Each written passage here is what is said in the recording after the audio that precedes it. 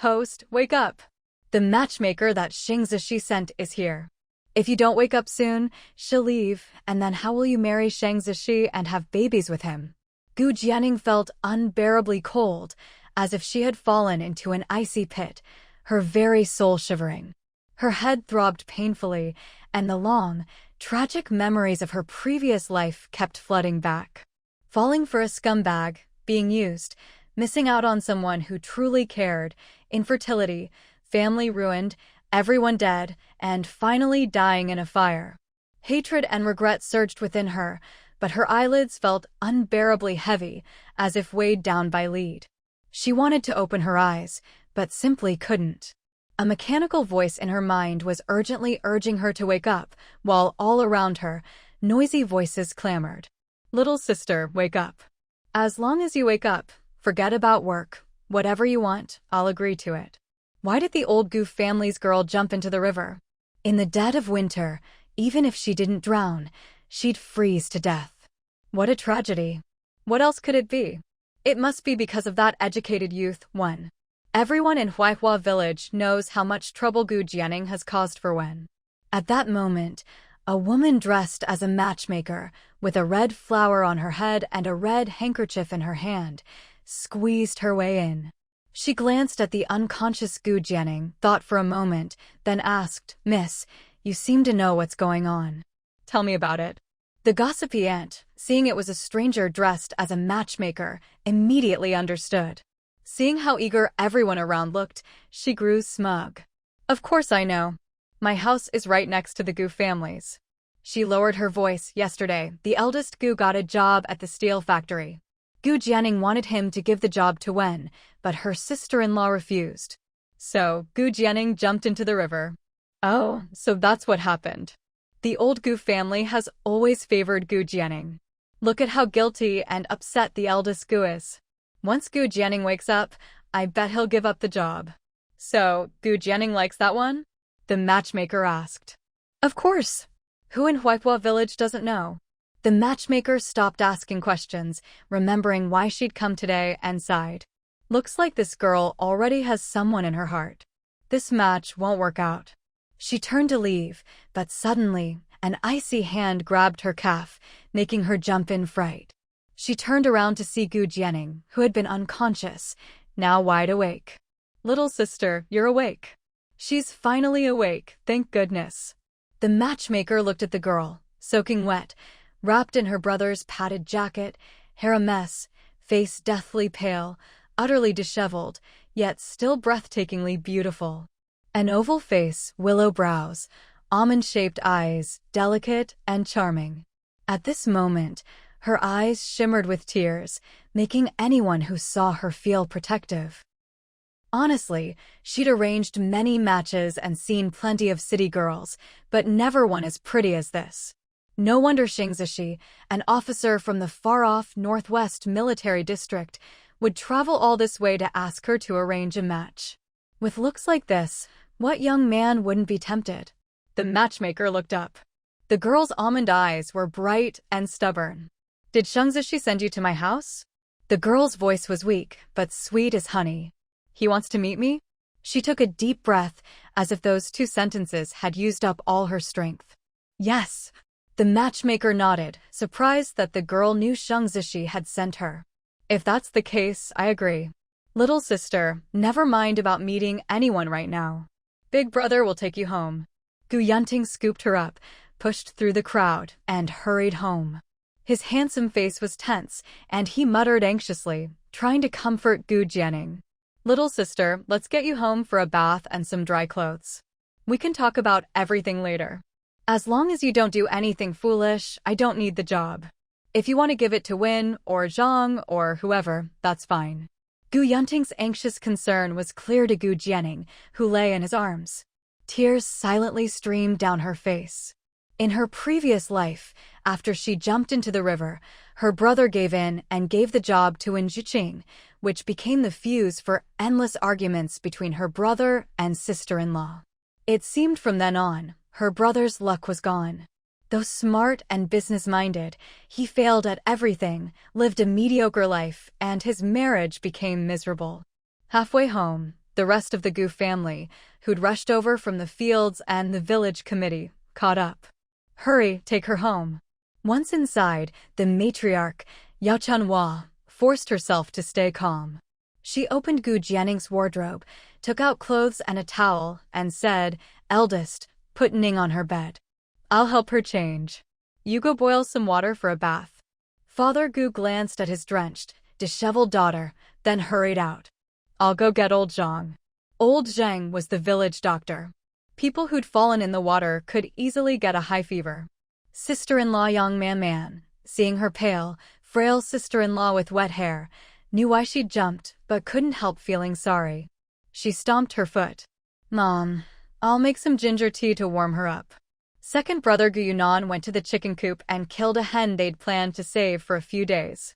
Third brother Gu Yunzhou, seeing the closed door to his sister's room and unable to help, clenched his fists and left. He was sure when had talked his sister into jumping, he'd have to teach that guy a lesson. Gu Jianning let her mother change her out of her wet clothes, dry her off, and dress her in clean ones. Then she drank the ginger tea her sister-in-law brought. In the dead of winter, that river could freeze someone to death. "Only you would be foolish enough to jump in," Yao Chunhua scolded, her rough hands feeling Gu Jianning's forehead. "Drink the ginger tea to warm up. Once the water's hot, take a bath. Your second brother killed a chicken, have some soup later. Your father's gone to get old Zhang. Why aren't they back yet?" Coming. As if on cue, Father Gu hurried in with old Zhang. Old Zhang checked Gu Jianning's pulse and prescribed some herbal medicine before leaving. Yang Man said, "I'll go make the medicine." Big brother came in carrying a bucket of hot water, pulled out the big wooden tub, poured in the water, and added some cold. "Take a hot bath first." After Gu Jianning finished bathing, her mother wrapped her in a quilt, and second brother Gu Yunan brought in a steaming bowl of chicken soup. The rising steam blurred Gu Jianning's vision. She remembered that at this time in her previous life, her second sister-in-law was in confinement after giving birth, and the chicken was meant for her. But now, Gu Jianning looked up, taking in the anxious, worried faces of her family, none of whom blamed her at all. The emotions she'd held back for 2 lifetimes surged up, and she threw herself into her mother's arms, sobbing, "Dad, Mom, I'm sorry. I was wrong. It's all my fault." In her previous life, just how heartless and cold-blooded had she been, to keep sacrificing the interests of her loving family just to please Wen Zhuqing? After she was pulled out of the river in her past life, her eldest brother finally gave in. She did end up marrying Wen Zhuqing as she wished, but that was only the beginning of her nightmare. Because she jumped into the river in the dead of winter, she became infertile. Out of guilt for not being able to give Wen Zhuqing a child, she kept sacrificing her family's and her own interests to help him. For Wen Zhuqing's sake, her family was all but destroyed. Her eldest brother and sister-in-law became a resentful couple, her second brother went to prison, her second sister-in-law died in childbirth along with the baby, her third brother's spot at university was taken away, leaving his eyes dull and lifeless, and her parents died tragically while searching for her. As for Wen Zhuqing, once he had squeezed every bit of value from her family, he faked her disappearance, passed her around to others, using her beauty to trade for his own gain. In the end, to smoothly marry a rich and beautiful woman, he set her up to die in a fire. Yao Chunhua, old Father Gu, and the others had never seen their daughter cry like this before. This daughter, pampered since birth, was the apple of the Gu family's eye.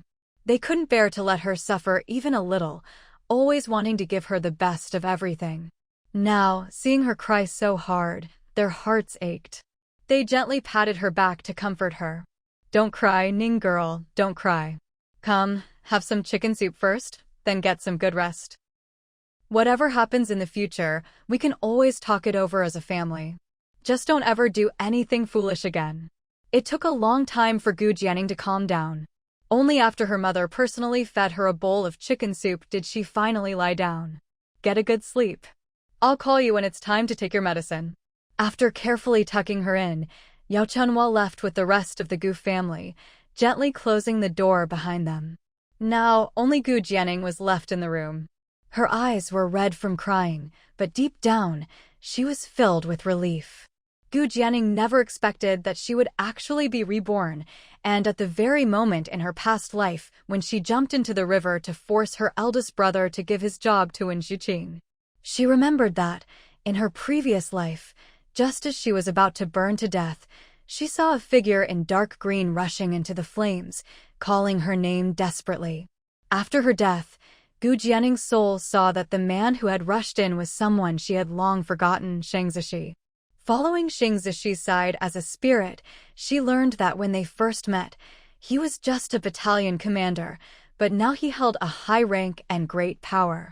Listening to Shang Zishi's story, she found out that on the very day she jumped into the river, he had sent a matchmaker to the Gu family to propose marriage. Unfortunately, she was caught jumping into the river, and rumors about her and Wen Xuqing were spreading like wildfire in the village. The matchmaker thought she was already in love with someone else and left without even entering the house, rejecting Shang Zishi's proposal. Shang Zishi left, and by the time he returned, she was already married to Wen Xuqing. Heartbroken, Shang Zishi remained single all these years. Gu Jianing saw that Shang Zishi, who carried her out of the fire, was badly burned, especially on one side of his face. Even though he was older, he was still handsome, but his looks were ruined. Tragically, even though he carried her out, she was already dead.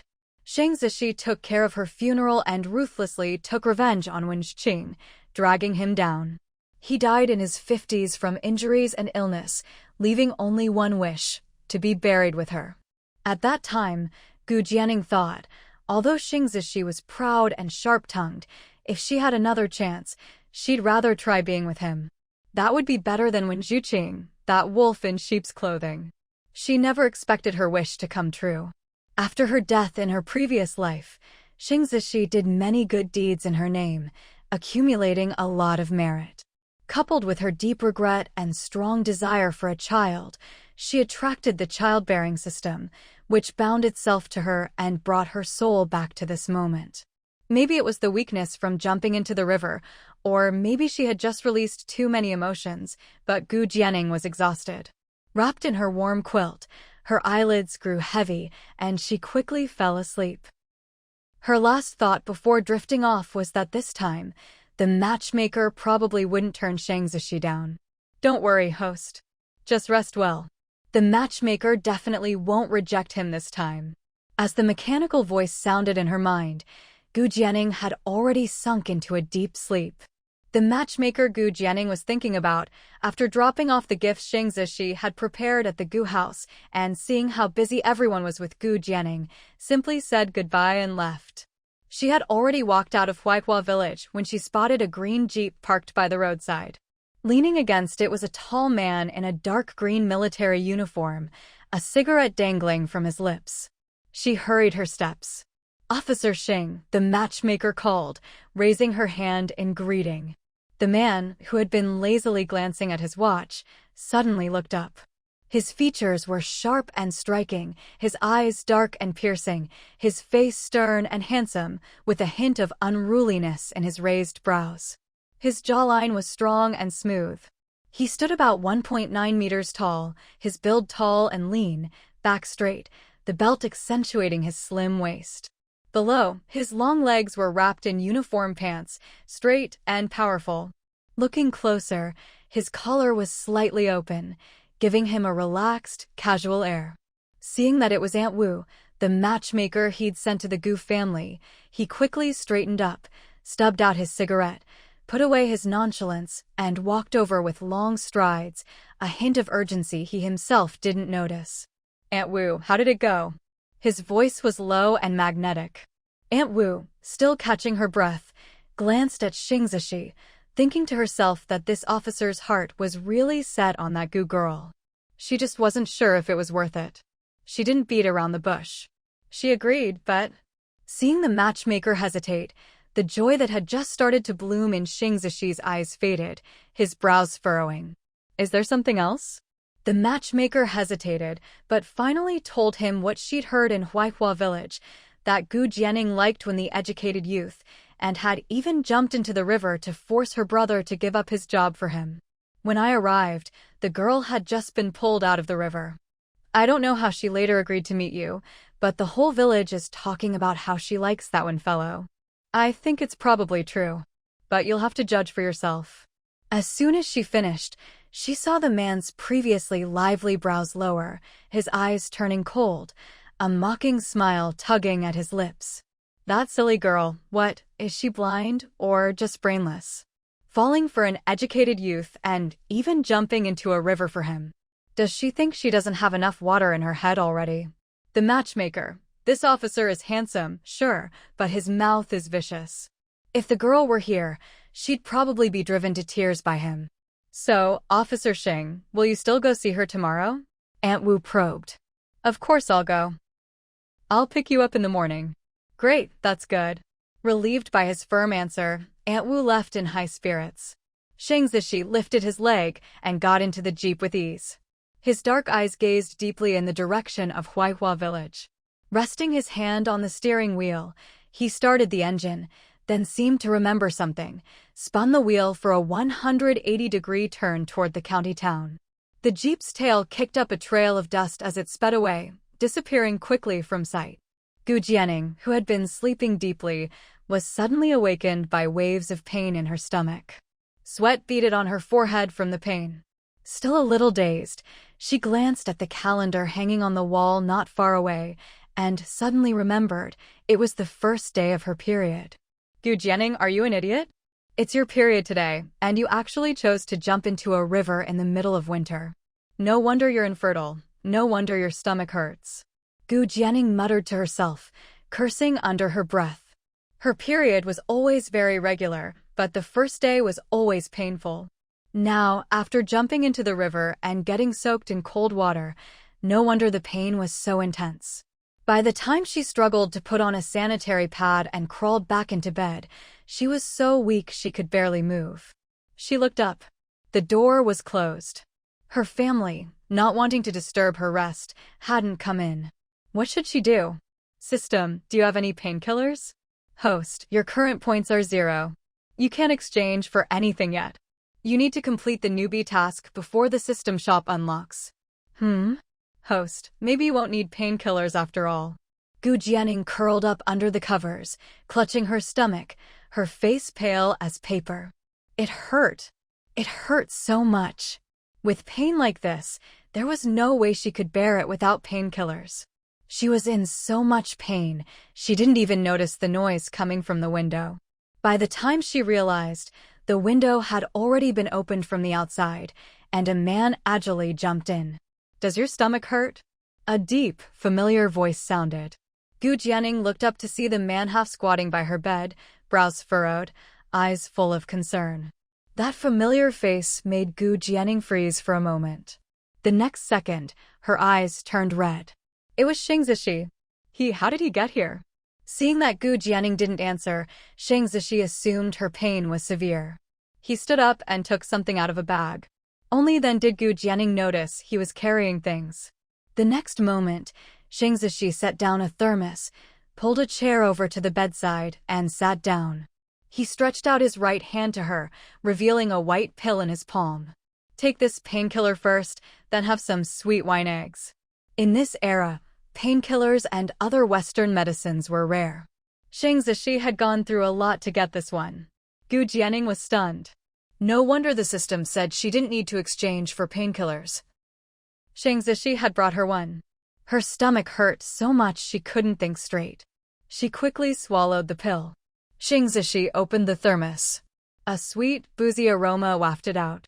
Maybe because of the brown sugar, the liquid was tinged brown, with a poached egg floating in it, surrounded by red dates and goji berries.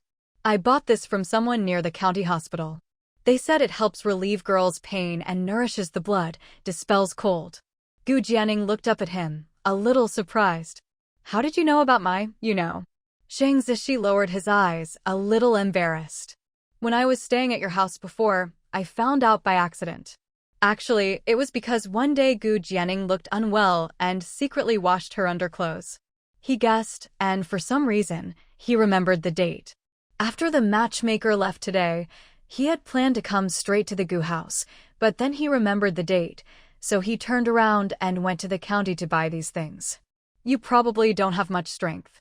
Let me feed you. Shang Zishi wrapped Gu Jianing in the quilt, propping her up and tucking a pillow behind her back. As he leaned in, Gu Jianing caught a whiff of the fresh, grassy scent on him. But in the next instant, he pulled away. Shang Zishi sat back down, scooped up a spoonful, and brought it to Gu Jianing's lips. Gu Jianing drank it. The temperature was just right, warm but not scalding, sweet and comforting. Thinking about what Shang Zishi said about dispelling cold, Gu Jianing realized he must have heard about her jumping into the river today. But he still came, remembered her period, and brought her painkillers and sweet wine eggs. Shang Zishi was actually so good to her. Why hadn't she seen it before? Thinking of her previous life, Gu Jianing couldn't hold back. Tears welled up in her eyes and spilled over. Shang Zishi, why are you so good to me? The girl pouted, sniffled, and asked in a soft, choked voice. Her sudden tears left Shang Zishi at a loss. Hearing her question, he seemed to think of something and couldn't help but laugh in exasperation. He curled his lips in a mocking smile. What, you don't want me to be good to you? Want that Wen Jiqing to treat you well instead? Too bad, you jumped into the river and that pretty boy didn't even show up. Gu Jianing, are you really out of your mind? Jumping into a river in the middle of winter for a man, you're like the god of longevity trying to hang himself. Just can't wait to die. I always knew you were dumb, but now I see you're really something else. Gu Jianing glared at him, her teary almond eyes flashing with anger.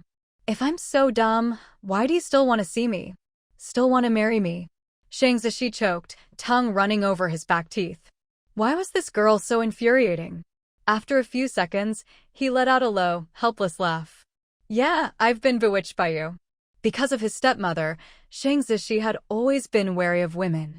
But somehow, after he ended up staying at the Gu house while recovering from an injury, all his attention was drawn to Gu Jianing.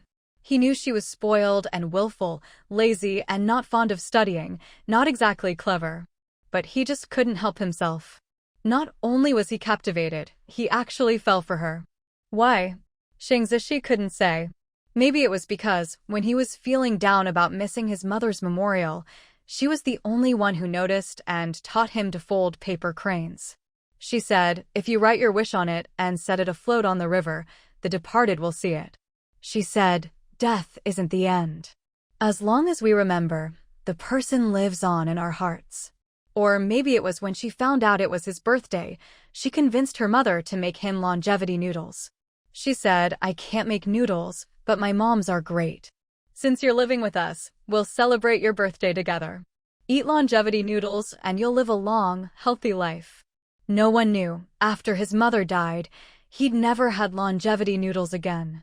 No one saw how, as he ate them, his eyes reddened and his hands trembled. Love comes without warning, and once it starts, it goes deep. He knew she jumped into the river for another man, but he still agreed to the matchmaking, bought things, and came running, clinging to a sliver of hope. I'm so good to you, but if you're still thinking about that pretty boy, Shang Zishi started to say, but before he could finish, Gu Jianing cut him off. You're right, he's not worth it. I shouldn't have done that for him. So, I've thought it over. I don't want him anymore. I'm willing to give us a try. Shang Zishi froze, feeling like the girl's soft, sweet words in his ear weren't real. Gu Jianing blinked, her fair little hand reaching out from under the covers to tug gently at his sleeve. Don't you want to? Yes, of course I'm willing. The surprise came so suddenly that when Shang Zishi finally processed it, a huge smile tugged at his lips. Afraid Gu Jianing would notice, he quickly tried to suppress the grin, pacing back and forth in the room for a while before finally sitting down. I'm so great, and I'm an officer too. Anyone with eyes would know to pick me. At least this time you finally aren't blind. Gu Jianing thought, this guy is good, but his mouth is really vicious. Shang Zishi continued to feed her, not stopping until Gu Jianing had finished all the sweet rice wine eggs. Whether it was the painkillers or the sweet eggs, Gu Jianing's stomach no longer hurt and her complexion wasn't so pale anymore. I'm leaving now. Wait for me tomorrow. He had sneaked in, so he couldn't stay too long. His rough, calloused hand gently stroked Gu Jianning's hair as she lay down. Just as he had come, Shang Zishi slipped out the window and left quietly. Gu Jianning stared at the window, now closed again, for a long time before finally looking away. Shang Zishi didn't leave right away. He gazed in the direction of the educated youth camp, his eyes dark and brooding. By evening, when everyone finished work, when Zhuqing limped back to the educated youth camp, his usually refined face clouded with gloom. At noon, he'd been beaten up. A sack had suddenly dropped over him, and, before he could fight back, fists and kicks rained down. By the time he struggled free, there was no one around. Who could have done it? Thinking about Gu Jianning jumping into the river today and the Gu family's temperament, when Zhuqing narrowed it down to one person, Gu Yunzu, the third Gu brother, known for his hot temper, strong fists, and fierce loyalty. He touched the corner of his eye, wincing at the sharp pain. When Zhuqing sucked in a breath, his eyes narrowing. Once he got Gu Yunting's job, he wouldn't let Gu Yunzu off. Thinking that Gu Jianning had jumped into the river today, she probably wouldn't come see him until tomorrow or the day after to give him the job. Lost in thought, he wandered into a secluded area. When he realized he was alone, a bad feeling crept over him. Sure enough, his instincts were right. A second sack dropped from above, and he was beaten up all over again. He didn't know how long it lasted, but eventually the beating stopped. He couldn't hear any movement. It seemed the person had left. After struggling for a long time, when Zhuqing finally broke free of the sack and breathed in fresh air, feeling like he'd just come back to life. His once refined face was now swollen and bruised, barely recognizable, like a pig's head, nothing like his usual self. When Zhuqing was certain the attacker was jealous of his looks, every punch had been aimed at his face. After a while, when Zhuqing braced himself against a tree and managed to stand up, every part of his body aching. His expression was dark, his eyes cold and vicious. Who was it this time? He was sure it wasn't Gu Yunzu. So who was it? Someone else from the Gu family, or another jealous person from the educated youth camp? When Zhuqing couldn't even be sure if the attacker was a man or a woman, there had been no footsteps, not even a sound. Whoever it was, they'd better hope he never found out. Otherwise, when Zhuqing forced himself back to the educated youth camp, when the others saw his battered state, they gasped in shock. When asked what happened, he just said he'd accidentally fallen, but then casually hinted at Gu Yunzu. There were plenty of girls at the camp who liked Wen Zhuqing, and they were instantly indignant.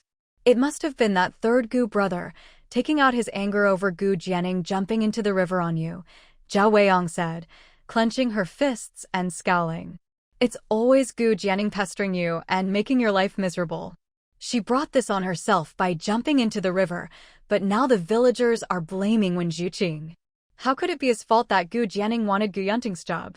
In Zhao Weihong's eyes, Wen Zhuqing was gentle as jade, handsome, kind, and from a good family in Shanghai, the perfect husband.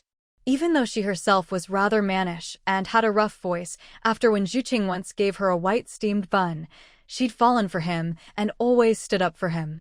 Whether in the camp or in Huaihua village, countless women liked Wen Zhuqing. But Wen Zhuqing had said, he came to the countryside to help build a new rural China, not to rush into dating or marriage. Zhao Weihong thought Wen Zhuqing wasn't just good-looking and kind, but also had high ideals, which made her like him even more. Of all the girls who liked Wen Zhuqing, the one Zhao Weihong disliked most was Gu Jianning. Gu Jianning always used her father's position as village chief to come to the camp and pester Wen Zhuqing. Wen Zhuqing was just too nice, didn't know how to refuse, and was afraid of hurting people's feelings, so Gu Jianning kept pushing her luck. Zhao Weihong worried that, in the end, Wen Zhuqing would give in to public pressure and end up with Gu Jianning. Just then, Li Wan, with 2 neat braids and a delicate face, came in carrying a basin of water. Wen Zhuqing, here, use this to wash your face and put on some medicine. Apparently having overheard Zhao Weihong's indignation, she added, we educated youth are at a disadvantage in this village. We can't stand up to the locals. Whatever they say goes, and we just have to swallow our grievances. As if offhandedly, She mentioned something else. Oh, by the way, I heard a matchmaker came to Huaihua village today.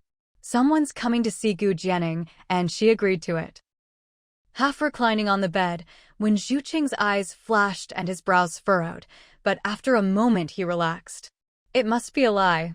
When Zhu Qing knew how devoted Gu Jianing was to him. She'd even jumped into the river for him today, all to get that job and please him, to be with him. How could she suddenly agree to meet someone else? The girls didn't dare confront the Gu family over Wen Zhuqing's beating, but secretly, they were a little pleased. With Wen Zhuqing unwell lately, it was their chance to show how much they cared for him, to make a good impression and get closer to him. That evening, Shang Zishi drove back from Huaihua village to the hotel in town. Lying on the bed, hands behind his head, his tall frame nearly took up the entire 2-meter-long bed. His long legs were casually crossed, exuding a lazy, relaxed air. He glanced at the bag of gifts he'd prepared on the cabinet, and thinking back to his time with Gu Jianing that day, the corners of his lips curled up slightly, his phoenix eyes sparkling. But then, as if remembering something, his just softened expression darkened again. He could tell that Gu Jianing had probably really liked that Wen Zhuqing before. But now she changed her mind and was willing to give him a chance. Wen Zhuqing, you pretty boy. Shang Zishi muttered through gritted teeth, jealousy prickling his heart like a tangle of thorns. Taking a deep breath, Shang Zishi finally calmed down a little. He knew Gu Jianing didn't like him that much. Maybe she just had a bit of a crush. But that was fine. All he needed to do now was seize this opportunity, get Gu Jianing to marry him as soon as possible, take her with him to the army, and keep her by his side. Once she was his, he was confident that he'd eventually take root in that silly girl's heart, grow into a towering tree, and kick that so-called Shuqing or Juqing out of her life for good. Anyone who could coax that silly girl into jumping into a freezing river just for a job couldn't be a good person. Beating him up today was just collecting a little interest in advance. The only thing was, when he told them about his health tomorrow, he didn't know how the little girl or the Gu family would react. Would they reject him? With a mix of nervousness and anticipation, Shang Zishi closed his eyes and drifted off to sleep. In his dreams, he seemed to return to those days at the Gu family home, a rare period of happiness since his mother's passing. When he woke up, it was already daylight. He raised his hand to check the time, 6:30. Shang Zishi got up, washed, and put on his military uniform. Unlike before, when he would leave the buttons undone for comfort, this time he fastened them all neatly, looking much more proper and serious. He picked up the gifts and got in the car. The engine started, kicking up a swirl of dust as he drove toward Huaihua village. Ningning, get up and have breakfast. Gu Jianing was woken by her sister-in-law. Coming, Gu Jianing replied, opening the door to see her sister-in-law standing there. Ningning, your big brother already had breakfast and went to work at the steel factory, Yang Man said, glancing at Gu Jianing. Gu Jianing knew her sister-in-law was testing her, so she smiled and said, that's good. The job offer was something Big Brother earned by saving the factory director's kidnapped grandson, and he passed the recruitment exam himself. The job should be his. Hearing this, Yang Man breathed a sigh of relief. After all, yesterday, when her sister-in-law woke up after jumping into the river, she suddenly said she didn't want her brother's job anymore. The change was so drastic that Yang Man was left confused, but it was a good thing.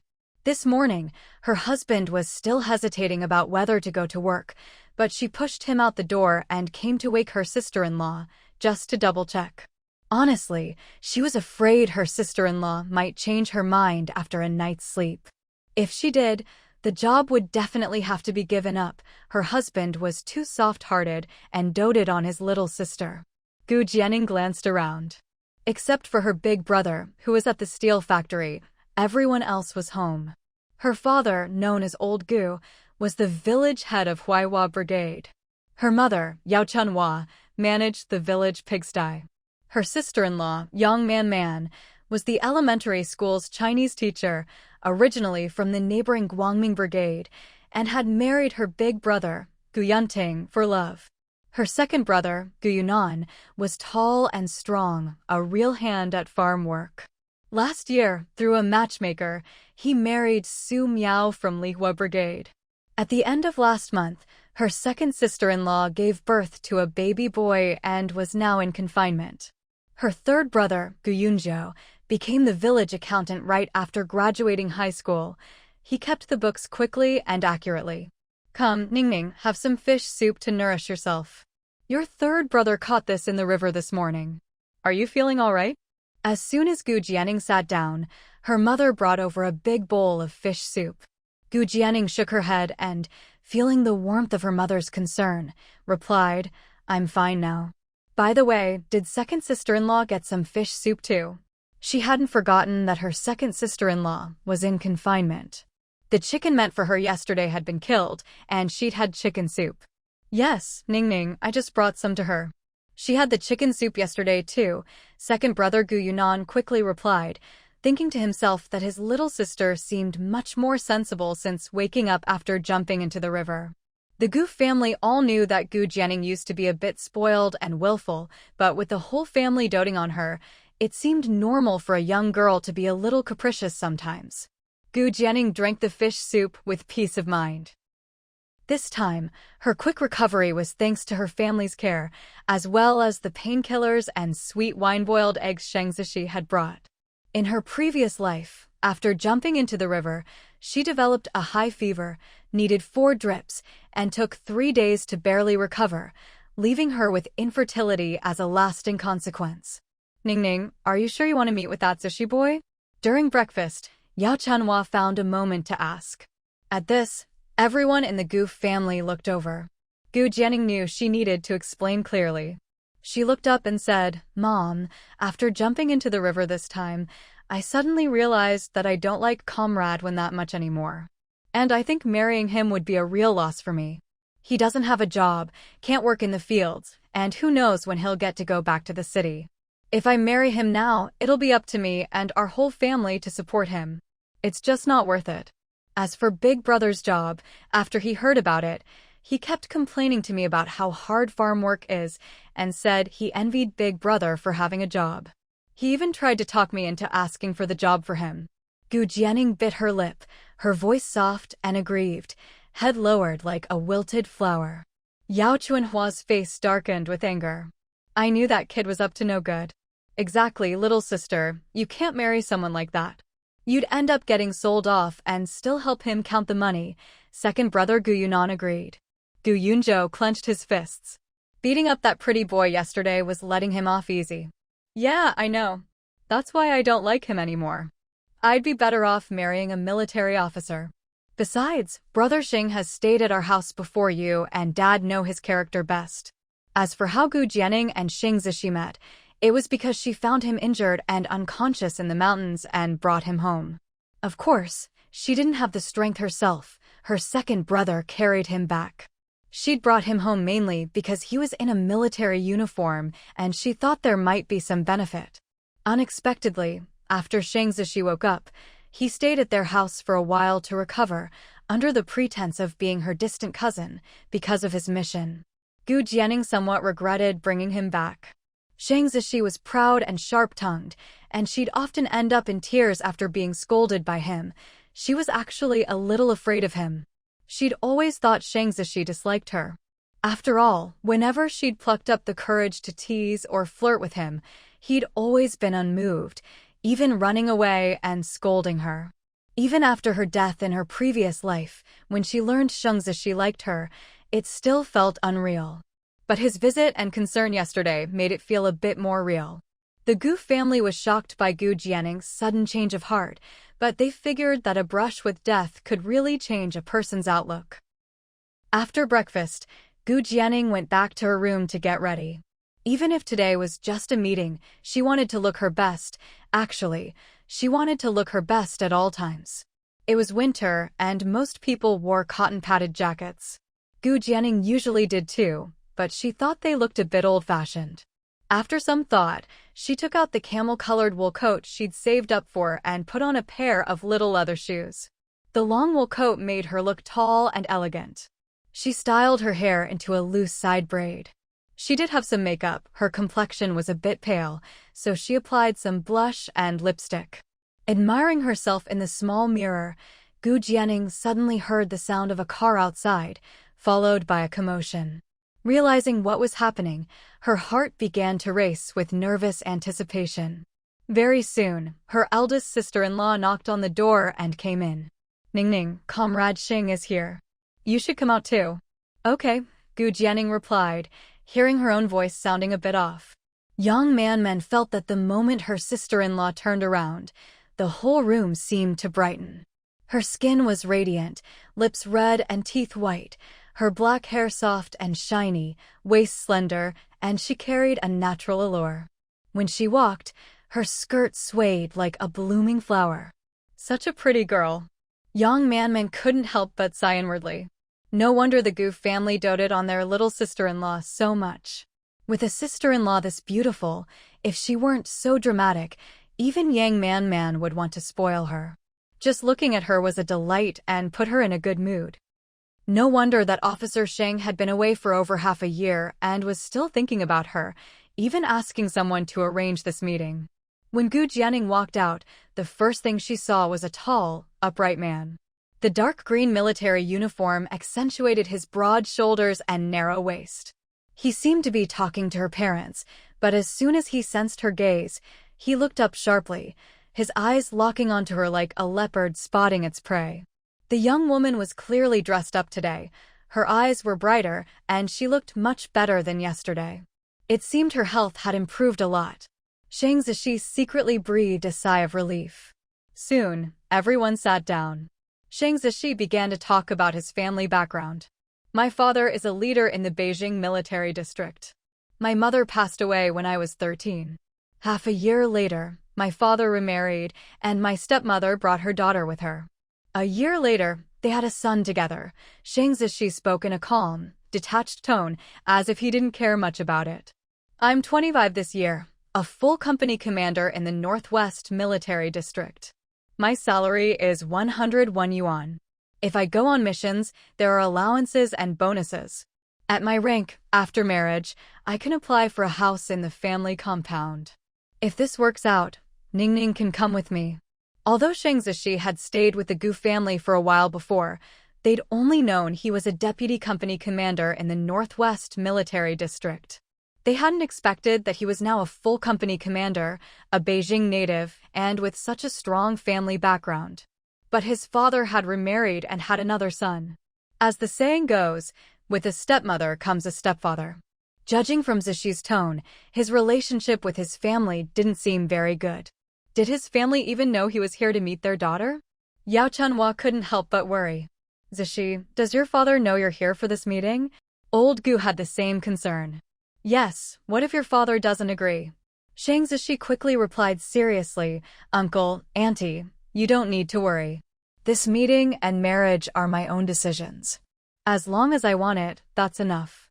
I can take responsibility for everything. It's true that my relationship with my family isn't great, but if we get married, I won't let Ningning have much contact with them. I can protect her." Gu Jianing recalled their previous interactions and vaguely knew that Shang Zishi's mother had died early and that his relationship with his family was average. But from his words and tone, it seemed even worse than she'd imagined. Still, she didn't care much. After all, if she married Shang Zishi, she'd be following the army and wouldn't have much contact with the Shang family anyway. Shang Zishi continued, "There's one more thing." He finally told them about how he'd been injured on the battlefield 5 years ago and was left infertile. "The doctor said my chances of getting a woman pregnant are only 1%. At these words, not only the matchmaker but the whole Gu family fell silent in shock. Gu Jianing's almond-shaped eyes widened. "I didn't know about this either." She thought about how she might be infertile after jumping into the river, and now Shang Zishi was sterile too. Was there any hope for them to have children? "Host, don't worry. You have me. I'm the childbearing system." The mechanical voice in her mind pulled Gu Jianing out of her worried thoughts, and she snapped back to attention. "As long as you complete the newbie task, you'll receive the blessed pregnancy pill." Gu Jianing spared a bit of attention to check. The childbearing system would not only help her fulfill her wish of having children, but also train her to become a fertility doctor, helping more people who couldn't have children. Newbie task: find your first patient, treat them, and help them get pregnant. Reward: 100 points and the Blessed Pregnancy Pill. Blessed Pregnancy Pill. Taking it will transform your body, making you 100% fertile and able to conceive. System: are you saying that as long as I take this pill, even the infertility caused by my river incident can be cured? Gu Jianing asked the system in her mind. Yes. Even if Xing Zishi only has a 1% chance of fathering a child, you'll be able to get pregnant quickly. You can also bind Xing Zishi as your patient and learn treatment methods in the divine doctor space. Of course, you don't have to treat him if you don't want to. The system's words instantly put Gu Jianing at ease. So, the next step was to bind her first patient and cure their infertility. The system said that once she bound a patient, the divine doctor space would unlock the learning module. The patient's information would be analyzed, and she'd be able to enter the space, where specialized teachers would teach her targeted treatments. Passing would earn her points and rewards, and she could use the points to exchange for anything in the shop. So, who should she pick as her first patient? Ning Ning, come with me for a moment. Yao Chuanhua's call interrupted Gu Jianing's thoughts. Yao Chuanhua wanted to discuss things with her daughter, so she pulled Gu Jianing back into the room. Ning Ning, I never expected that Zishi would have this kind of problem. Maybe we should forget about this marriage. Before this, Yao Chuanhua had thought Xing Zishi was perfect and had been eager for her daughter to marry him. But now, with his infertility, how could her daughter live without children? Mom, I still want to marry him. Gu Jianing didn't change her original decision. With the system's help, getting pregnant wouldn't be a problem. But she couldn't tell her mother about the system. Gu Jianing fibbed. Mom, did you forget I'm a trained nurse? My teacher liked me and taught me a special method for treating infertility. I think I might be able to help Brother Sheng. Besides, even if there's only a 1% chance, it's not zero. Maybe I'll get lucky. Oh, and I'm also planning to help my sister-in-law. At this point, Gu Jianing had already decided to bind her own sister-in-law, Yang Man, as her first patient. Really? Yao Chuanhua was half convinced, half doubtful. Honestly, she was a little swayed. Luck aside, her daughter was likable, so maybe her teacher really did teach her something special. And her daughter said she wanted to help her eldest daughter-in-law. Her eldest son and his wife had been married for 3 years without children, which weighed on Yao Chuanhua and the couple. She'd never pressured them, but she and her eldest son and daughter-in-law all hoped for a child soon. If Ningning really could use that special method to cure her eldest daughter-in-law, then maybe she could help Zishi too. Gu Jianing hugged her mother's arm and blinked, acting cute. Mom, do you think I'd lie to you? Besides, having children is so important for us women. Would I ever joke about something like that? All right. So you've made up your mind. I have. Shang Zishi placed the glass of water in front of him, but never took a sip. His gaze kept drifting toward the room not far away, as if he were waiting for something. His face was slightly tense, lips pressed into a straight line, his heart in his throat. To be honest, this was one of the rare moments in Shang Zishi's 20-some years when he felt truly nervous and uneasy. Yesterday's matchmaking was one such moment, and now here he was again. He knew all too well how serious his health problem was in this day and age. He could have hidden it, waited until after marriage to tell the truth. But Shang Zishi didn't do that. During the meeting, he told the truth, even though it meant risking rejection. Still, he didn't want to deceive Gu Jianing or her family. He knew that even if Gu Jianing agreed, he would still owe her. In fact, half a year ago, even though he was moved by her, he left without saying anything, precisely because of this concern. He tried to let go, but as time passed, his feelings and longing for Gu Jianing only grew deeper. In the end, he simply couldn't let go. So he came and asked a matchmaker to propose on his behalf. In the end, he was selfish for once, treating this as both his first and last chance. Footsteps interrupted Shang Zishi's thoughts. He looked up abruptly, meeting Gu Jianing's face as she walked out of the room. She gave him a sweet, gentle smile, her almond-shaped eyes shining. Seeing that smile, Shang Zishi's anxious heart inexplicably settled. The outcome is good, isn't it? Zishi, you should pick a time to come and propose, Yao Chunhua said after pulling Gu Jianing down to sit beside her. The Gu family looked at Yao Chunhua and Gu Jianing in surprise. They opened their mouths as if to say something, but in the end, said nothing. Yao Chunhua was the matriarch, and Gu Jianing didn't object, so they couldn't say much either. Shang Zishi was overjoyed. The tension in his face finally melted into a bright smile, his phoenix eyes sparkling. All right, Auntie, I'll pick a time as soon as possible to come propose. I'll submit the marriage application to the organization as soon as I get back. His voice was low and resolute. Uncle, Auntie, please rest assured. I, Shang Zishi, swear on my life and faith that I will never let Ningning down. Seeing both families reach an agreement, the matchmaker beamed with delight. Yao Chunhua asked Gu Jianing to take Shang Zishi out for a walk, so the future couple could have a chance to talk. The two of them walked one after the other, keeping a meter apart. Even though they were to be married, it wouldn't look good for others to see them walking too close. Shang Zishi gazed at the graceful figure ahead. Ever since his mother passed away, the emptiness in his heart had been filled with honeyed sweetness. He moved a little closer, his eyes falling on the girl's delicate, fair hand hanging by her side. Shang Zishi's fingertips trembled, restraining the urge to reach out and hold her hand, never letting go. Ningning, does this mean we're officially dating now? Shang Zishi asked. Gu Jianing turned her head to look at him and nodded. That's right. Shang Zishi's eyes lit up. Then I'll go back and submit the marriage application today? You can. Shang Zishi quietly clenched his fist, joy rippling through his heart like water. He talked to Gu Jianing about the betrothal gifts and invited her to visit the county supply and marketing cooperative with him. Gu Jianing agreed to everything. As they walked along the road, they attracted quite a bit of attention. Especially since just yesterday, Gu Jianing had caused a stir by jumping into the river, and now today she was chatting and laughing with a handsome man in military uniform. Everyone was curious. Even those working in the fields whispered to each other. Zhao Weihong, whose hands ached from shelling corn, heard the gossip and saw Gu Jianing in her camel-colored coat, looking radiant and beautiful. A flash of jealousy crossed her eyes as she gripped the corn tightly. She glanced at the tall officer beside Gu Jianing, a hint of confusion in her expression.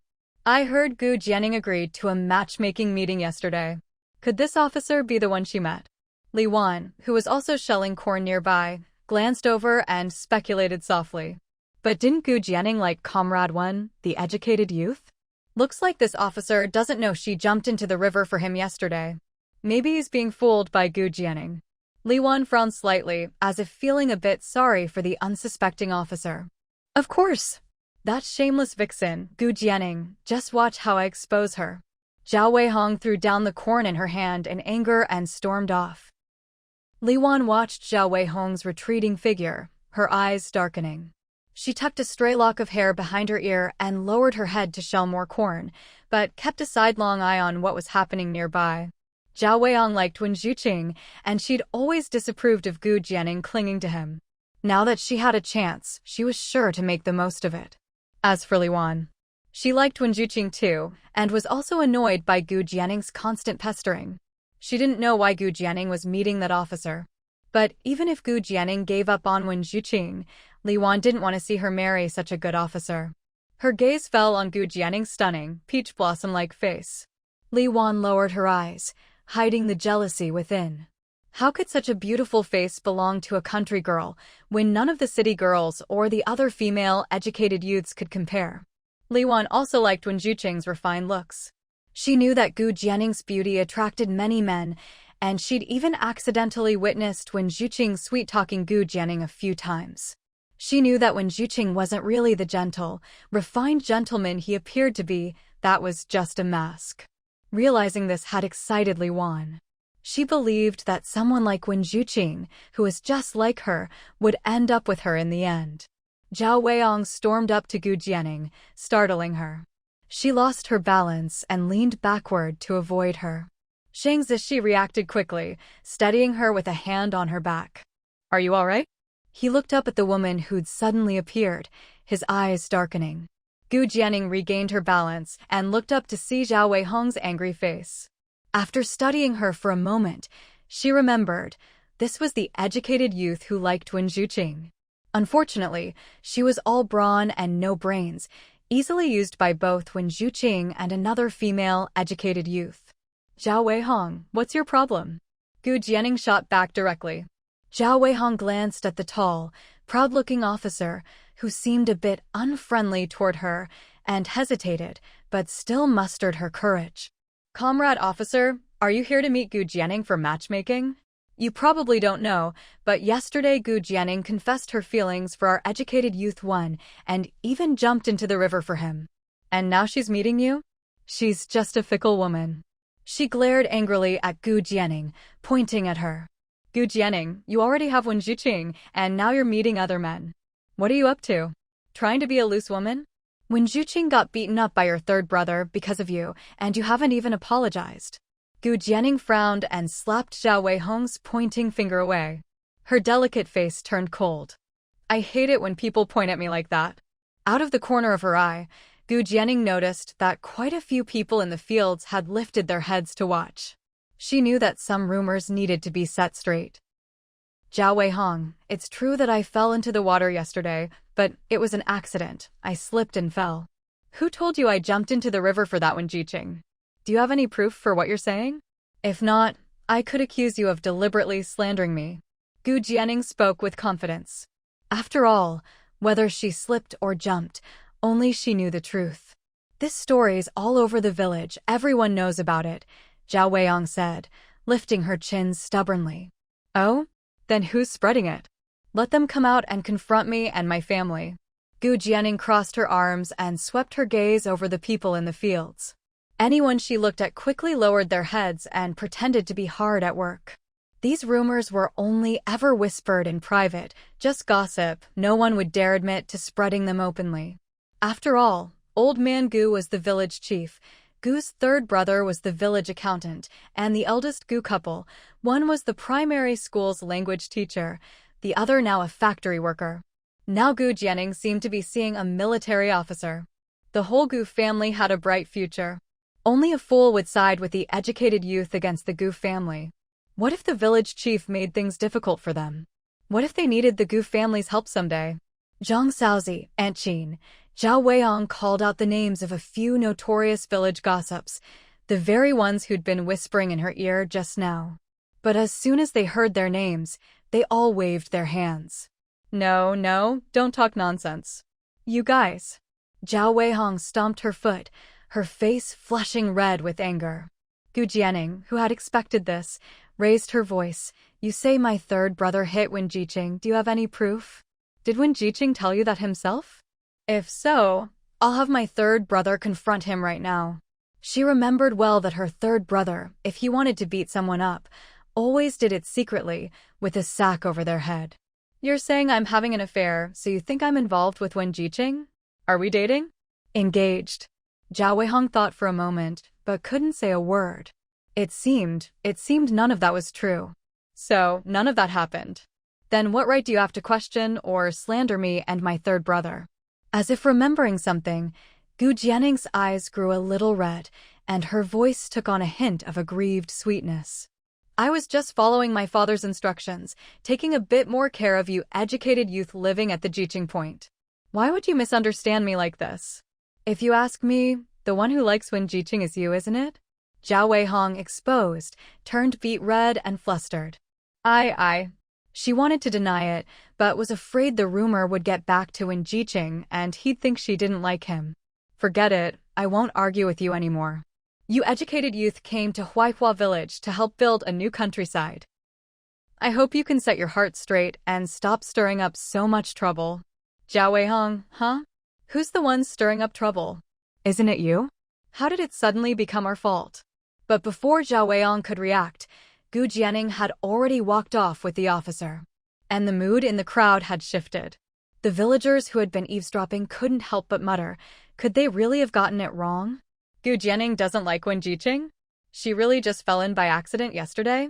If Gu Jianing really liked Wen Zhuqing, There's no way she'd be meeting another man today. Everyone in the village knew Gu Jianning's personality. If she didn't want to do something, no one in the Gu family could force her. But it was true that those educated youth liked to stir up trouble. One by one, they were all restless types. So now, the villagers' gazes toward the educated youth grew unfriendly. The other educated youth working in the fields sensed the change and started blaming Zhao Weihong. Back at the corn pile, Zhao Weihong was so angry her eyes turned red. I didn't mean it like that. She looked to Li Wan for help. Li Wan patted her shoulder gently. Weihong, I believe you. But in her heart, she cursed her for being an idiot. While comforting Zhao Weihong, Li Wan's gaze lingered thoughtfully on Gu Jianning's retreating figure. Zhao Weihong really was useless. Just a few words from Gu Jianning and she was completely shut down. But what's up with Gu Jianning? She seems different, smarter, even. Is it just my imagination? Meanwhile, Gu Jianning and Xing Zishi had somehow wandered into the primary school. It was Sunday, so there were no classes, but the school was open. Huaihua Primary School wasn't big, just a few single-story buildings forming a courtyard, with a red flag flying in the center. Gu Jianning turned, finally lifting her head, as if trying to read something from Xing Zishi's calm face, but found nothing. She could only ask nervously, "Don't you have anything to ask about what just happened?" Xing Zishi was still thinking about how Gu Jianning had just acted like a little wildcat, baring her claws. At her question, he grew serious. Gu Jianning, I just want to ask you one thing. Are you sincere about meeting me and wanting to marry me? Gu Jianning nodded without hesitation. Of course. Xing Zishi gently traced her eyes with his fingertip, making her feel a little ticklish. Look at these bright eyes, so pretty, definitely not blind. You must know marrying me is the better choice. Gu Jianning shot him a glare, her delicate brows furrowing as she raised her little pink fist, pretending to punch him. Xing Zishi, there you go again, running your mouth and being so shameless. Xing Zishi stepped back, dodging her fist. Seeing her all puffed up like a kitten, he couldn't help but laugh, fist pressed to his lips. But he quickly straightened up and said seriously, as long as you're willing to live a good life with me, I won't ask about anything else. He actually understood Gu Jianning quite well and had guessed a lot, but he didn't want to ask. It felt like asking would just hurt himself. Even though he disliked that one Jiqing, as long as Gu Jianning's future belonged to him, that was enough. Comrade Gu Jianning, right here, under this red flag, I, Xing Zishi, make a vow. As long as you never betray me, I will never betray you. This promise will never change, not until the end of my life. I know you don't like me as much as I like you right now, but, Comrade Gu Jianning, if I do well, will you give me the same in return someday? Even if it takes time. If I give you enough love, I hope you'll love me back, even if it takes time. I have the patience to wait. The sky was blue, the red flag fluttered, as if witnessing the most beloved soldier of the people confessing his burning love and unwavering loyalty to his beloved. Those bright, star-like eyes crashed into Gu Jianning's, stirring up wave after wave in her heart. Gu Jianning gave a little hum, but as she gazed into Xing Zishi's earnest eyes, she couldn't help but reply, okay? Clenching her little fists, summoning her courage, Gu Jianning stepped forward and gently hugged the man's lean waist. She could feel his body tense the moment she touched him. Don't worry, I don't like Wen Juqing. At least, not in this lifetime, not after being reborn. In fact, she was even planning to get back at him someday. This, she had to make clear. The petite girl in his arms, soft and fragrant, made Xing Zishi fight to keep from grinning like a fool. He gently circled her with his arms, wanting to hug her tightly but not daring to, afraid of startling or hurting her. You're my future wife now, of course you can't like some pretty boy. Only someone dumb and empty-headed would fall for a guy like that. Don't compare me to him, it'd only lower my standards. Gu Jianning, who in her past life had been fooled by Wen Juqing, dumb and empty-headed, I can't take it anymore, I really want to hit this guy. Gu Jianning and Xing Zishi went out for a walk. Back at home, after the matchmaker was sent off, the Gu family began discussing Xing Zishi's near infertility. Mother, how could you agree to this without thinking it over more carefully? In the Gu family, although Gu Yunzhou got along best with Xing Zishi, Gu Jianing was his real sister. He knew where his priorities lay. A man unable to have children was a serious issue. In the end, the pressure might fall on his little sister. Facing her family's doubts, Yao Chunhua shared the method her daughter had told her.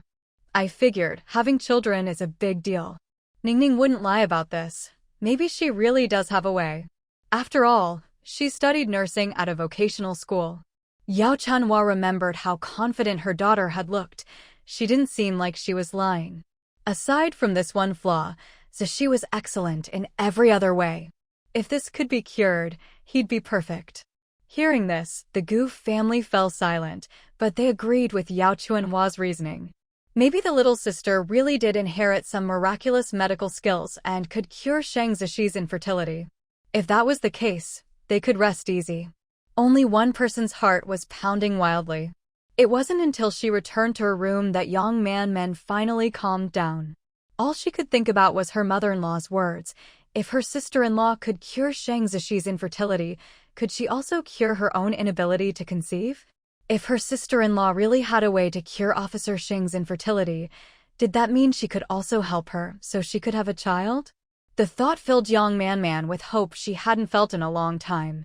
She and her husband, Gu Yanting, had married for love. Her husband was a good man, and his family treated her well. The only regret was that after 3 years of marriage, they still didn't have a child. They had gone to the hospital, and the problem was with her. She had drunk countless bitter medicines over the past 2 years, but her belly remained unchanged. Eventually, she would drink the medicine while crying, but no matter how much she drank, it was useless.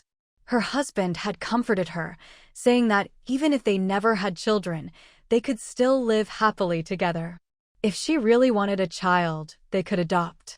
She was grateful for his understanding and comfort, but could a family really be complete without a child? Adopt? How could an adopted child compare to one of her own? Yang Man was nearly in despair, but now, hearing her mother-in-law say her sister-in-law might have the skill, even if she suspected it might be a bluff, hope still sprouted in her heart. What if it was true? After a while, Yang Man heard movement outside and knew her sister-in-law had returned. She resisted the urge to rush out and ask for help, waiting until noon when her husband came home from the steel factory. She told him everything. When Gu Yanting came home for lunch, his younger brother told him all about Xing Zishi's matchmaking visit, and he was surprised to learn his little sister might have such abilities. Seeing his wife's red eyes and pleading expression, Gu Yanting took her hand and led her outside. Come on, let's go find my sister right now. Gu Yanting wanted a child with his wife as much as she did. He knew how much she had suffered these past 3 years. Now that there was hope, they had to try, no matter what. When Gu Jianing learned why her eldest brother and sister-in-law had come, she couldn't help but think it was like a pillow arriving just as she was dozing off. She had planned to treat her sister-in-law anyway, since she was thinking about the pregnancy sacred body pill, and she did owe her brother and sister-in-law from her previous life. She wanted to make it up to them. She'd been worrying about how to convince her sister-in-law, but hadn't expected them to come to her first. She was delighted, but hesitated on the surface. I can try, but I can't guarantee anything. I've never treated anyone before. Gu Jianing was confident, but since she hadn't done it yet, she didn't want to make any promises. Yang Man was overjoyed, grabbing Gu Jianing's hand, her eyes brimming with tears. Thank you, little sister. No matter what happens, I can handle it. All right. System. Bind my sister-in-law Yang Man as my first patient, Gu Jianing said silently to the system. Ding. Patient number 1 Yang Man has been bound. Ding. Miracle Doctor Space and System Shop are now open. Patient's body has been scanned, and information has been updated in the Miracle Spaces study section. Please check promptly. After telling her brother and sister-in-law that treatment would start tomorrow and seeing them off, Gu Jianing returned to her room to check the system. The host can now enter the Miracle Doctor Space for targeted study. Completing studies will also earn points. Following the system's guidance, Gu Jianing's soul entered the Miracle Doctor Space. The space had 3 sections, One was storage, about 100 cubic meters, where things could be stored and kept fresh forever. Another was the patient section. Information on bound patients would appear here and could be viewed in detail. Currently, she had only bound one patient, her sister-in-law, Yang Man. Clicking on it, she saw all of Yang Man's health information: name, age, current physical condition, treatment progress, mood, and more. Gu Jianning's gaze fell on the pregnancy status. Pregnant, no. Patient suffers from severe uterine cold. Conception rate, 3%. So it's uterine cold. A 3% conception rate is way too low. No wonder her sister-in-law hadn't gotten pregnant after 3 years of marriage. In her previous life, her brother and sister-in-law had never had children. The system explained further. After Gu Jianning treated Yang Man, as soon as she had been pregnant for 1 month, it could be detected. The system could even monitor how many babies were in the womb, the specific condition of mother and fetus, who the father was, and so on, all the way until the child was born. As long as Gu Jianning didn't unbind the patient, she could keep monitoring. Gu Jianning was amazed. This is incredible. So advanced. She then turned to the last section, the study section. Every time a patient was bound and their illness analyzed, the study section would provide relevant courses for Gu Jianning to learn, along with a dedicated miracle doctor-teacher to guide her in diagnosis, prescriptions, and so on.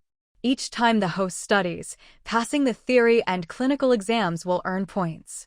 Looking at the dozen-thick books on uterine cold in front of her, and the stern teacher standing nearby, Gu Jianning, never much of a bookworm, felt a little nervous. She didn't like studying, but since these were medical books she was interested in, she gritted her teeth and persevered. Host, don't worry. Time flows much slower in the study space. 1 hour outside equals a year in here. Gu Jianning, all right, I have nothing to say. Host, would you like to start studying now? Gu Jianning hesitated, then gritted her teeth. Let's give it a try. 15 minutes later, Gu Jianning emerged from the miracle doctor space, wishing she could go back and slap herself 15 minutes ago. 15 minutes had passed outside, but 3 months had passed in the space. During those 3 months, she first studied the theory and passed the exam. Maybe because she already had a medical background and a good memory, that part wasn't too hard. The difficult part was the hands-on treatment. The teacher taught her how to diagnose and treat uterine cold from both Western and Chinese medicine perspectives, including acupuncture, prescriptions, and more. She had to master it all perfectly. If she made a single mistake during hands-on practice, she'd get scolded half to death. She had to take the practical exam more than a dozen times before she finally passed. Countless times, Gu Jianning wanted to quit, but she couldn't. Once you started learning, you weren't allowed to leave until you'd mastered the material and passed the exam. Fortunately, this forced learning actually worked. Now, as long as it was a case of cold uterus, Gu Jianning could treat it with ease. Congratulations, host, you have passed the exam. Reward, 10 points and a set of limited edition silver acupuncture needles. 10 points? That's a bit stingy. Still, the silver needles came at just the right time. She'd be able to treat her sister-in-law tomorrow. Compared to the anxiety she felt before learning, Gu Jianning was now full of confidence. She browsed the system shop, which she'd always been curious about, and was pleasantly surprised to find that it had everything you could imagine. If you could think of it, the shop had it. As long as you had enough points, you could even buy a rocket. Of course, there were also super cheap items, like some things she could use right now. For example, meat buns. 1 point could buy 50 meat buns. 3 points could get you a bicycle. 10 points, a tractor. If I bought these things with points and resold them, wouldn't I make a fortune? Gu Jianning stared in disbelief. But she was just saying that. She didn't actually plan to do it for now. Her intuition told her she should save her points for things she really needed. As she kept browsing, Gu Jianning came across something really good. Super Body Scanner automatically installs in your eyes. Stare for 5 seconds to scan all conditions of a human or animal body. Once bound, it can be used for 100 years. Gu Jianing read the description carefully and realized this thing was basically a super upgraded CT scanner. Any problem in the body, no matter how minor, could be detected. This is basically a must-have for becoming a miracle doctor. With just a glance, she could diagnose the problem in seconds without even needing to take a pulse. Gu Jianing made up her mind to buy it and checked the price. It costs 100 points. 100 points isn't a huge amount, but it's not a small sum either. She only had 10 points now, not enough. But after she treated her sister-in-law, as long as she successfully got pregnant, she'd earn 100 points and be able to buy it then. After her sister-in-law agreed to the treatment, young Man was so excited and nervous that she didn't fall asleep until late at night. The next morning, while making breakfast, she told her mother-in-law about it. "All right, after breakfast, I'll go with you to see how Ningning treats you. Ancestors bless us. Let's hope Ningning can cure your problem and you'll get pregnant soon and smoothly." After hearing yesterday that her daughter had the skill, Yao Chanhua had already made up her mind. She didn't expect her eldest daughter-in-law to be the first to try it, but that was fine too. Gu Yunting was concerned about his wife's treatment, but he had to go to work and could only ask about it after he got home.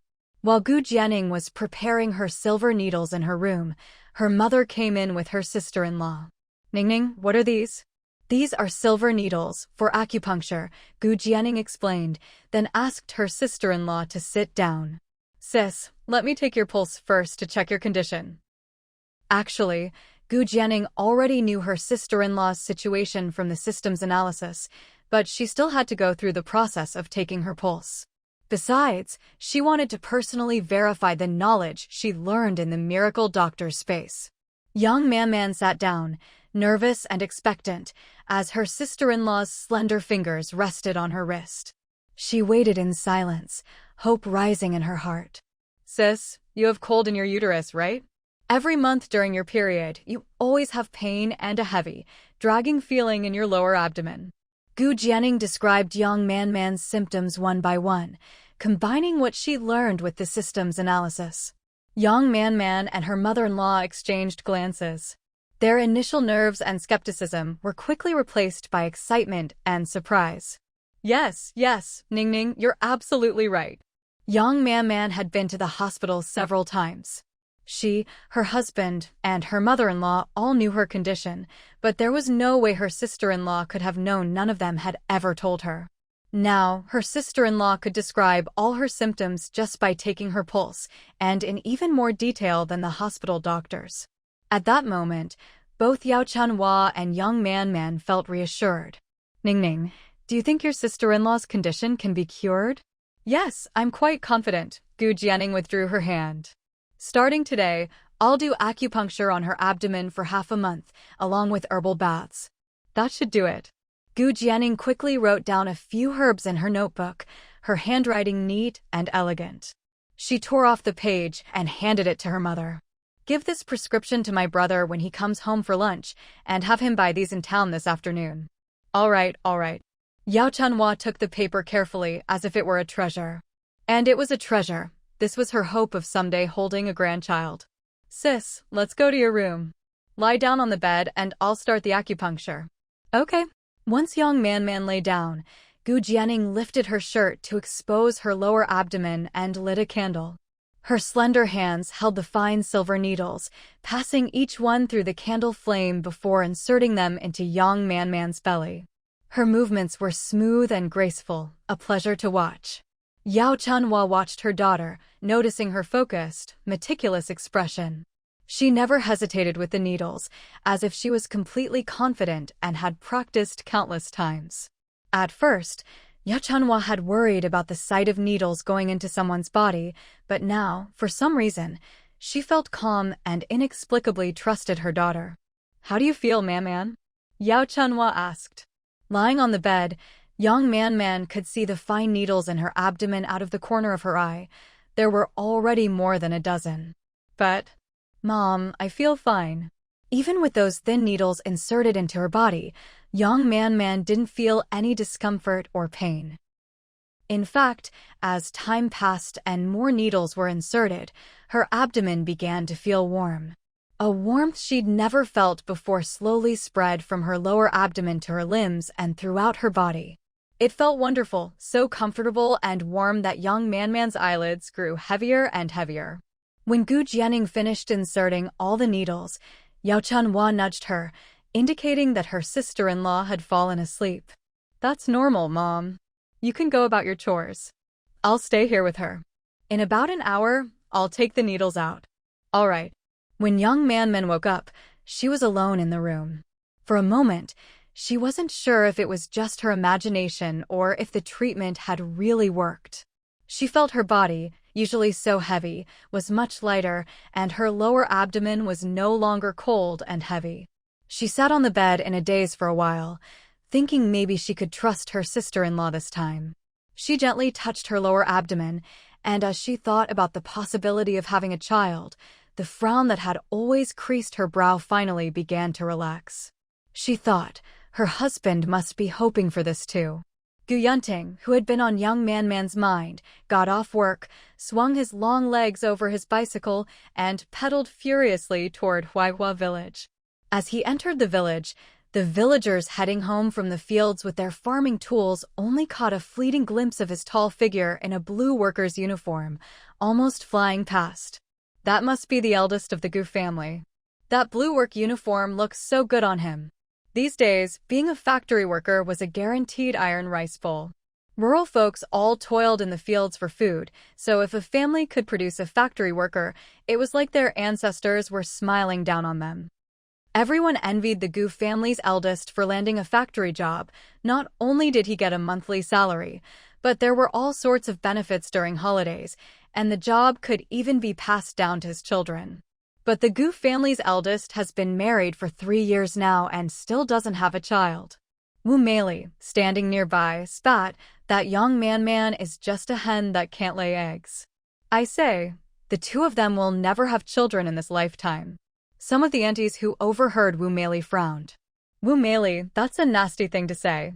You'd better hope Yao Chunhua doesn't hear you, or she'll tear your mouth apart." Yao Chunhua was fiercely protective, not just of her own children, but even her daughters-in-law who married into the Gu family. Someone had mocked young Man before for not being able to have children, and when Yao Chunhua heard about it, she'd gotten into a fight with the person right then and there. Afterwards, the offender was made to haul manure for a whole month. Wu Meili remembered this and immediately felt less confident, but she still bristled. "I'm just telling the truth." "Wu Meili, are you still holding a grudge because the Gu family's eldest didn't want to be matched with your daughter Baozhu? Is that why you keep badmouthing young Man?" Wu Meili's eyes flickered with guilt. She put her hands on her hips and raised her voice. "Nonsense. Don't talk rubbish. I'm not going to argue with you. I need to hurry home and cook." With that, she hustled away, her legs moving fast. Even as she passed by, people could still hear her muttering curses about young Man being barren. When Wu Meili got home, she saw her daughter Gu Baozhu, who had come back to visit with her grandson and son-in-law Yang Guangming. Instantly, her face lit up with joy. Avoiding her son-in-law, Wu Meili pulled her daughter aside in the kitchen and told her about the Gu family's eldest becoming a factory worker. "Just think, if you'd married him back then, you might be a city person by now." Wu Meili looked down on Yang Guangming, who was just a carpenter. Gu Baozhu's eyes flashed with resentment. She glanced at her son eating candy nearby, then her expression relaxed, and she said smugly, "Gu Yunting is sure to regret it. Regret refusing to be matched with her and marrying young Man instead." Just like her mother said, young Man was a hen that couldn't lay eggs. If Gu Yunting had married her, he'd have a son by now. She was just waiting for the day Gu Yunting would regret his choice. While others were waiting for him to regret it, Gu Yunting had already arrived home. He listened to his wife talk about her treatment that morning and got the prescription his little sister had written from his mother. After looking over the prescription, he carefully folded it and put it in his pocket. "I'll go out and buy the herbs after breakfast. Tonight, you can have your medicinal bath." Sure enough, when Gu Yunting came home that evening, he brought back the herbs. After dinner, he personally brewed the medicinal bath for young Man. In Huaihua village, winter didn't bring snow since it was in the south, but the nights were still bitterly cold, and the wind howled outside. Inside the house, soaking in her medicinal bath, young Man's heart was warm. As she soaked, she chatted with her husband, who was reading nearby, about what gift they should give his little sister for her wedding. "I heard it's cold up in the Northwest Military District. Why don't you help me get some red yarn?" "I'll knit her a thick scarf," young Man suggested. Her knitting skills were top-notch, something she could truly be proud of. If she finished in time, she could give the red scarf to her sister-in-law on her wedding day. "That's a good idea," Gu Yunting agreed, closing his book. He checked the water temperature, found it had cooled, and carefully added hot water from a thermos. "I'll bring you some yarn tomorrow. I'll trade for some more ration tickets with my coworkers." They didn't know exactly what his sister would need over there, but the more tickets she had, the better. She could buy whatever she wanted. As for money, their parents would make sure she wasn't shortchanged. Sure enough, in the main room next door, a candle was burning in the room belonging to Gu's father and Yao Chunhua. By candlelight, Yao Chunhua was threading a needle, sewing a cotton-padded jacket stuffed with the new cotton they'd saved up this year. She worked carefully, occasionally glancing at her husband, who was also busy, and muttered, "I heard it's much colder up in the northwest than here in the south. It snows in winter, and temperatures can drop to -10 or 20 degrees. I wonder if Ningning will be able to handle it when she follows her husband there." After all, their daughter had been spoiled since childhood and wasn't used to hardship. Of course, they couldn't bear for her to suffer, and they worried about her. As a mother, just thinking about her daughter getting married and moving far away to a harsher place where she couldn't see her made her uneasy. She was making this cotton jacket for Gu Jianing, stuffing it with as much new cotton as possible, hoping to finish it before her daughter left. That way, when she got to the northwest, she wouldn't freeze. Gu's father, who was calculating the family's money and ration tickets, took a moment to reply, "That's true, but this is the path our daughter chose. Zishi is a good man, and we should support them. You finish the jacket as soon as you can, and we'll give them some extra money and tickets, especially cotton tickets.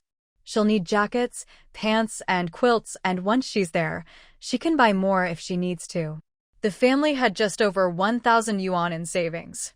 Gu's father planned to split it into 5 parts, one for each of their 4 children, and one for the 2 of them. Then, he'd take 100 from their share to make it around 300 yuan for their daughter. He shared his plan with Yao Chunhua, who nodded in agreement. They loved their daughter, but their sons were important too. Their interests couldn't be neglected. With that in mind, she sewed even faster, though her stitches remained neat and tight. In the west wing, the candlelight shone on Su Miao, who was lying in bed, bundled up for her postpartum confinement, a headscarf tied around her forehead to keep out drafts. She watched her husband, Gu Yunan, gently changing their son's diaper, and they too discussed what gift to give his little sister for her wedding. Su Miao didn't have strong feelings about her sister-in-law. She was spoiled and a bit dramatic, but the Gu family, including her husband, doted on her. But Su Miao didn't feel jealous. Ever since she married in, the Gu family had treated her well, a world apart from her own family, who favored sons over daughters. Even her spoiled sister-in-law had given her food and clothes when she first arrived, seeing how thin and frail she was. So now, as her sister-in-law was getting married, she was happy to give whatever she and her husband could. The family hadn't split up yet, so most of the money and tickets were still managed centrally, but that was fine. "Tomorrow I'm not working, so I'll go up the mountain and see if I can hunt something. If I get lucky, I'll bring it back quietly and have Mom smoke it. Then little sister can take it with her when she goes with the army." He'd heard from Shang Zishi that in the Northwest Military District, when winter came, the mountains would be sealed off by heavy snow, making travel difficult and supplies scarce. Although they hadn't set a specific wedding date yet, Gu Yunan figured it would be within the next 2 weeks at the latest. After all, as a soldier, Shang Zishi rarely got time off, and he couldn't stay home for long. In half a month, Shang Zishi would take his little sister to the Northwest Military District, and soon it would be the coldest time of year there. They needed to prepare for her in advance. In another room of the West Wing lived the third Gu brother, Gu Yunjo, who was still unmarried. He was sitting cross-legged on his bed, counting his money. He planned to visit the county's black market when he had time in the coming days. His little sister liked shiny jewelry, so he intended to quietly collect some to give her as a wedding gift. Meanwhile, the one everyone was thinking about, Gu Jianing, was wrapped up in her blanket, sleeping soundly on this cold night, not feeling chilly at all. She'd jumped into the river in the middle of winter, and though she hadn't fully recovered her strength, she needed to sleep early to get well soon. There was someone else whose heart was just as warm, Shingzishi, who was in a hotel room, pen flying across the paper as he wrote his marriage application. After leaving Huaihua village today and returning to the county, he'd started shopping for the engagement gifts and the bride price. The 3 rounds and 1 sound, a bicycle, a sewing machine, a watch, and a radio were a must, and for the bride price, Shengzishi had prepared 500 yuan. Of course, that was just the official amount. Privately, he planned to find time to give Ningning his bankbook and all the wages he'd saved up over the years since joining the army. He knew that little girl. She had a bit of a fondness for money. After a good night's sleep, Shingzishi first went to the post office to mail his marriage application, then called Commander Zheng, his superior at the military district, to inform him about it. "You brat, you finally decided to get married, huh? All right. Once your application arrives, as long as there's no big issue, I'll approve it for you." Far away in his office at the Northwest Military District, Commander Zheng hung up the phone, feeling emotional. He clenched his right fist and smacked it into his left palm, his face full of delight. Shengzishi was the most capable soldier under his command, having won the King of Soldiers title several times. He'd already accumulated quite a few military merits at a young age and was now a battalion commander. Commander Zheng knew that if it weren't for Shengzishi's father holding him back, Shengzishi might already be a regimental commander. Commander Zheng more or less knew about the conflict between Shengzishi and his father, which explained Shengzishi's rebellious streak. Though he was rebellious and sharp-tongued, often making Commander Zheng so mad he could spit blood, Commander Zheng knew Shengzishi was a good man. When Shengzishi was injured and had health issues, Commander Zheng had really worried that the kid would stay single forever. He'd tried setting him up several times, but Shengzishi had refused without hesitation. It wasn't like there weren't girls in the military district who liked him. Some were relatives of other military wives, others were girls from the art troupe. Quite a few had even confessed to him, but Shengzishi's sharp tongue had driven them all away. Commander Zheng had thought the kid would never get married. Who would have thought that as soon as he took leave, he'd meet someone and immediately file a marriage report? Judging by his tone, Shengzishi was clearly serious about this girl. Hope that girl and Shengzishi can have a happy life together.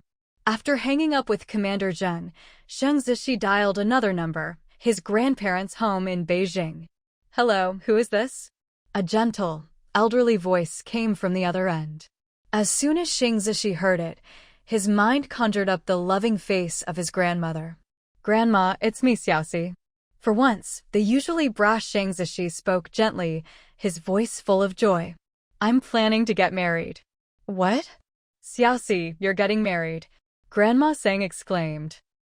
Grandpa Sang, who'd been wearing glasses and jotting down data, froze when he heard his grandson's voice. He perked up his ears, and when he heard the news, he stood up and hurried over to his wife, eager to listen in.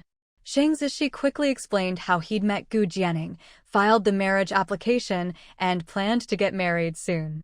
"That's wonderful, wonderful," Grandma Sang kept repeating, tears streaming down her face, though a gratified smile tugged at her lips.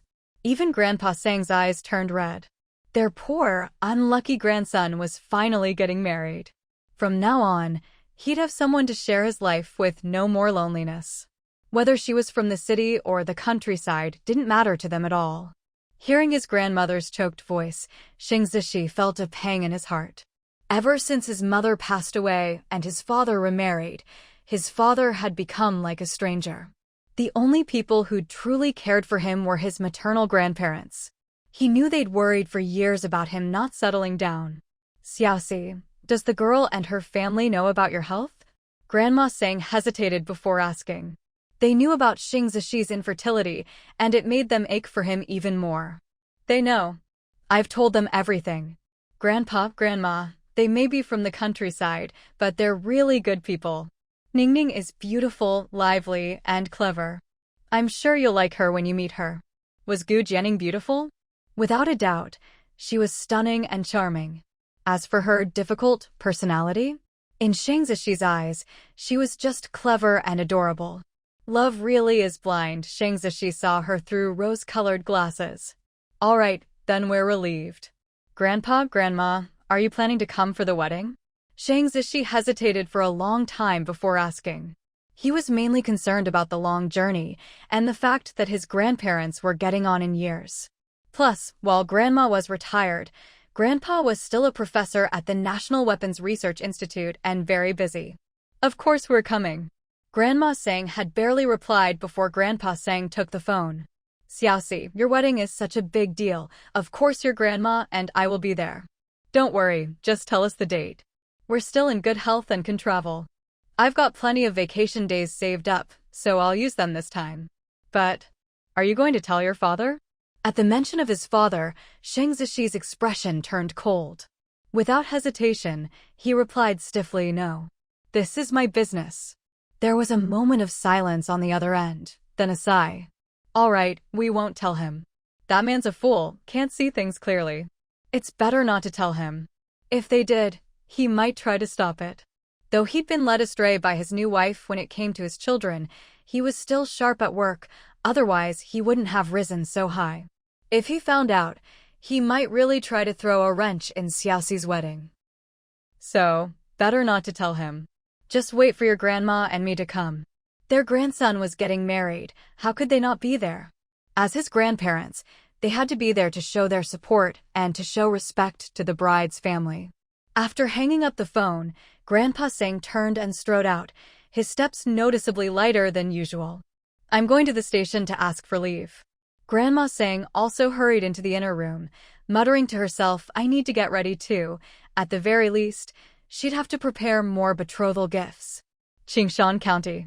After finishing the call with his grandparents, Xing Zishi paid the bill and left without hesitation.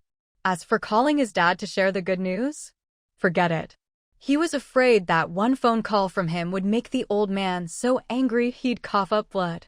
Besides, that old man never really cared about him. But this time, Xing Zishi was actually mistaken. That old man of his, or rather, his father, Xing Xinhao, was indeed thinking about him.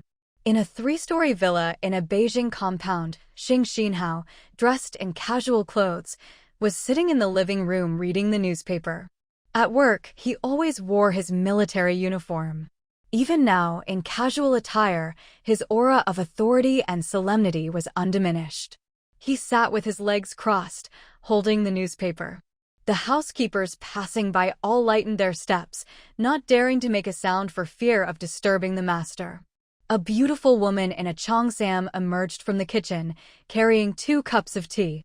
She sat down gracefully and placed 1 cup in front of the man. Honey, have some tea, she said softly, her voice gentle and melodious. The newspaper was slowly folded down, revealing a man in his 40s. His hair was still thick, his features deep-set, his skin a healthy bronze. There were faint lines between his brows, as if he often frowned, giving him a stern look. If Gu Jianing were here, she'd notice that Shang Zishi and Xing Xinhao shared 5 or 6 points of resemblance in their features. But while Shang Zishi's youth lent him a sharp, rebellious air, Xing Xinhao, perhaps due to years in a position of power, exuded an imposing, unapproachable presence in both manner and expression. Even at his age, Xing Xinhao was still a handsome man. Coupled with his status, it was no wonder that when he considered remarrying, so many young women, some even unmarried, flocked to him. Fang Wanrong was one of them. Back then, she was the head of a performing arts troupe and a renowned singer. In the end, the widowed Fang Wanrong used her own means to successfully marry into the Shang family with her daughter, Fang Manping, becoming the high and mighty Mrs. Xing. A year after the wedding, she gave birth to a son, Shangziyu, who was now 9 years old. Shang Xinhao set aside the folded newspaper, picked up his tea, and took a sip. Beside him, Fang Wanrong began talking about their son, who was in elementary school, mentioning that he had once again ranked first in his class. It was rare for Shang Xinhao to have a day off, and he was in a good mood. Hearing his wife talk about their youngest son, whom he doted on, he nodded. Ao is a smart and sensible boy. You've taught him well. Fang Wanrong smiled. Not at all. Our Ao takes after his father. He got first place this time, and when I asked what reward he wanted, guess what he said? Without waiting for her husband's reply, she continued with a smile. He said he wanted money. He said your birthday is coming up, and he wants to save up to buy you a gift. Shang Xinhao's stern features softened, satisfaction shining in his eyes. Ao is a filial child. Speaking of filial children, naturally, there were also unfilial ones. Shang Xinhao's face darkened. Has that brat called recently? Fang Wanrong knew exactly who he meant.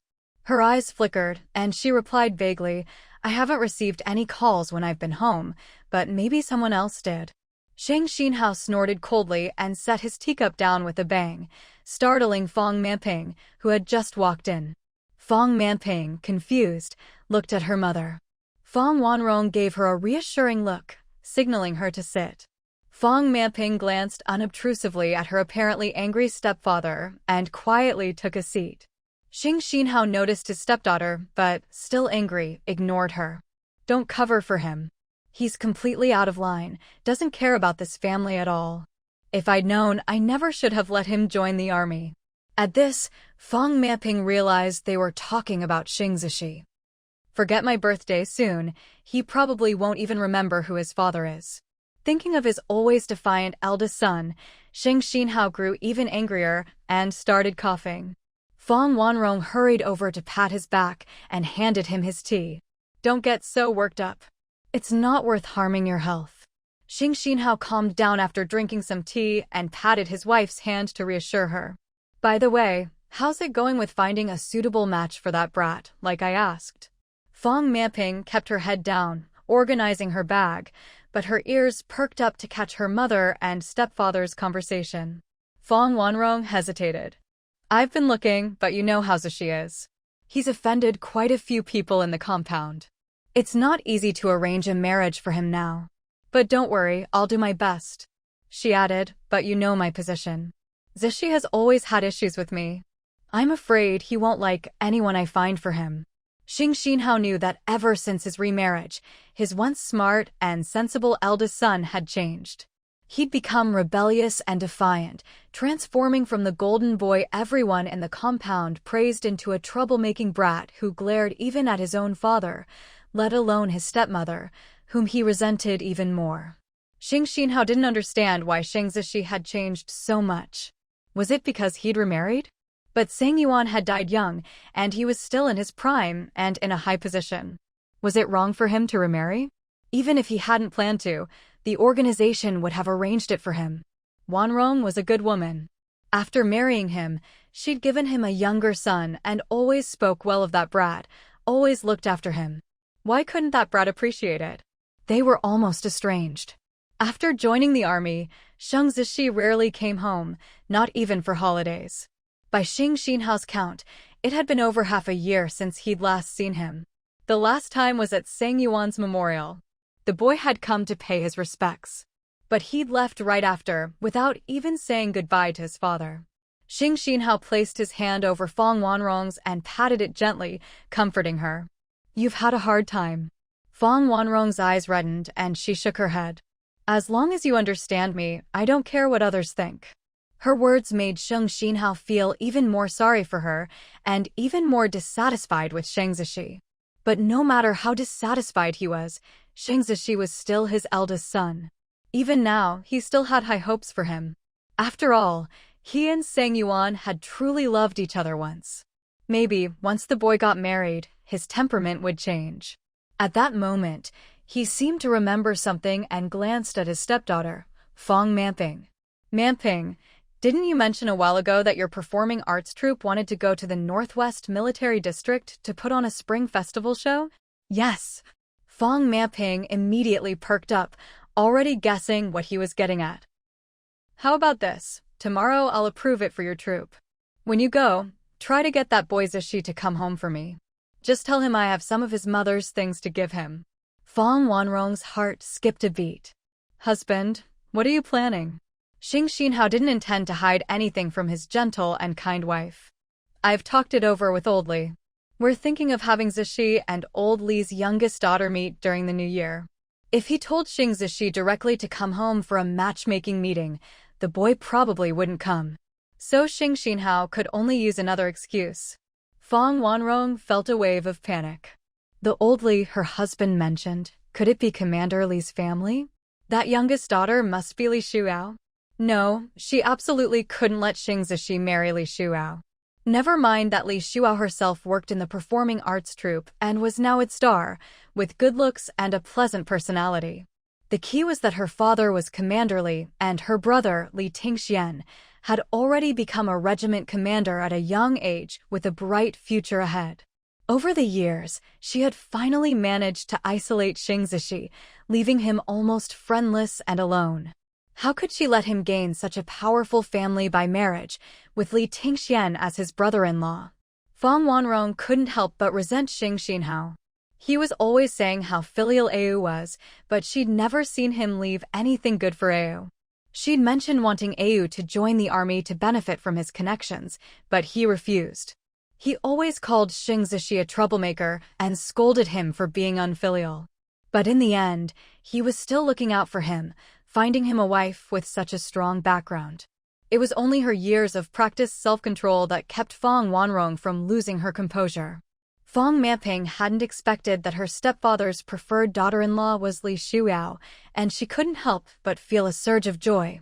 Li Shuao had always liked Xing Zishi and often asked her for news about him.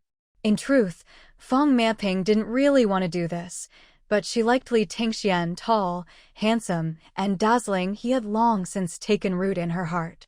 If she could help Li Shuao and Xing Zishi get together, would Li Shuao help her and Li Tingxian as well? Fong Wanrong glanced at her daughter. She knew about the situation between her daughter, Li Shuao, and Li Tingxian. If her daughter could marry Li Tingxian, she would be more than happy, but she absolutely could not let Li Shuao marry Xing Zishi. Even if it wouldn't be easy, she couldn't let her husband see her true feelings. So she feigned ignorance and said gently to Xing Xinhao, "So you've set your sights on Commander Li's youngest daughter. Then why are you asking me to look for someone?"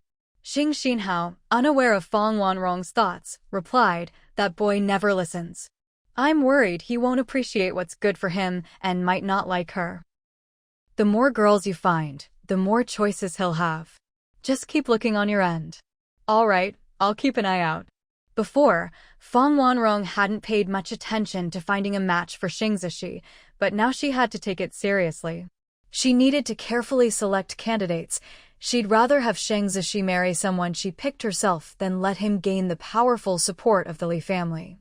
As for Fong Maping, once she entered her room, Fong Wanrong followed her in.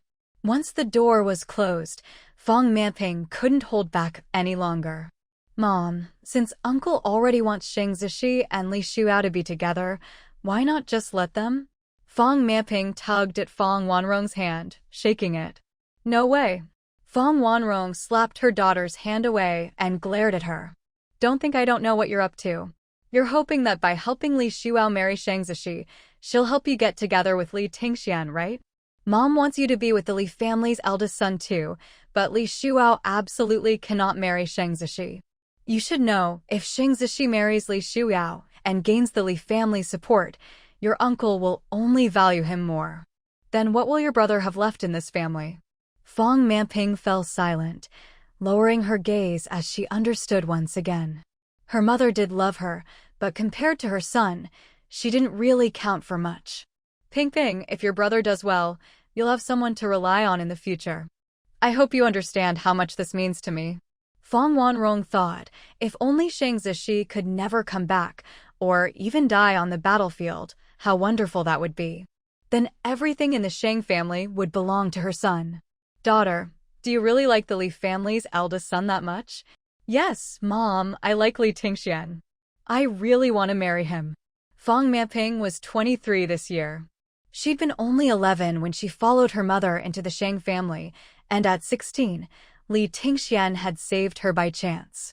From that moment on, Fang Mianping had fallen for Li Tingxian, unable to extricate herself. Her looks didn't take after her mother, but her biological father. At best, she was delicately pretty. But Fang Mianping just liked someone as handsome as Li Tingxian, and she'd never forgotten that moment he saved her.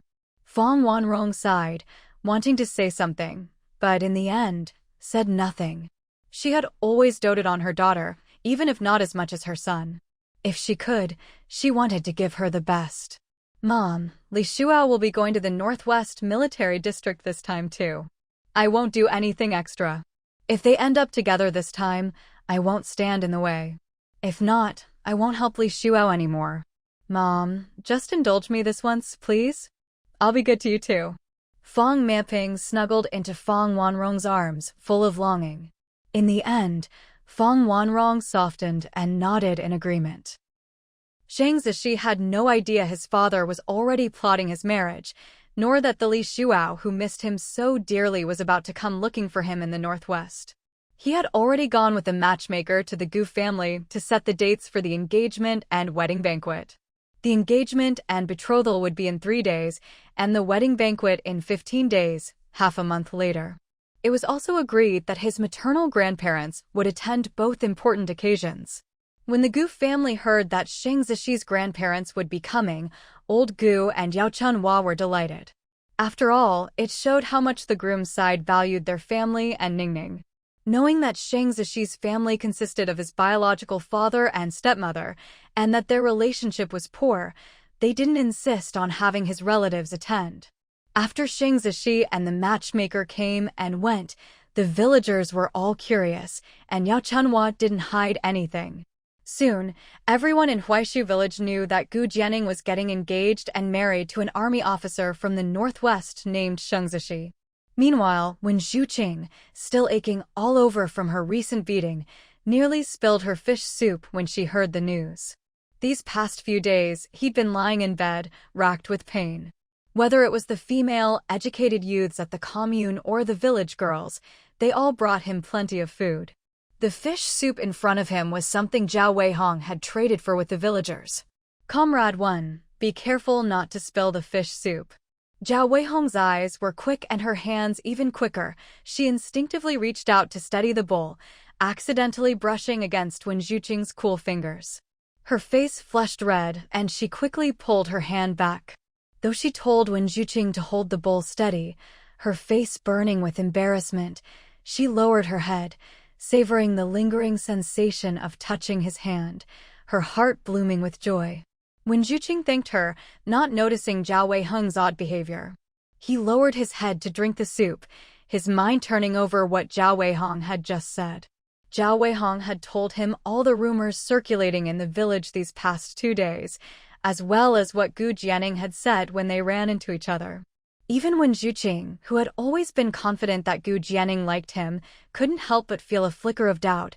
Had Gu Jianing really changed? Was she truly planning to marry that officer named Shang Zishi and not just playing hard to get? After all, in the past 2 days, the person most likely to visit Gu Jianing hadn't shown up, had she? He'd heard that Gu Yunting had already gone back to work. When Zhu Qing felt a vague sense that Gu Jianing was slipping out of his control. No, he still needed to find a chance to meet Gu Jianing in person and ask her directly. If she was only playing hard to get and didn't really intend to marry that officer, then fine. But if she truly had changed? When Zhu Qing's gaze darkened. The prey he had his eye on, how could he possibly let her escape so easily? At this very moment, Gu Jianing, the prey when Zhu Qing had set his sights on, had just left her grandmother's house. On the way back, she overheard many villagers gossiping about Wen Zhuqing's popularity after his recent beating. Gu Jianing's grandparents had 2 sons and a daughter. The eldest son was her father, the younger was her uncle. According to the customs of Huaishui village, the elderly lived with the younger son. After her aunt married out and her grandfather passed away, her grandmother decided to split the family. She stayed with the younger son in the old house, while the eldest, Gu Jianning's father, gave more money and built a new house.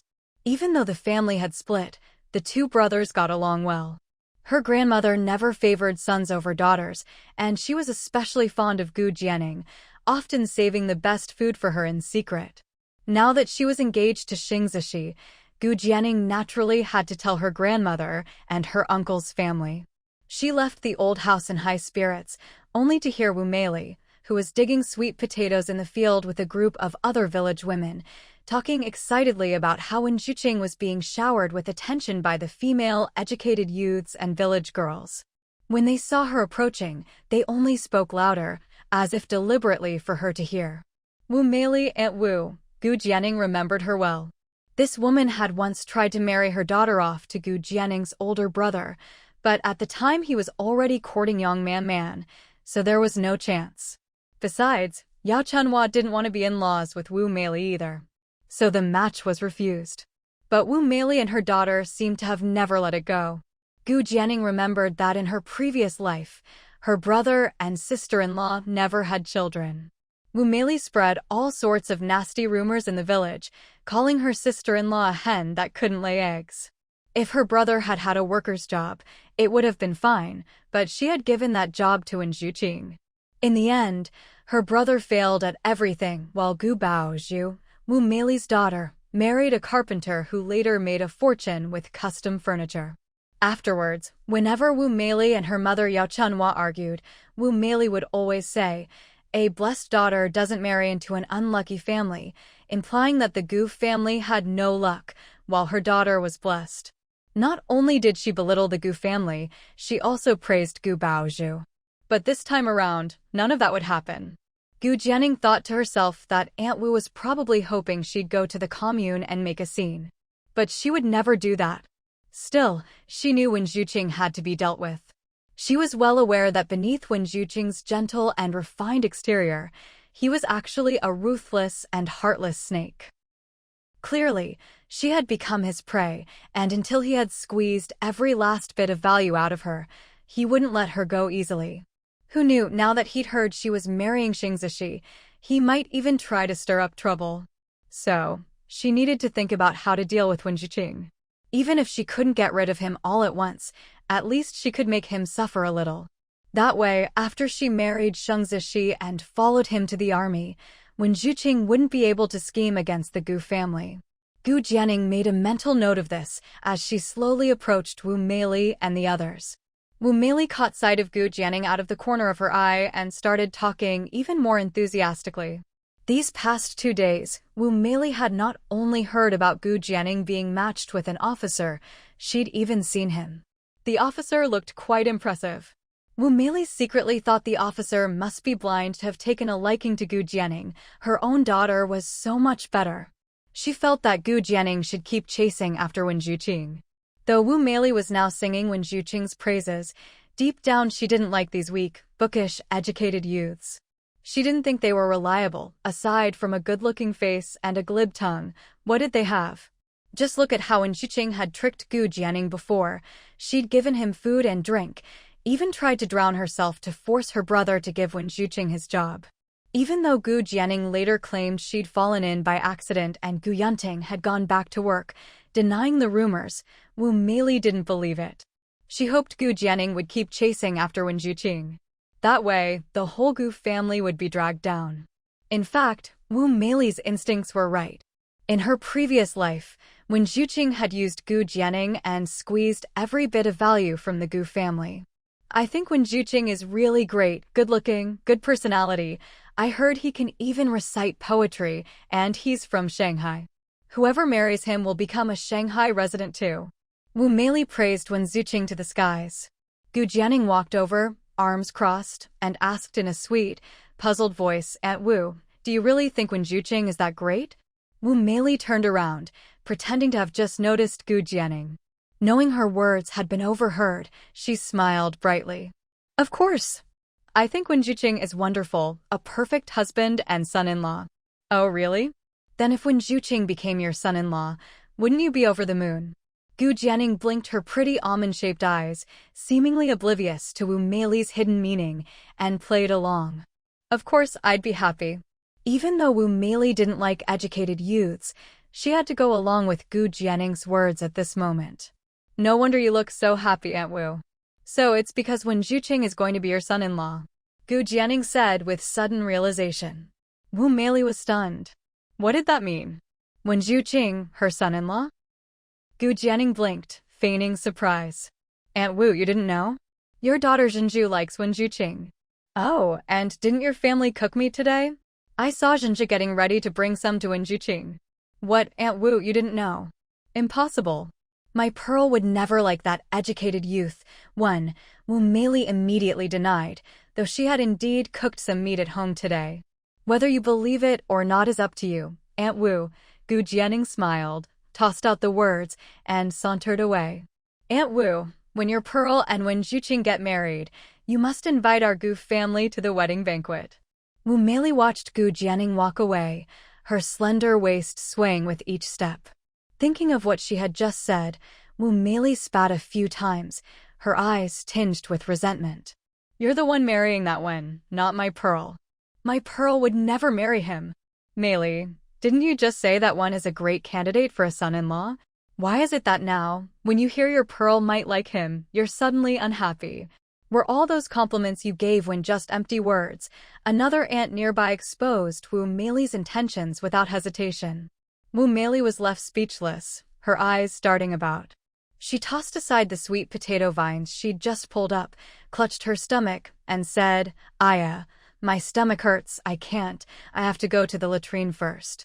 With that, she hurried out of the field and rushed home.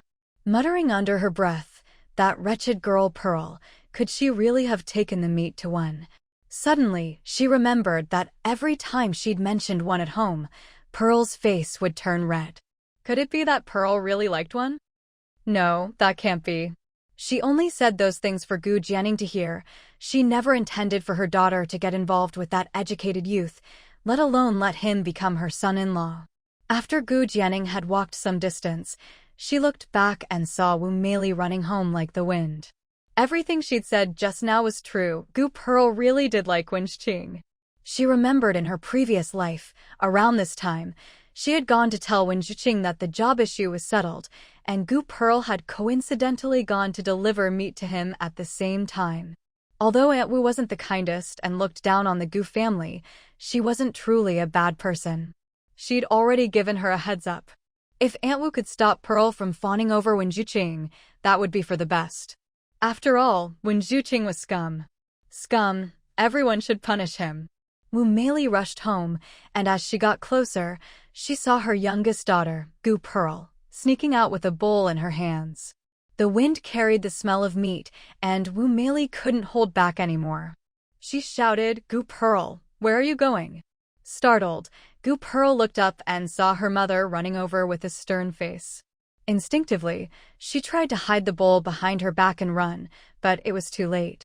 Wu Meili's hand, like a giant pincer, clamped down on her shoulder and forced her to turn around. The next second, her hands were empty, the bowl had been snatched away. Wu Meili looked down at the bowl in her hand.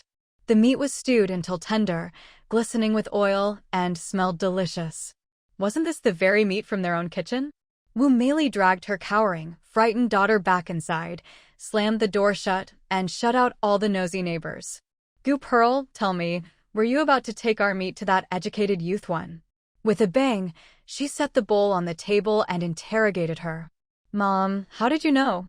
As soon as she spoke, Gu Pearl clapped a hand over her mouth, her brows furrowing. Crap, she'd let her real thoughts slip out.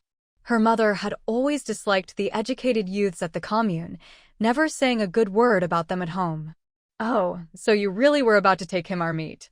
Do you want to marry that one? Let me tell you, over my dead body. If you dare marry him, I'll break your legs. Gu Pearl muttered in a small voice, Mom, what's so bad about one? He's good-looking, educated, and from the city. If he ever goes back to the city, whoever marries him could go with him. Wasn't this exactly what she'd said to Gu Jianing earlier? So this silly girl was really planning on it? Wu Meili's heart seized up.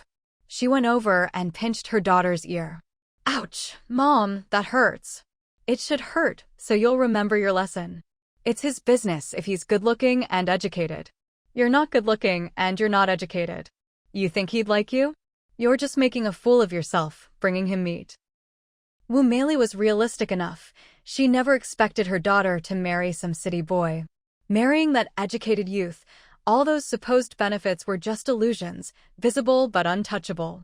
In any case, you're not allowed to go, and you're not allowed to give him anything. If you do, I'll break your legs for sure.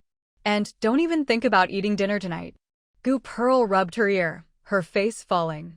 It wasn't easy to have meat today. At this moment, Gu Pearl wasn't thinking about one at all. She just wanted to eat some meat. Wu Meili had tried to trick Gu Jianing into chasing after Wen Qing, but Gu Jianing remembered.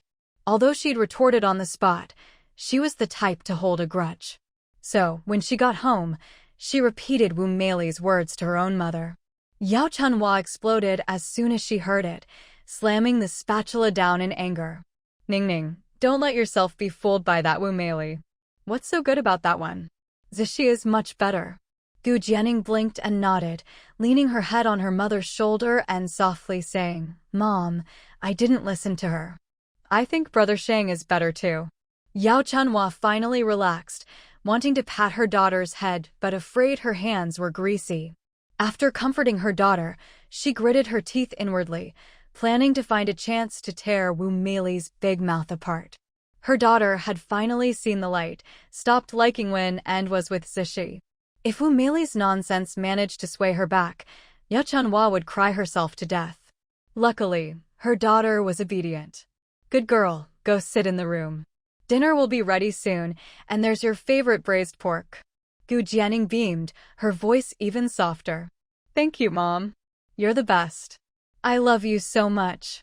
Her daughter's straightforward words made Yao Chunhua blush, but she couldn't hide her smile. Back in her room, Gu Jianing started thinking about Xing Zishi coming to propose tomorrow.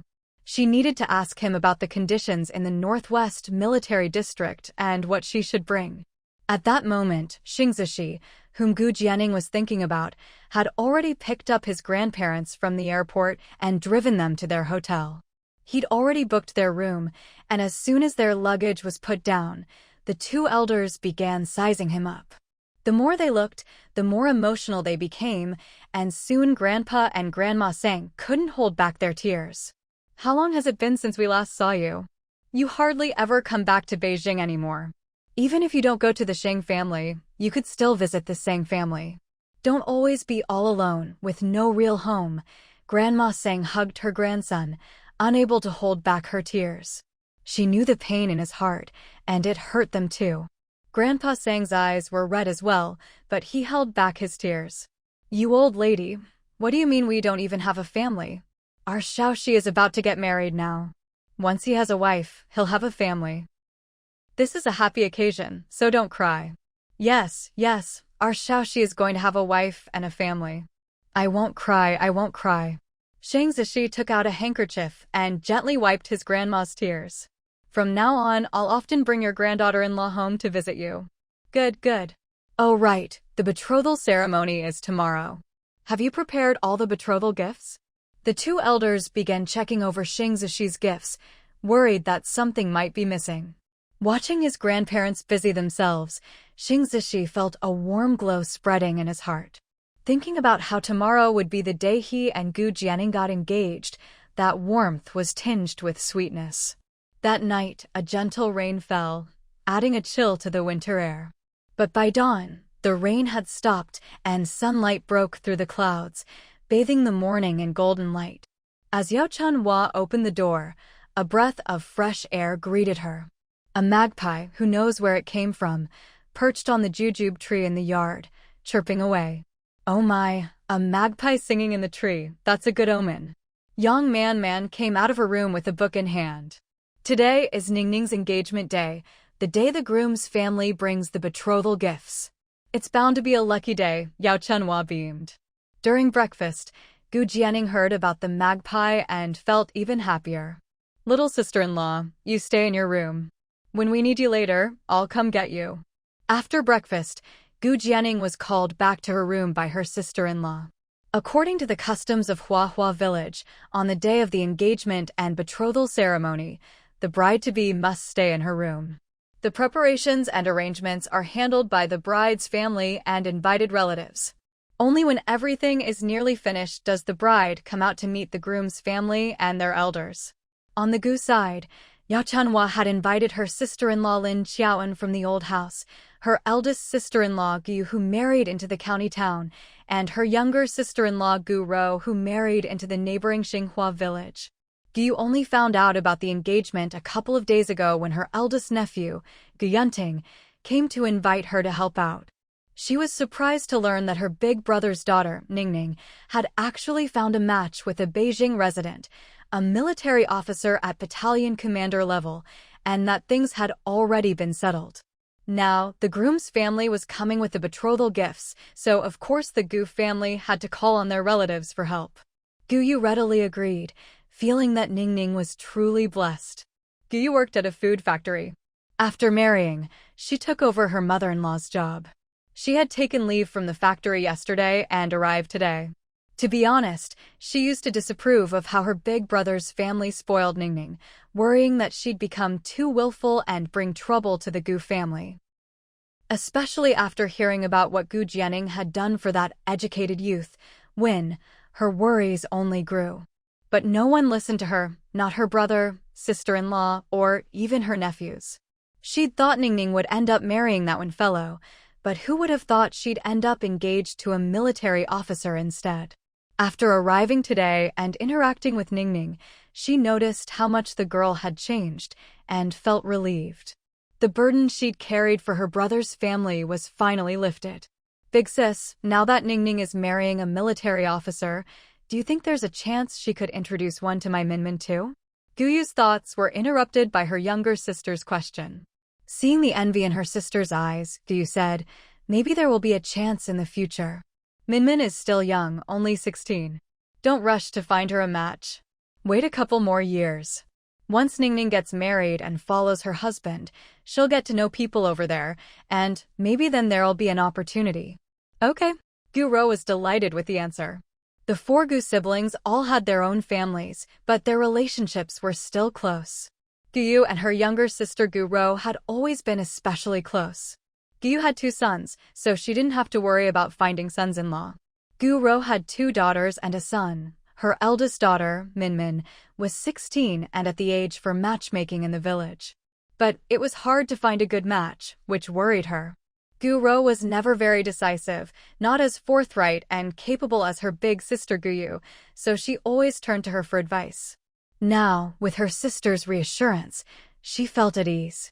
Just then, the sound of a car horn came from outside. The sisters exchanged a glance. The groom's family had arrived. The military officer who had been matched with Gu Jianing had brought his family to propose. A green jeep was parked at the Gu family's gate, drawing the attention of everyone in the village. A quick inquiry revealed that the officer who had been matched with Gu Jianing was here for the engagement. Behind the jeep was a truck, and people were unloading items for the Gu family. Bicycles, a sewing machine, a radio. My goodness, there's even an electric fan. That's more than just the 3 rounds and 1 sound. People working in the fields dropped their tools and hurried to the Gu house, eager to see the excitement. Yao Chanhua had her hands full dealing with all the chattering neighbors. Yes, my son-in-law is from Beijing. That's right, he's an officer, stationed in the northwest, a battalion commander, earning 100 yuan a month. When Ningning gets married, she'll follow him to his post. What do you mean Ningning is just lucky? My Ningning is beautiful and has a good personality. That's why my future son-in-law likes her so much. Yes, today is the engagement. The wedding banquet will be in 12 days. Everyone's invited. When Zhao Weiyang heard the news, she was overjoyed and immediately ran to the educated youth camp. Li Wan watched Zhao Weihong's figure from afar, knowing she was going to tell Wen Jiqing the news. That suited her just fine. Still, Gu Jianing's luck was really something. She lost Wen Juqing, but now she's got a Beijing officer. How could she be so lucky? Li Wan's thoughts were echoed by most of the young women in the village, all marveling at Gu Jianning's good fortune. In her room, Gu Jianning sat alone, listening to the sounds outside and knowing that Xing Zishi had arrived. Thinking of her previous life and how she'd been reborn and bound to a system, given a second chance to choose her life, how could she not consider herself lucky? Thinking about meeting Xing Zishi and his grandparents soon, Gu Jianning nervously checked her makeup in a small mirror. Meanwhile, the whole Gu family was stunned by the betrothal gifts Xing Zishi had brought. The 3 rounds and 1 sound, plus an electric fan, and a bride price of 500 yuan. In the countryside, it was rare to even have all the 3 rounds and 1 sound, and the bride price was usually just a few dozen yuan at most. Xing Zishi's 500 yuan was truly shocking, not to mention the fruit, biscuits, milk powder, and canned fruit. Such generous gifts showed just how much the groom's family valued the Gu family and Ningning. From then on, the Gu family became even more warm and welcoming toward Xing Zishi and his grandparents. Grandpa and Grandma Sang were all smiles too. The Gu family was wonderful, honest, and sincere people. They felt this was a family they could truly get along with. They thought, perhaps when Xiaoxi chose that girl named Ningning, the Gu family had played a part in his decision. In fact, that was indeed the case. Maybe it was because, after his mother passed away and his father remarried, the atmosphere at home changed. Xing Zishi no longer felt cared for or loved in his own family. But during the time he stayed at the Gu family's house to recover from his injuries, they treated him very well. Even though he paid for his stay and helped out with chores, Xing Zishi could still tell whether people were being nice just for money or if they genuinely cared about him. The Gu family was kind, tolerant, and sincere. They never played games or hid their true feelings. It was this warmth that made Xing Zishi feel at home. Perhaps only a family like the Gu's could raise someone like Gu Jianning, so pure, a little spoiled, a little dramatic, because she always knew her family would be there to catch her, shield her from the wind and rain, and accept her no matter what. Xing Zishi couldn't help but feel a little envious of that silly girl. He wanted to keep protecting Gu Jianning's carefree happiness. By the way, Auntie, where's Ningning? Xing Zishi looked around, not seeing Gu Jianning. She'll be right out, Yao Chenhua said, giving her eldest daughter-in-law a meaningful look. Yang Manman nodded, knocked on Gu Jianning's door, and brought her out. Gu Jianning always loved dressing up, and on such an important occasion, she naturally wanted to look her best. Sure enough, the moment she appeared, everyone's eyes lit up. When she was introduced to Grandpa and Grandma Sang was so excited she grabbed Gu Jianning's hand, her eyes misting over. Good, what a lovely child, so pretty, like a fairy. Xiaoxi is lucky to marry you. Gu Jianning blushed, lowering her head shyly, not daring to look at Xing Zishi. Grandma Sang felt just like her own grandmother. Xiaoxi, where's my little box? Grandma Sang called out. Xing Zishi brought over a simple-looking wooden box, about 20 centimeters in size, and handed it to Gu Jianning. Ningning, this is from your grandpa and grandma. Take it quickly. Gu Jianning, suddenly holding a box in her arms, was a bit confused. She instinctively looked at Xing Zishi. What is this? Yao Chenhua figured this must be a gift from the 2 elders to Ningning, a sign of their affection. Grandma Sang, isn't this too valuable for Ningning? Grandma Sang waved her hand. Oh, it's nothing precious, just a little token from us. Some of it was left by Xiaoxi's mother, so it's like a little meeting gift from my daughter to Ningning. Since Grandma Sang said so, it probably wasn't anything too valuable, so Yao Chenhua didn't stop her daughter from accepting it. Xing Zishi nodded at Gu Jianning. Take it. All right, she'd accept it then. Gu Jianning carried the wooden box to her room and set it on her bed before coming back out. She had no idea what was inside, but it was a bit heavy. She couldn't just keep holding it. She was curious, but now wasn't the time to open it. She'd wait until later when she had a moment. By the time Xing Zishi and his grandparents left, half an hour had passed. After all, this was the formal engagement gift ceremony. According to the customs of Huahua village, Once the gifts were given, the groom's family shouldn't linger at the bride's house. The jeep started up again, heading toward Qingshan County, and the excitement at the Gu family's house gradually faded. Now, Gu Jianing finally had a chance to return to her room. Driven by curiosity, she opened the wooden box. The moment she opened it, a dazzling array of colors greeted her eyes. Inside were blue, red, yellow, and green, pieces of jewelry everywhere. Jade bangles, gemstone rings, necklaces, and more, filling most of the box. Some were even matching sets. Off to the side were a few pieces of paper, and underneath the jewelry, the bottom was lined with small gold bars, 10 of them in total. Gu Jianing knew that these gold bars were valuable, both now and in the future. As for the jewelry, while it might not seem worth much at the moment, in the future, their value could skyrocket. It was even possible that a single piece could be traded for a house. And those papers. If they were stored together with jewelry and gold, they couldn't be ordinary documents. The moment she picked them up and looked, Gu Jianing's hands trembled. Just as she suspected, they weren't just papers, but property deeds. One was for a courtyard house in Beijing, not far from the Forbidden City, either in the first or second ring road. 8 were for a row of connected shops on a street in Beijing. The last was for a small Western-style house in Shanghai. Gu Jianing's hands shook and her breathing quickened. Brother Xing's grandparents are way too generous. How is this not considered valuable? To be honest, Gu Jianing wasn't a perfect person. She loved beautiful things and was a bit greedy.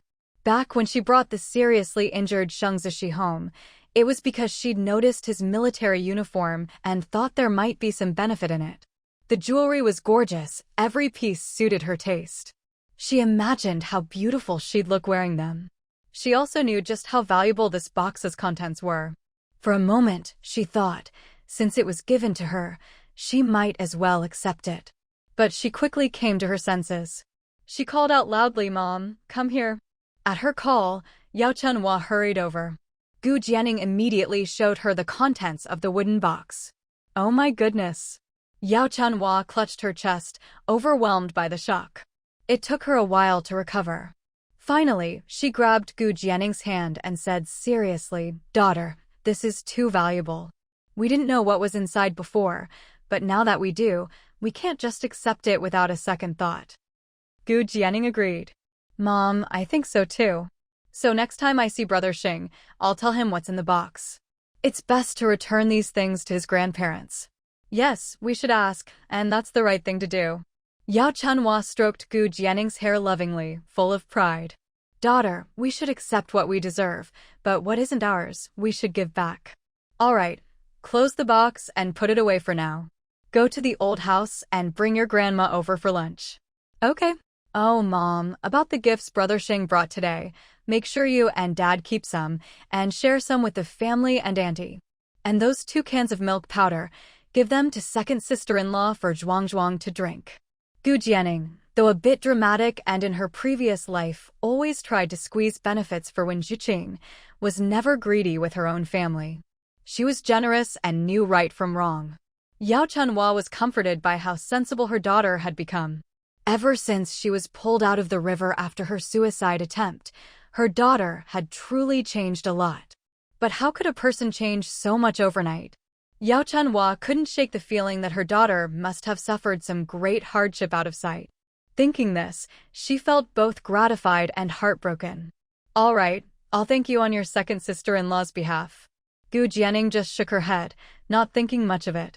When she was rescued from the river, her second brother had immediately slaughtered the old hen they'd been saving to make soup for his wife's postpartum recovery, and her second sister-in-law hadn't objected. Kindness should be repaid with kindness. After being reborn, Gu Jianing had learned one thing. If someone treated her well, she would treat them well in return. If someone treated her badly, she wouldn't be polite either. When Gu Jianing left for the old house, Yao Chunhua carried the 2 cans of milk powder into her daughter-in-law's room. Since she was still in confinement, Su Miao hadn't been able to help out today, but she'd been listening intently to all the lively commotion outside.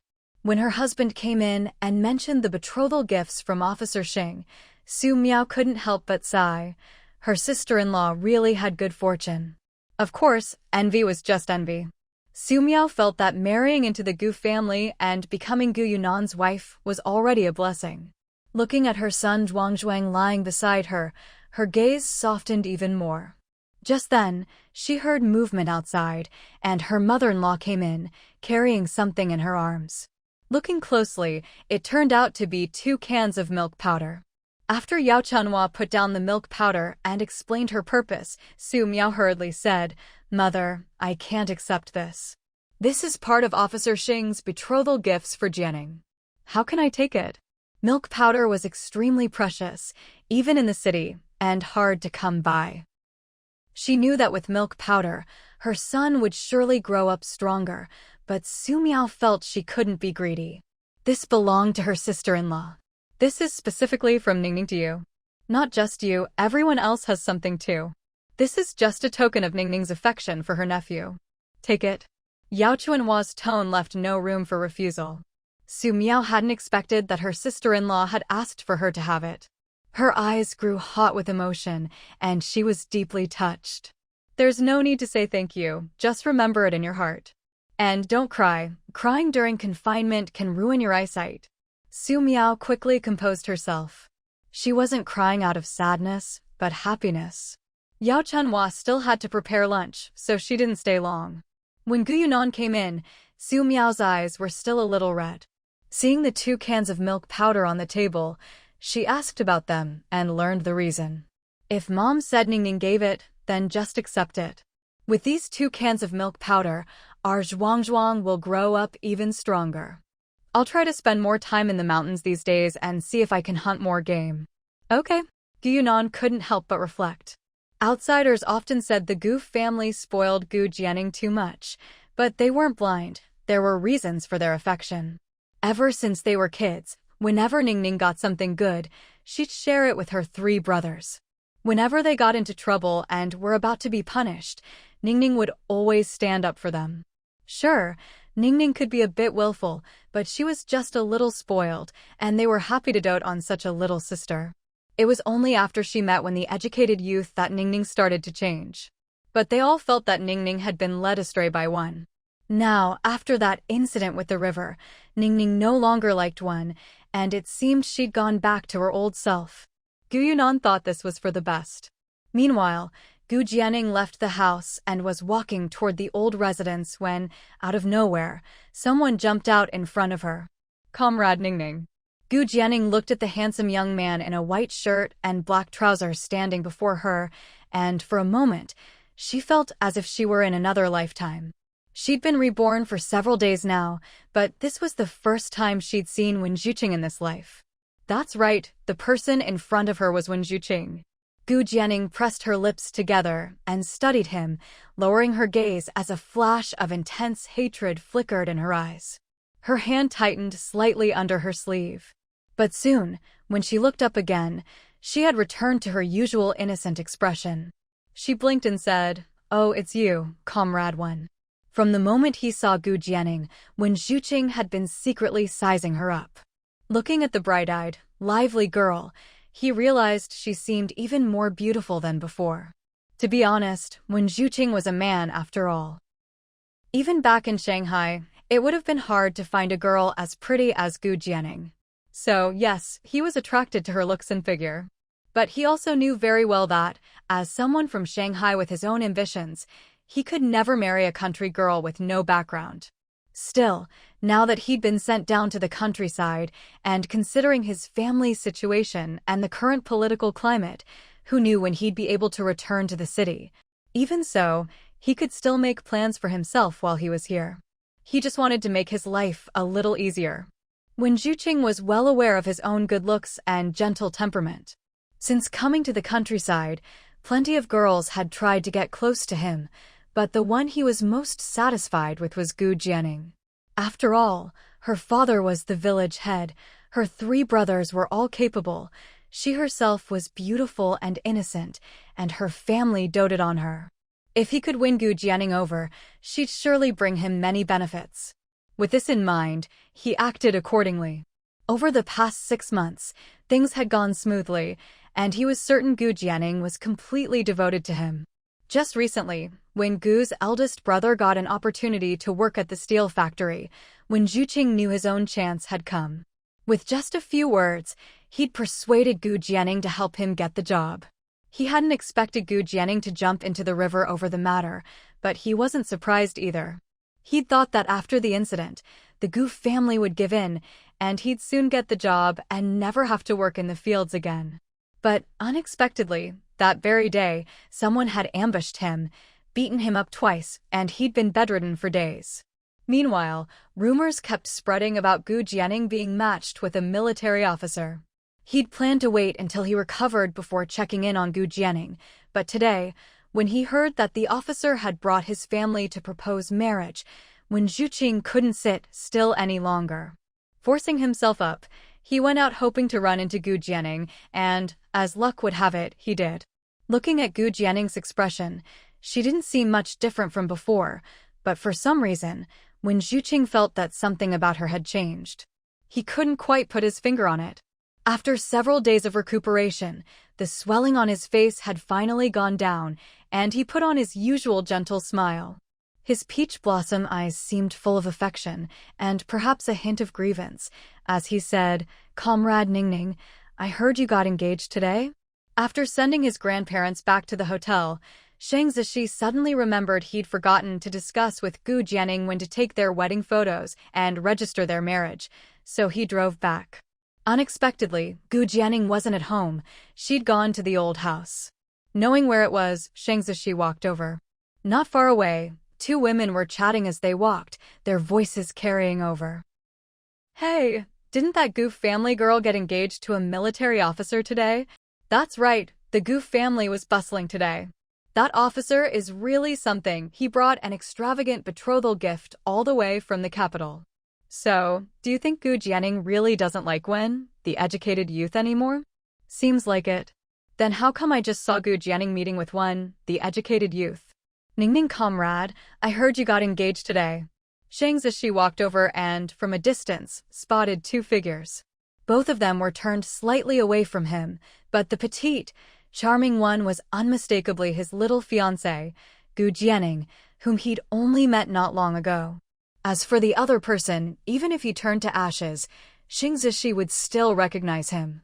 Shang Zishi's gaze darkened, his lips pressed into a straight line. She really did meet with Wen Zhuqing. Why? Was it just a coincidence, or?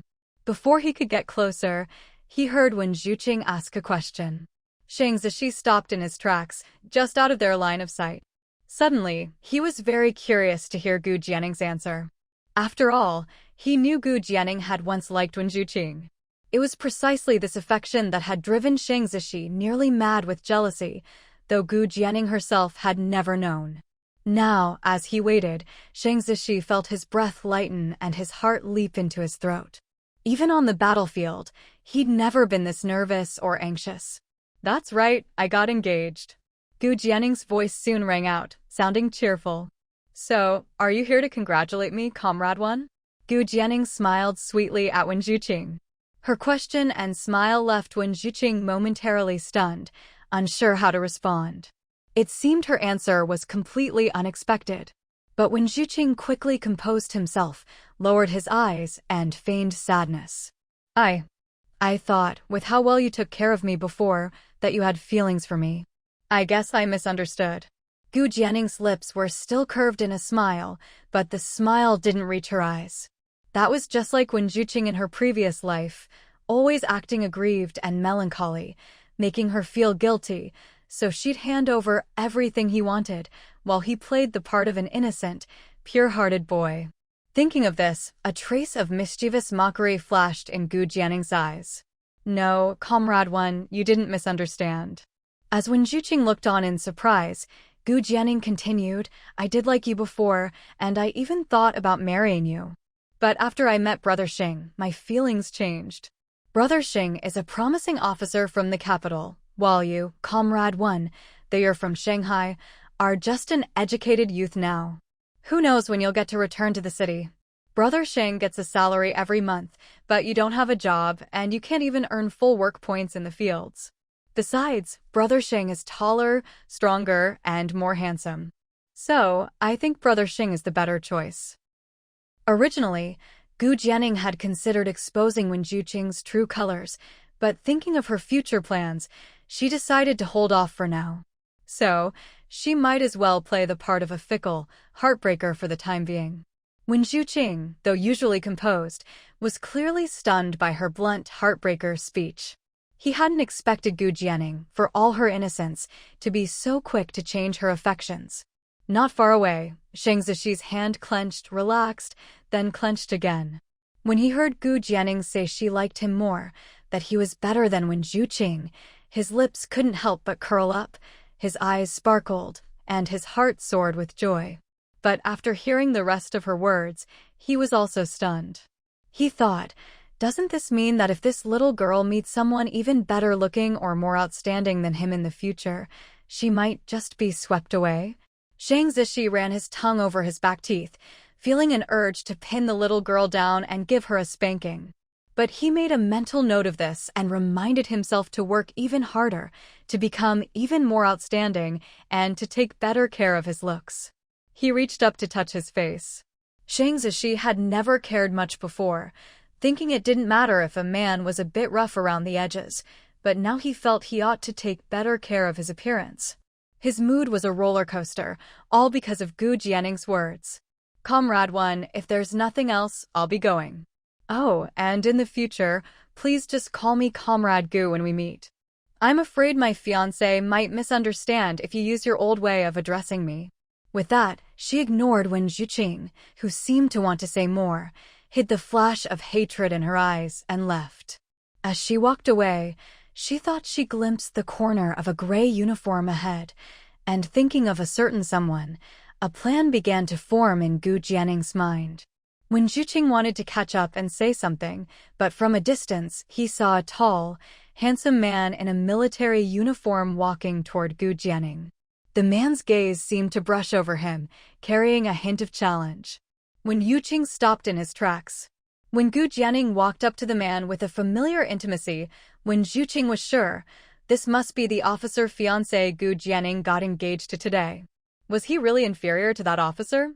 All his life, Wen Zhuqing had been showered with praise, always the model child in everyone's eyes. His refined features twisted slightly in frustration. But thinking of the other man's status as an officer and his own current situation, he decided it was best to avoid direct confrontation for now. Wen Zhuqing had always been good at biding his time. But as for Gu Jianing, he just couldn't let her go. Brother Xing, didn't you go back to the county? Gu Jianing's round, almond-shaped eyes were full of surprise, but there was also a hint of guilt. She wondered if he'd seen her talking with Wen Zhuqing. Shang Zishi, noticing the guilt in her eyes, gave a cold laugh inwardly, but didn't seem to mind much. He had no intention of bringing up what he'd just seen. Pushing aside his earlier thoughts, Shang Zishi's usually unruly features showed a rare hint of shyness. It's nothing. I just forgot to discuss with you, when should we take our wedding photos and get our marriage certificate? So that's what it was. Gu Jianing stopped thinking about Wen Zhuqing and let Shang Zishi's words distract her. Let's take the wedding photos tomorrow. Once they're ready, we'll go get our marriage certificate. Okay. Shang Zishi agreed immediately, as if afraid she'd change her mind if he was even a second late. I'll pick you up tomorrow morning and we'll go to the county photo studio. All right. Just then, Gu Jianing seemed to remember something. Oh, about that box your grandparents gave me. Gu Jianing quietly told him what was inside the wooden box. The things inside are too valuable. I can't accept them. Shang Zishi's eyes grew a little unfocused as he looked at Gu Jianing. The little girl's gaze was clear and sincere, with no hint of pretense. She genuinely felt the items were too precious to accept. Wasn't this little money grubber always taking and never giving? He knew she had a bit of a greedy streak. But he hadn't expected that, for all her love of money, she was still so clear-headed. He didn't think loving money was a bad thing. Most of those jewelry pieces had been his mother's dowry. Later, when that man remarried and his new wife tried to take his mother's jewelry, he'd made a scene and eventually reclaimed all his mother's dowry for his maternal family, including the shop and the house. Now, Xing Zishi felt there was nothing wrong with giving them to Gu Jianing. So he said as much. My mother's things are meant to be passed down to me, or to you. Husband and wife are one. Giving them to you now is the same. Besides, since my grandparents gave them to you, there's no reason to take them back. Just accept them with peace of mind. In the end, with Xing Zishi's persuasion, Gu Jianing could only accept. She planned to put the whole box into her system's storage space when she got home. That way, she wouldn't lose it, and it would always be with her. At the break of dawn, Gu Jianing woke from a sweet dream. After washing up and having breakfast, she began to get ready. She wore a long brown trench coat over a white sweater trimmed with red, paired with a skirt. The outfit set off her fair, delicate skin and graceful figure. Her exquisite, lovely face was like a peach blossom in full bloom in May. Her almond-shaped eyes were clear as spring water, brimming with emotion. My Ningning is getting prettier by the day. Yao Chunhua couldn't help but praise her daughter as she admired her outfit. She recalled her own youth when she was the local beauty, and her husband was the most handsome young man in the village. Their children had all inherited their good looks. Auntie, you look so beautiful, Yang Manman chimed in as she finished her breakfast and picked up her books, ready to head to the village school.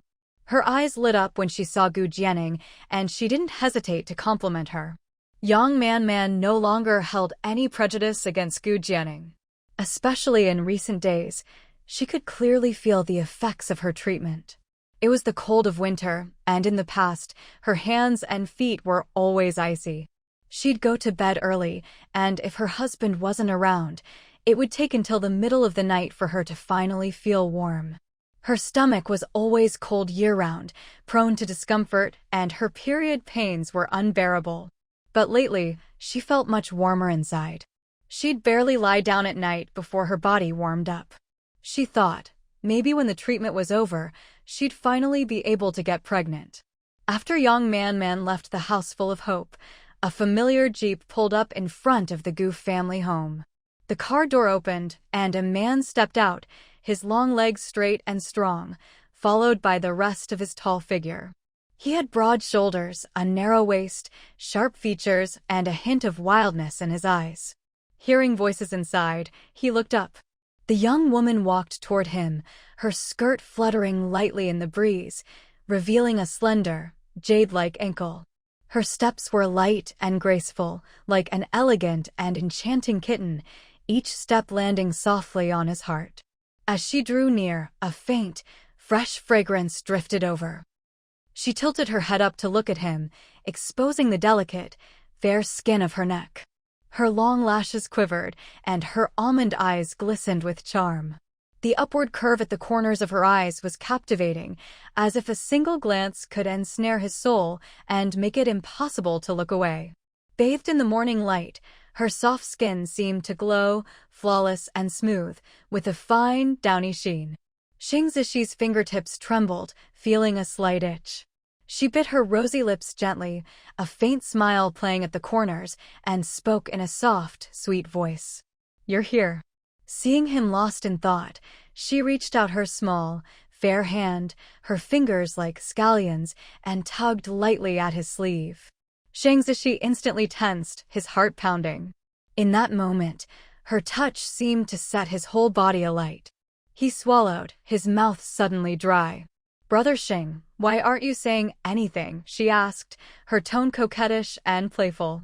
Xing Zishi coughed lightly, snapping back to his senses. "You look beautiful today." It was obvious she'd dressed up carefully for him. His heart was bursting with joy. If he had a tail, it would be wagging. Gu Jianing knew she was pretty, but hearing Xing Zishi's praise still made her happy. She'd never been one for false modesty. Tilting her chin up like a proud little cat, she said, "I've always been good-looking. When I dress up, I look even better." She lowered her gaze, long lashes casting a shadow over her eyes, and muttered softly, "Today is the day we take our marriage certificate photo. It only happens once in a lifetime, so of course I have to look my best." Xing Zishi's heart swelled with happiness. He loved that she dressed up for their special moments. Looking at his beautiful future wife, he remembered what she'd said yesterday. He thought maybe he hadn't bought enough cold cream yesterday. He'd need to stock up on more. Last night, for the first time in his life, Shang Zishi had applied cold cream to his own face. After more than 20 years, he was finally learning to take care of himself. After greeting the Gu family, Gu Jianing got in the car and Shang Zishi drove toward Qingshan County. As they passed the fields, the people working only caught a glimpse of the dust kicked up by the jeep. That's the Gu family's future son-in-law, Officer Shing's car, isn't it? Yep, that's his car. I saw it just yesterday. I think I saw the Gu family's girl in the passenger seat. Where are they off to? Where else? They're off to do what needs to be done before the wedding, of course. When Zhuqing watched the jeep disappear from sight, listening to the gossip around her, her eyes darkened as she pursed her lips and bent her head to keep digging up sweet potatoes. Li Wan, 2 people away, glanced at Wen Zhuqing out of the corner of her eye, guessing at her mood. The jeep arrived in Qingshan County and stopped right in front of the photo studio. The old photographer's eyes lit up when he saw them. You two are here for wedding photos, right? What a perfect match. The man was handsome, the woman beautiful, a couple made in heaven. Move a little closer, please. Yes, the gentleman, a bit closer to the lady. That's it, don't move. With several clicks of the camera, Gu Jianing and Shang Zishi's wedding photos were captured and preserved in that moment. The photographer looked at the pictures, growing more and more satisfied. This was the most attractive couple he'd ever photographed. He even asked if he could display one of their photos in his studio, offering to give them a half-price discount. They refused. First, they didn't care about the money. Second, Shang Zishi was an officer and would be an even more prominent figure in the future. It was best not to have his photo displayed publicly. All right, you can come pick them up in 2 days. Though a bit disappointed, the photographer, seeing Shang Zishi's uniform, realized his request hadn't been appropriate. After the photo shoot, the two of them strolled through the supply and marketing cooperative. Since they hadn't held their wedding banquet yet, even though Shang Zishi wanted to spend more time with Gu Jianing, after their shopping trip he still drove her back to the Gu house. Before she left for town, her hair had been tied in a simple bun. When she returned, there was a delicate hair clip in her hair. Standing at the door, she waved goodbye to her fiancé in uniform. 2 days later, Shang Zishi returned to the Gu house. Yao Chunhua, knowing today was the day to register the marriage, had already given her daughter the household registration booklet early in the morning. Ningning, my marriage application has been approved. As soon as she got in the car, Shang Zishi shared the good news with Gu Jianing. Perhaps he was too happy his usual sharpness and wildness had softened. Gu Jianing responded with a soft a gentle smile on her lips, clearly delighted as well. They went to the photo studio first to pick up their pictures. There were several photos, their wedding portrait together, individual shots, and a few other poses. Gu Jianing received a copy of their couple's photo, as well as Shang Zishi's solo portrait. As for everything else, Shang Zishi said he wanted it all, especially Gu Jianing's solo photo and their couple photo. Right in front of Gu Jianing, he solemnly placed them into his wallet. Watching how carefully he treasured the photos, Gu Jianing couldn't help but think of her previous life. Back then, when she and Wen Zhuqing got their marriage certificate, they'd also taken photos. But Wen Zhuqing hadn't cared much. He just snapped a random picture. At the time, Gu Jianing had been so wrapped up in the joy of getting married that she hadn't noticed. Now, comparing Shang Zishi to him, the difference between genuine affection and indifference was crystal clear. After carefully putting the photos away, Shang Zishi looked up and saw the girl staring at him, her gaze a little strange. He couldn't help but reach out and tap her on the head. What are you looking at me like that for? Your eyes look weird. That look in her eyes just now was really odd, so odd he couldn't even put his finger on it. There was a hint of sadness, but also relief and happiness. Shang Zishi couldn't decipher it, but the look vanished so quickly, he almost thought he'd imagined it. Gu Jianing covered her head with both hands, her delicate brows furrowing as she pouted. Why'd you hit me? That hurt. Of course, Shang Zishi had controlled his strength and hadn't hit her hard, but for some reason, Gu Jianing just wanted to act a little spoiled and pretend to be aggrieved. She wanted to see if Shang Zishi would feel sorry for her. Sure enough, as soon as she said this, Shang Zishi frowned, worry flashing in his eyes as he leaned over to move her hands away. Did it really hurt? Let me see. I shouldn't have hit you. Gu Jianing was secretly delighted. That's more like it. But the next second, the man's deep, magnetic voice came from above her head. You're already silly enough. If I keep hitting you, won't you get even sillier? Then I'd end up marrying a silly wife. Shang Zishi. Gu Jianing raised her little pink fist, pretending to hit him as she threatened, careful, or I won't go get the marriage certificate with you. It was as if Shang Zishi had been hit right in his weak spot. He immediately stopped dodging, a helpless yet amused smile spreading across his face as he raised his hands in surrender. All right, I give up. I was wrong, my dear fiancé. Please forgive me, don't stoop to my level. Then, with a mischievous grin, he leaned in and said, next time I see any pretty clothes, hair clips, or jewelry, I'll buy them all for you. He knew this little girl loved beautiful things the most. Gu Jianing gave a little humph, shooting him a playful, enchanting glare.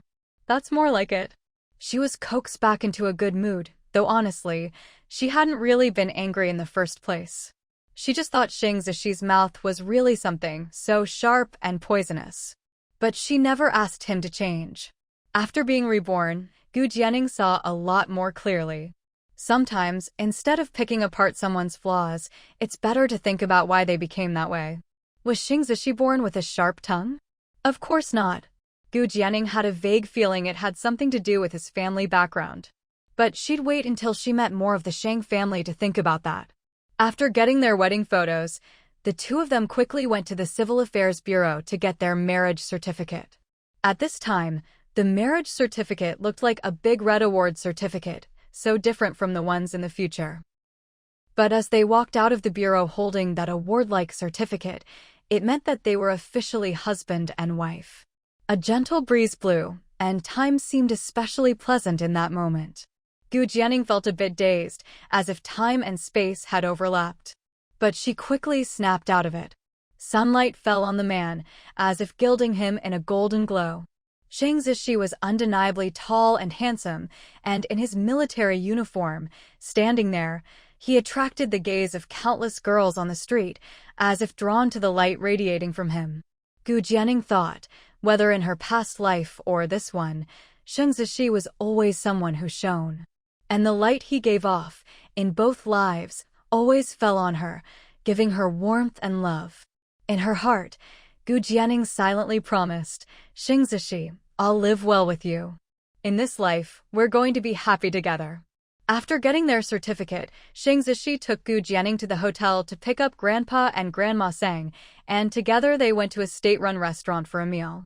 The two elders were now staying at the hotel, planning to remain until after Shang Zishi and Gu Jianing's wedding banquet before heading home. Actually, they hadn't planned to stay so long, especially since the National Weapons Research Institute really needed Grandpa Sang back. But Grandpa Sang said he still had years of unused vacation time. In the past, he hadn't cared much about taking leave. He was a man devoted to his research. But now, with his grandson finally getting married, he definitely wanted to stay with his wife and be part of the celebration. Since Grandpa Sang had made up his mind, the institute couldn't push him. After all, he had a valid reason. Still, because of his special status, they quietly assigned extra people to protect him. The two elders were overjoyed to hear the couple had gotten their marriage certificate, showering Gu Jianing with affection and calling her Ning Ning nonstop. Watching the three of them get along so well, Shang Zishi's eyes softened with a gentle smile. After the meal, once the elders were back at the hotel, Shang Zishi took Gu Jianing back to Huaihua village. But he took the big red, award-like marriage certificate with him. I'll keep this safe for us. Gu Jianing didn't mind. They were married now, who kept it didn't matter. Shang Zishi gazed at her, then gently tucked a stray lock of hair behind her ear. With a hint of emotion in his voice, he said, Ning Ning, you know, I once thought I'd be alone for the rest of my life. Gu Jianing fell silent, feeling that Shang Zishi seemed a little sad in that moment. Like a hedgehog who'd always kept his quills up, pricking everyone around him, always on guard. A silly hedgehog, unaware that when he raised his quills to protect himself, he was also hurting himself. Gu Jianing could tell that Shang Zishi had always been very guarded. But somehow, she'd managed to walk right into his heart, and once she was in, she took root. Even in her past life, when she realized she was Shang Zishi's first love, she'd wondered, what did she do to deserve it? What was so special about her? She was pretty, sure, but she knew that wasn't what Shang Zishi valued most. And now, this hedgehog, showing his vulnerable side in front of her, seemed to have put away his sharp quills and exposed his soft underbelly, longing for her touch. The breeze carried his deep, sincere voice. It wasn't until now, with you, that I realized I can have someone by my side. That the future can be something to look forward to. His mother died young. His biological father remarried, and his stepmother was a schemer, outwardly gentle and caring, but every word she spoke was laced with barbs, always trying to undermine him. Over time, his father, swayed by her manipulations, became just a father in name, offering only criticism and scolding. His stepmother was all honeyed words and a snake's heart, utterly fake. In the Shang family, Shang Zishi had long since lost anyone who cared for or loved him.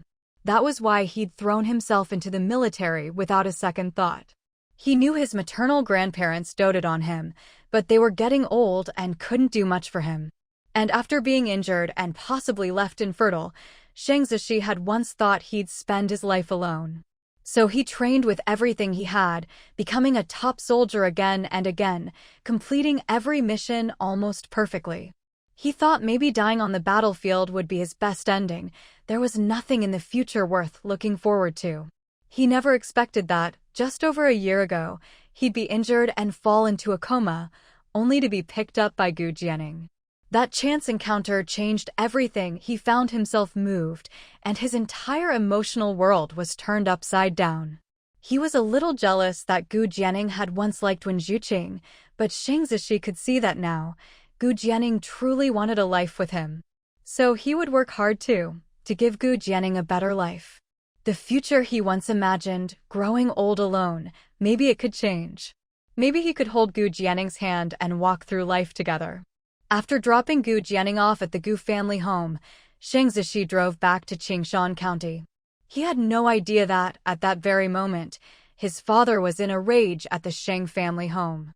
Far away in Beijing, at the Xing residence, Xing Xinhao hurled his phone to the floor, his face dark as thunderclouds, startling Fang Wanrong, who quickly got up from the sofa to soothe him.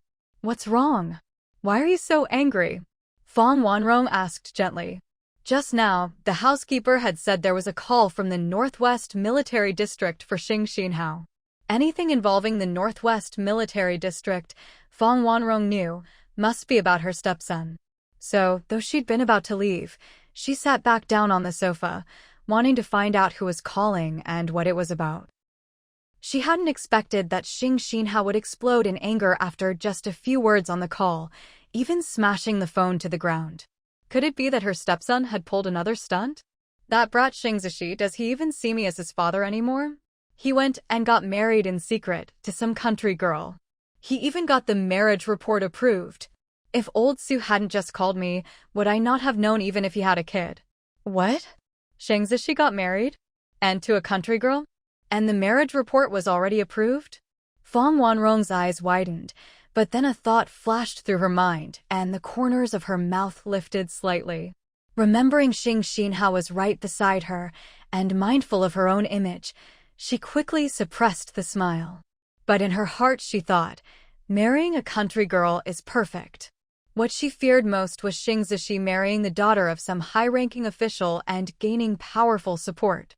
Now that he'd married a country girl, she had nothing to worry about. Except for her mapping. She'd been helping Li Shuao marry Shang Zishi, hoping to use that connection to get close to Li Tingxian. But now, Li Shuao had lost her chance completely, and as for her own daughter and Li Tingxian. Just as she was thinking this, she heard a noise at the door. Looking up, she saw her daughter leaning against the wall, face pale. Clearly, she'd overheard everything. Fang Wanrong's heart skipped a beat.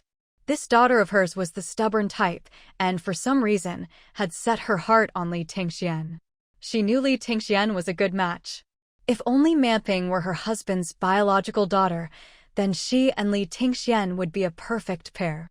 But unfortunately, Manping wasn't, and her status was awkward. But right now, Fang Wanrong couldn't worry about comforting her daughter.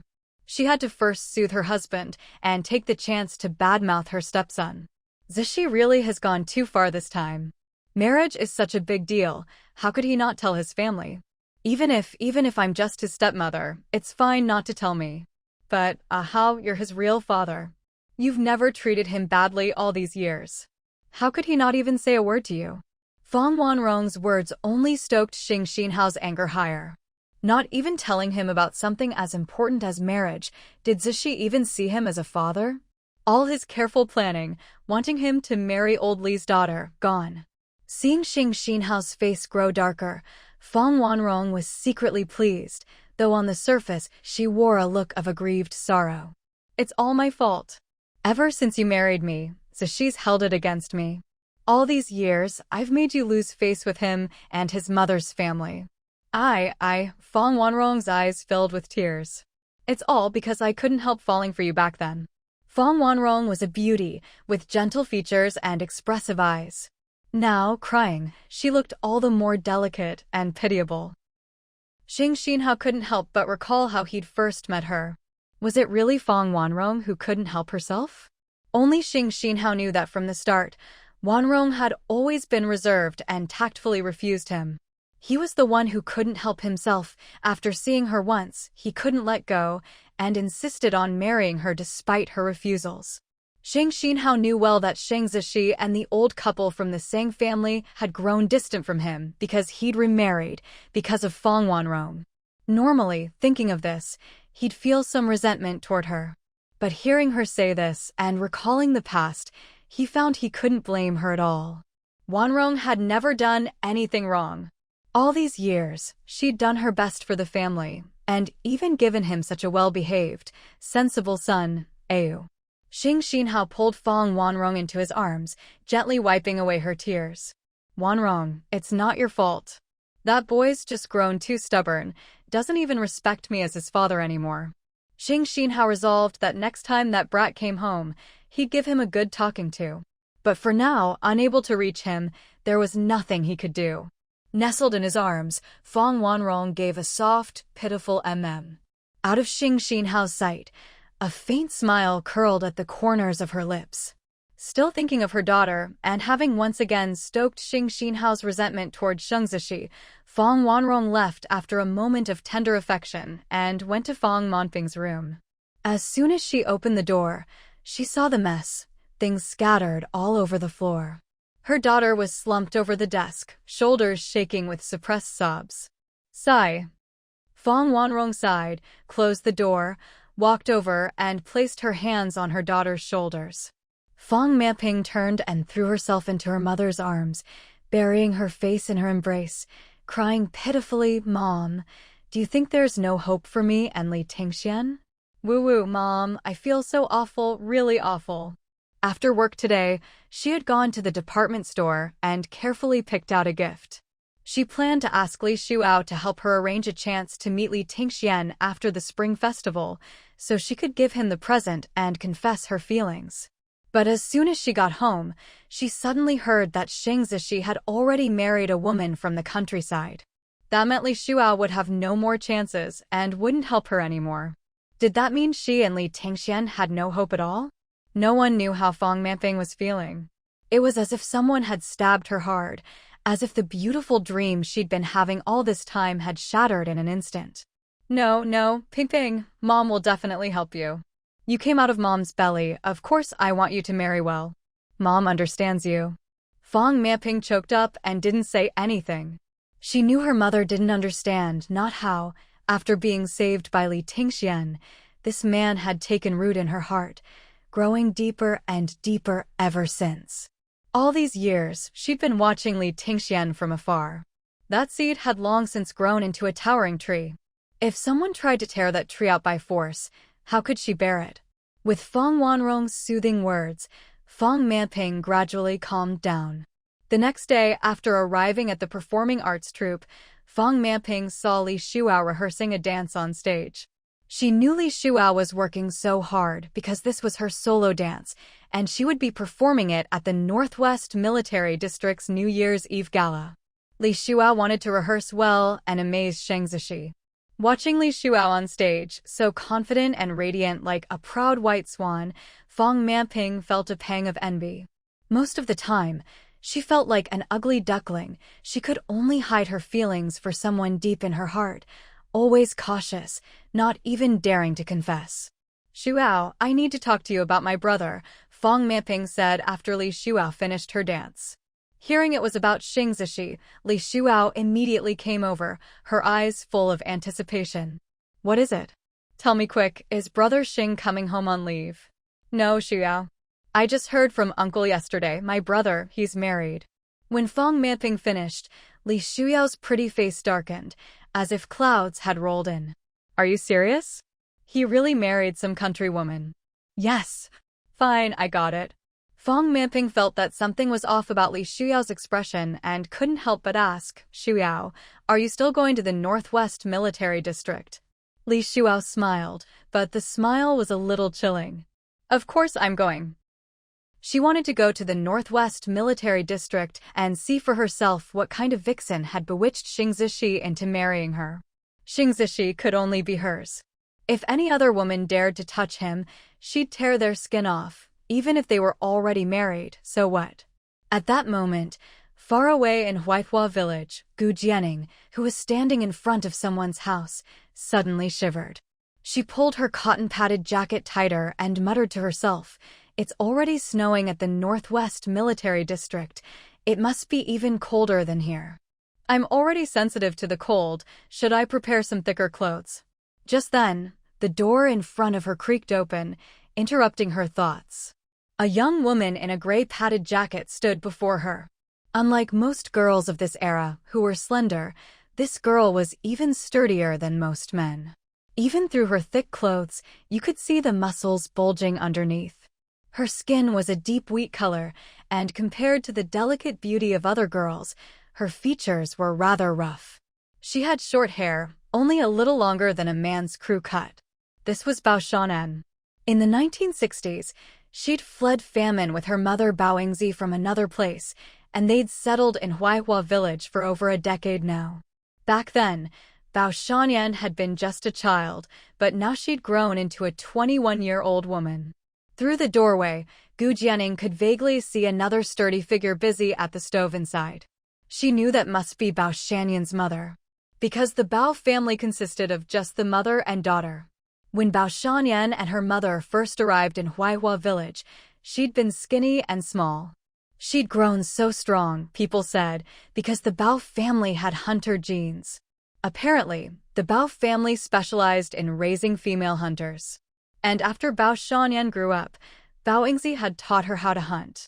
So, whenever the village organized a wild boar hunt, Bao Shan'an always led the way. Her hunting skills were even better than the men's. Even when working in the fields, she and her mother always fulfilled their quotas.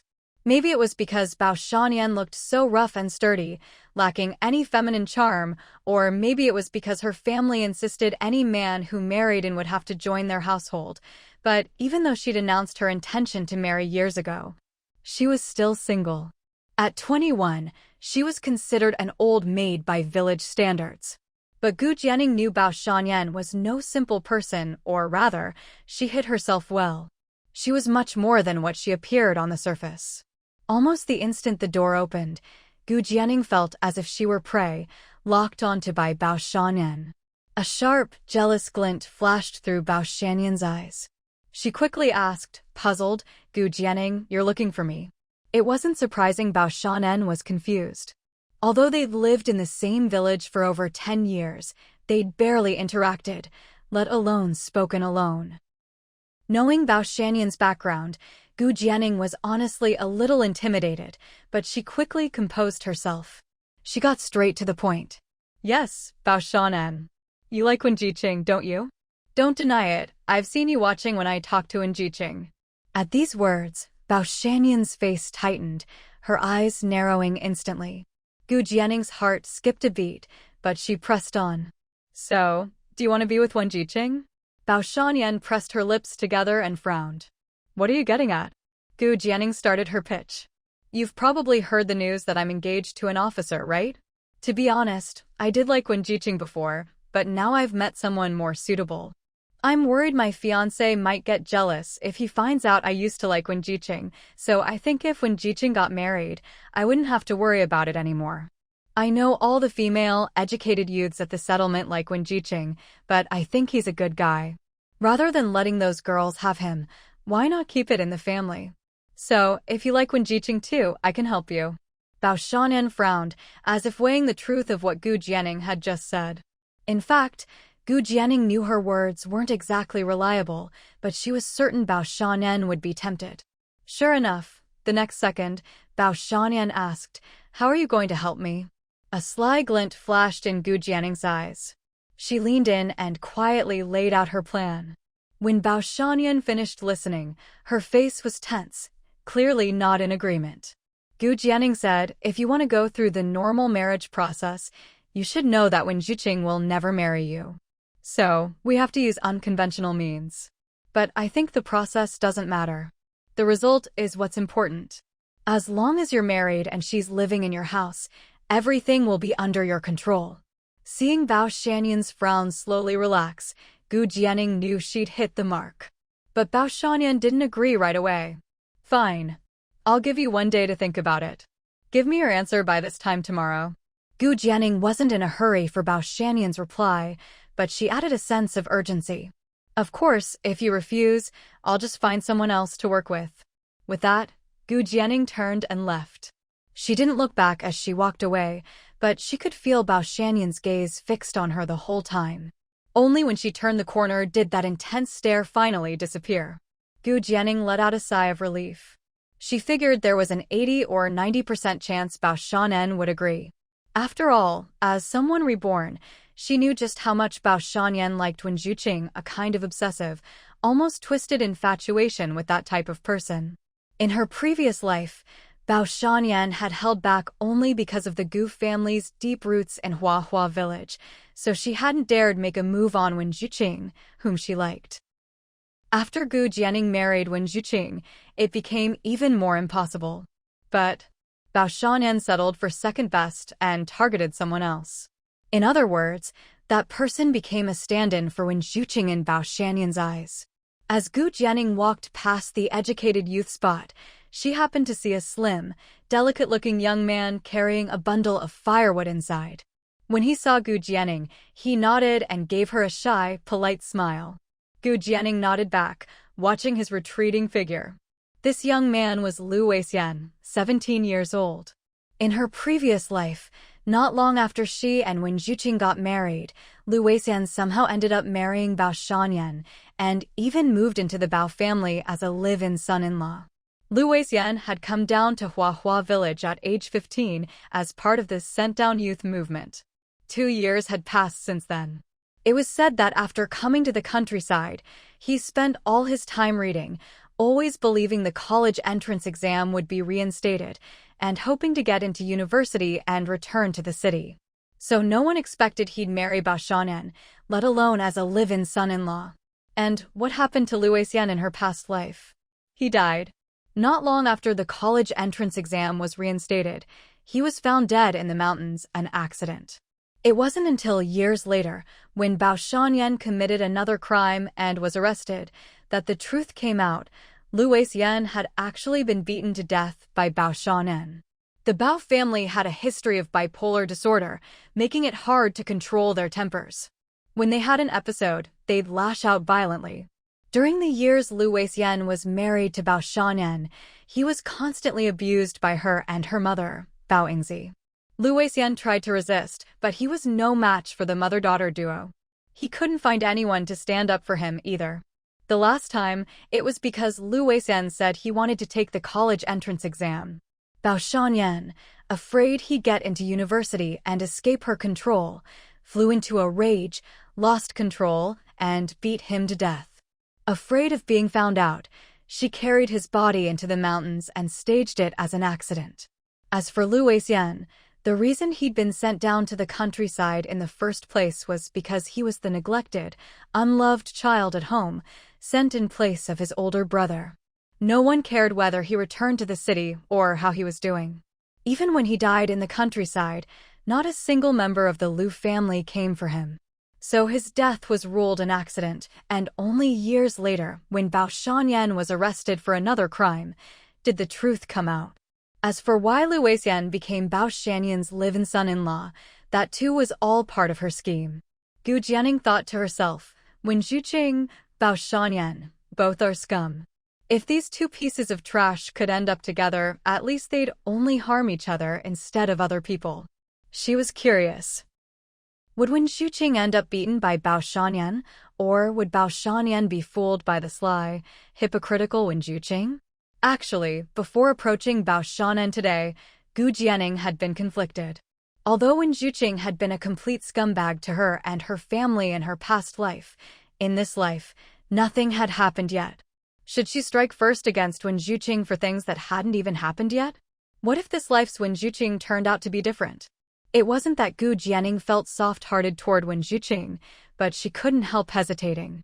But soon, something happened that erased all her doubts. That very afternoon, after her talk with Bao Shanyan, her mother, Yao Chunhua, suddenly rushed home in a panic. At the time, Gu Jianing had just finished giving her sister-in-law, Yang Man, an acupuncture treatment and was coming out of her room when her mother grabbed her hand. Yao Chunhua's face was full of anxiety and worry, her hands trembling. Jianing, what do we do? Something's happened, the pigs I'm raising, something's wrong with them. Gu Jianing quickly stepped forward and patted her mother's back. Mom, don't panic. Take a breath and tell me slowly what happened to the pigs. Yao Chunhua took a deep breath, then clutched her daughter's hand and explained. There was a small pig farm in Huahua village, raising about 10 pigs each year. In recent years, the farm wasn't privately owned, but belonged to the village collective. At the end of each year, half the pigs were handed over to the commune, and the rest were slaughtered or sold for money to share among the villagers. Raising pigs at the farm wasn't considered hard labor. You could earn 10 work points a day, and at year's end, you'd get a few extra pounds of pork. Because Gu Jianing's father was the village chief, his wife, Yao Chunhua, got the job. All Yao Chunhua had to do was feed the pigs, clean the pen, and tend to them. It wasn't hard work, and she still had time to go home to cook or rest. Back then, plenty of people envied Yao Chunhua for landing this job. She'd been working at the pig farm for 3 years. At first, some villagers complained about her getting the job, but as the pigs grew fat and healthy each year, no one could say anything. For 3 years, Yao Chunhua had done a great job, and nothing had ever gone wrong.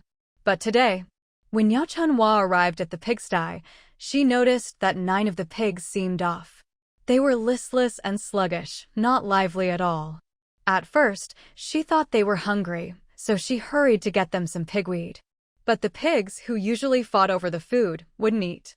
Some forced down a few bites, only to spit it back out. If that was all, Yao Chunhua wouldn't have panicked. The reason she was panicking was because, just now right before she ran home, 2 of the pigs inside suddenly collapsed, twitching on the ground, their mouths letting out hoarse cries. Some of the other pigs even started urinating. But there was actually blood in the urine, Ningning. I'm sure I didn't see wrong, that was blood. These pigs have been raised for almost a year now. In just a little while, people from the commune will come to take half of them, and the rest will be divided among the families in our village. So why would something happen at this critical moment? Do you think the pigs are going to die? Just the thought of that possibility made Yao Chunhua's face go pale. If something really happened to all 9 pigs, their village would have to answer to the commune. At that point, not only would she lose her job raising pigs, she might even have to pay compensation. 9 pigs, that's a lot of money. As soon as Yao Chunhua noticed something was wrong with the pigs, she ran straight to find her daughter. After all, her daughter was going to be a doctor and knew a thing or two about illnesses. Mom, don't worry. I'll go with you to take a look. Gu Jianing didn't waste any time and pulled her mother out the door. As they walked, she asked for more details. When she learned that her mother hadn't changed anything about how she fed the pigs recently, Gu Jianing thought, it looks like the problem isn't on Mom's end. But was it an accident, or did someone do this on purpose? If it was just an accident, that would be fine. But if someone did this deliberately, then they were definitely targeting her family. Who could it be? Gu Jianing's mind was racing, but she couldn't figure it out for now. She could only hurry along with her mother toward the village pigsty. Halfway there, they ran into her father. What's going on? I just saw you running home in a hurry. Old Gu, who was at the village committee, had seen his wife rushing home. By the time he realized something was wrong, she was already gone, so he hurried over, worried something had happened. Husband, something's happened. Yao Chanhua didn't hide anything and explained about the pigs. I was just about to take our daughter to check on them. I'll go find old Zhang. He's the village doctor. Maybe he'll have some ideas. As soon as old Gu heard, he knew it was serious. Besides their daughter, old Zhang was the only other doctor in the village. Whether he could help or not, it was best to get him to take a look. Yes, go get old Zhang. So old Gu immediately changed direction and hurried off toward the village clinic where old Zhang was. Gu Jianing thought, no matter whether this is an accident or sabotage, the most important thing is to save these pigs to cure them. Just then, she suddenly remembered something. She asked in her mind, System, this divine doctor's space of ours, it's not just for people, right? It can be bound to animals too? Like pigs. Host, yes, it can. Whether it's animals, plants, or people, as long as it can get sick, it can be bound. Gu Jianing was overjoyed. That's great.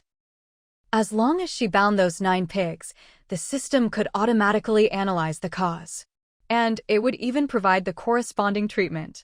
Then, as long as she quickly learned the treatment methods, she could save all 9 pigs. With a plan in mind, Gu Jianing felt much more at ease. But as they got closer, Gu Jianing frowned at the crowd of people gathered up ahead. Mom, were there this many people there before you left? It looked like half the people who should have been at work had come. They were all crowded around the pigsty. No, I was the only one there. Why are there so many people now? And it was obvious they were all discussing something about the pigsty. Gu Jianing's eyes flickered with thought. In just this short time, all these people already knew? Someone must have called them over. Are they trying to make a scene? So, was the person who called the villagers over just passing by and happened to see, or were they waiting for this to happen all along? If it's the latter, does that mean this incident was planned? And that the person behind it is targeting the Gu family? Hey, it's Yao Chanhua, she's here. Someone in the crowd with sharp eyes spotted Yao Chanhua and called out. Immediately, all eyes turned to her, and people rushed forward to ask questions. Auntie Yao, what's going on with the pigs? Are they sick, or is it swine fever? They look really bad, just twitching there. Heavens, after raising them for a year, if these big fat pigs die, what are we going to do? Chanhua, where did you go? The pigs are about to die and you ran off. Don't tell me you're the one who made them like this. One after another, people crowded around Yao Chanhua, their tone carrying a hint of accusation. Of course, Yao Chanhua wasn't one to take things lying down. Even though she was worried about the pigs, she wasn't about to let herself be bullied. Qin Zhaodi, did you eat shit for breakfast? Why is it that every time you open your mouth, it's just crap? You think I ran away? If I ran away, would you see me here now? What do you mean I made the pigs like this? Am I crazy? I just saw something was wrong and went home to get my daughter to take a look. Besides, I have a clear conscience. Why would I run? At this point, Gu Yunan and Gu Yunzhou arrived too, the 2 young men standing behind Yao Chanhua, making the others hesitate to push things further. Someone muttered, but you're the one raising the pigs. Now that something's happened, who else are we supposed to ask? Qin Zhaodi had always been jealous that Yao Chanhua, with her village chief husband, got the job of raising pigs. Back when the village decided to set up a small pig farm and needed someone to look after the pigs for 10 cents a day, plenty of women wanted the job. Qin Zhaodi was one of them. But in the end, the job went to Yao Chanhua. Because of this, Qin Zhaodi had complained endlessly behind her back, saying it wasn't fair. But she never considered that the pig farm only existed because old Gu had negotiated with the commune leaders for a long time. Even the piglets were bought through his connections. You could say, the whole thing was thanks to old Gu. So what's wrong with him letting his own wife raise the pigs? It was perfectly reasonable, no one could say otherwise. When no one supported her, Qin Zhaodi had to give up. She could only secretly hope that Yao Chunhua would mess up and the pigs would die. But no matter how much she cursed, Yao Chunhua's pigs always did well. Now, finally, something had gone wrong. As soon as Qin Zhaodi heard, she rushed over and called others to come too. Seeing the pigs looking like they were about to die, she was practically gleeful, attacking Yao Chunhua like a mad dog. If Gu Yunan and Gu Yunzhou hadn't shown up in time, and if Yao Chunhua hadn't stood her ground and talked back, who knows, maybe the villagers would have been incited by Qin Zhaodi by now. It's not that the villagers just blindly listened to Qin Zhaodi. It's just that, in these times of thin clothes and little food, some families might not even get to eat pork a few times a year. So every pig raised in the village was a treasure in the eyes of the villagers. To put it bluntly, the pigs were even more precious than people.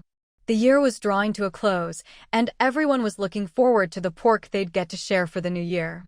But now, out of nowhere, something had happened to the pigs. And not just 9 pigs had fallen ill at once, and things looked bad. Naturally, the villagers who came running over were agitated. But after Yao Chunhua spoke to them, things calmed down a bit. But Auntie Yao, something's definitely wrong with the pigs. We should figure out what to do. Yes, we need to do something. I know, that's why I called Ningning over. Only then did everyone realize that Yao Chunhua had been holding Gu Jianning's hand the whole time. When she said this, it dawned on them right. Gu Jianning studied medical care, and she was the only one in the village with any medical training, even if it was just at the technical school level.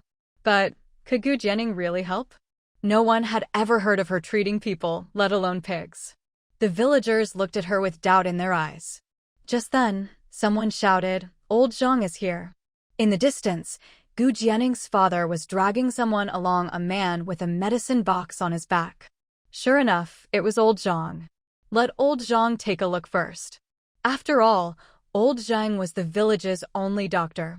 At that moment, old Zhang was being dragged along by Gu Jianning's father. When they finally stopped, he was panting hard and cursing in his heart. What did I do to deserve this? Last time, I was dragged out in a hurry to check on your daughter, who jumped in the river. Now you're dragging me to look at your wife's sick pigs. Is it because I'm an old bachelor with no wife or kids to help me, or because I treat you like a brother? But grumbling aside, whenever Gu Jianning's father needed something, old Zhang always came right away. They'd been friends since childhood, after all decades of friendship. Still, the crowd parted to make way, and old Zhang was brought to the pigsty. Looking at the pigs inside, some listless, some convulsing on the ground, he could tell right away that things were bad. I treat people, not animals. I'm not a vet, I might not be able to help. Just take a look first. We have to try. In the end, old Zhang went in to check. No matter what, it was better to look first. After all, no one in the village wanted anything to happen to those fat pigs. System, find those 9 fat pigs. Ding. Patient number 2 bound. Scanning. Results pending. Ding. Patient number 3 bound. While old Zhang was examining the pigs, Gu Jianning quietly had the system bind them as patients. She glanced around. By now, quite a crowd had gathered, not just villagers, but also some of the educated youth. She even spotted Wen Zhuqing, who was talking to a male educated youth. Sensing Gu Jianning's gaze, Wen Zhuqing looked over calmly, as if nothing was out of the ordinary. Gu Jianning withdrew her gaze, frowning in thought. Who was behind this incident? Standing behind her mother, Gu Jianning used her mind to operate the system's patient panel. She first checked the condition of the first fat pig. Soon, the system displayed the pig's age and current physical status. One look at the health report, and she knew things were bad.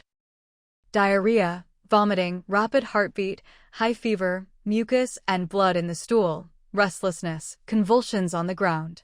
Gu Jianing focused on the diagnosis. Diagnosis: food poisoning. The pig accidentally ate toxic crotalaria seeds, known locally as pig dung beans. This is acute food poisoning.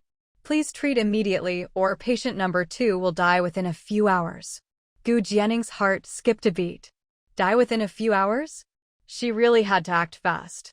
She couldn't let these pigs die. But toxic pig dung beans. Gu Jianing knew about these. They were a common wild plant in the countryside, growing everywhere. But any experienced villager knew that most crotalaria seeds were poisonous to both humans and animals. Gu Jianing was certain her mother would never feed those to the pigs. If it wasn't her mother, then it must have been someone else. At this point, Gu Jianing was sure someone was targeting the Gu family. As for who, she couldn't say yet. She checked the other pig's symptoms. They were all about the same as pig number 2. But that could wait. The most important thing now was to save the pigs. Standing behind her mother, Gu Jianing let her consciousness enter the divine doctor's space. Would the host like to begin studying? Yes. In the space, several books on pig food poisoning appeared before her, along with a few veterinary teachers standing nearby. Standing behind her mother, head lowered where no one could see, Gu Jianing began to study like mad. Luckily, time in the space passed much faster than in the real world. 1 hour outside was a year inside. Gu Jianing figured that with a month in the space, she should be able to master this. Yao Chunhua, unaware of what was going on, thought her daughter was just scared by the crowd's aggressive questioning. She shielded Gu Jianing behind her. Her daughter was delicate, after all. She even started to regret calling her daughter over. If Ningning could cure the pigs, great. But if she couldn't, wouldn't that just get her in trouble? Gu Jianing, deep in her frantic studying, had no idea what her mother was thinking, nor how much time had passed in the space. Until the system chimed. Ding! Congratulations, host has passed the exam. Reward: 9 points and a 24-hour time rewind card, single use. Gu Jianing snapped back to reality behind her mother, her eyes a bit dazed, as if she'd just returned from another world. After a moment, her gaze cleared. Then she saw the system's reward. 9 points? Was it because of the 9 pigs? Only 1 point per pig. Clearly, pigs weren't worth as much as people. Last time, when she treated her sister-in-law's uterine cold, she got 10 points for passing the exam. But this 24-hour time rewind card. Gu Jianing read the description. For a designated place or person, you could view any 24-hour period from the past as a video. What a useful thing. Gu Jianing's mind started to turn, but she decided to wait for now. How much time had passed in the real world? She looked toward the pigsty. Old Zheng seemed to have finished his examination and was coming out. Gu Jianing figured only a few minutes had passed. Old Zhang, how are the pigs? Yeah, can they be saved? As the anxious villagers crowded around him, old Zhang let out a sigh. Everyone, I'm sorry, but I'm not a veterinarian. From what I can see, the problem with these pigs is in their digestive systems, but as for the exact cause, I really can't say. Old Zhang's medical skills were only average to begin with. He usually just helped the villagers with common, minor ailments. If anyone had a serious illness, he'd always advise them to go to the county hospital. Now, being asked to diagnose pigs, a completely different field, it was only natural that he couldn't figure it out. But the villagers had a hard time accepting this answer. Oh no, even old Zhang can't figure it out. What are we supposed to do? Exactly, these pigs look really bad. If we don't treat them soon, they'll die.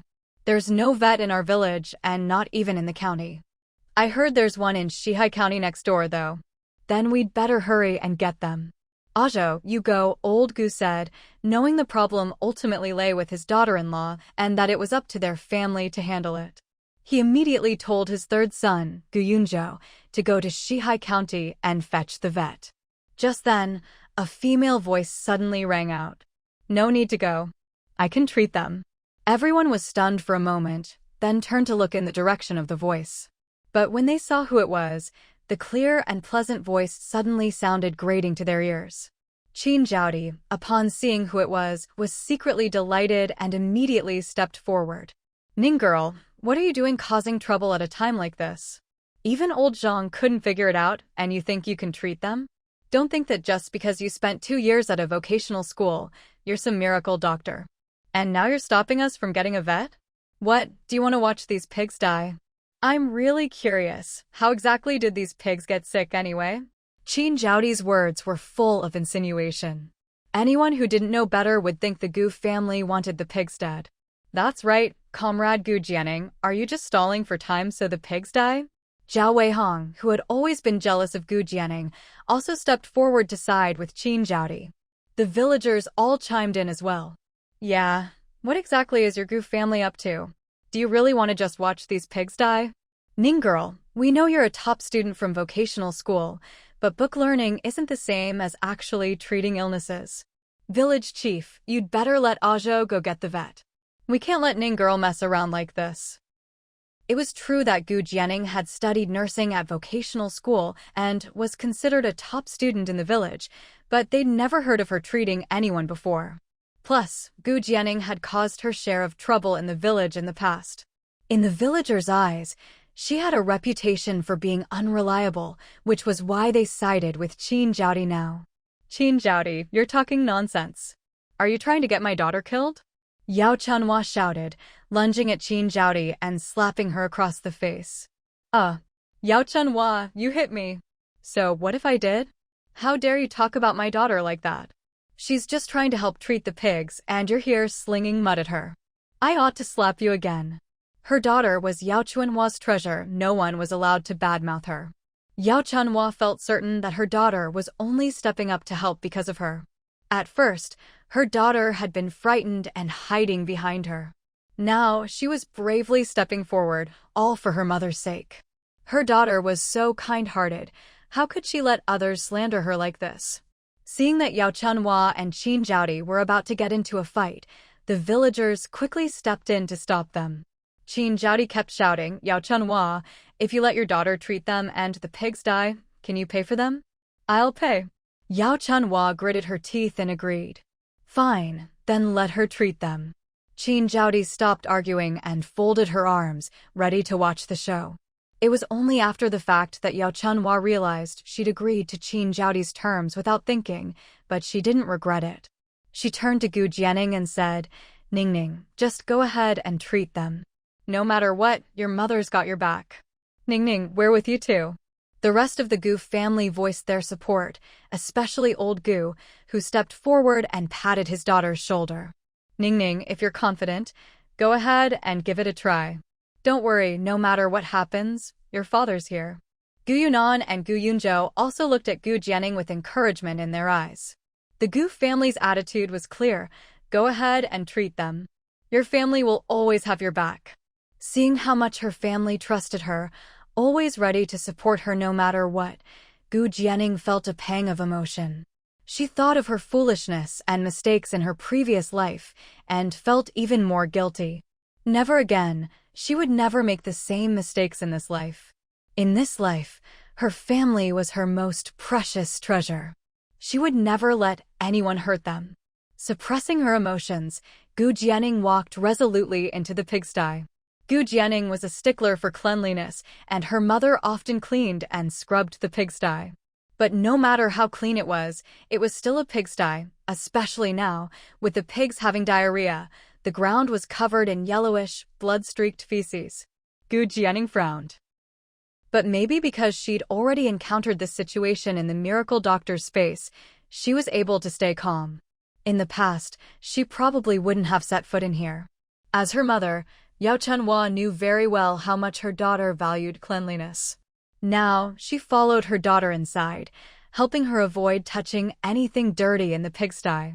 The fact that Gu Jianing dared to enter the pigsty surprised the villagers.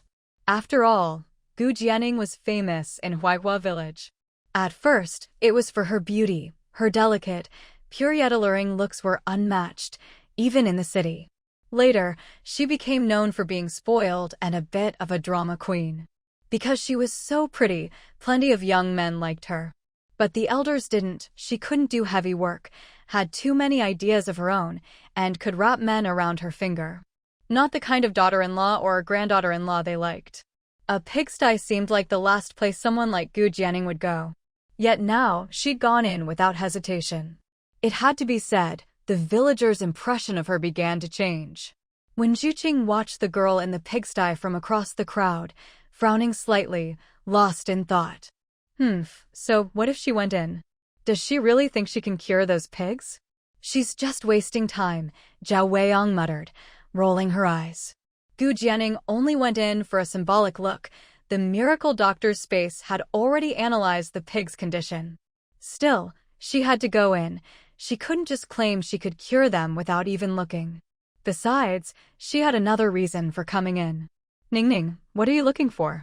Yao Chanhua asked in a low voice. She could tell her daughter seemed to be searching for something. Before long, Gu Jianing was using a stick to poke through a pile of leftovers the pigs had eaten. Her gaze quickly locked onto something. She found a clean, large leaf, used the stick to pick up the item, and placed it on the leaf. Mom, do you recognize this? Have you ever fed this to the pigs? Yao Chanhua leaned in for a look. As soon as she saw it, she immediately recognized it. This is pig dung bean. How did this end up here? I've never fed pig dung bean to the pigs. Her voice rose in surprise. At that moment, the villagers outside all heard her. What? Pig dung bean? The pigs got sick because they ate pig dung bean. Pig dung bean is poisonous. How could anyone feed that to pigs? Old Zhang was the first to come over and take a look. His cloudy eyes instantly recognized it. Yes, that's pig dung bean. So that's the reason. He looked at Gu Jianing with approval in his eyes. This young girl was impressive. She'd discovered something he hadn't, and even recognized what it was.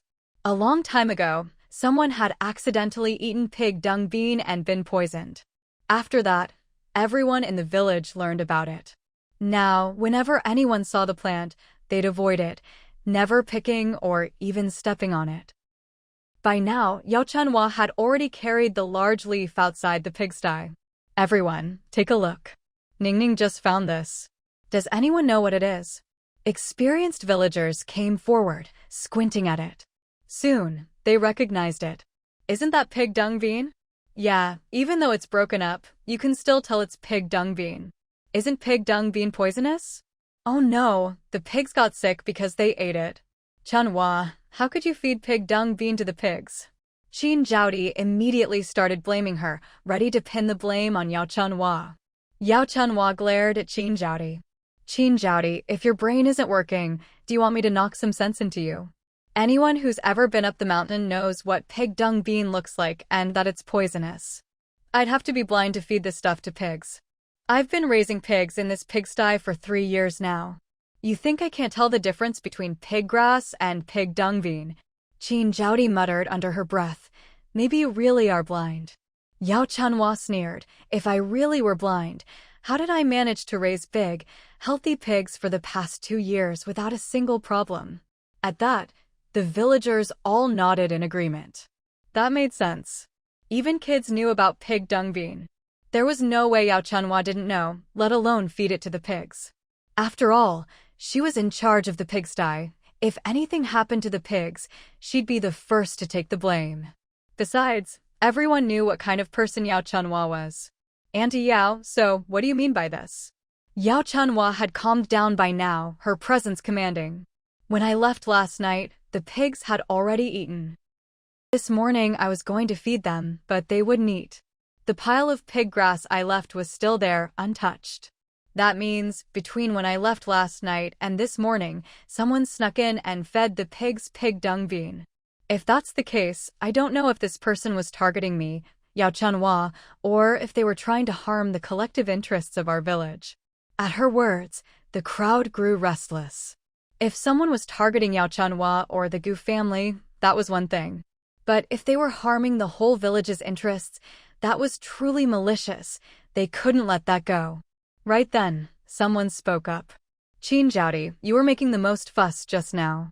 Could it be that you're the one who secretly fed the pigs pig dung bean? After all, it was obvious Qin Zhaodi had a grudge against Yao Chanhua. Qin Zhaodi's eyes widened. She hadn't expected that just because she disliked Yao Chunhua, she'd be suspected. She immediately jumped up. I'm a member of Huaishu Village too. I'm counting on eating pork at the end of the year. Why would I want the pigs to die? Don't talk nonsense. Qin Zhaodi's eyes darted around, and she quickly came up with an idea. I actually think it's unlikely to be someone from our village. It's more likely those educated youths, after all, they don't get any pork. The crowd considered this and found her words reasonable. The villagers of Huaishu Village were all looking forward to eating pork, so it was unlikely to be one of them. But the educated youths, well, they didn't get any pork. And although they'd been behaving lately, no one had forgotten how much trouble they'd caused when they first arrived. Don't make baseless accusations. Do you have any evidence? We're educated people.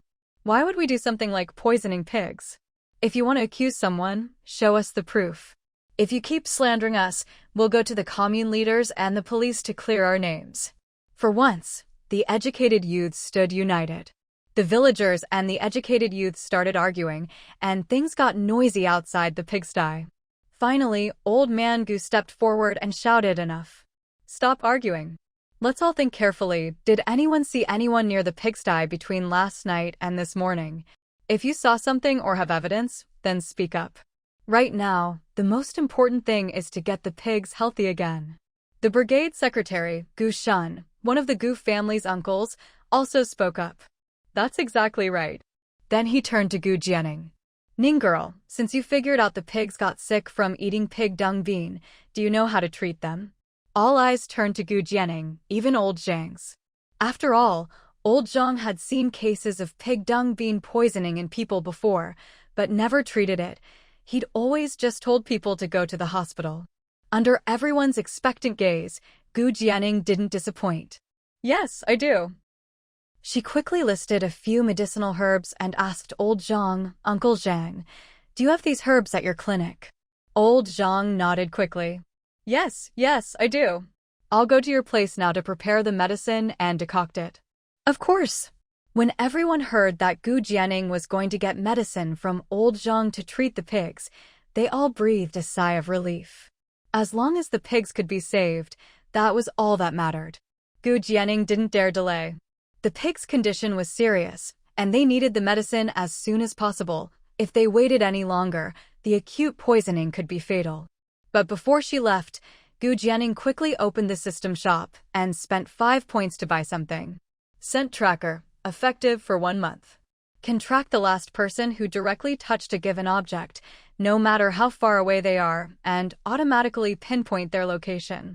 Gu Jianing only had 20 points left, but she felt it was worth spending 5 points, so long as she could find the person who tried to frame the Gu family.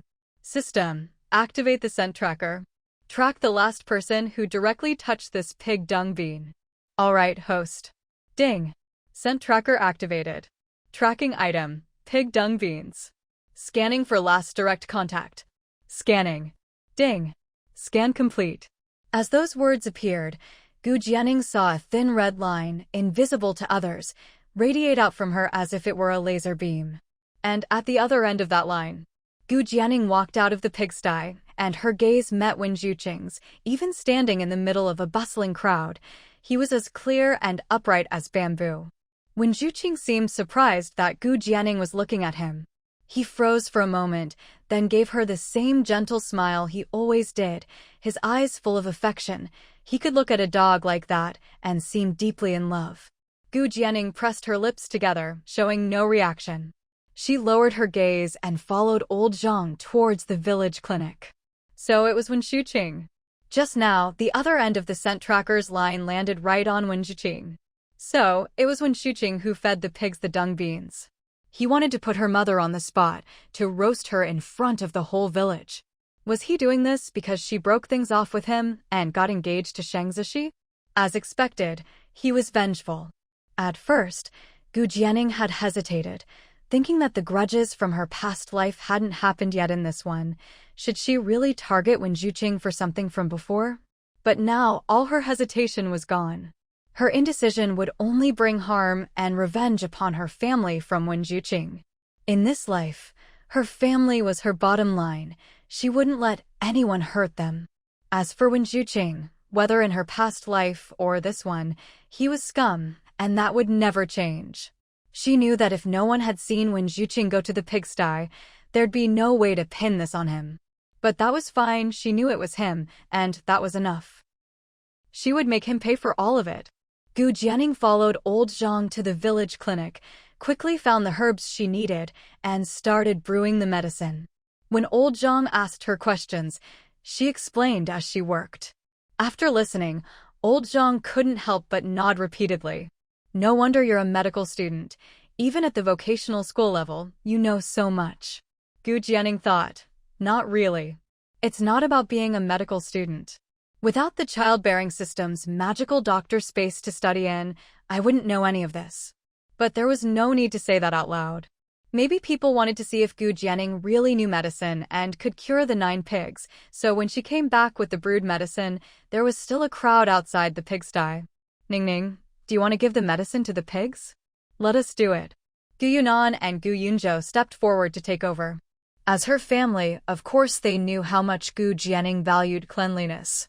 Letting Ningning go into the pigsty to examine the pigs was already a big deal. How could they let her feed them medicine too? This was a job for the men who weren't afraid of getting dirty and had the strength for it. Gu Jianing didn't argue. Luckily, the pigs were weak and listless, so they didn't struggle much, and soon all of them had taken their medicine. The medicine needed to be given 3 times a day, so the next 2 doses would have to wait. Gu Jianing didn't linger at the pigsty.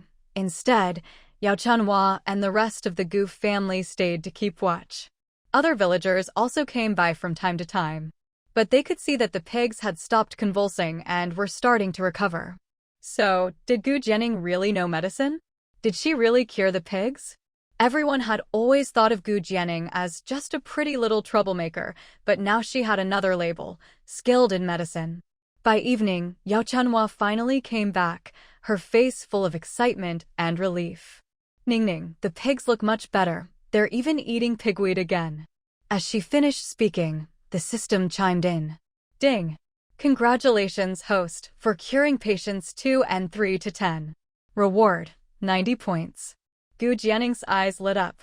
She hadn't expected to get 10 points per pig. 9 pigs meant 90 points. Adding the 15 points from before, she now had 105 points. That meant she could finally buy the super body scanner for her eyes that she'd been wanting. Suppressing her excitement, Gu Jianing replied, "That's great. By tomorrow, they'll be fully recovered. It's all thanks to you, Ningning. I just wish I knew which heartless person did this to our family. If I ever find out, I'll skin them alive." At this, the rest of the Gu family's faces grew serious. Anyone could see this was a deliberate attack on their family. But who was behind it? And would they strike again? Gu Jianing wanted to say it was Wen Zhuqing. But she had no proof, and she couldn't reveal the childbearing system. Still, when Zhuqing's actions today had strengthened her resolve, she would not let him off. When Yang Manman heard her sister-in-law had cured the pigs, she was overjoyed. This proved her sister-in-law really did know medicine. Maybe, under her care, she'd finally be able to get pregnant. That night, at the educated youth dormitory, it was getting late. After all the gossip about the day's events, everyone had returned to their rooms to sleep. They had to get up early for work tomorrow. When Zhuqing was the last to finish washing up, he was carrying his enamel basin and towel, about to head back to his room, when suddenly a figure appeared in front of him. Blocked, when Zhuqing instinctively frowned. When he looked up and saw who it was, he smiled gently. "Comradely, is there something you need?" The moonlight illuminated Li Wan's face.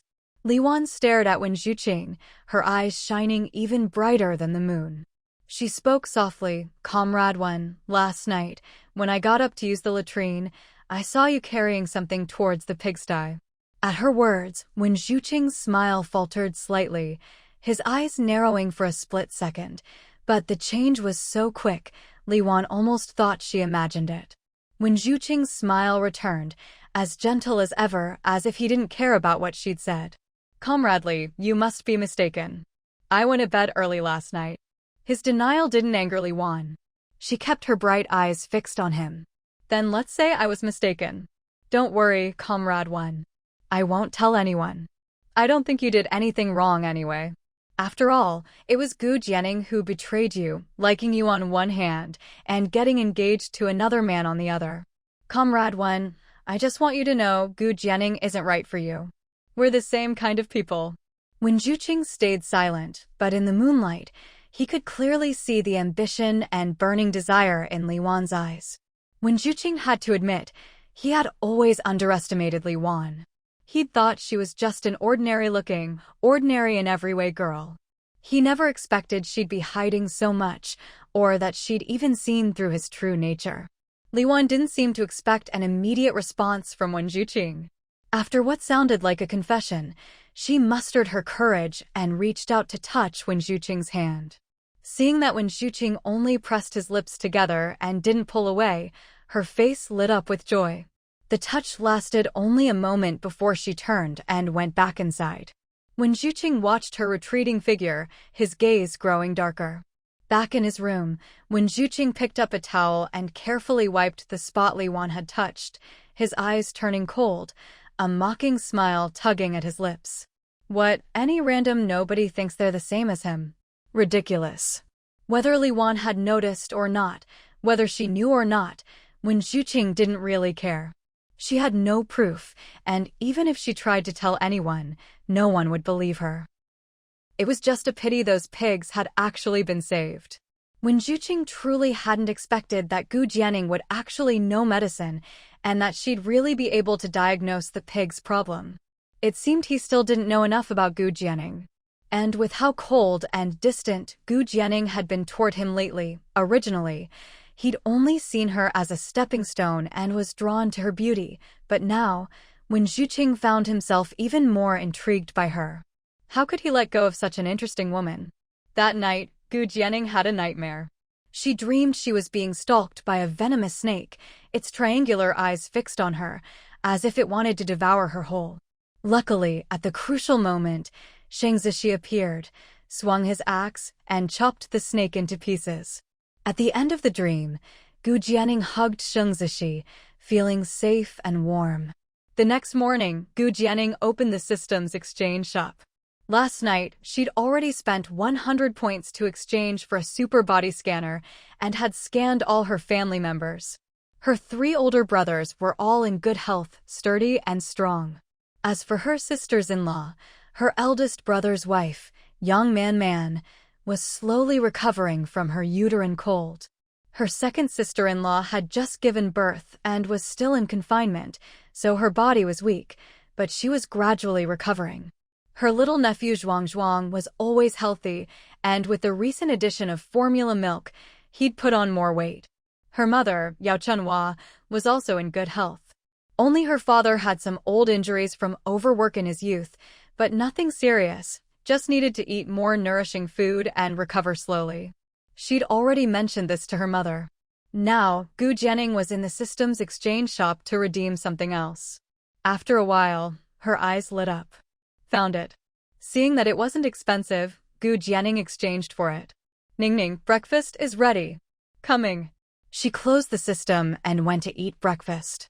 After she finished and was about to head out, she saw Bao Shanyan standing at the door.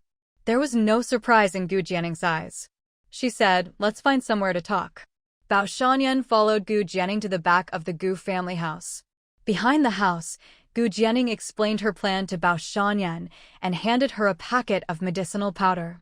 Bao Shanyan took the powder, not questioning the plan itself, but, "Aren't you afraid you'll leave evidence or get seen, and Wen Zhuqing will turn the tables on you?" After all, Bao Shanyan could see that Wen Zhuqing was definitely not as kind and pure as he appeared. That guy was cunning. Normally, you'd want to stay far away from someone like that. But Bao Shanyan wasn't afraid. She figured that no matter what schemes he had, strength was everything, and she and her mother just happened to be stronger than most men. Besides, she really did like Wen Zhuqing's looks. Maybe it was because she didn't have them herself, so she wanted to find a good-looking man, hoping their child would inherit some of those looks. "I have my own ways," Gu Jianing replied. As for what those were, there was no need to tell Bao Shanyan. After all, their relationship was purely one of mutual benefit. "Fine, as long as you're confident." Otherwise, I wouldn't help you. Same here. After parting ways with Bao Shanyan and returning to her room, Gu Jianing opened the system's exchange shop and bought a pen and a disposable paper mouse. The pen cost 0.5 points, and the paper mouse cost another 0.5 points. Gu Jianing wrote a sentence on a piece of paper with the pen, tore it off, folded it, and placed it in the paper mouse's mouth. She then told it Wen Zhuqing's bed location at the educated youth spot. The moment she finished speaking, the gray paper mouse flashed with light and seemed to come alive. From a distance, it looked just like a real, glossy mouse. In the next second, it turned and ran off with the paper in its mouth, moving so fast it left only a blur. The gray mouse ran straight to the educated youth dormitory. At that time, no one was there, everyone was out working in the fields. The gray mouse found Wen Zhuqing's bed with uncanny accuracy and, with an impossible leap, jumped onto it. It placed the folded paper under the pillow, most of it hidden, with just a small corner sticking out. Then the gray mouse jumped down and went still. In the next instant, as if spontaneously combusting, it burst into flames. The once lively mouse turned back into a paper mouse, then into a pile of ash. A breeze blew in, scattering the ashes. No one witnessed any of this. It wasn't until noon, when the educated youths returned from work. As soon as Wen Zhuqing entered, he glanced at his bed and immediately noticed the corner of paper sticking out from under his pillow. His bed was always neatly made, and he was very familiar with his own things, so he instantly noticed something out of place. He walked over and, making sure no one was watching, slipped the paper into his palm. He waited until he was alone before unfolding it. The handwriting was instantly recognizable. Wen Zhuqing immediately knew it was Gu Jianing's. Previously, Gu Jianing had written him little poems in order to get close to him, asking him to critique them.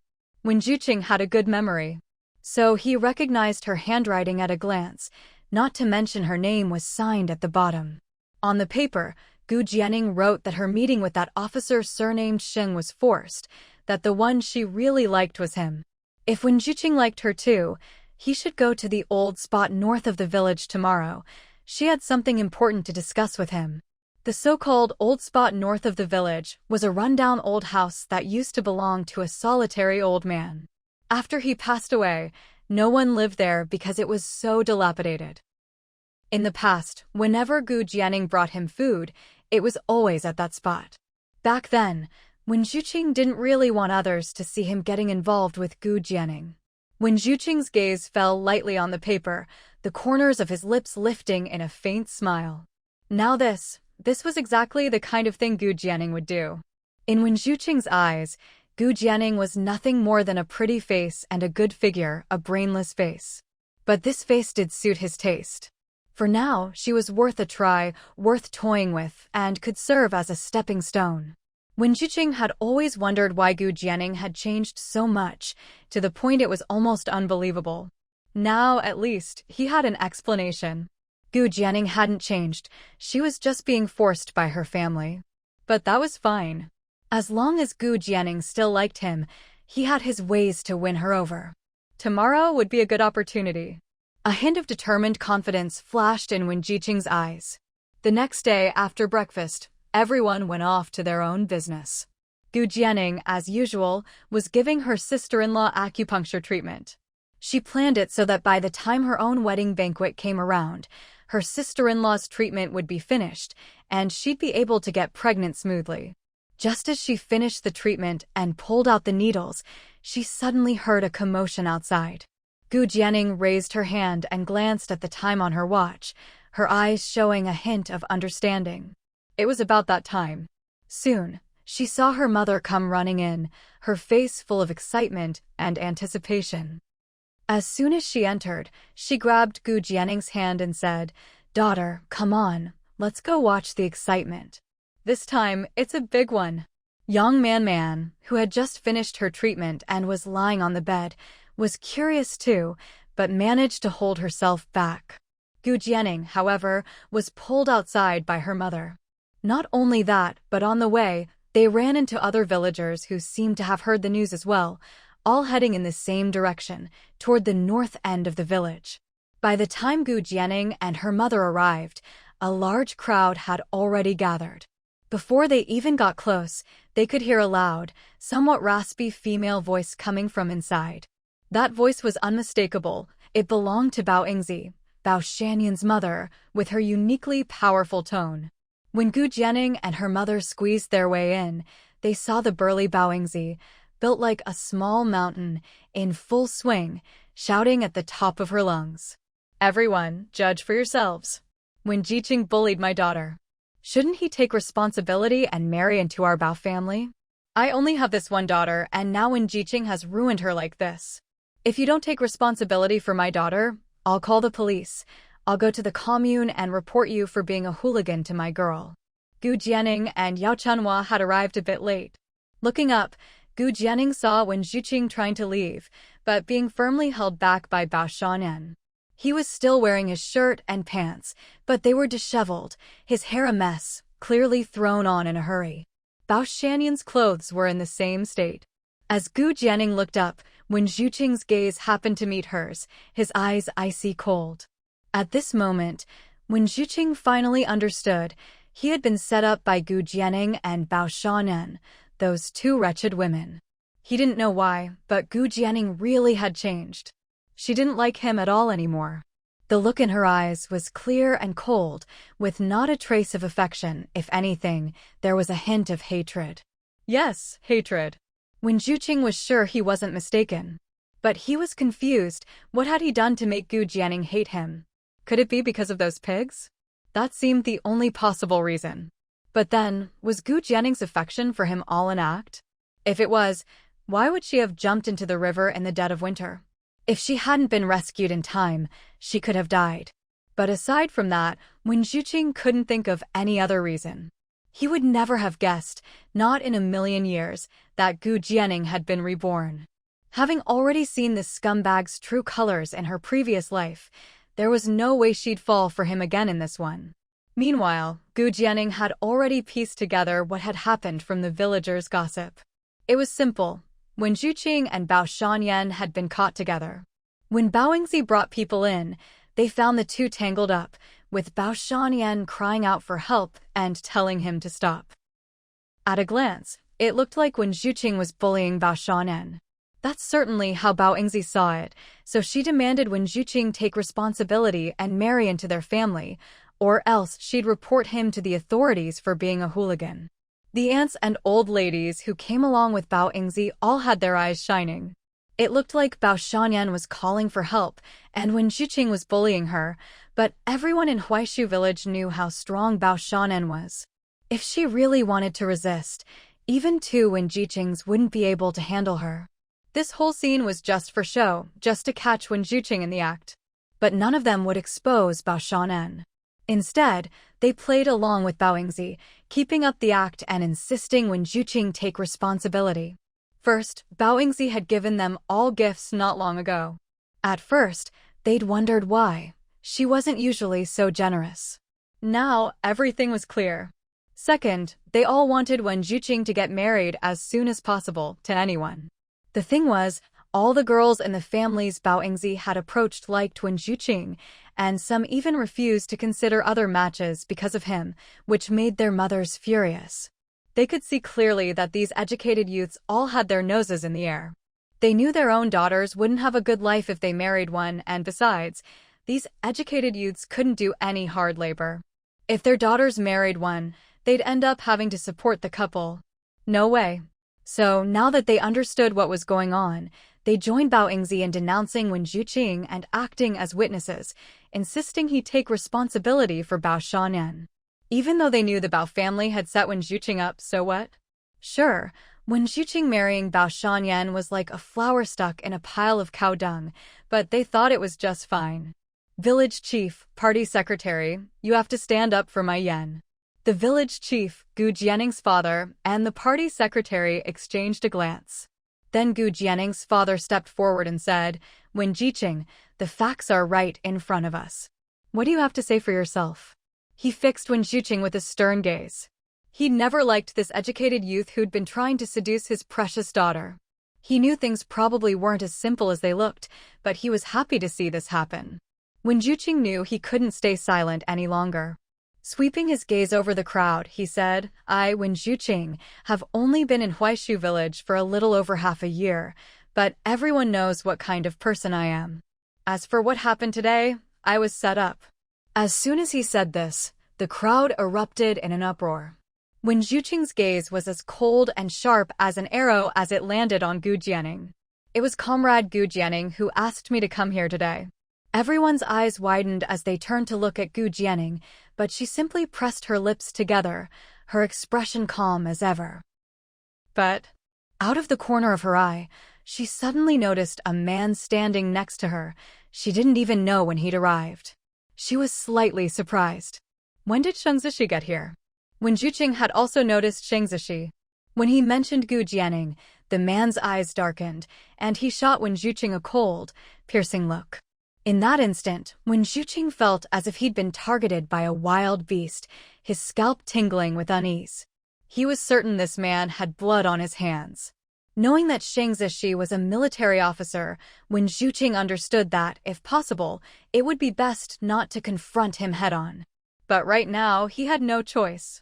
Even if he had really slept with Bao Shanyan, he didn't want to marry her. If he had to marry someone from Huaishu village, he wanted it to be Gu Jianing. Ignoring Sheng Zishi's murderous glare, he continued, Everyone knows that Comrade Gu Jianing used to like me. Yesterday, she passed me a note. On it, she wrote that she still liked me, and that the reason she'd been meeting with others and gotten engaged was because her family forced her. So, she asked me to come here to discuss things with me, because she still wanted to be with me. But when I arrived, it was Comrade Bao Shanyan I saw. She immediately covered my mouth and nose with a drugged handkerchief. When she finally let go, I'd already lost my senses. That's why what happened. To be schemed against by two women and lose his innocence, Wen Juqing, who always prided himself on being clever and outsmarting others, found this utterly humiliating. But now he had to expose this humiliation himself. Everyone knows how strong Bao Shanyan is. Forget about me. Even a crazed wild boar couldn't escape her grip. But she didn't fight back. So this was all a setup by the two of them. Accuse me of being a hooligan? Fine, call the police. I want the police and the commune leaders to see this too. We educated youth came to the countryside to support construction, but you people set us up and persecute us like this. Are you openly going against national policy? Wen Juqing was just short of outright accusing the villagers of Huaishu village of rebellion. Even if he didn't say it directly, his words still placed a huge, damning label on them. With his imposing presence and righteous, unflinching demeanor, his momentum surged, and some of the villagers started to panic. That's right, Gu Jianing used to chase after Comrade Wen all the time. We all saw it. How could Comrade Wen possibly like Bao Shanyan? Anyone with a brain would know that's impossible. So it turns out you villagers are trying to frame our educated youth. It's Comrade Wen who's the real victim, and you're turning the tables on him. No, we have to report this to the commune and the police. We can't let the educated youth be bullied like this. How are we supposed to survive here? The educated youth, men and women alike, were all righteously indignant, speaking up for Wen Juqing. Most of the female educated youth liked Wen Juqing and naturally didn't want to see him end up with Bao Shanyan, nor did they want him to be arrested. As for the male educated youth, many were jealous of Wen Juqing. They thought it would serve him right to end up with Bao Shanyan, even if it was a setup. But Wen Juqing's words made sense to them. They were already in a vulnerable position here. If Wen Juqing could be set up like this and it worked, what was to stop them from being next? So, even if they were jealous or disliked Wen Juqing, for their own sake, they had to side with him. This was Wen Juqing's cunning. He knew that feelings and relationships were all fake, only interests were real. Now, some of the villagers were starting to panic. Old Man Gu and the village party secretary both frowned. This was stirring up conflict between the educated youth and the villagers. A label this big couldn't be pinned on them. Sheng Zishi frowned, his face dark, and took a step forward, as if to say something. But Gu Jianing tugged at his sleeve. She gave him a look that said, "Trust me," and then stepped forward to confront Wen Zhuqing. "Comrade 1, you say I used to chase after you, but it wasn't because I liked you. It was because my father asked me to look after you educated youth, so I went to your quarters more often. I never thought it would be misunderstood like this. But, Comrade 1, I really don't like you. Not only am I engaged, I've already registered my marriage with Brother Sheng. We love each other. I, Gu Jianing, am not a fickle woman. I would never do what you just claimed. You say Yanzi, and I set you up, but you can't just decide that based on your own words. Even the police need evidence and witnesses to handle a case. You say I met you yesterday, did anyone see it? And that note, if it really exists, can you show it to everyone? You also say Yanzi drugged you. Where's the handkerchief? Is there any drug residue left on it? We can ask Uncle Zhang to check it. That would clear everything up. If things are really as you say, then of course Yanzi and I are at fault. But if not, then your harassment of Yanzi is a fact. We villagers of Huaishu village may not be as educated as you, but we know right from wrong and we can demand justice. Good. Gu Jianing's words were logical and well-founded. As soon as she finished, the villagers all nodded and applauded. Xing Zishi's gaze fell on his little girl. Sunlight shone on her, as if she were bathed in a halo, making her shine so brightly he couldn't look away. He could see the confidence and composure in her eyes. He had wanted to speak up, but now he decided to hold back for the moment. Maybe he could trust her to handle this herself. That's right, Comrade 1, show us your evidence. Yes, witnesses and physical evidence speak for themselves. Zhao Weihong and Li Wan were about to say something, but Gu Jianing shot them a look. If anyone is thinking of giving false testimony, you'd better consider the consequences. At that, Zhao Weihong and Li Wan hesitated and quickly stepped back. Wen Zhuqing stared at Gu Jianing in a daze. He had never seen her so sharp-tongued before, and it confirmed for him that her previous affection for him had been an act. He didn't understand how Gu Jianing could be so confident, so unflustered. Did she really think he couldn't produce evidence? He might not have a witness, but he did have physical evidence. And that evidence was right in his pocket, no one could have taken it. He reached into his pocket and felt the folded note, breathing a sigh of relief. Of course I have evidence. As he spoke, Wen Zhuqing took out the folded note from his pocket. To prevent Old Man Gu from siding with Gu Jianing, Wen Zhuqing handed the paper to the village chief. What's written on this paper is exactly what I just said. You can compare it with Gu Jianing's handwriting to find out the truth. Bao Shanyan frowned as she saw the slip of paper, debating whether she should snatch it away. If her and Gu Jianing's plan was exposed, she wouldn't have a good ending either. But in the next instant, she dismissed the idea. This was Gu Jianing's mess. She'd already warned Gu Jianing not to leave any evidence behind. If Wen Zhuqing still managed to catch something, then Gu Jianing was just too stupid. Besides, even if Gu Jianing was exposed, she could always deny any involvement or knowledge of the plan. However, Bao Shanyan glanced at Gu Jianing. Seeing that the latter remained calm, she wondered if there was some trick here. Gu Jianing used to be foolish, but ever since she was pulled out of the river after attempting to jump in, she seemed to have gotten smarter. Maybe, just like Bao Shanyan, everyone's gaze fell on the paper now in the village chief's hands. Old Man Gu was muttering to himself. This one-educated youth sounded so confident. Could it really be his daughter's handwriting? As her father, he knew very well that his daughter used to really like Wen Zhuqing. To be honest, the village chief, now the center of everyone's attention, was feeling a bit nervous too. Still, he slowly unfolded the paper. The moment he opened it, the village chief's expression changed. His face was hard to read, a bit strange and inscrutable. Old Man Gu leaned over for a look. One glance, and his own expression became just as odd as the village chief's. Village chief, does it say what Wen Zhuqing claimed? Is it Gu Jianing's handwriting? Village chief, you can't cover for her just because Gu Jianing is your relative.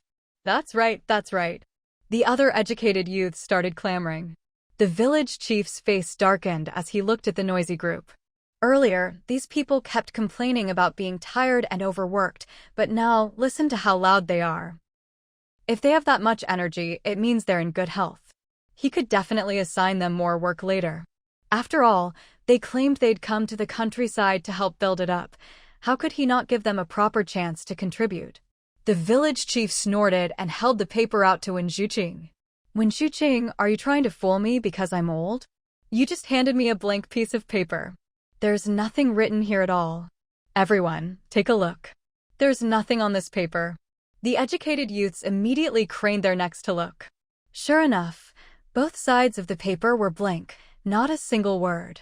At that moment, Wen Zhuqing was the one who found it hardest to believe. For the first time, panic flickered across his face. He took the paper, turning it over and over, holding it close, holding it far, but no matter how he looked at it, there wasn't a single word, not even the faintest trace of ink. How could this be? How's this possible? For a moment, Wen Zhuqing even wondered if he'd imagined receiving the note yesterday.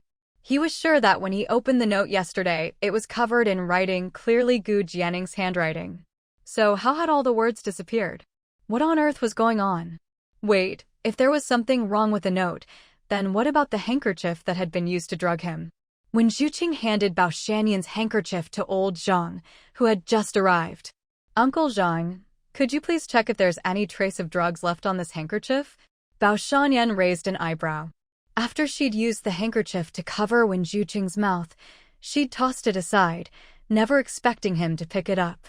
She had to admit, even after being set up and losing his innocence, Wen Zhuqing was still frighteningly rational. He'd even thought to keep the handkerchief as evidence. But right now, Bao Shanyan wasn't worried. Especially after seeing that the note, which might have had Gu Jianning's handwriting, was now blank. She was sure this was Gu Jianning's doing. So, there was no way Gu Jianning would have left any evidence on the handkerchief either.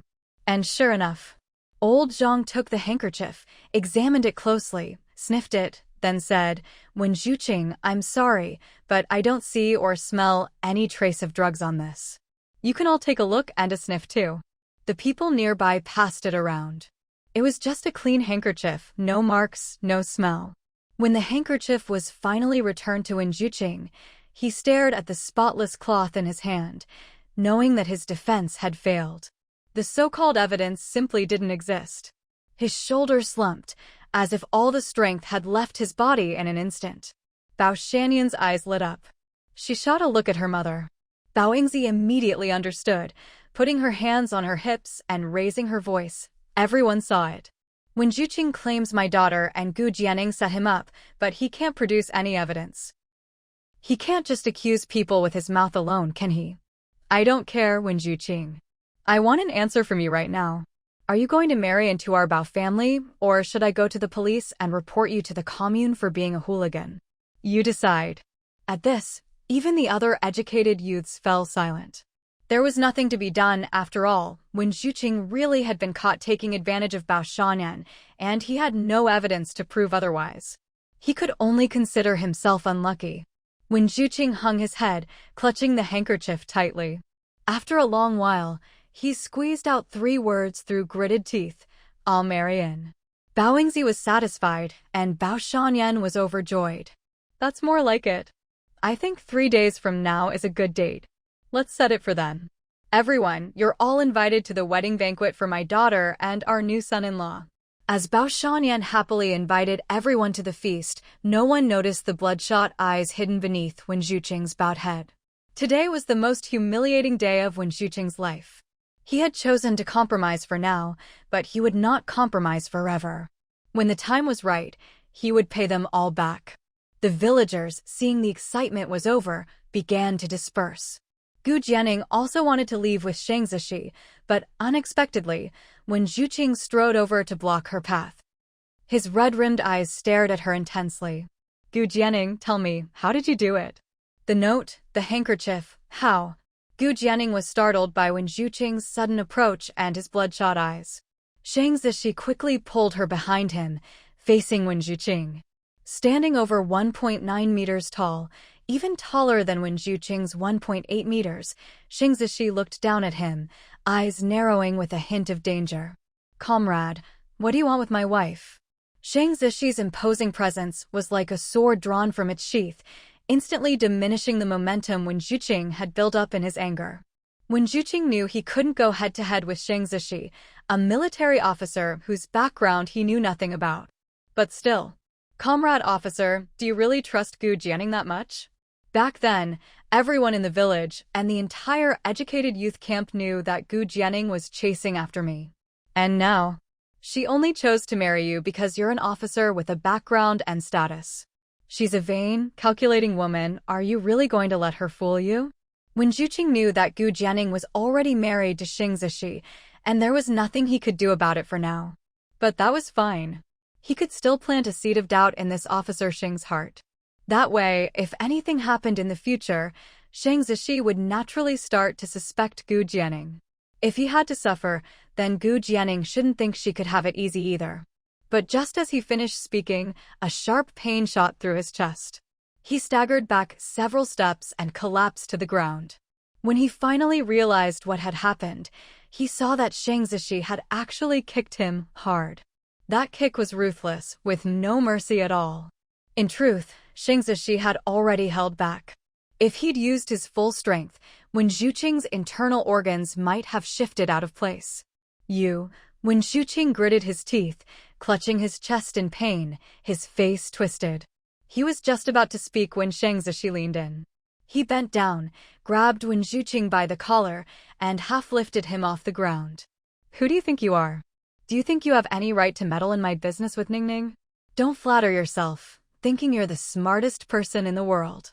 Don't assume no one sees through your little schemes. Whatever you were thinking before, Ningning is my wife now. You'd better give up on all those messy ideas you had. Otherwise..." Shang Zishi's deep eyes narrowed, a hint of menace in them. He leaned in close and said in a voice only the two of them could hear, "You know, people who meddle too much sometimes end up getting beaten up in a sack. You sure you're not forgetting the pain of your last beating, now that your wounds have healed?" With that, Shang Zishi let go, dusted off his hands, and took Gu Jianing's hand to leave. As they passed Wen Zhuqing, Gu Jianing looked at him with wide, innocent eyes and said something that nearly made him cough up blood. "Comrade Wen, I really don't know anything about the note or the handkerchief you mentioned. Please don't wrong me." Then she turned to Shang Zishi and said, "Brother Shang, let's go." Lying on the ground, Wen Zhuqing watched as Shang Zishi and Gu Jianing walked away hand in hand, his face dark as thunder. So, it turned out that one of the 2 times he'd been beaten that day, it had actually been Shang Zishi. This man had been watching him all along. The reason he'd been beaten that day was probably because Gu Jianing had jumped into the river for his sake. Shang Zishi really did care deeply for Gu Jianing. Unfortunately, even now that he knew, there was nothing he could do about it. He'd only managed to land himself in an even worse situation. But that was fine. One day, he'd turn things around. "Comrade Wen, let me help you up." Zhao Weihong and the other educated youths, feeling sorry for Wen Zhuqing, hurried over to help him back to the camp. Li Wan, on the other hand, didn't move. She was feeling frustrated herself. She didn't know whether Wen Zhuqing or Bao Shanyan was the one scheming, but she did know that once Wen Zhuqing agreed to marry into the Bao family, there was no hope for the two of them. She'd just told Wen Zhuqing that they were the same kind of people, and now, forget it. She'd have to give up on Wen Zhuqing and start looking for someone else. She was unwilling, but Li Wan had always known how to weigh her options. After walking a while hand in hand, Gu Jianing and Shang Zishi let go. Even though they were legally married, in this conservative era, it was best to be careful in public. Shang Zishi knew this, though he was reluctant to let go. His palm still lingered with the soft touch of her hand, making him reluctant to part. But Shang Zishi told himself there was no rush, they could take things slow. Gu Jianing stopped, tapping her toes nervously, head lowered. After a long pause, she finally looked up and asked, "Brother Shang, don't you have anything you want to ask me? What do you think about what just happened?" Shang Zishi didn't seem concerned about what had just happened. Instead, he cared more about how she addressed him, sounding a little aggrieved. "Ningning, we're married now. Don't you think it's time to call me something else? If you keep calling me Brother Shang, people might think you're my little sister." She was his precious wife, not his sister. Gu Jianing couldn't help but laugh. After thinking for a moment, she said, "Then, How about I call you Shiji?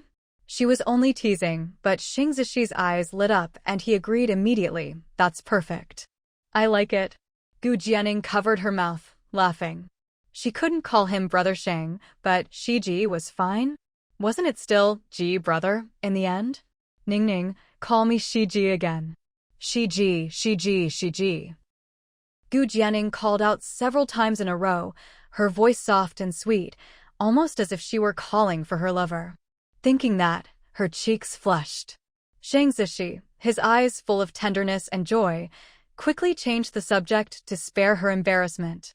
Whether it's about the past or now, I won't ask. If you did something, I trust you had your reasons.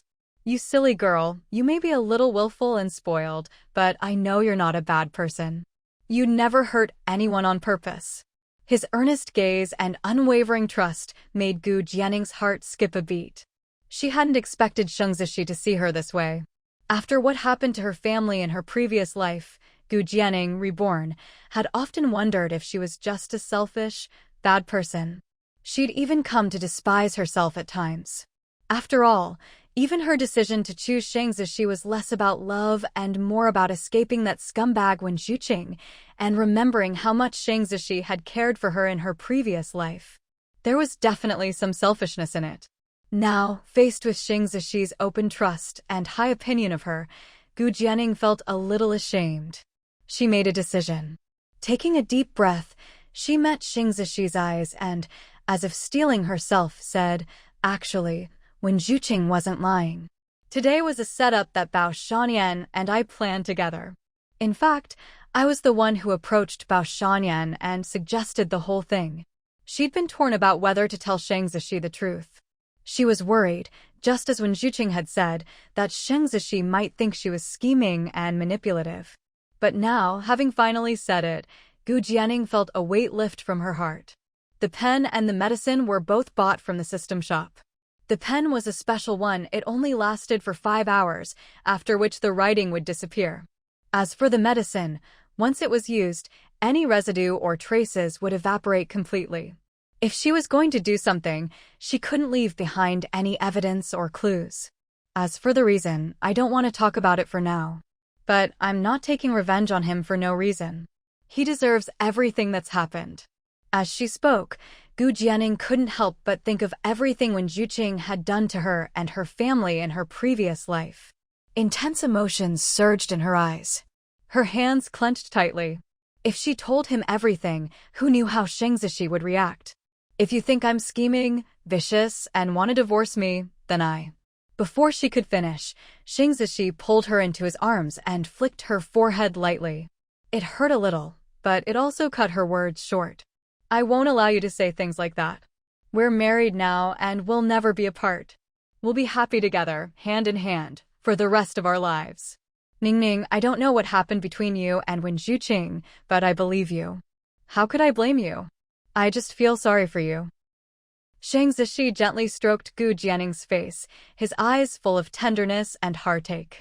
He'd just seen it, the hatred in Ningning's eyes that she couldn't quite hide. That wasn't fake. Wen Zhuqing must have done something truly unforgivable to make this little girl go to such lengths. He felt both distressed and angry at himself for letting Ningning be bullied by someone else when he wasn't around. Honestly, he thought the beating he'd given Wen Zhuqing before was far too light. Ningning, no matter what you're like, I'll always like you. Besides, I'm not exactly a saint myself. Don't you always say I have a sharp tongue? And Shang Zishi leaned in and told her about how he'd beaten up Wen Zhuqing the day of their matchmaking meeting. Gu Jianing's eyes widened, then she burst out laughing. So, Shang Zishi had been jealous over her jumping into the river for Wen Zhuqing. But really, Wen Zhuqing was such a scumbag, he deserved a good beating. After clearing the air, the two of them felt even closer, as if something invisible had drawn them together.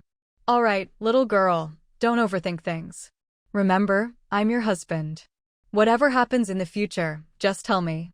And remember, no matter what, I'll always be on your side and protect you. Just like the rest of the Gu family, Shang Zishi had one defining trait. He fiercely protected his own. And what you need to do is just be yourself and be happy. Be happy and be yourself? Shang Zishi's words made Gu Jianning's eyes sting. In her previous life, hadn't she lost her truest, most fundamental self because of Wen Zhuqing? She devoted everything to him and lost herself in the process. A girl who's always frowning isn't any good. She'll look like a sour pickle, wrinkled, sour, and skinny. That's not pretty at all. Shang Zishi, did you just call me a sour pickle? Gu Jianning brushed aside her earlier emotion and pretended to hit Shang Zishi. This man really had a knack for ruining the mood with his mouth. Shang Zishi laughed and dodged, feeling relieved as he watched this lively Gu Jianning. This was how it should be. Gu Jianning shouldn't have to carry so much. She should be happy, living with the carefree joy a girl her age deserved. Actually, Shang Zishi had noticed for a while now, ever since he'd come back and seen Gu Jianning, he'd felt that she'd changed a little. Sometimes, there was a trace of sorrow and weariness in her eyes, as if she was carrying a heavy burden of pain and emotion. He hadn't said anything, but he'd noticed. And it made him feel even more protective. Today, he had a vague feeling that it probably had something to do with Wen Zhuqing. After the matchmaking meeting, he'd already sent someone to look into Wen Zhuqing and Ningning's past. It was obvious. The little girl had been chasing after that man, while the sly, hypocritical man kept stringing her along. He'd even tricked her into jumping into the river for a job. But after she was pulled out of the water, something in her changed. The change was huge. For a moment, Shang Zishi had even wondered if something supernatural had happened. But the moment he'd climbed in through the window that day and saw her, he was sure no matter how she changed, she was still her. And that was enough. As for what exactly Wen Zhuqing had done to her, he'd wait until she was ready to tell him. He wasn't in a hurry. He and Ningning were already married. They had a lifetime ahead of them. He could wait. He'd wait for Ningning to tell him, wait for her to fully trust him, wait for her to fall in love with him. 3 days later, Wen Zhuqing and Bao Shanyan's wedding banquet was held as scheduled. Wen Zhuqing was marrying into the Bao family. Normally, for a man to marry in like that, it was almost like a daughter being married off. The bride's family was supposed to give a dowry. But Bao Yingzi said that since Wen Zhuqing had taken advantage of Bao Shanyan, she was already being generous by letting him marry her daughter and not pursuing the matter further. There was no way she'd give a dowry on top of that. Especially since none of Wen Zhuqing's family, no parents or relatives, had come. Still, Bao Yingzi assured everyone that once Wen Zhuqing joined the Bao family, he'd never go hungry. To be fair, even though the Bao family was just Bao Yingzi and her daughter, the two of them were strong and had always been good hunters, so they lived pretty well. Even their house was one of the rare brick buildings in the village. For the banquet, they invited quite a few people, and each table was piled with dishes, at least half of them were meat. In the village, even those who weren't close to the Bao family came for the food. After all, in these times, many families barely had enough to eat, and meat was a rare treat, something you might only get a few times a year. This was a rare opportunity. Gu Jianning came along with her family to join the fun. When she saw Wen Zhuqing being brought back to the Bao house on the back of Bao Shanyan's bicycle, her jaw dropped. One look at Wen Zhuqing's face, and you could tell how humiliated and frustrated he was. But it seemed he was powerless against Bao Shanyan. Sure enough, sitting on the back seat of the bike, Wen Zhuqing felt utterly embarrassed and aggrieved. When Bao Shanyan had ridden her bike to the educated youth spot to pick him up and insisted on taking him home, Wen Zhuqing had refused. But it was no use. Bao Shanyan was much stronger than him. No matter how much he struggled, she just picked him up and plopped him on the back seat. If he resisted any more, she immediately threatened, "Zhuqing, if you're this unwilling to marry into my family, do you want to go to jail instead?" With that, Wen Zhuqing could only clench his fists and stop struggling. Gu Jianning watched the whole scene in amazement. Seeing Wen Zhuqing's miserable expression, she felt a surge of satisfaction. Then she went with her family to the Bao house for the banquet. She watched as Wen Zhuqing and Bao Shanyan made their vows in front of the leaders' portraits, and then Wen Zhuqing, like a new bride, was sent off to the wedding room. Meanwhile, Bao Shanyan, like a groom, stayed behind to eat, drink, and laugh with the guests. After the banquet, Gu Jianing made a point to pull Bao Shanyan aside before leaving and gave her a few words of advice. When she saw Bao Shanyan nod in agreement, a smile appeared on Gu Jianing's lips. She knew Wen Zhuqing was scum, and Bao Shanyan wasn't a good person either. Now that these two pieces of trash were going to tear each other apart, she was happy to let them hurt each other. She just wondered who would come out on top in the end. Gu Jianing guessed that in the beginning, Bao Shanyan and her mother might be able to suppress Wen Zhuqing, but later on, Wen Zhuqing might just win. After all, Bao Shanyan and her mother only relied on brute strength and a bit of cunning, but Wen Zhuqing was truly scheming and deep. Otherwise, in her previous life, how could he have used so many people as stepping stones to pave his way? Later on, Wen Zhuqing might even break free from the Bao family. But it didn't matter. As long as Wen Zhuqing was trapped for now and learned a hard lesson, Gu Jianing thought it was worth it. As for what would happen later, she'd deal with it when the time came. In any case, she would never let Wen Zhuqing have an easy time. Inside the room, Wen Zhuqing looked at the unfamiliar surroundings, listening to the laughter and chatter outside. His handsome face was dark and frightening. He could only comfort himself. This was temporary. He still needed to get information out of that brute Bao Shanyan, how she and Gu Jianing had plotted against him. When it came to manipulating women, he was pretty good at it. One day, all the humiliation he'd suffered would be paid back in full. Bao Shanyan and her mother, the Gu family, Gu Jianing, Sheng Zishi. Wen Zhuqing committed all these names to memory. Bao Shanyan, the bride, was genuinely happy today. She never expected that the Wen Zhuqing she liked so much would actually marry into her family. Thinking back to the scene with Wen Zhuqing 3 days ago, Bao Shanyan felt a tingling excitement. So, that night, as soon as she finished washing up, she couldn't wait to have Wen Zhuqing again. After all, it was their wedding night. Yanzi, it's been a long day and I'm not feeling well. Can we wait until later? Wen Zhuqing said gently, gazing at Bao Shanyan with deep affection. We're already married. We have all the time in the world. You'll understand, right? 3 days ago had been a nightmare for Wen Zhuqing. He'd been drugged and helpless. But over the past 3 days, he kept having nightmares, Bao Shanyan pressing down on him like Mount Tai, like a giant sow, making him feel sick and suffocated. After that day, he'd showered for ages, using up an entire bar of soap, just wanting to scrub away any trace or scent of Bao Shanyan.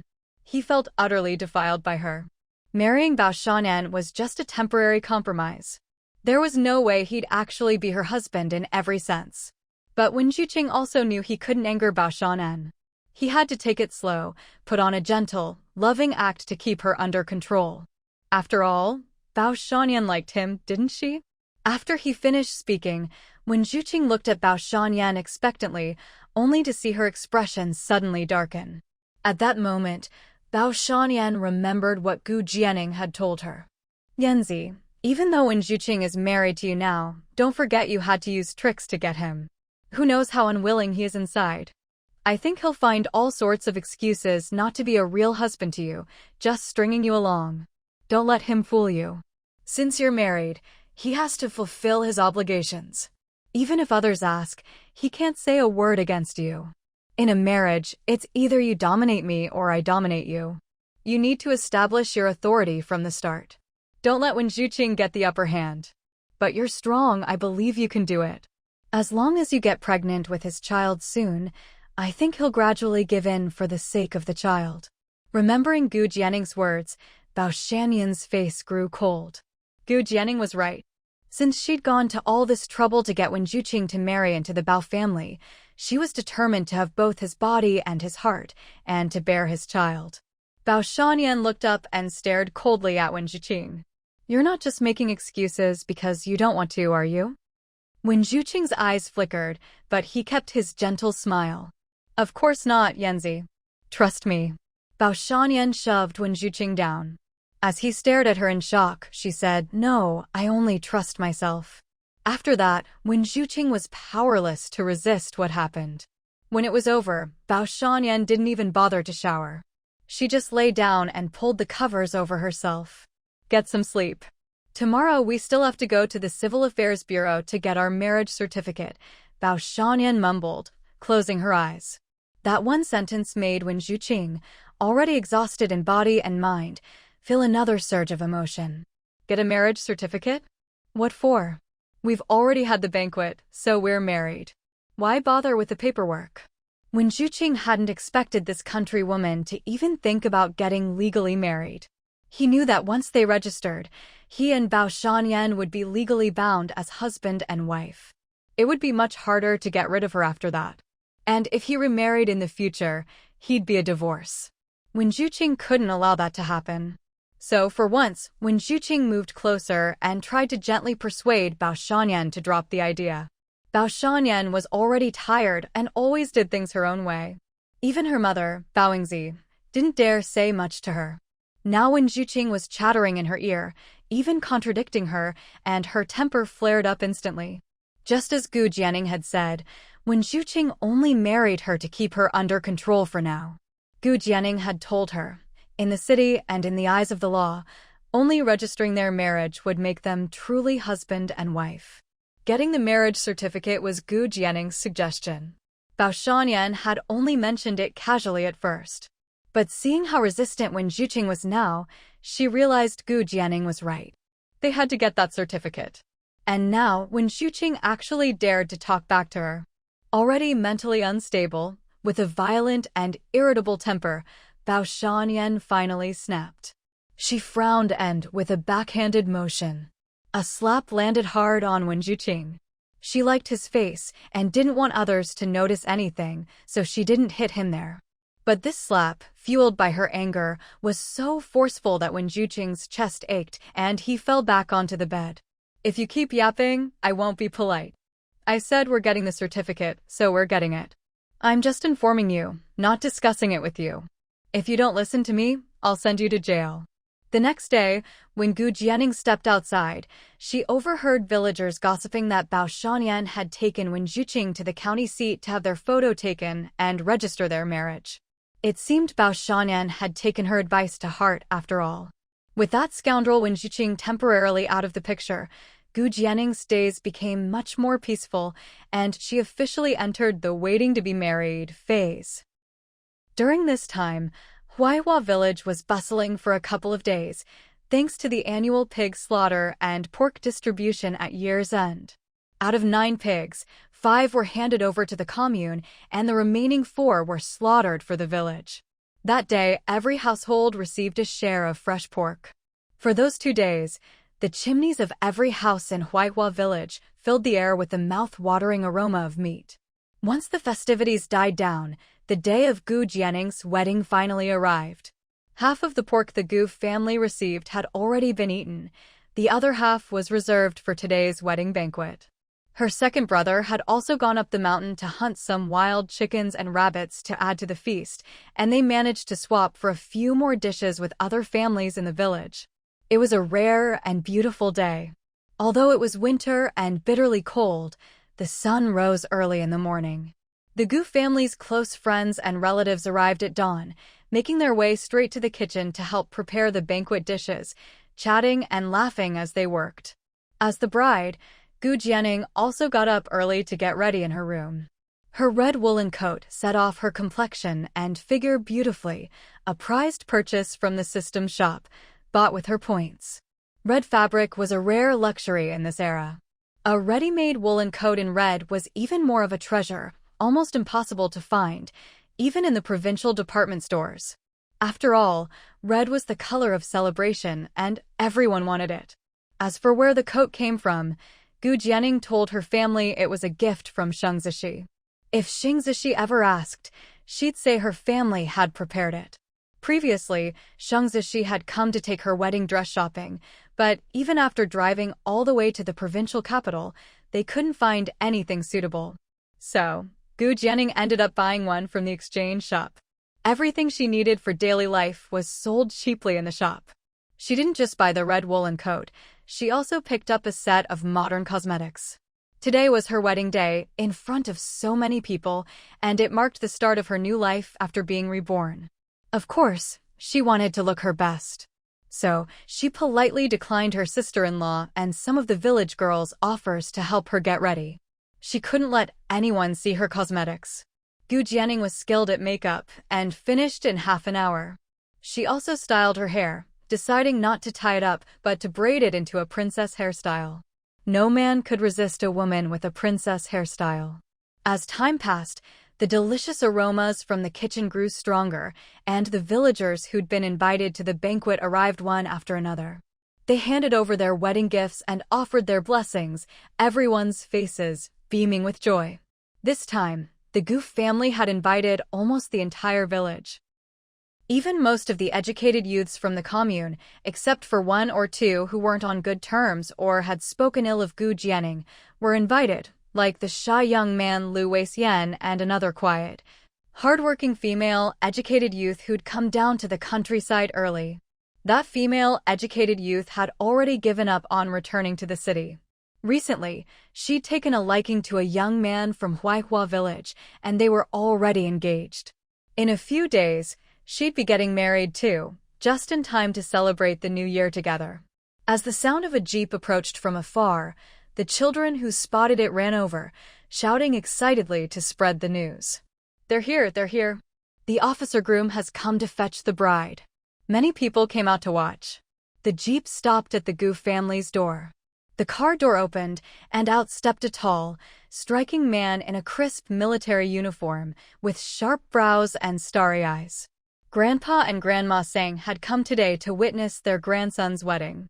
They'd been staying at the hotel, reluctant to leave, just waiting for this day. After Xing Zishi got out, they were helped out as well. Today is the day I, Xing Zishi, marry my bride. Everyone, please have some wedding candy and share in our happiness. Xing Zishi took out several bags of candy he'd prepared in advance. As Grandpa and Grandma Sang entered the Gu house, he stood at the door handing out sweets.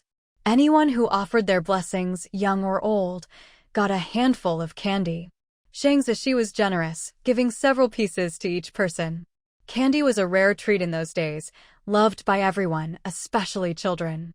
So the kids kept coming up with auspicious phrases, and even the toddlers, barely able to speak, saw their older siblings getting candy and stumbled over to mumble a blessing. Their big eyes fixed on the candy in Xing Zishi's hand, and when he gave it to them, they broke into a toothy grin, showing off to their grandmothers, "Candy, candy, so sweet." Once all the candy had been handed out, Xing Zishi entered the Gu house. There, he saw Gu Jianing step out of her room, dressed in blazing red. The moment Gu Jianing appeared, everyone gasped in awe. She was stunning, truly breathtaking. Radiant and charming, lively and adorable, she was like a blazing flame, warming everyone's hearts and lighting up the whole winter. Our Ningning is even prettier than the city girls. I've never seen anyone more beautiful.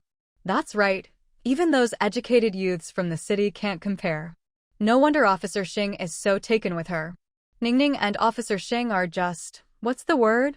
The shy Lu Weixian, seeing Gu Jianing, was momentarily stunned, then blurted out, "A perfect match, talented man and beautiful woman, a marriage made in heaven."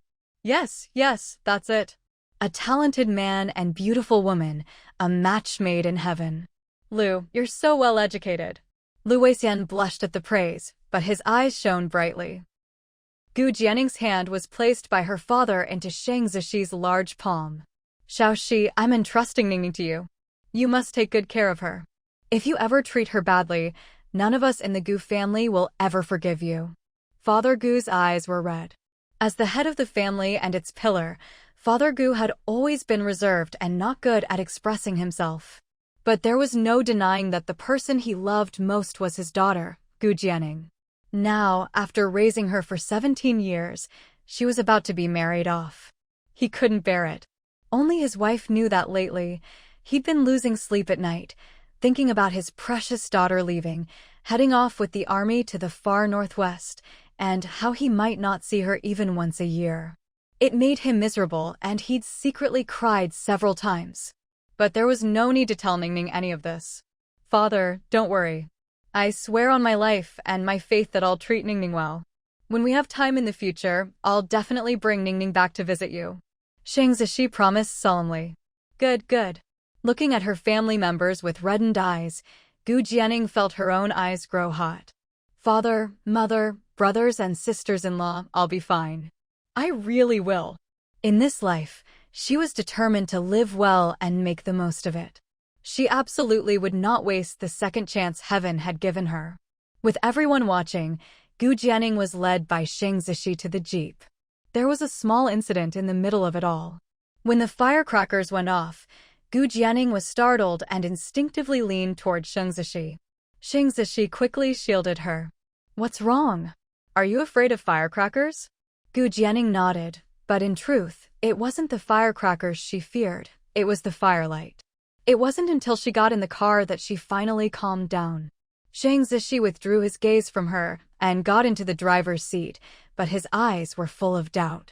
He noticed how Ningning instinctively flinched from the firecrackers, and the fear in her eyes hadn't escaped him. Had Ningning been hurt by firecrackers before? But as far as he remembered, back when he lived with the Xing family, Ningning had never been afraid of firecrackers. Shang Zishi pushed down his doubts for now and started the car. The process was, the jeep would drive around Huaihua village once, then return to the Gu house for the vows and the wedding banquet. Gu Jianing's room had long been decorated as the bridal chamber. Tonight, she and Shang Zishi would stay there. Her maternal grandparents would also stay at the Gu house tonight. Tomorrow, the two elders would return to the capital, while Shang Zishi would take Gu Jianing with him to the northwest with the army. The jeep started slowly, and many people, especially children, ran after it, making for a lively scene. The jeep passed by the Jiqing Educated Youth compound. Those who hadn't been invited came out to watch. To marry an officer from the capital, Gu Jianing sure is lucky. I heard Officer Xing's parents didn't come this time. Who knows what's going on? Maybe his family doesn't approve at all, Zhao Weihong said sourly. The others thought that made sense. Who would want their son, an officer from a big city, to marry a country girl? So, what if she was pretty? No matter how pretty, it didn't change her rural household registration. Who says marrying into the city is all that great? Besides, being a military wife isn't easy. If something happens, she could end up a... She didn't finish, but everyone understood. They were all jealous of Gu Jianing, so how could they say anything nice about her and Shang Zishi? But they didn't dare say too much, for fear word would get back to the Gu family and they'd hold a grudge.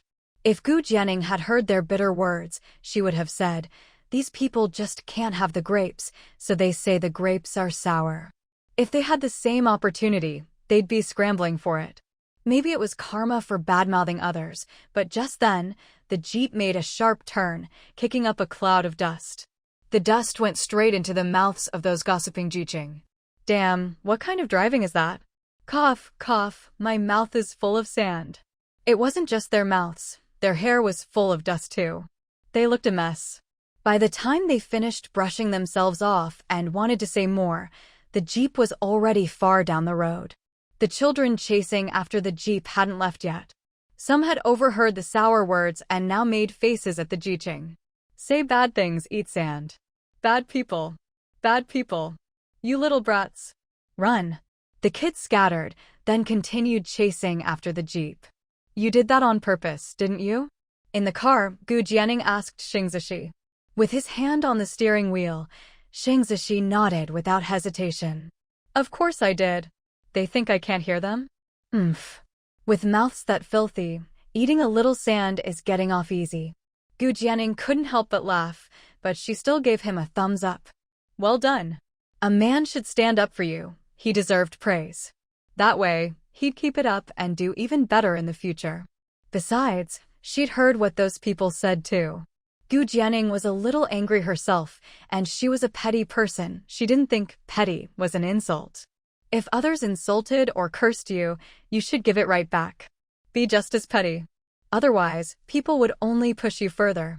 Just for that, Gu Jianing felt she and Shang Zishi were a pretty good match. Soon, the jeep passed by the Bao family's house. When Zhuqing was just outside, fetching water and washing clothes, with Bao Shanyan sitting nearby, eating sunflower seeds. Bao Shanyan watched the jeep flash by, a look of envy in her eyes. She wanted to ride in a jeep like that too. She knew that inside were Gu Jianing and her officer husband.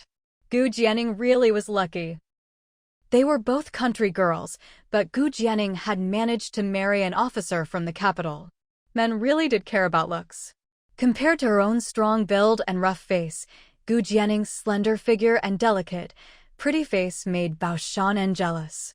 So jealous that sometimes her temper would flare, and she'd want to ruin Gu Jianing's beautiful face. But Bao Shanyan held herself back. She knew the Gu family was not to be messed with, especially now that Gu Jianing had married an officer. And after that incident where they set up Wen Zhuqing and left him with no evidence, Bao Shanyan realized that Gu Jianing only looked innocent. She was actually very shrewd. It was best to avoid crossing someone like that. As she was thinking, Bao Shanyan suddenly noticed it had gone quiet beside her. She turned to see Wen Zhuqing, who had stopped washing clothes and was staring fixedly in the direction the jeep had gone. From Bao Shanyan's angle, she couldn't see Wen Zhuqing's expression or the emotion in his eyes. But remembering the past between Wen Zhuqing and Gu Jianing, Bao Shanyan's face darkened. She stood up and kicked Wen Zhuqing. Caught off guard, Wen Zhuqing fell straight into the wash basin. The basin, full of water, tipped over, soaking his pants with icy cold water. What are you looking at? What's so interesting? What, are you still thinking about Gu Jianing? Wen Zhuqing gritted his teeth, clenching his fists, wishing he could kill Bao Shanyan. But after being hit by her several times over the past few days, he didn't dare fight back. He could only swallow his anger and look up, speaking gently, "Yanzi, there's nothing going on. I just heard a car and looked up instinctively. There's nothing between me and Comrade Gu Jianing. You'd better know your place. She's married to an officer from the capital now. She'd never look at you. You'd better behave and live your life with me. Don't get any ideas or else." Bao Shanyan narrowed her eyes and threatened him, then turned and went inside. Wen Zhuqing watched her back as she left. If she'd turned around just then, she would have seen that his face had already changed. Gone was the gentleness, replaced by cold malice. These past few days, he'd seen clearly that Bao Shanyan was violent and liked to hit people. Wen Zhuqing felt that if things went on like this, she might beat him to death. No, he had to find a way to escape. And as for Bao Shanyan, one day, he would make sure she died. The jeep circled around Huaihua village and returned to the Gu family home, where everyone was already waiting. The atmosphere was especially lively. Shang Zishi held Gu Jianing's hand as they got out of the car. In front of both sets of elders and beneath the portrait of the leader, they made their vows together, promising to walk hand in hand through life as revolutionary partners. Wonderful!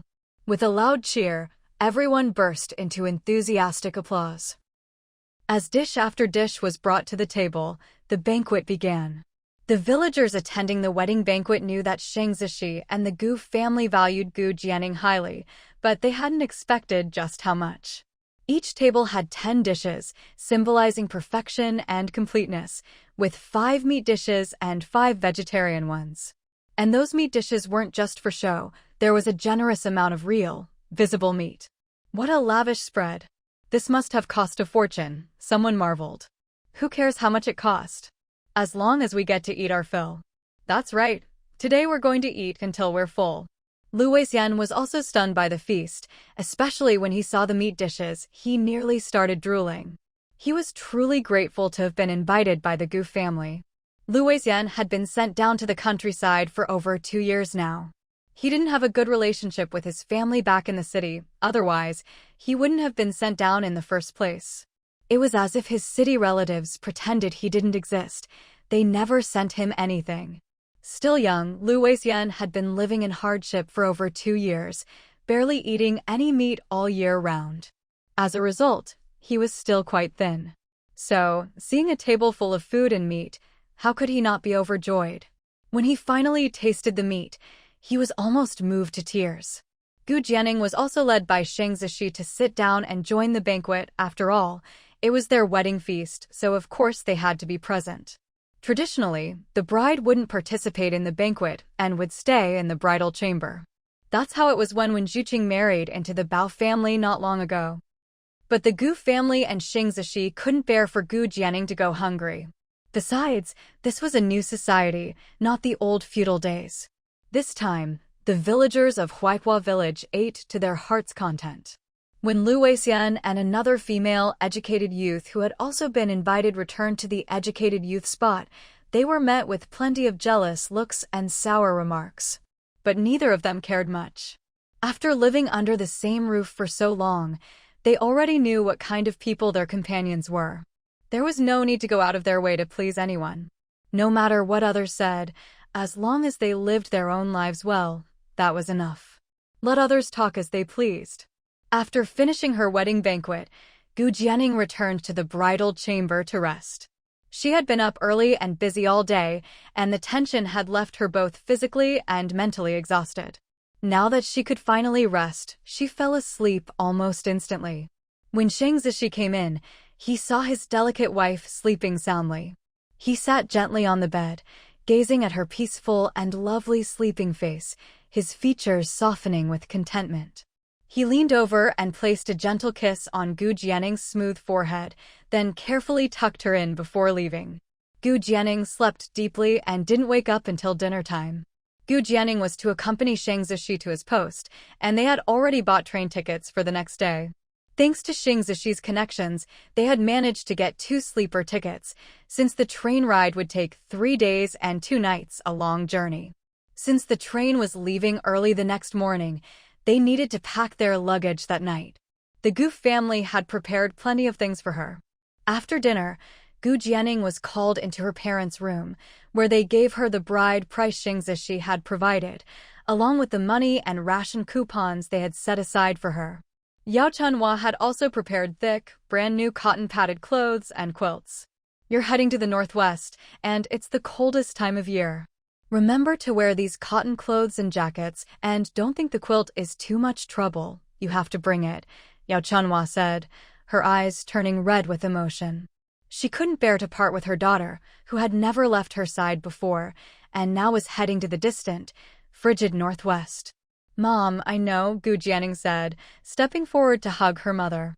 Under her father's eager gaze, she went over and hugged him too.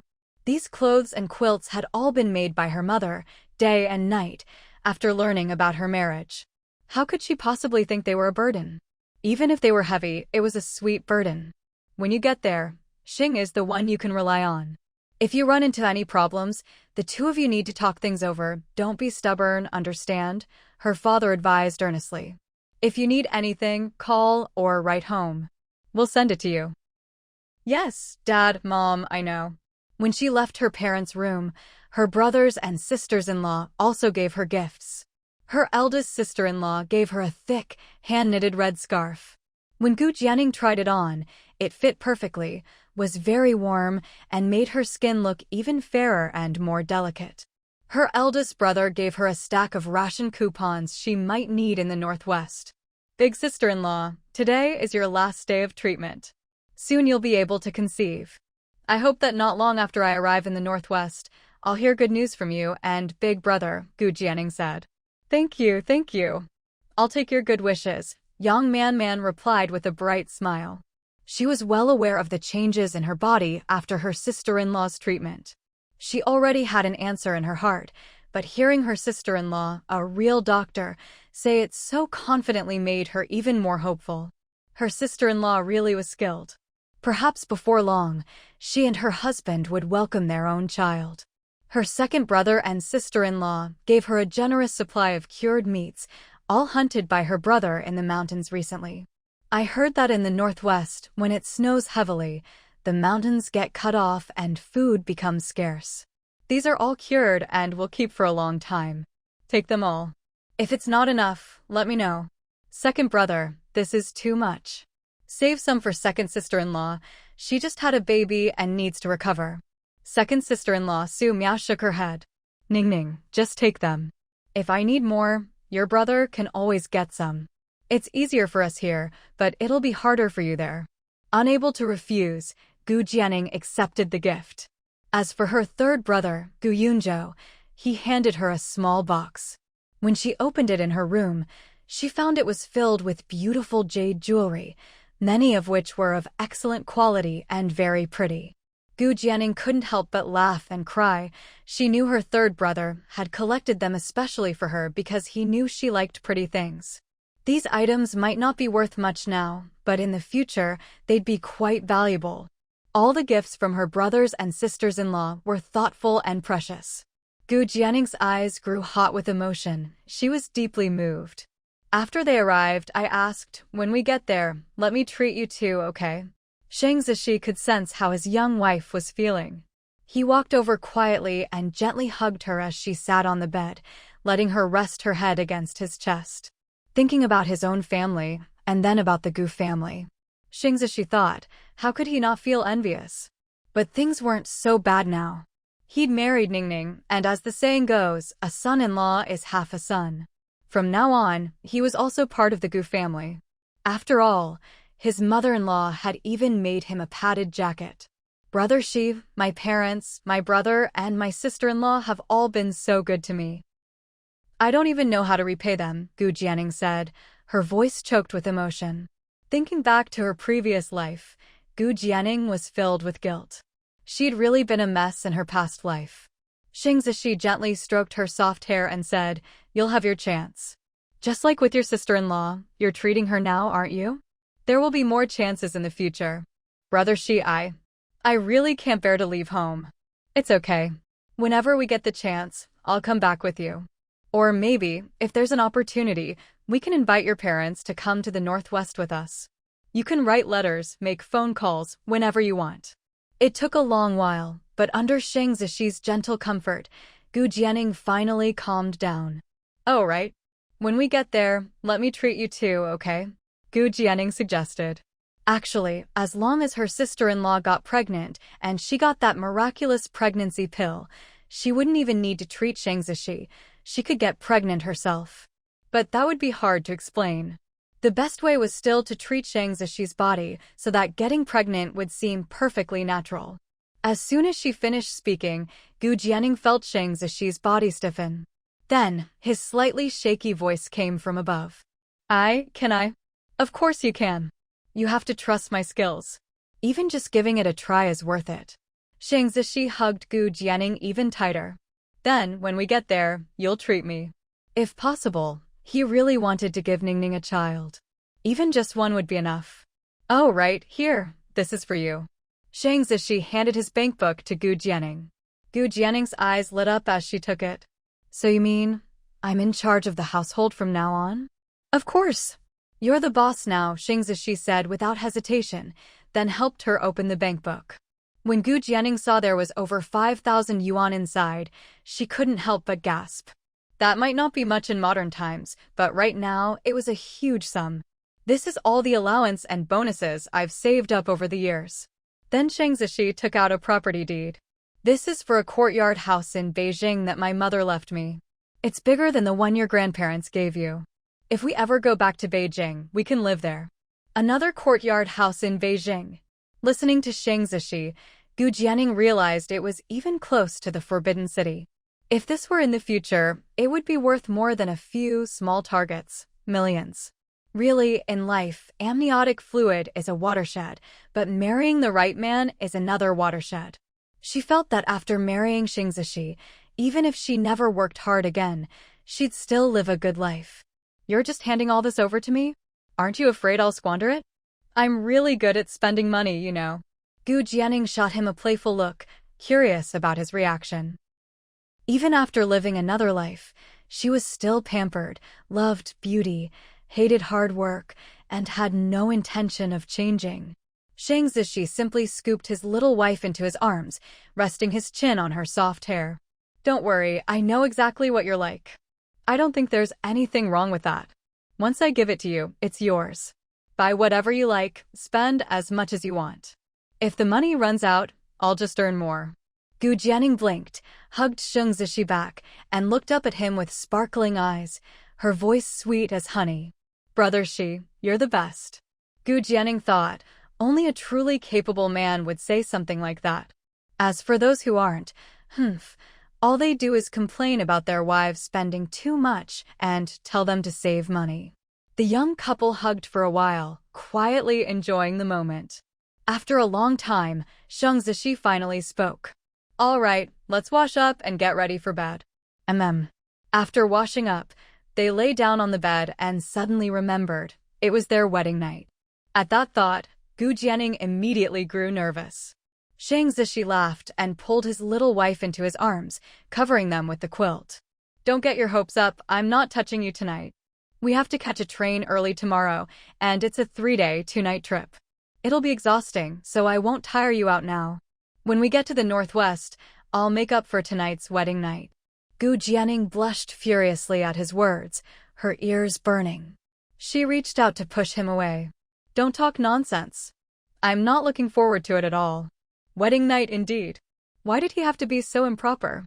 As she tried to push Shang Zishi away, her hand brushed against his firm, muscular chest, making her instinctively want to pull back. But Shang Zishi caught her soft, delicate hand, gave a gentle tug, and the petite Gu Jianing was once again nestled in his strong embrace.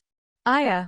Gu Jianing squeaked in surprise, her voice soft and sweet, almost like she was acting coy. Shang Zishi looked down at his little wife in his arms. Her delicate face was rosy and lovely like a peach blossom, her almond-shaped eyes shimmering like autumn water, so bright and deep that he could lose himself in them. Her lips were full and glistening. Unable to resist, Shang Zishi lowered his head and kissed her. Gu Jianing had no choice but to tilt her head up and accept it. Come to think of it, this was their first kiss since they'd met. In that moment, the world seemed to fall silent. All they could hear was the sound of their hearts beating faster and faster.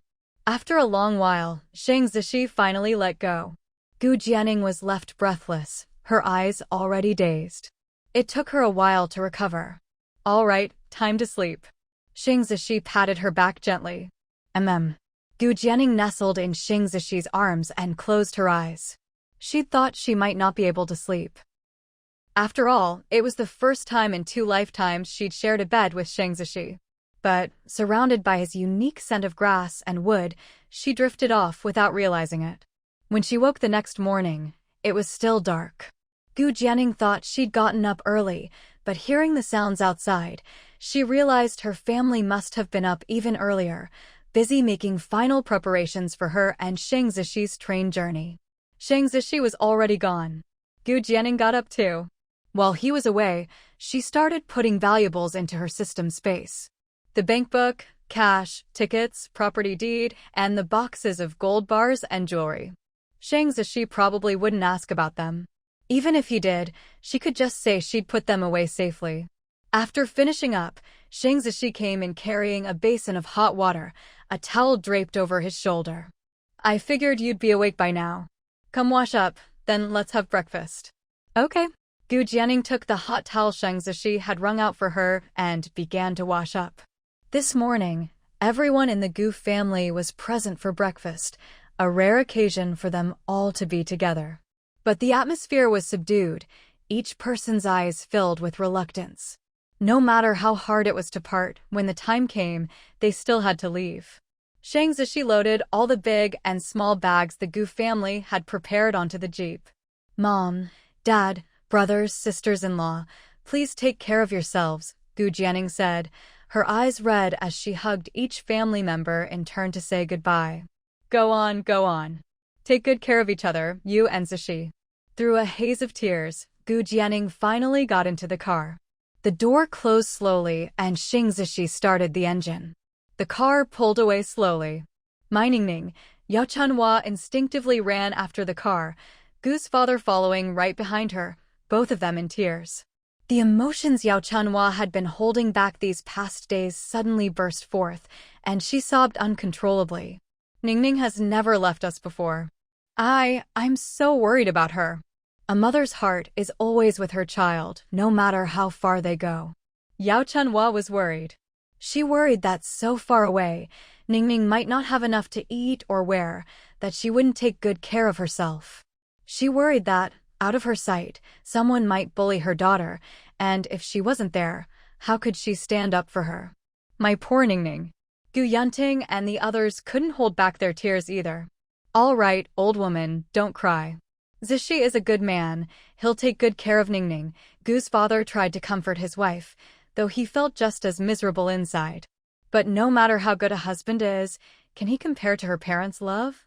Every child is a piece of their parents' heart. How can you bear to let go? It hurts. It really hurts. In the Jeep, Gu Jianing turned around and looked out the window, seeing her parents chasing after them in tears. She couldn't hold back either, and tears streamed down her face. Mom, Dad. Gu Jianing fought the urge to ask Shang Zishi to stop the car and turn back. All she could do was silently promise in her heart, Mom, Dad, brothers, sisters-in-law, please take care of yourselves. I'll be fine with Zishi. Seeing his little wife in tears, Shang Zishi's heart ached for her. If you want, I can turn the car around so you can say goodbye to your parents again. But Gu Jianing shook her head. Her family was already far behind, their figures blurred by her tears. Choking up, she said, I'm fine. I just can't bear to leave, that's all. We should go otherwise, I'm afraid I won't want to leave at all. She looked at Shang Zishi, eyes red. Now it was Shang Zishi's turn to almost cry. But they really had to go. After driving a while, Shang Zishi stopped the car, pulled Gu Jianing into his arms, and gently comforted her. Gu Jianing knew she had to follow him with the army. She was just reluctant to leave her family for now. Don't cry anymore, or you won't look pretty. Gu Jianing immediately stopped crying and glared at him. Okay, I was just kidding. You're beautiful even when you cry. This time, Shang Zishi wasn't lying. His delicate little wife, crying with tears like raindrops on a pear blossom, made his heart ache terribly. Gu Jianing finally stopped crying, and the car started up again. Shang Zishi watched as, after a moment of quiet, his little wife started touching up her makeup. He couldn't help but laugh and shake his head. But this was still better than crying.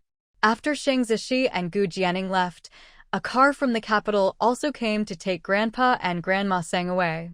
At the National Weapons Research Institute in Beijing, they'd never had Elder Sang take such a long leave before. He was a key researcher, and the current project couldn't proceed without him. Meanwhile, Shang Zishi picked up another person in the city. The man's name was Zhou Yu, a former comrade of Shang Zishi's. He'd been injured in battle and transferred to civilian work, now serving as the manager of the city's department store.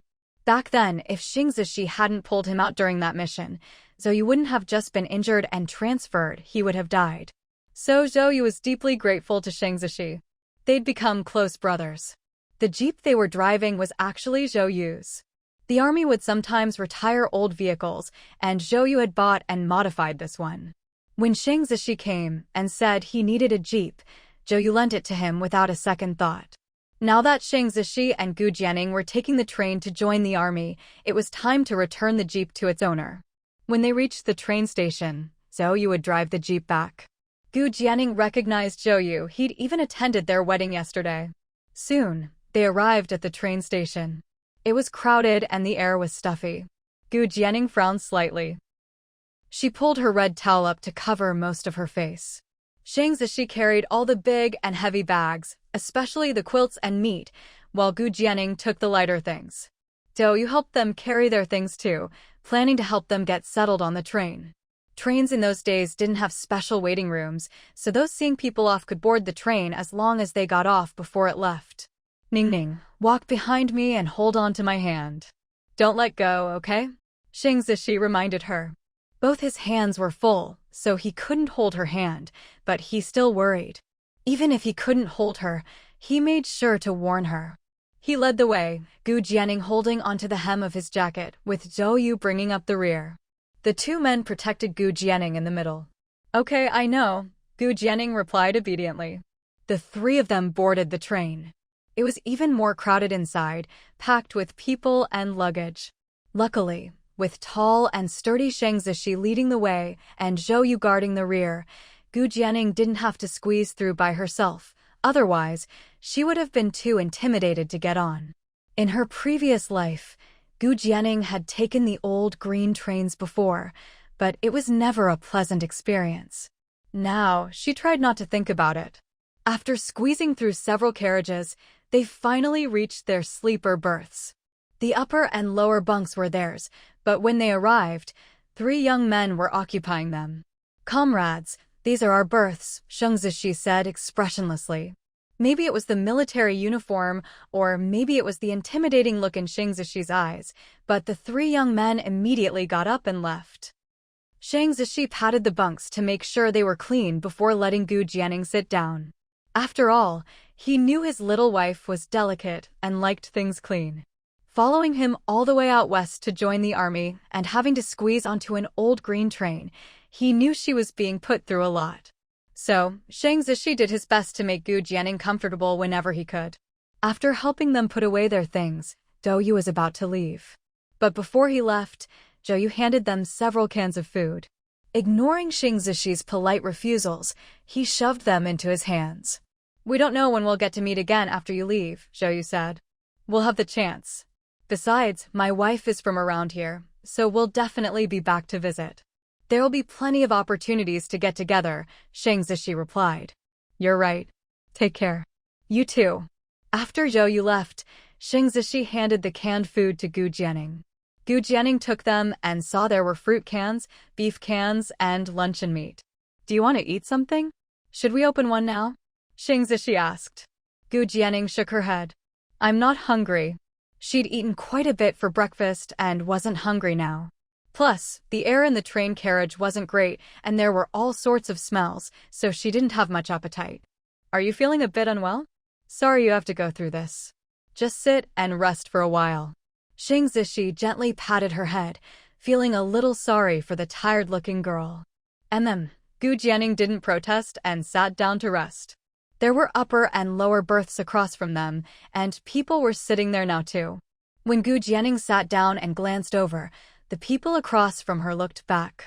It was a middle-aged couple, clearly city folks from their clothes. The man wore a mouse suit with a pen clipped to the collar. Though neither of them were particularly striking in appearance, they both had a refined air about them, obviously well-mannered people. Gu Jianing let out a breath of relief. She'd been worried about running into troublesome types. "Ningning, have some hot water to warm up." "Okay." As Gu Jianing took a sip of hot water and lowered her scarf, the couple across from them caught a glimpse of her face and were both visibly stunned by her beauty. "What a lovely girl," the middle-aged woman said cheerfully, not hiding her admiration.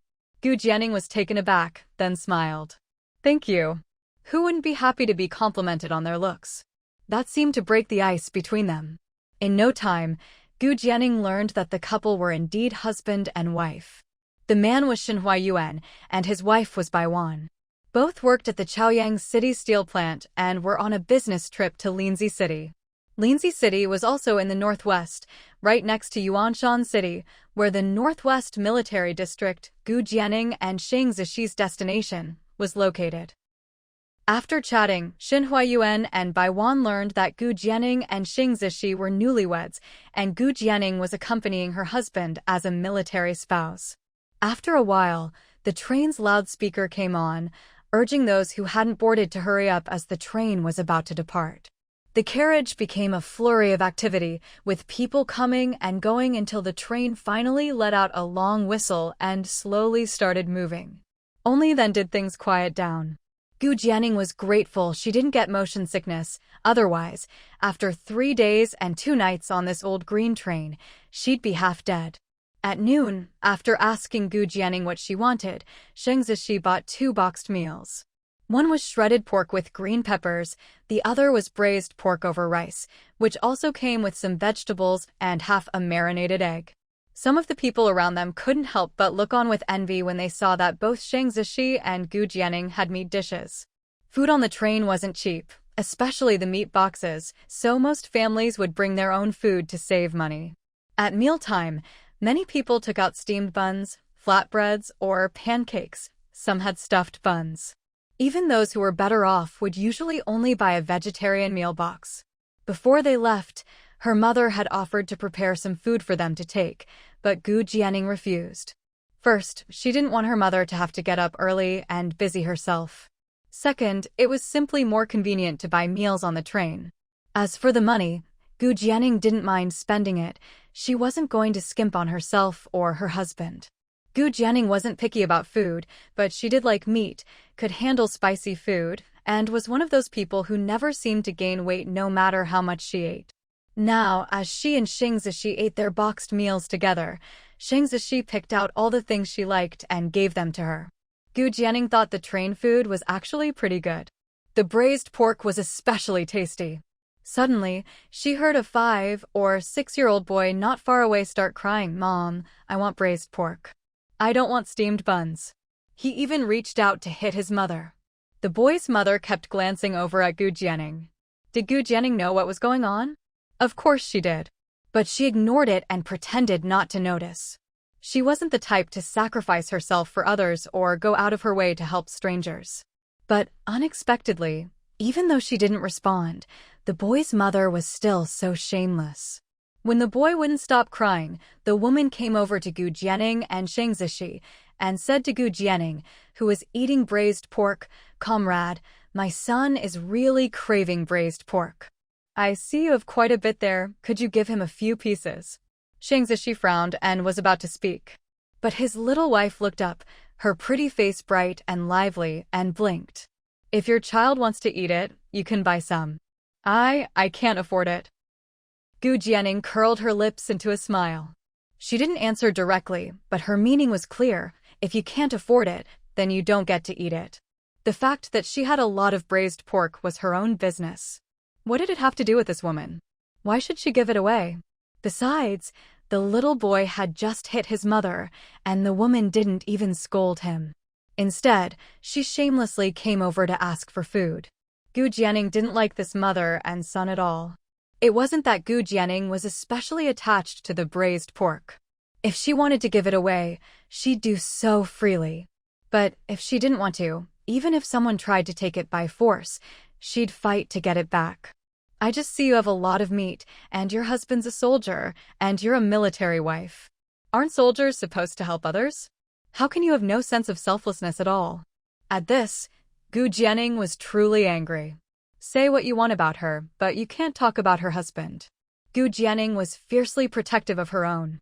But this time, instead of confronting the woman head-on, she pouted, her eyes turning red, and spoke in a wronged, aggrieved tone, like a bullied young wife. "So what you're saying is, soldiers should give up everything selflessly and hand over whatever they have? So my husband is out there risking his life on the front lines, defending the country, and his wife, holding down the home front, isn't even allowed a piece of braised pork? Fine, I get it. Here, you can have both our meals. And if there's anything else in our luggage you want, just take it." Gu Jianing put on a perfect act of meekly enduring humiliation, letting others walk all over her. When Xing Zishi exchanged a glance with Gu Jianing, he immediately caught on and played along. "If my identity as a soldier means my wife can't even eat a piece of braised pork without having to give it away, then what kind of man am I?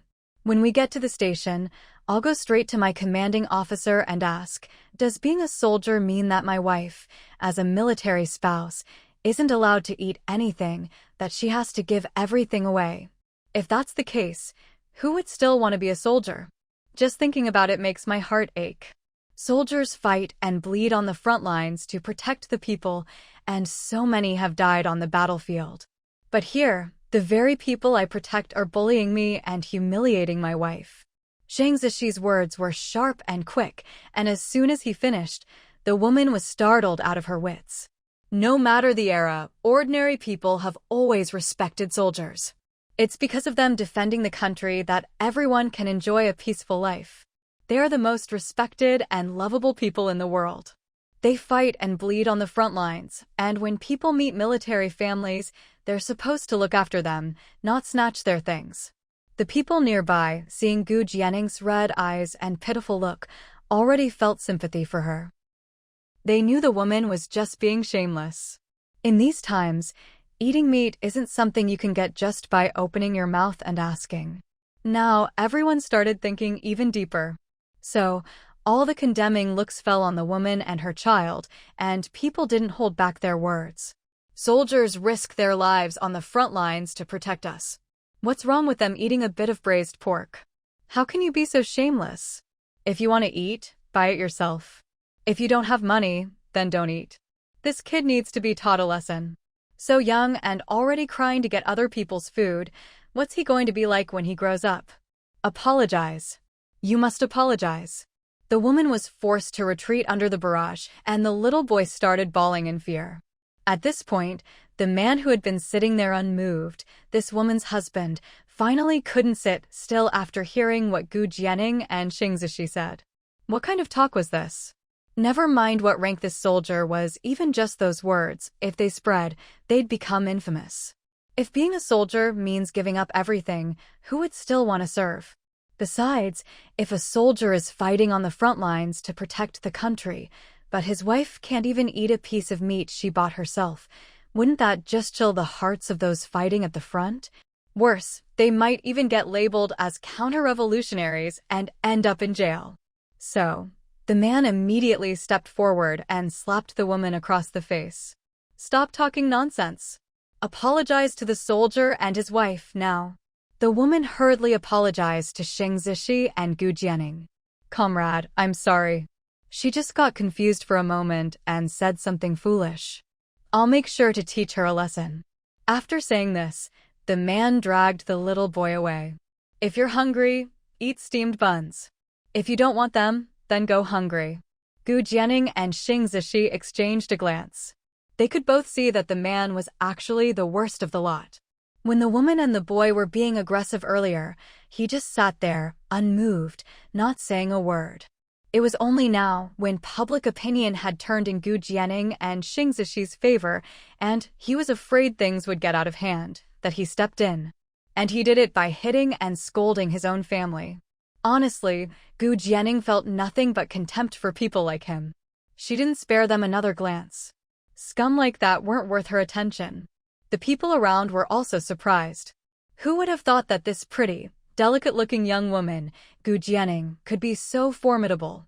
For a moment, anyone else who might have had similar ideas quickly gave up. Especially since she had a soldier for a husband. Not to be messed with, absolutely not. Xing Zishi sat down and exchanged a look with Gu Jianing. Gu Jianing lifted her chin slightly, giving him a proud little look. Xing Zishi, seeing his lovely wife's bright, expectant eyes, smiled, patted her head, and said, "That's exactly right. If anyone bullies you in the future, just fight back. Don't hold back, whatever happens, I'll always have your back." Gu Jianing gave a firm, Come on, let's keep eating. Okay. You still have to eat, can't let unimportant people ruin your mood. Meanwhile, Shen Huayuan and Bai Wan, who had just come back, heard about what happened and regretted not being there to help Gu Jianing and Xing Zishi. Gu Jianing didn't have much of an appetite. Even though she tasted both meals, she still couldn't finish them. So, Xing Zishi ended up eating all the leftovers. He was a young man in his prime, a soldier who trained hard every day, so of course he had a big appetite. After eating, Gu Jianing started to feel sleepy. Go to the bathroom first, then go up to the top bunk and sleep, Xing Zishi suggested. Okay. They asked Shen Huayuan and Bai Wan to watch their luggage and headed toward the bathroom.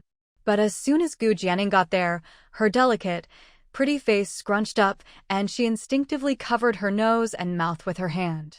It stank, really stank, and it was filthy inside. With her cleanliness obsession, Gu Jianing instinctively wanted to turn around, but Xing Zishi held her by the shoulders. Ningning, if you need to go, you should go now. It's not too bad at the moment, but in another day or two, it'll be even worse. And we're going to be on this train for 3 days and 2 nights. Right, 3 days and 2 nights. And this was only the first day. Gu Jianing felt like crying. But she knew Xing Zishi was looking out for her, so she pulled her scarf up to cover her nose and mouth, gritted her teeth, and went in. Xing Zishi waited outside, his eyes full of concern. He knew how much Ningning loved cleanliness, and now, because she was with him, she had to put up with all this. Xing Zishi felt terrible. Luckily, he remembered the house he'd applied for when he submitted his marriage report. He was so glad that when his superior asked what kind of house he wanted, he hadn't chosen a communal building, but a single-story house with a yard. It had its own well, toilet, and bathroom, and they were separate. Otherwise, if they'd had to share toilets, bathrooms, and even the kitchen with others in a communal building, he knew his delicate wife wouldn't be able to stand it. Actually, the house he'd chosen was a really good one. A lot of people wanted it, but Shang Zishi had gritted his teeth and used his military merits to get it. His superior had even asked if it was worth it. Shang Zishi thought, yes, absolutely worth it. Now that he was married, the military honors he'd earned could either be used for promotion or to protect his wife. That was the best use of all. Just then, the bathroom door opened, interrupting Shang Zishi's thoughts. He gently guided his pale-faced little wife back to their seats. Once they were back, Gu Jianing, her face all scrunched up and pitiful, said to Shang Zishi, "When we get to our destination, you have to boil water for me to take a bath right away. After 3 days and 2 nights, I'll be marinated through and through." There was more diagnostic information, but Gu Jianing couldn't focus on anything else. Her eyes locked onto the words drugged. Now she understood everything. This elderly couple were traffickers. What kind of grandparents would drug their own granddaughter? Zishi, those two are traffickers. I can smell it. The little girl the old woman is holding has been drugged. She's definitely been kidnapped.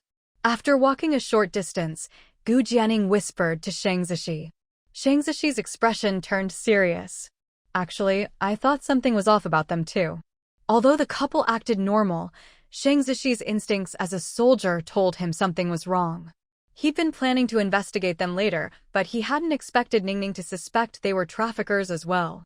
Zishi, what should we do? We have to catch them and save that child. Maybe because she'd always wanted a child in her past life, but never had one, Gu Jianing was obsessed with children and hated traffickers with a passion. She couldn't imagine what it would be like if her own child were kidnapped. She'd probably break down. Ningning, let me take you back first. I'll handle this. Trust me, I'll catch them. Seeing the determination in Shang Zishi's eyes, Gu Jianing nodded.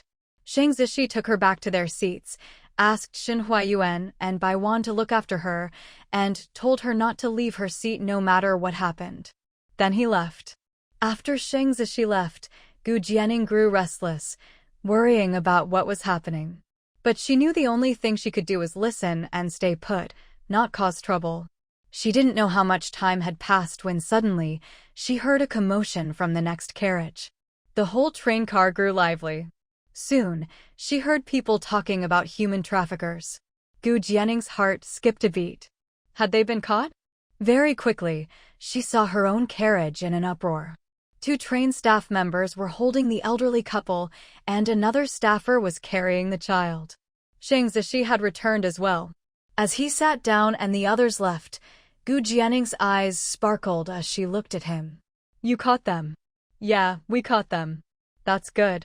Still, Gu Jianing was a little worried about the child's condition. The child had been drugged and hadn't woken up yet.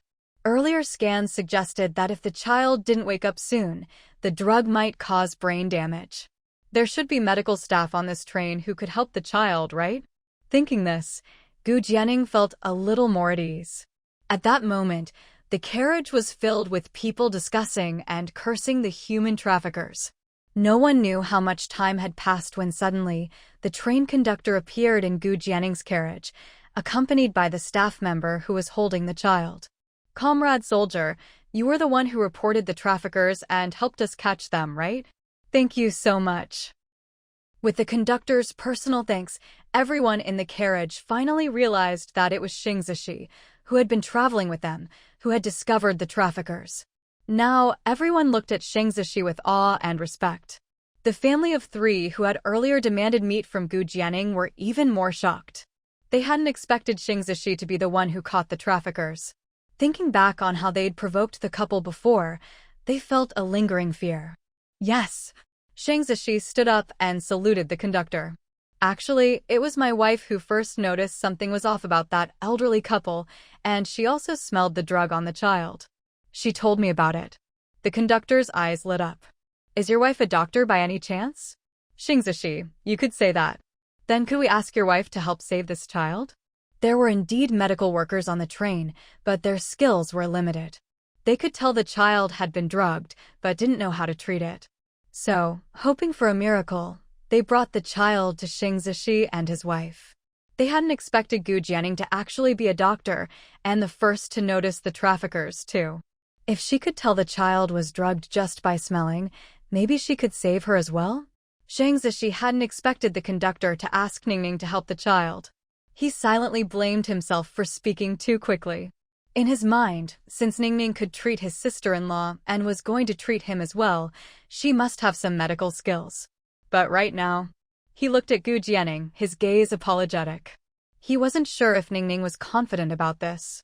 Gu Jianing couldn't help but smile wryly at his look, but she still raised her head and said to the conductor, "Put her down, I'll give it a try."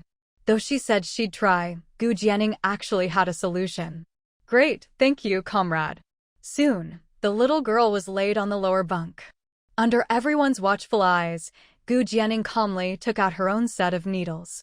Previously, when she was learning acupuncture to treat her sister-in-law, she had studied all the acupoints thoroughly and practiced them until she was skilled. So, waking someone from drug-induced unconsciousness with acupuncture wasn't difficult for her. Everyone's eyes were on Gu Jianing. Some people whispered to themselves, wondering if such a young girl could really wake a drugged child. Maybe she's just showing off, someone muttered under her breath. It was the same woman who had shamelessly asked Gu Jianing for braised pork earlier. Now, she was the one most displeased with Gu Jianing, and she secretly hoped Gu Jianing would fail to wake the child. She grumbled quietly, not daring to speak too loudly because of the crowd, so only her husband heard her. He glared at her, but in his heart, he was hoping for the same thing. His cold gaze fell on Gu Jianing, wishing she would fail. Wow, those needles are so long. That must hurt a lot, getting stuck with those. You guys just don't know any better. This is called acupuncture. Look at the way that young lady handles the needles, she's clearly an expert. Sure enough, Gu Jianing had already taken out her acupuncture kit, pulled out the fine needles, and with swift, practiced movements, inserted them into the little girl's body. After a few needles, Gu Jianing stopped. A while later, she removed the needles. At that moment, the little girl moved. Hey, look, her hand moved. Her eyelids are fluttering. Is she waking up? Is it really that amazing? Just a few needles and she's awake. Under everyone's gaze, the little girl's eyelids fluttered, and then she opened her eyes. Seeing herself surrounded by strangers, she immediately burst into tears. Mama, mama. Maybe it was because Gu Jianing was closest, or maybe the little girl just naturally liked her, but she crawled into Gu Jianing's arms, crying for her mother. Gu Jianing had always liked children, especially this little one, who had just been kidnapped and was only 3 or 4 years old. Gu Jianing hugged her gently and comforted her. There, don't cry. We'll help you find your mama. Gu Jianing took out a few white rabbit milk candies. Here, have some candy. No more crying. Sure enough, candy is every child's favorite and the one thing they can't resist. With the sweet treat, the little girl stopped crying. At 3 or 4 years old, her speech wasn't very clear. After some gentle questioning, Gu Jianing learned that the little girl's name was Guogua. She was traveling with her mother to find her father. As for her father's name, her mother's name, or where they were going, she didn't know. But when she saw Xing Zishi's military uniform, Guogua pointed and said, "Daddy wears that." Gu Jianing and Xing Zishi exchanged a glance. Gu Jianing asked, "Guogua, are you saying your daddy wears the same clothes as this uncle?" Guogua, with candy in her mouth, nodded without hesitation. Xing Zishi said, "Looks like Guogua's father is a soldier too." Guogua said she and her mother were going to find her father. Were they visiting him, or moving to join him? They just didn't know which military district her father belonged to. Xing Zishi studied Guogua's face carefully. He felt she looked a little familiar. Suddenly, a face flashed through his mind, and Xing Zishi's eyes lit up. I know whose daughter she is. Gu Jianing, the conductor, and the others all looked at Xing Zishi. Xing Zishi said, "If I'm not mistaken, she's the daughter of Captain Lin, who lives next door to us in the family compound. His daughter's name is Guogua, and she's 4 years old this year." Although Shang Zishi and Captain Lin were both captains, they weren't very close. Captain Lin had only been transferred to the Northwest Military District in the second half of this year. Shang Zishi remembered him because of his dark complexion and stern demeanor. Fortunately, he remembered that he'd once overheard that Commander Lin and his wife had been married for years, but only had one daughter, Lin Guogua, who was 4 this year. Now, looking at Guogua's face, she really did resemble Commander Lin, at least 60 or 70% alike. That's great. Officer Shang, you're heading back to the military district, right? This little girl's father is stationed there too. Could I trouble you to take her along with you? The train conductor pleaded. Then he looked a bit troubled. Actually, ideally, we'd contact the child's mother first. Her daughter's been abducted. She must be worried sick. But from what we heard from the trafficker, the girl's mother took an earlier train to Yuanshan City. When the child was kidnapped, her mother was still on the train. That train had kept going. Who knew what the mother would do when she realized her daughter was missing? Would she get off at the next stop? Double back? Or ride all the way to the end of the line and then seek help from the police? Shang Zishi understood the conductor's dilemma. Actually, the conductor's arrangement was a good one, but... Shang Zishi glanced at Gu Jianing, silently asking for her opinion. Let's take her with us, Gu Jianing said. She understood as well. This wasn't the modern era with advanced communications. Forget cell phones, even telephones were rare. So, getting in touch with someone quickly wasn't easy, especially while on a train. Since their destination was the same, it was best for them to take the child to the Northwest Military District.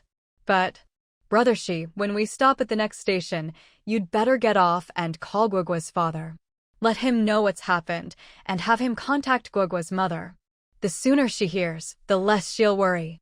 If your child was abducted, any mother would be frantic. That's wonderful. Thank you, comrades. The conductor was delighted. By the way, it's about half an hour until the next stop. There's a phone booth at the station, not far away. You'll have enough time to go and come back. All right, it's settled then. With the arrangements made, the conductor and staff all breathed a sigh of relief and left. Guogua, meanwhile, seemed very attached to Gu Jianing. She nestled in her arms, no longer crying, her big, watery eyes gazing up at her. Guogua, you'll stay with Uncle and Auntie for now. Tomorrow, we'll take you to see your mom and dad, okay? Gu Jianing coaxed gently. Okay, Guogua nodded obediently. Maybe it was the after-effects of the sedative, but the little girl was still a bit listless and soon fell asleep in Gu Jianing's arms. Let her sleep on the bed, Shang Zishi said. A 4-year-old still had some weight to her, and Shang Zishi didn't want his wife to hold her for too long. All right. Guogua seemed to lack a sense of security, even asleep. When they tried to lay her on the bed, her small hand clung tightly to Gu Jianing's sleeve. In the end, Gu Jianing had to hold her hand to settle her down. If she let go, Guogua would wake up. Shang Zishi frowned slightly. If he and Ningning had a child in the future, would their child cling to Ningning like this too? That wouldn't do, Ningning was his. Shang Zishi decided that if they had children, he, as the father, should spend more time with them. If the father raised them, maybe they'd be more independent and wouldn't always want to stick to their mom. Gu Jianing had no idea what kind of storm was brewing in Shang Zishi's mind. Looking at the sleeping Guogua, holding her little hand, Gu Jianing felt her heart melt. She really, really loved children. Beside her, Shang Zishi noticed the gentle look in his wife's eyes as she gazed at Guogua. He'd never seen that expression on her face before. At that moment, Ningning's hand rested on Guogua, gently patting her, and the rhythmic motion lulled Guogua into an even deeper sleep. Shang Zishi's gaze shifted between Ningning and Guogua. At that moment, he finally understood. Ningning really loved children. If she could care so much for someone else's child, how could she not look forward to having her own? But then he remembered, when he'd proposed, he'd told her about his health, and Ningning had agreed almost without hesitation. Even though she had medical skills and might be able to cure his infertility, the fact was, he hadn't been treated yet, not even had his pulse checked.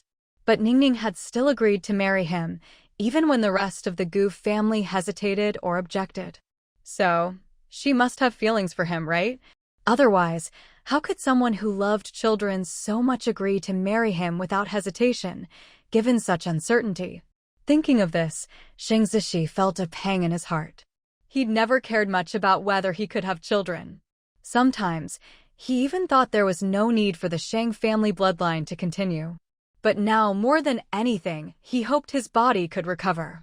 The bloodline didn't matter, he just wanted to have a child with Ningning so she wouldn't be disappointed. He thought, if Ningning became a mother, she'd be a wonderful one. Gu Jianing didn't know what Shang Zishi was thinking. She just noticed that, all of a sudden, he seemed even more gentle toward her. The affection in his eyes was like water, overflowing, just one more look, and she felt herself falling deeper. When Shang Zishi mentioned that, once they reached the military district, he wanted to start treatment as soon as possible, Gu Jianing was a little surprised. But when she saw his gaze flick toward Guogua, she understood. So, Shang Zishi liked children too. Actually, even if Shang Zishi didn't receive treatment, as long as she took the sacred pregnancy pill, she could get pregnant. She thought of how, in her previous life, Shang Zishi had been alone, never married, no children. In this life, if possible, she wanted to have more children with him. Half an hour later, the train arrived at the station. Shang Zishi asked Shen Huayuan, Bai Wan, and the train staff to look after Gu Jianing, then hurried off to find a phone booth. Meanwhile, at the Northwest Military District a few minutes earlier, Commander Lin Xing was in the middle of training when a young soldier rushed over, saying his wife had called and needed him urgently. Lin Xing frowned. He knew his wife was bringing Guogua by train to join him today. But by his calculations, they shouldn't be arriving until tomorrow. Why was she calling now and so urgently? Did something happen? At that moment, Lin Xing couldn't care about anything else. He stopped his training and ran straight to the communications office. This is Lin Xing. The moment he picked up the phone, he was met with the sound of his wife's devastated sobbing on the other end. Lin Xing, what do I do? Guogua is missing, she's gone. Lin Xing's heart skipped a beat. He hurriedly asked, how did she go missing?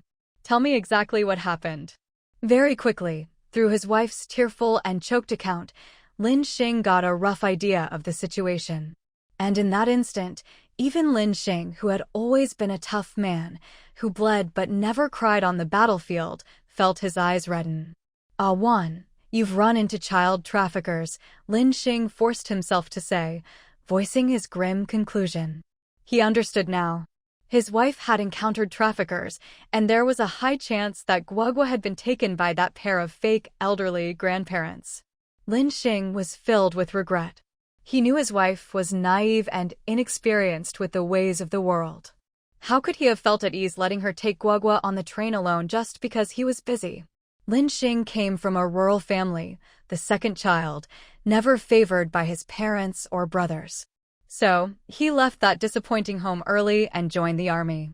His wife, Zhang Xuan, had come into his life when he'd managed to return home for a rare visit.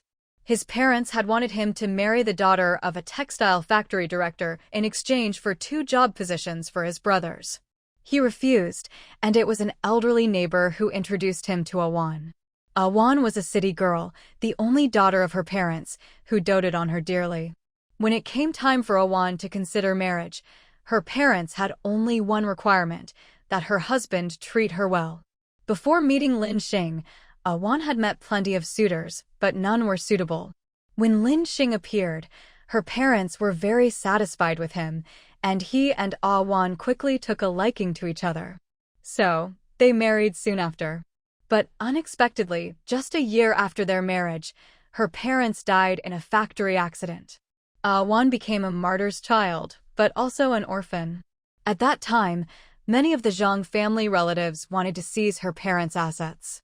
Even Lin Xing's own parents and siblings had similar thoughts. It was Lin Xing who, with tough measures, protected her. That was also the time when Lin Xing's decisiveness and even ruthlessness made others give up any further schemes. Lin Xing knew his wife was pure-hearted, so he had to protect her well. Now, they had been married for 7 years. But they only had Guogua, their one and only daughter. No matter how hard they tried, they hadn't been able to have another child. Both Lin Xing and his wife cherished Guogua like a precious jewel. Previously, Wan and Guogua had been living with him on base. But a few months ago, he was transferred to the Northwest Military District. Since he hadn't settled in yet, his wife and daughter stayed behind. Now that he'd established himself, he finally dared to let them come join him. Originally, he'd planned to take leave and personally pick them up from their hometown. But he couldn't get leave, and training was intense. When Awan said she could take Guogua on the train herself, Lin Xing hesitated, but eventually agreed. Now, Lin Xing wanted nothing more than to slap himself. He knew his wife's personality. How could he have let her travel alone with Guogua? It was his fault. He'd been careless. On the other end of the line, after confirming that Guogua had indeed been abducted, Zheng Xuan froze for a moment, then broke down in tears. She thought it was her fault Guogua was lost. If Guogua couldn't be found, she would go with her. At this point, Lin Xing couldn't care about training anymore. He knew how urgent it was to find someone quickly. After comforting his wife as best he could, he hung up, quickly asked his superiors for leave, and prepared to leave the base to search for his daughter. But just as he was about to drive out of the base, he heard a young soldier shouting behind him, "Captain Lin! Captain Lin! Your daughter's been found!" Found? Lin Xing practically leapt out of the car, grabbing the young soldier's arm and questioning him. Under the soldier's guidance, he rushed back to the communications office and received a call from Sheng Zishi. Lin Xing knew who Sheng Zishi was, a legendary soldier in the Northwest Military District. Not long ago, Xing had filed a marriage report, brought his wife to join him, and applied for housing. Lin Xing knew this because he'd applied for housing too. Their apartments were right next to each other, neighbors. On the phone, Sheng Zishi explained that he and his wife were on the same train, and his wife had noticed something off about an elderly couple, smelled medicine on the child, and suspected they were traffickers.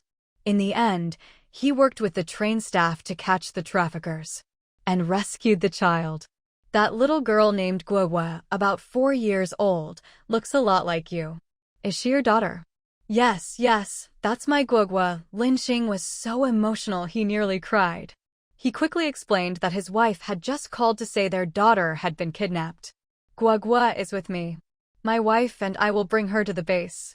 We should arrive tomorrow, Sheng Zishi said. Thank you, Captain Xing. Thank you so much to you and your wife. Lin Xing was never good with words, and all he could say was thank you. But he knew this was a life-saving favor from Captain Xing and his wife. He would definitely repay this debt. Knowing Guogua was safe, Lin Xing finally felt at ease. He immediately called his wife to tell her the good news. He told her not to wait there anymore, but to come straight to the base. Upon hearing that Guogua had been saved, Zheng Xuan burst into tears of joy, filled with gratitude for Sheng Zishi and his wife, whom she hadn't even met yet. Remembering her husband said their apartments were connected and they'd be neighbors, Zheng Xuan resolved not only to thank Captain Sheng and his wife, but also to get to know Sheng's wife better. After confirming everything by phone, Sheng Zishi returned to the train and told Gu Jianing the news. Gu Jianing hadn't expected that the little girl they'd saved was actually their neighbor's child. What a twist of fate. Soon, the train started moving again. As it headed northwest, the temperature dropped rapidly. Sheng Zishi hurried to help Gu Jianing into a thicker coat, worried she'd get cold. That afternoon, Gu Jianing happened to glance up and saw white snowflakes drifting past the window. It's snowing, she said, gazing out at the swirling snow. Sheng Zishi sat beside her, looking out as well. When we get to the base, the snow will be even thicker. Before long, the heavy snow would seal off the mountains. At that time, it would be nearly impossible to travel or hunt, and even transporting supplies would be difficult. Whenever the base's supply store got any goods, they'd be snapped up immediately. Meat was especially rare. Sheng Zishi felt grateful that the Gu family had prepared so many supplies and food for Ningning. With all that, getting through the 2 months of snowed-in winter shouldn't be a problem. If Gu Jianing could have heard his thoughts, she definitely would have said to herself, I won't let the food run out. As long as I have points, I can exchange them in the system store. The items for daily necessities in there are really affordable. After her nap, Guoguo was in much better spirits, but she still clung to Gu Jianing, sometimes mumbling that she wanted her mom. But after some coaxing from Gu Jianing, Guoguo's mood improved a lot. Then, Gu Jianing became obsessed with feeding Guoguo. As long as she had something with her and Guoguo wanted to eat it, she would give it to her without the slightest hesitation. This scene made the mother and son who had previously asked Gu Jianing for braised pork look on with envy, their eyes practically turning red with jealousy. They thought, we're all strangers, so why is she willing to give food to that little girl but not to my Jibao? After all, her Jinbao was a boy. Little Jibao felt the same way. His resentful gaze landed on Guoguo, thinking that a worthless girl like her didn't deserve to eat those things. If he hadn't been frightened off earlier by Shang Zishi and Gu Jianing, and if his parents hadn't held him back, Jibao might have rushed over to snatch the food Gu Jianing was giving to Guoguo. Another night passed. Gu Jianing gazed out the train window at the swirling snow, sighing inwardly. Finally, they were almost at their stop.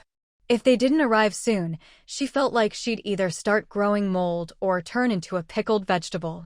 Yuanshan City train station was the last stop, and also the one closest to the Great Northwest Military District. By now, the once crowded train had emptied out quite a bit, with many passengers having gotten off at earlier stations. With fewer people on board, the air was fresher, but it also felt colder, especially with the temperature dropping. Gu Jianing bundled herself and Guoguo in layer after layer of clothing. The couple across from them, Shen Huayuan and Bai Wan, had already gotten off at the previous stop. We're almost there. Make sure you dress warmly. Shang Zishi carefully wrapped Gu Jianing in his army coat. His military coat was huge, completely enveloping the 1.6-meter-tall Gu Jianing so thoroughly that she looked like a child wearing adult clothes. But neither Gu Jianing nor Shang Zishi minded. Gu Jianing thought, this is the warmest coat of this era. Even if I look like a ball wrapped up in it, at least I'm warm. Gu Jianing liked to look good, but she wasn't the type to sacrifice warmth for style. She firmly believed that a good-looking person would look better wrapped in a burlap sack than an unattractive person dressed in fine clothes. Temperament is everything. She put on the army coat, wrapped a red scarf around her neck so that only her bright, lively eyes showed, and pulled on a hat to cover her head and ears. Guoguo was also bundled up tightly in Gu Jianing's cotton-padded jacket and coat. When we get off the train, hold Guoguo's hand with one hand, and with the other, grab onto my coat and stay right behind me. No matter what, don't let go, understand? Shang Zishi instructed carefully. Since he had to carry things, he couldn't hold Gu Jianing's hand. When we get off, a military vehicle will be there to pick us up. Okay, I understand, Gu Jianing replied obediently. Not long after Shang Zishi finished packing, the train's loudspeaker announced their imminent arrival at Yuanshan Station. As the train slowed to a stop, Shang Zishi hefted and carried their many bags, while Gu Jianing held Guoguo's hand with one hand and clung tightly to Shang Zishi's sleeve with the other as they slowly got off the train. At that moment, at Yuanshan train station, many people were waiting. Among them were Lin Xing and his wife, Zhang Xuan. Lin Xing had taken leave to pick up Zhang Xuan, whose train had arrived earlier, so he'd already been with her for a while. After meeting up, the two didn't leave right away. Lin Xing had found out that Shang Zishi's train was the next to arrive, so the couple decided to wait. Only after seeing Guo was safe and sound would they feel at ease. The train's here, people are getting off. Xing, do you see your comrade and Guoguo? As soon as the train stopped, Zhang Xuan couldn't help but look around anxiously. Her eyes were still swollen and red from crying. Don't worry, let me look. Lin Xing raised his head to scan the crowd. He thought that since Shang Zishi was tall, he should be easy to spot. Just as he had this thought, he caught sight of a figure almost buried under a mountain of luggage. If it weren't for the olive-green uniform, the tall build, and the familiar, slightly rebellious face, Captain Lin might not have recognized him. Was this really Shang Zishi? Though he and Shang Zishi hadn't interacted much, he knew that Shang Zishi had always disliked trouble and burdens. Even when he needed to bring things, he always packed as lightly as possible. To put it bluntly, Xing Zishi would rather freeze to death than carry extra heavy bedding. But now, if Lin Xing wasn't mistaken, Xing Zishi was carrying bedding on his shoulder. Sure enough, once a man gets married, he really does change. It seemed Xing Zishi truly cared about his wife. Captain Xing. Lin Xing waved. Xing Zishi was walking forward, keeping an eye on his wife behind him, when he suddenly heard someone calling his name. He looked up and saw Lin Xing, and beside him, a woman who must be Lin's wife. Ningning, Guoguo's parents are here. Gu Jianing blinked. That was fast. As Xing Zishi led Gu Jianing and Guoguo over, Lin Xing stepped forward and took some of the luggage from Xing Zishi. Captain Xing, I happen to be here, so I thought I'd give you a ride. I told the young soldier you sent not to come, Lin Xing explained. Xing Zishi nodded. Thank you, Captain Lin. The car's parked nearby. Let's take the luggage over. Lin Xing's gaze swept over the military green figure behind Xing Zishi, noticing the snowflakes falling on her coat. The tightly bundled ball revealed only a pair of lively eyes. Just from her eyes, you could tell she was a beautiful and spirited young woman. She must be Captain Xing's wife, the one who first discovered the human traffickers. But Lin Xing didn't linger on her. He just glanced and looked away. He had a lot of gratitude to express to Xing Zishi and his wife, but with so many people around, he thought it best to get the luggage to the car first. His gaze dropped to the small figure tightly held in his wife's arms, and the weight on his heart finally lifted. Guoguo, my Guoguo.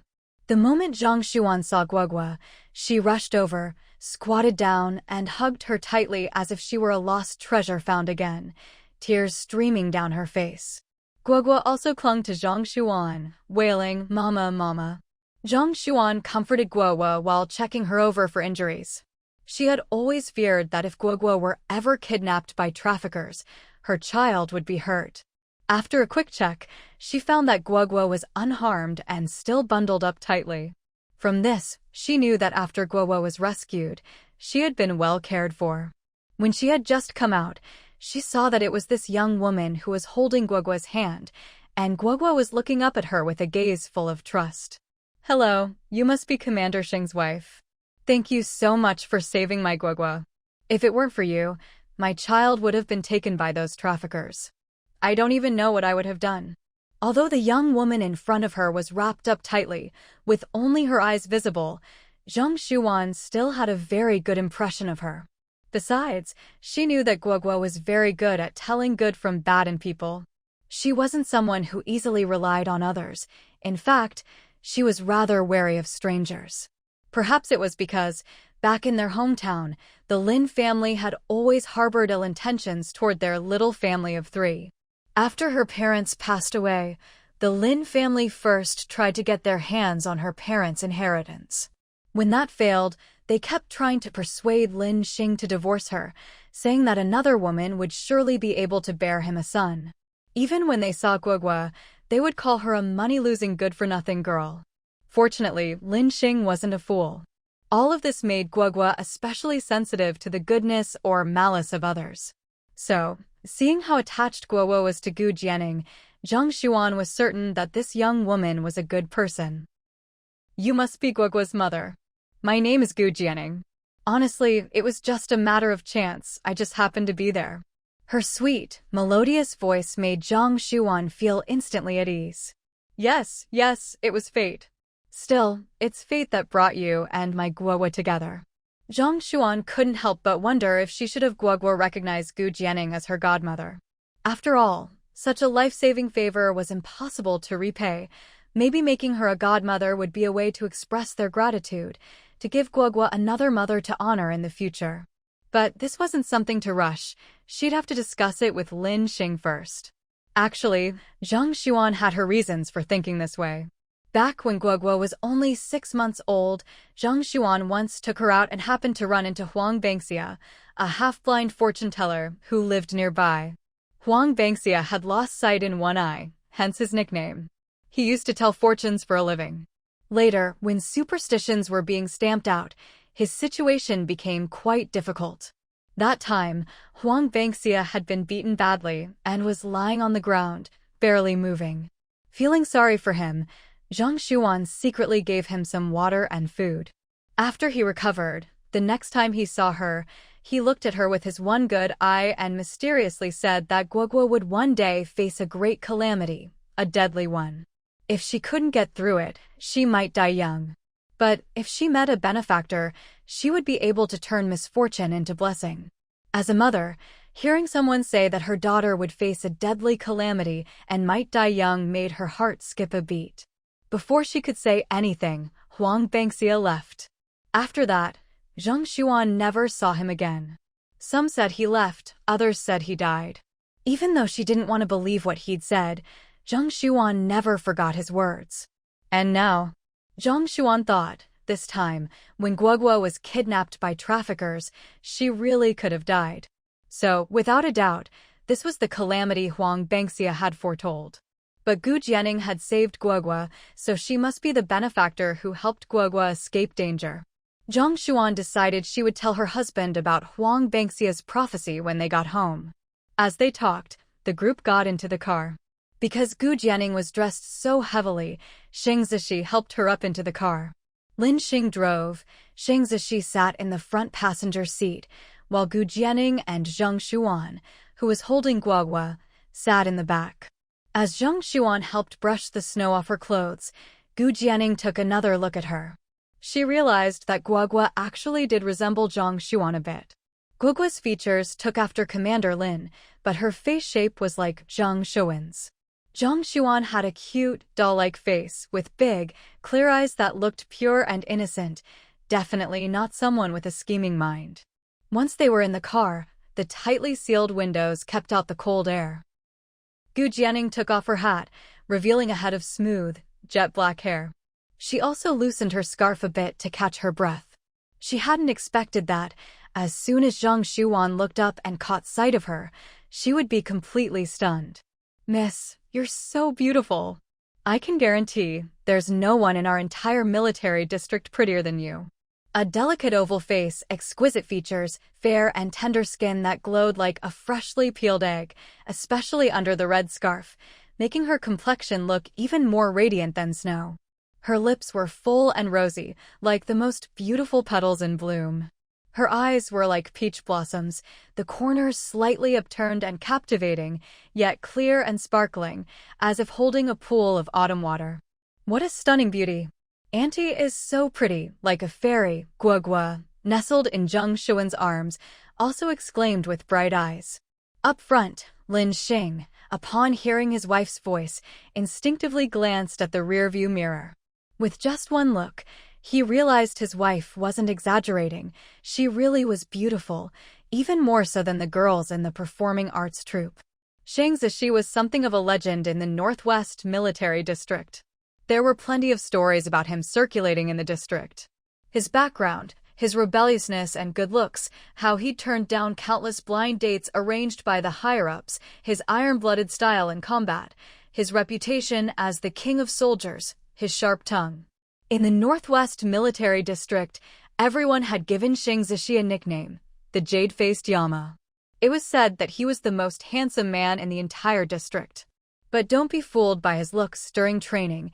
He could push you to the brink of despair. On the battlefield, he could crush the enemy. If you tried to get to know him, his sharp tongue could make you cry on the spot. His cold indifference was overwhelming, few could withstand it. The leaders all said he was a troublemaker. No one knew who could ever tame him. People joked that the one who could make Sheng Zishi gentle probably hadn't even been born yet. But now, as Lin Xing recalled seeing Sheng Zishi carrying bags at the train station, and noticed the way Sheng Zishi's lips unconsciously curled up when his wife and daughter praised Gu Jianing, he thought, looks like the one who can handle Sheng Zishi has finally appeared. But that girl really is beautiful. Since ancient times, even heroes fall for beauties. Hearing the compliments from Zhang Xuan and her daughter, Gu Jianing couldn't help but smile. "Thank you." She didn't bother with false modesty or pretend to downplay her looks, nor did she claim she was just average. "If you're good-looking, you're good-looking." Since someone had sincerely complimented her, she accepted it graciously and thanked them openly. The car slowed to a stop. After about 20 minutes, they arrived at the Northwestern Military District. Their arrival happened to be witnessed by quite a few military wives. Everyone knew that the jade-faced Yama Shangzishi had brought his country wife back. Shangzishi had always been the center of attention in the Northwestern Military District. Now that he'd gotten married, and to a country girl, no less, it was the talk of the town. So, what do you think Company Commander Shing's wife looks like? What else could she look like? She's a country girl, probably dark-skinned, either skinny as a bean sprout or big and burly. I bet she's not very educated either. After all, every country girl they'd ever seen fit that description. Why do you think Company Commander Shing married a country girl? Just because he married her doesn't mean he wanted to. I heard those country folks are the most cunning, always scheming. Maybe she used some trick to latch onto Company Commander Shing. I think so too. She probably trapped him somehow, so he had no choice but to marry her. Honestly, I feel bad for Company Commander Shing. So, just as Shang Zishi and Gu Jianing got out of the car, a wave of rumors about them swept through the military district like a gust of ill wind. As the gossip spread, the story became that Shang Zishi had been tricked into marrying his country wife, and that she was hideously ugly, dark-skinned, rough, and even pockmarked. The jade-faced commander had married an ugly woman. How pitiful, truly pitiful. Gu Jianing had no idea that people were gossiping about her, calling her ugly and saying she'd schemed her way into marrying Shang Zishi. By now, the car had stopped in front of their new home, a single-story house Shang Zishi had applied for. Getting out of the car, the cold wind made Gu Jianing quickly put her hat back on and pull her scarf up. Looking around, she saw several rows of neatly arranged houses. Shang Zishi's house was in the front row, with several more rows behind. Next door lived Zhang Shuan's family. Shang Zishi had told her that the houses in the front row were the best. They had courtyards, private bathrooms and bathhouses, and even their own wells. The houses further back didn't have courtyards and were missing one thing or another. In fact, the back rows were sparsely occupied, with many empty houses. The reason was simple. For one, the Northwest was bitterly cold. In winter, it snowed almost constantly, sometimes leaving the mountains snowbound for 2 months and causing shortages of supplies.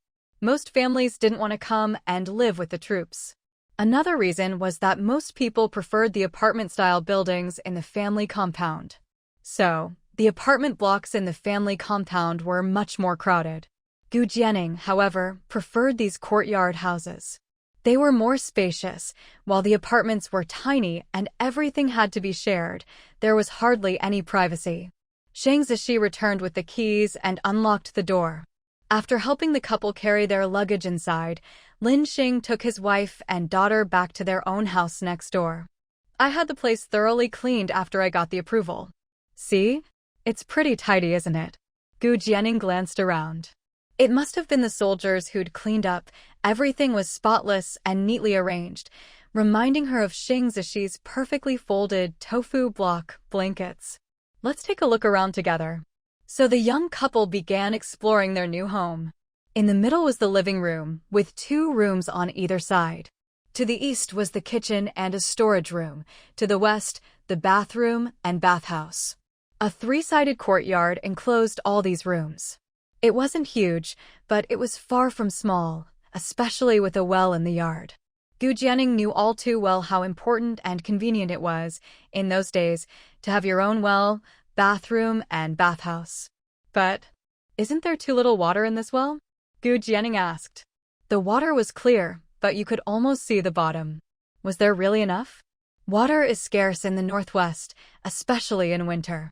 This is actually pretty good. Plus, with temperatures dropping to -10 or 20, people hardly bathe in winter, sometimes only once a month. Otherwise, it's just too cold and you might get sick.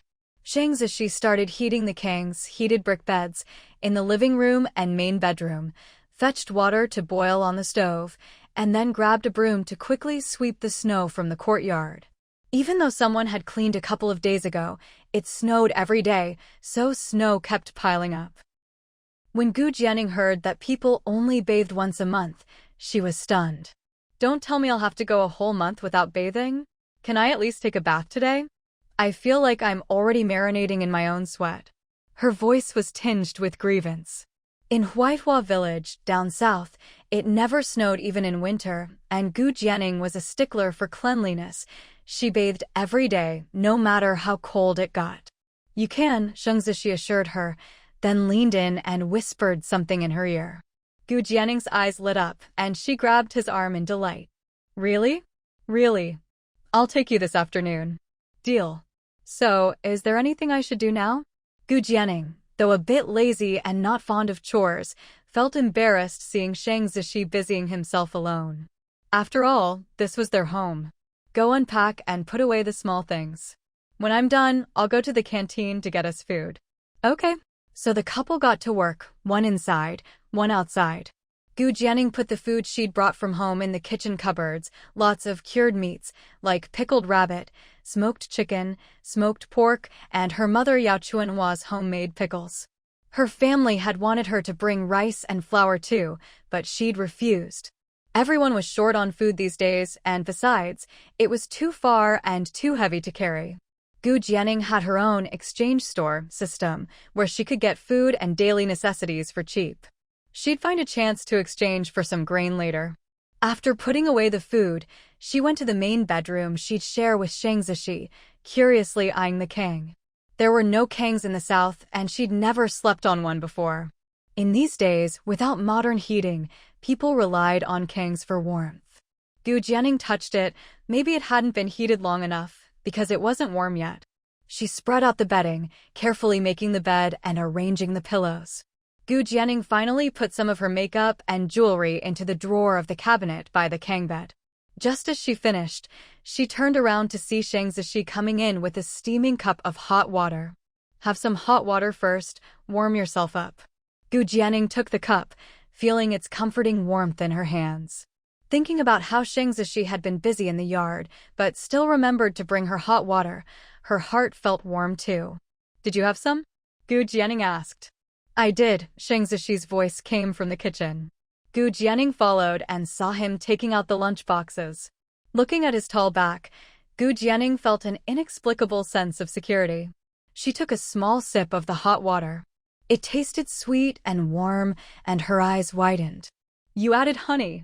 That's right, Sheng Zishi replied as he rinsed the lunch boxes and chopsticks with hot water. Just took it from the cupboard. Your second brother gave it to you, right? This honey was from when Gu Yunan found a wild beehive in the mountains and managed to get 2 jars of honey. One jar was kept for his own wife, Su Miao, and the other was given to Gu Jianing. In these times, wild honey was very precious. And as it happened, Gu Jianing loved sweet things like this. I'll go to the canteen to get food.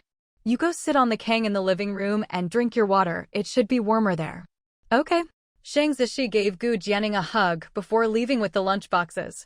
Only after he disappeared from sight did Gu Jianing turn around, cup in hand, and sit cross-legged on the Kang in the living room. Drinking the sweet, hot water, with warmth rising from beneath her, Gu Jianing suddenly felt that this kind of life wasn't so bad after all. The family compound wasn't far from the canteen. On his way there, Sheng Zishi ran into several comrades and their families, all greeting him as he passed. Soon, he arrived at the canteen. It was already past lunchtime, so there wasn't much food left, and certainly no meat dishes. Captain Sheng, you're back. Sorry, Captain Sheng, it's a bit late, and there's not much left. And you know, once winter hits, supplies get scarce, and there's not much food to go around. Even the best cook can't make something out of nothing. It's fine, Sheng Zishi said, fully understanding the situation. In the end, Sheng Zishi could only take a few big steamed buns and 2 vegetable dishes. On the way back, he was already thinking about what else he could make for their meal. Lost in thought, Sheng Zishi didn't notice the unusual glances and whispers from people around him. It wasn't until his good friend Ji Hui patted him on the shoulder and said, with a heavy tone, "You've got it tough." Sheng Zishi, huh? Tough how? Well, just make sure you treat your wife well. Of course, Sheng Zishi replied. Of course he would treat Ningning well. All right, I'll get going. Jihui watched Shang Zishi walk away, sighing to himself. He figured Shang Zishi just didn't want to talk about his supposedly ugly wife. After all, what man doesn't want a beautiful wife with a good figure? Shang Zishi had been introduced to so many pretty girls by his superiors and comrades, but he refused them all. Then, on his leave, he somehow ended up with a plain, country girl. Really? But this didn't seem like Shang Zishi's style. The Shang Zishi he knew was always proud and unyielding. If someone tried to trick him, he'd fight back tooth and nail. How come he just accepted it this time? He really couldn't figure it out. Shang Zishi left the canteen and hurried back to their little courtyard. He set the lunch boxes on the Kong table in the living room and explained to Gu Jianing, "I was late, so this is all I could get. I'll go to the kitchen and make some stir-fried rabbit. How does that sound?" Stir-fried rabbit? Gu Jianing, who'd been a bit down at the sight of only steamed buns and 2 dishes, immediately perked up. Sounds great. But then she hesitated. Won't that be too much trouble for you? Shang Zishi glanced at her and ruffled her hair. What are you talking about? I'm your man. If you don't trouble me, who else would you trouble? Gu Jianing, is that what I meant? Shang Zishi looked at her seriously. I like it when you trouble me. No, to be precise, nothing about you is ever trouble to me. A man should take good care of his wife. If you ever want to eat something, just tell me.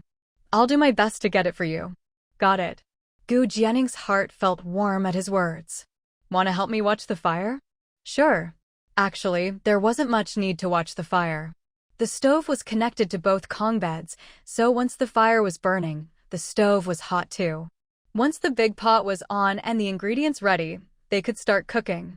Everything, the stove, pot, firewood, bowls, and chopsticks, had been bought ahead of time by Shang Zishi's comrades at his request. After we got engaged, I called my friends and asked them to help, Shang Zishi said. Brother Shi, you're so thoughtful, always planning ahead. Gu Jianing praised him sweetly, without hesitation. Thanks to Shang Zishi arranging for these necessities in advance, they could settle in right away. Otherwise, it would have been a hassle to go out and buy everything. Shang Zishi took out a marinated rabbit, picked up a knife, and quickly chopped it into pieces. Then he got out some scallions and chili peppers and started slicing them. The scallions and peppers had also been brought from Gu's house because Gu Jianing liked spicy food and was picky. She didn't like bland dishes. So, they didn't bring vegetables, but they did bring these seasonings. There was no pork fat, but there was oil. Once the oil was hot, Shang Zishi tossed in the rabbit meat. Stand back, don't get splattered, Shang Zishi reminded her. Okay, Gu Jianing obediently stepped back. A moment later, Shang Zishi added the peppers and scallions, stir-frying everything together. The delicious aroma quickly filled the room. Brother Shi, you're amazing. I knew you were great at your missions as a soldier, but I didn't know you could cook so well too.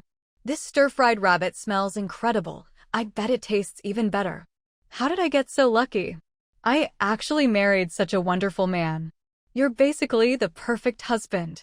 Gu Jianing's words were as sweet as honey, her praise coming nonstop. Her voice rose with excitement, her beautiful eyes shining with sincerity. Shang Zishi couldn't help the smile tugging at his lips, his eyes full of joy. He felt energized, even his stir-frying movements became more vigorous. He said, Of course your man is great. You hit the jackpot, so you'd better treasure me. Gu Jianing covered her face and giggled. This man was really thick-skinned, but also kind of cute. All right then, from now on, the kitchen is all yours, cooking, washing dishes, everything? Absolutely. When Shang Zishi agreed without hesitation, Gu Jianing gave him a big thumbs up, unable to hide the smile on her face. Looking at his adorable little wife, Shang Zishi was almost entranced. His wife was truly beautiful. Just a little silly, though. His silly wife probably didn't know that, for her sake, he had specially sought out a chef to learn how to cook. Back then, when he was injured and Gu Jianing took him in, he stayed at the Gu family's house for a while. During that time, he gradually fell for her. But later, because of his infertility, he left without confessing his feelings.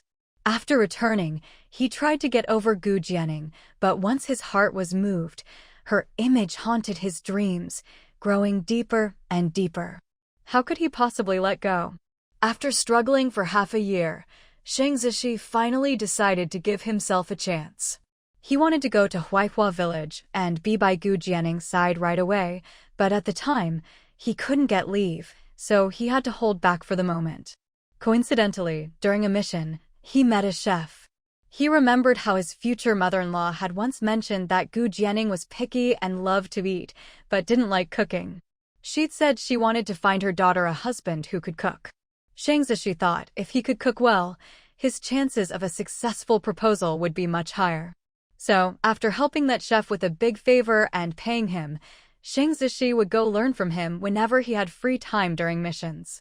And it turned out, he was quite talented at it. With his hard work, by the end, the chef even wanted to take him as an apprentice and marry his granddaughter to him. Of course, Shang Zishi politely refused. When the chef found out he was learning to cook for a girl he liked, he gave Shang Zishi a thumbs up. To win a woman's heart, you must first win her stomach. It's great that you have both the idea and the initiative. Back in the day, the chef himself had won the most beautiful girl in the area with his cooking skills. Now, that girl had been his wife and companion for decades. Jianning, are you home? Just as Shang Zishi was lost in his happy thoughts, a voice from outside interrupted him. That should be Sister Xuan. I'll go take a look. Gu Jianning recognized Zhang Xuan's voice, hurried out, and opened the door. As soon as she opened the door, she saw Zhang Xuan smiling warmly, holding out a bowl to her. Jianning, you haven't eaten yet, right? I just made some stir-fried cabbage with cured pork and thought I'd bring you a bowl. The bowl was filled with cabbage and a generous amount of cured pork, the delicious aroma wafting through the air. Clearly, Zhang Xuan was a good cook too. Oh, I couldn't possibly accept this, Sister Xuan. You should keep it for yourself and Guowa. Gu Jianning knew that meat was a rare treat, especially in the resource-scarce Northwest, and she couldn't take someone else's cured pork. Oh, come on, Jianning, don't refuse. Not to mention you saved my Guogua, but personally, I just really like you. I'm happy to give this to you, so just take it. After a few rounds of polite refusal, Gu Jianning finally gave in. Suddenly, she had an idea. How about this, Sister Xuan? Come inside with me. Zhang Xuan was a bit puzzled, but let Gu Jianning lead her toward the kitchen. Before they even got close, she could hear the sounds and smell the delicious aroma coming from inside. Someone was cooking meat too. As soon as she entered, she saw a tall figure in an apron busy at the stove. Looking closer, was that Shang Zishi? My goodness. The head of the Shang family was actually the one cooking. Shang Zishi looked up and saw Zhang Xuan standing there with his wife. He nodded in greeting, Sister Xuan. Hello. Brother Shi, Sister Xuan brought us some stir-fried cabbage with cured pork. Is your spicy stir-fried rabbit ready? Give her some too. Gu Jianning took a bowl from her own cupboard, poured the cabbage and pork into it, and handed the empty bowl to Shang Zishi. As it happened, Shang Zishi's stir-fried rabbit had just finished. So, he took the bowl and started filling it with rabbit meat. Since his wife had said to give some, he didn't hesitate. After all, it's only right to reciprocate. No need, Jianning, Captain Shang, really, there's no need. Zhang Xuan hurriedly tried to refuse. But Gu Jianning wouldn't let her. Although she wasn't the most generous person, she understood the importance of reciprocity. Besides, she genuinely liked the Zhang family.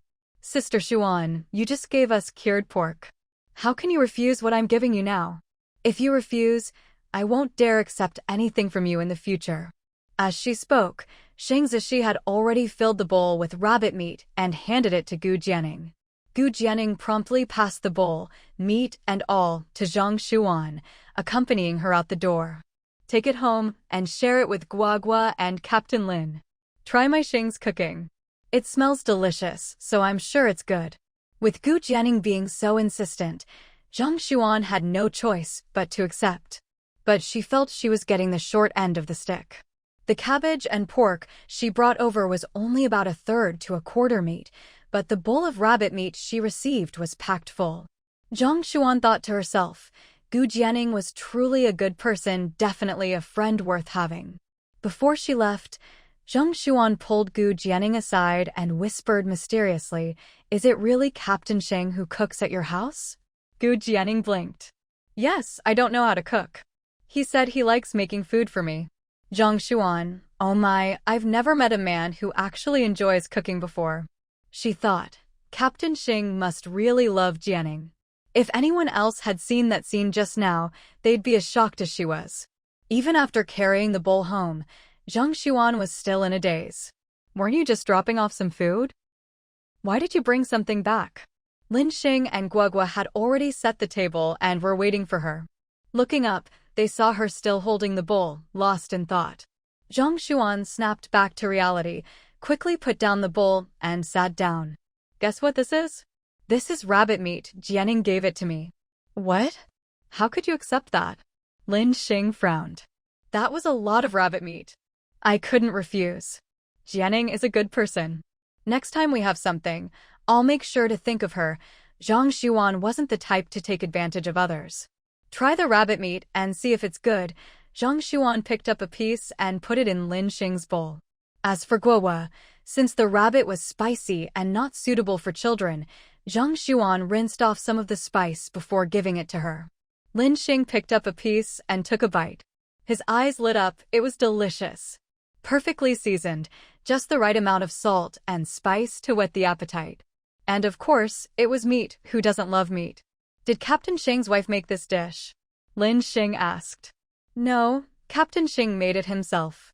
Zhang Xuan replied. As soon as she said this, Lin Xing was caught off guard by the chili in his mouth and started coughing, staring at his wife in disbelief. Cough, are you joking? Zhang Xuan handed him a glass of water to help him recover. Look at you, getting all worked up. But I'm not joking. This stir-fried rabbit was made by Captain Xing himself. She then described in detail how she'd gone over to deliver some meat, only for Gu Jianing to pull her into the kitchen, where she witnessed the scene with her own eyes. You have no idea, I was shocked when I saw it too. But Jianing said she doesn't know how to cook, while Captain Xing does, and he actually enjoys cooking for her. Captain Xing is really a good man. Zhang Xuan sighed with admiration. Uncle Xing is great. Guogua, who was eating rabbit meat, chimed in, echoing her mother's praise. After being rescued, Guogua had stayed with Gu Jianing and Xing Zishi, and had seen firsthand how well Xing Zishi took care of Gu Jianing. Guogua felt that Auntie Jianing was wonderful, and so was Uncle Xing. Lin Xing. He took another big bite of rabbit, still finding it hard to believe that this dish was made by that rascal Xing Zishi. But he trusted his wife wouldn't lie. What he hadn't expected was that someone as wild and unruly as Xing Zishi, so tough and unyielding on the training ground, so decisive and commanding on the battlefield, would actually cook for his beloved and do it so well. If the others in the barracks found out, their jaws would drop. Guess everyone meets their match. But does being able to cook make a man a good man? Then, should he learn to? After dinner, Lin Xing started clearing the dishes to wash them, only to turn around and see his wife taking out a packet of Chinese medicine. His expression darkened. Are you still going to keep taking that medicine? Maybe you should stop. Too much medicine isn't good for your health. There was clear worry in his eyes. No, I need to nurse my body back to health. I want to give you a son, Zhang Xuan said, taking out the medicine pot and pouring in the herbs. But you've been drinking this stuff for almost half a year. It's not that I mind the money, it's just... I know, Zhang Xuan interrupted, looking up at Lin Xing, her eyes reddening. I know, but I just can't give up. I don't want people to look down on you. And I don't want Guohua to end up like me, left all alone. I was lucky to meet you, but who knows what kind of people Guogua will meet in the future. No one can predict what will happen, and we can't protect her forever. As she spoke, tears started rolling down Zhang Xuan's face. In truth, neither Zhang Xuan nor Lin Xing were the type to favor sons over daughters, nor did they care about having a big family. Guogua was wonderful, and they both loved her dearly.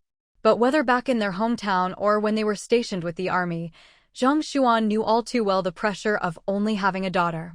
She didn't care what others said about her, but she didn't want such a good man like Lin Xing to be looked down upon. Especially back home, she'd often overhear Lin Xing's brothers and their sons openly saying, Lin Xing only has a daughter. In the future, He'll have to rely on us in his old age, and whatever he is will end up with us anyway. To Zhang Xuan, it was just like when her own parents only had her and almost lost everything to greedy relatives. Now, she and Lin Xing only had Guogua. They were still around, and already these people were dreaming of taking everything from Guogua. If anything ever happened to her and Lin Xing, wouldn't Guogua be left to the wolves? That's what Zhang Xuan feared. Her insistence on having a son was just so these people's schemes wouldn't succeed. Lin Xing stepped forward and hugged her tightly, comforting her gently. I'm sorry, I shouldn't have said that. He knew better than anyone what his family was like, and he understood the pain in Awan's heart. He didn't care about having a son or not. He thought having Guogua was already wonderful. But if having a son could put Zhang Xuan's mind at ease and put an end to those wolves' schemes, then he hoped for a son too. But was it possible? They'd been married 10 years, and only after much difficulty had they had Guogua. Now, who knew how much bitter medicine Awan had drunk? Holding Zhang Xuan in his arms, Lin Xing silently prayed, Heaven, if you see how I, Lin Xing, have defended my country, and that neither Awan nor I have done anything wrong, please grant us a son. If heaven could answer, it would surely say, don't pray to me. The chance for a son is right next door, not far away at all. In the house next door, Gu Jianing and Xing Zishi were eating dinner together on the heated Kong bed in the living room. Zishi, you're amazing. This rabbit is so delicious. You're like a god of the kitchen come down to earth. I must have saved the galaxy in my past life to be able to marry you. At that moment, Xing Zishi was basking in his wife's endless praise, unable to hide his wide smile, nearly losing himself in happiness. After dinner, he quickly cleaned up the dishes, refusing to let Gu Jianing touch them. Once they'd rested for a bit, Xing Zishi brought over his army coat, a scarf, a hat, and bundled Gu Jianing up tightly. Because they were about to head out. Gu Jianing was excited and a little nervous about what they were about to do, so she packed a small bundle with some things and clothes. Ready? All set. Xing Zishi took the bundle from her and led her outside. Captain Xing, heading out? Captain Xing, is this your new wife? Captain Xing, when are you inviting us over to warm your new home? On the way, they ran into several comrades and military wives, all greeting Xing Zishi, their eyes occasionally darting to Gu Jianing behind him. She was wrapped up tightly, even her face hidden behind a scarf. Was she so ugly she was afraid to scare people, or just embarrassed? Yes, that must be it.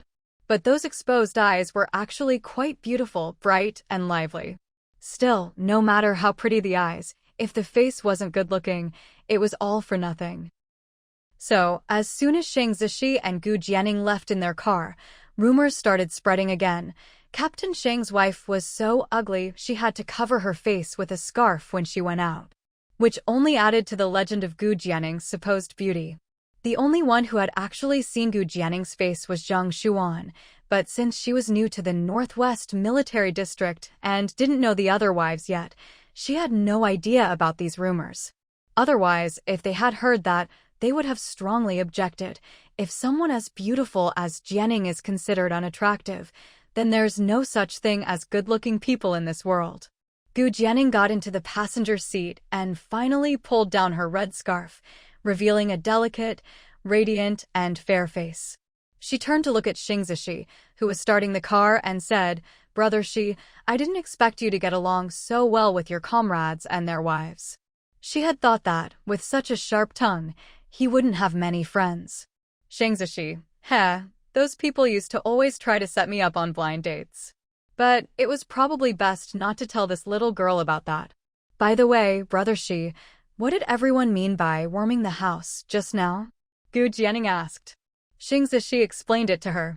When a newlywed soldier is assigned housing and brings his wife to live with him, he'll invite close comrades or neighbors over for a meal, a tradition called warming the house. It's a lively gathering that helps everyone get acquainted and makes future socializing easier. So that's what it means. Should we prepare one too?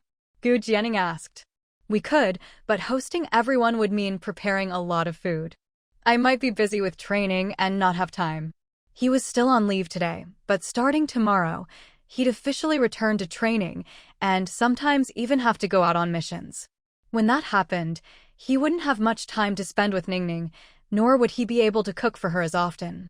She'd have to eat at the canteen instead. Thinking about it, Shang Zishi felt a bit troubled and guilty, as if he was letting Ningning down. What should we do then? Gu Jianing felt that the housewarming was still important. I'll ask sister-in-law Zhang about it another day. All right. Gu Jianing didn't really want to cook herself, but she figured she could ask someone to help and offer them some compensation. Or, she could use the super scanner in her eyes to give everyone who helped or attended the housewarming a free health checkup. That should be a pretty nice gesture too. The car drove out of the military compound and headed toward the mountains. As they drove, Gu Jianing suddenly remembered that she had promised to treat Shang Zishi's health issues. System, bind Shang Zishi as a patient.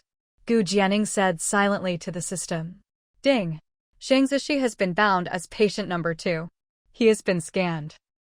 You can view his medical conditions in the patient section of the learning space. Ding. Detected that patient number 2 is the host's husband and a main quest character. Rewards for successfully treating patient number 2 are as follows. National Beauty Pill *1, Immunity Pill *10, Invisibility Bulletproof Suit *1, Points *200. Previously, patients number 2 to number 10 were the pigs in the pigsty at Huaihua Village, but after treating those 9 pigs, Gu Jianing unbound them.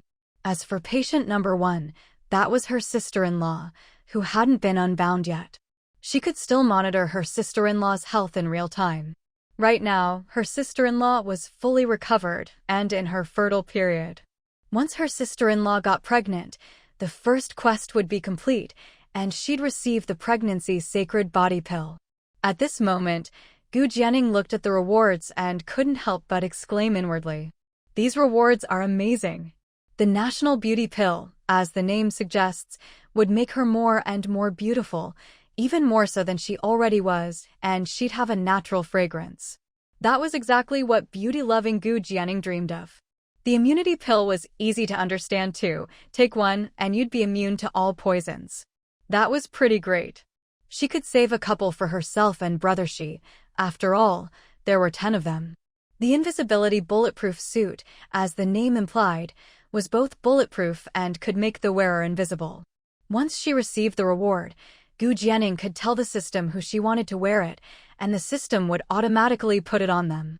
The wearer wouldn't know or notice anything unusual, and wouldn't realize they were wearing an invisible suit. Unless a bullet happened to bounce off the suit and the person was particularly perceptive, they might sense something was off. But it would still be invisible. Gu Jianing was thrilled. This was perfect for brother Shi. Shang Zishi was a soldier, often sent on missions, sometimes even to the front lines to fight ruthless enemies. And bullets don't have eyes. Whenever Shang Zishi was on a mission, there was always a risk of injury. If he could wear the invisible bulletproof suit, he could avoid that risk. So, she had to heal brother Shi as soon as possible to get the rewards quickly. While Shang Zishi was driving, Gu Jianing opened the patient section with her mind to check his health status. About 15 minutes later, the car stopped at the foot of the mountain. Maybe because it was so cold, there wasn't a soul in sight in this area except for them. Come on. Shang Zishi got out first, then carried Gu Jianing out of the car and took her hand, leading her into the mountains. The terrain was a bit tricky, but fortunately Shang Zishi seemed very familiar with the area. After several twists and turns, they stopped in front of a large rock about 10 minutes later. Huh? Gu Jianing looked at the big rock in front of her, puzzled. She watched as Shang Zishi stepped forward and pushed the rock aside with force. The next second, a cave over a meter high was revealed behind the rock. There seemed to be light coming faintly from the other end of the cave. I never would have guessed there was a cave behind this rock, Gu Jianing marveled. Follow me, bend down and go in slowly. Don't bump into the rocks, Shang Zishi instructed. Okay. Although she was a bit doubtful, could they really fit through such a small opening, Gu Jianing trusted Shang Zishi. She let him lead her, bent down, and followed him inside. At first, it was indeed a tight squeeze. Gu Jianing was petite, so it wasn't too bad for her, but Shang Zishi, at 1.9 meters tall, had to half-crouch the whole way. Just watching him made Gu Jianing feel uncomfortable for him. But soon, Gu Jianing noticed a change. The further they went, the higher and wider the passage became. Before long, Gu Jianing could stand upright, and soon Shang Zishi could too. Hey, it's getting brighter up ahead. Why do I feel like it's getting warmer? She'd bundled up tightly before coming out, but now she was getting hotter and could clearly feel the temperature rising around her. Brother Shi, are we almost there? We're here. Huh? As Gu Jianing took another step forward and looked up, the view suddenly opened up before her. Right in front of her was a large pool, surrounded by clusters of various flowers. Steam was rising from the water, and there was a faint smell of sulfur in the air. Rocks encircled the pool, and the only way in or out was the path they'd come from, plus a hole overhead where light streamed in. It wasn't dark at all. In fact, it was quite bright. Wow, this must be a hot spring. Gu Jianing hurried over to the pool, reached out, and tested the water, feeling its pleasant warmth. She could even see the bottom of the clear pool. Look over there. Following Shang Zishi's direction, Gu Jianing spotted a spring bubbling up from the bottom. So, this was a living spring. Gu Jianing truly hadn't expected that there would be a hidden hot spring in these mountains. In such a cold winter, being able to soak in a hot spring, Gu Jianing could hardly imagine anything more blissful. I stumbled upon this place once when I was hiking up the mountain. I've soaked here before, Shang Zishi explained. So, there wasn't any danger here, nor would anyone else come by. It was safe to relax. Hurry up and get in. We'd better head back before it gets dark, he urged. After all, this was the mountains who knew what dangers might come after dark. Okay. Soaking in a hot spring naturally meant taking off your clothes, but Gu Jianing glanced at Shang Zishi, biting her lip. Aren't you going to get in? Shang Zishi crossed his arms and smiled at her, raising an eyebrow. What, you want me to join you? I mean, I could. After all, we're married, we've got the certificate, and even held the banquet. As he spoke, Shang Zishi put his hand on his buttons, as if about to start undressing. Gu Jianing's face flushed bright red, and she felt a bit at a loss. She had to admit they were indeed married, but they hadn't consummated the marriage yet. Without that, she felt like something was missing. Soaking in the hot spring together now just felt a bit awkward and embarrassing. But Shang Zishi wasn't wrong. They were husband and wife, already sharing a bed. What was the big deal about a hot spring? Fine, let's just do it together. Gu Jianing tried to mentally prepare herself, but then she heard Shang Zishi burst out laughing.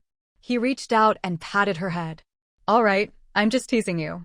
You go ahead and soak first, I'll keep watch. When you're done, I'll take my turn.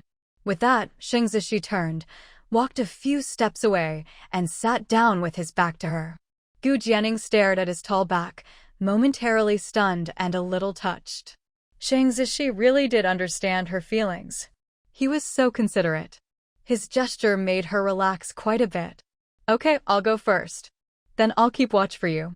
With that, Gu Jianing stopped hesitating and started undressing. The soft rustling of clothes came from behind. Shang Zishi, absent-mindedly drawing patterns in the dirt with a stick, unconsciously gripped it tighter. He didn't turn around. But if you looked closely, you'd see his cheeks and ears were turning red and hot. Especially when Gu Jianing slipped into the hot spring and let out a soft, contented moan, Shang Zishi's face turned scarlet. Who knew what he was thinking, his eyes growing a little hazy, as if he were drunk. In fact, Shang Zishi was remembering the time he'd stayed at the Gu family's house, recovering from an injury, posing as her cousin. That time, it was just him and Gu Jianing at home. The little girl was bathing in the washroom while he was chopping wood in the yard. But suddenly, he heard her cry out in fright, then call for him in panic. Worried something had happened, and with Gu Jianing already in his heart, he rushed in. He found Gu Jianing sprawled on the floor. Without thinking, he hurried over and carried her to her room. That's when he realized her clothes were half off, and she kept clinging to him, her eyes seductive and inviting, clearly trying to tempt him. The moment he realized this, Shang Zishi felt like his mind was on fire, burning so hot he could barely think. So how did Shang Zishi react back then?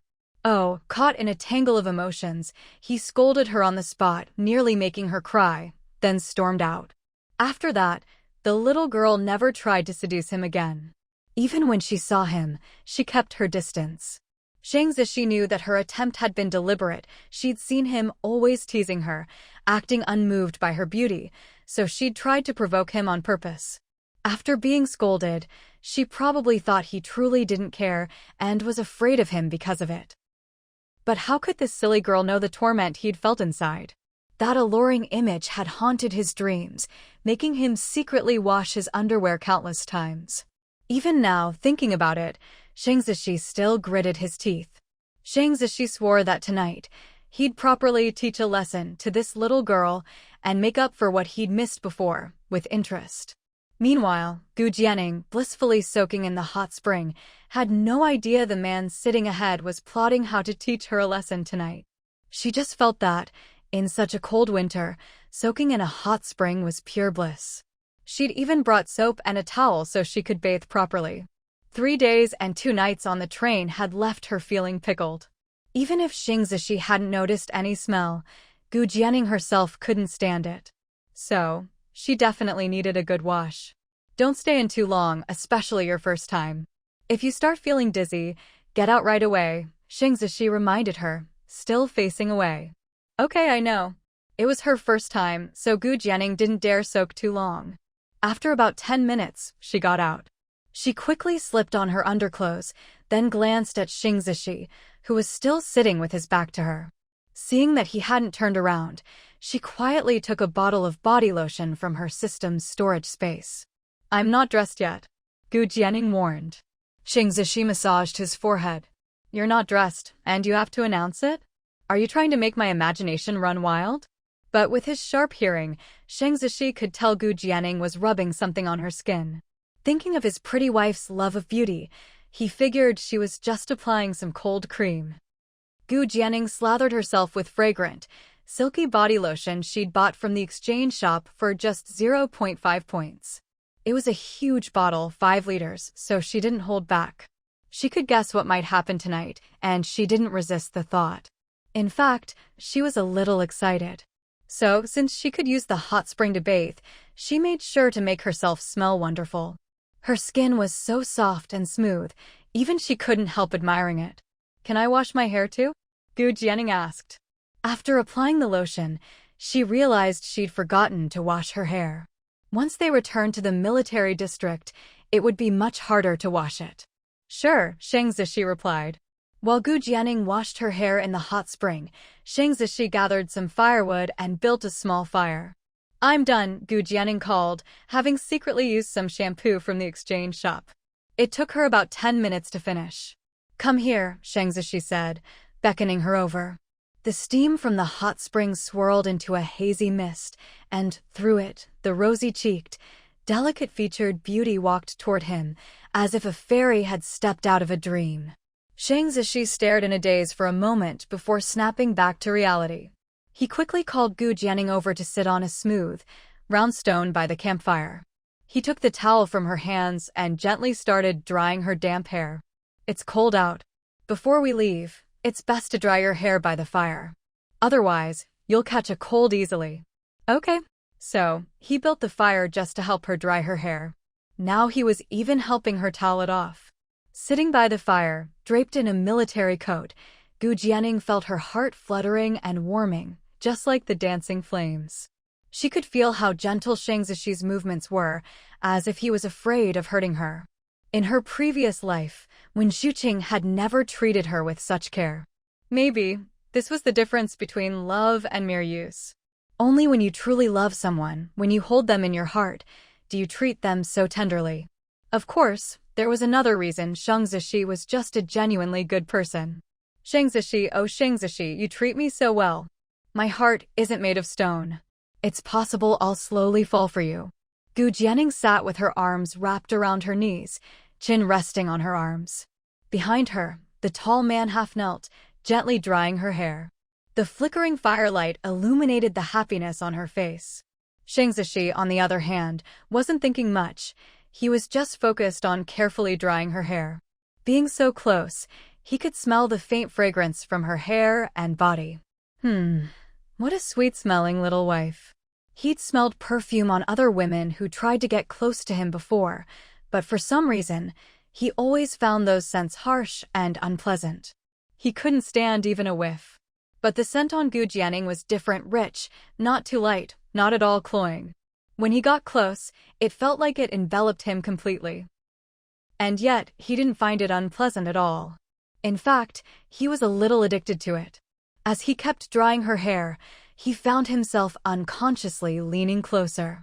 By the time he realized it, his face was nearly at her pale, slender neck. Startled, Xing Zishi quickly pulled himself together and continued drying her hair. All right, it's almost dry. I can finish the rest myself. You should go wash up in the hot spring. It's getting late, and we need to head back soon. Gu Jianing remembered Xing Zishi had said they needed to return before dark. Okay. As soon as Gu Jianing took the towel from him, Xing Zishi started taking off his clothes. He stripped so quickly that by the time Gu Jianing realized what was happening, his upper body was already bare. She stared blankly at his solid chest, those 8-pack abs, the faint V-line.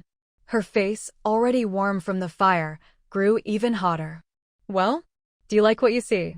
Yeah, Gu Jianing answered instinctively. When she came to her senses, she saw Xing Zishi laughing heartily and immediately grew flustered and annoyed. Xing Zishi, you're shameless. We're husband and wife. What's shameless about it? Not to mention looking, even if you wanted to. As he spoke, Xing Zishi stepped forward, and before Gu Jianing could react, he grabbed her hand and pressed it to his abs. How about that? Feels even better, right? Gu Jianing's cheeks turned crimson. Embarrassed and angry, she stomped her foot. Ah, Xing Zishi, you're so annoying. Xing Zishi just laughed, then turned and stripped off the last of his clothes, leaping into the hot spring. No need to turn away. I don't mind you looking. Gu Jianing gave a little huff and muttered, who wants to look at you anyway? But even as she said that, her hand twitched and inside, she was screaming. Ah, those abs felt amazing, so firm and warm, full of strength. My hand is itching to touch them again. No, Gu Jianing, you have to control yourself. You can't be a lecherous wolf girl. She tried to restrain herself, but when Xing Zishi finished bathing and started getting dressed, she still snuck a peek. TSK, all that masculine charm and hormones, so irresistible. Especially that lean, powerful waist. Brother's waist is a deadly weapon. I'm doomed. After tonight, I probably won't be able to get out of bed tomorrow morning. Woo-woo, but why am I actually looking forward to it? Gu Jianing, you really are a pervert. Oh well, so what if I am? He's my husband, what's wrong with looking? Gu Jianing felt completely justified. Just one more look. Just one. As a soldier, Xing Zishi was extremely sensitive to being watched. Of course, he noticed Gu Jianing's sneaky glances. Catching her gaze on him, Xing Zishi felt fireworks exploding inside. He was thrilled. He knew he had a great body. How could Ningning not like it?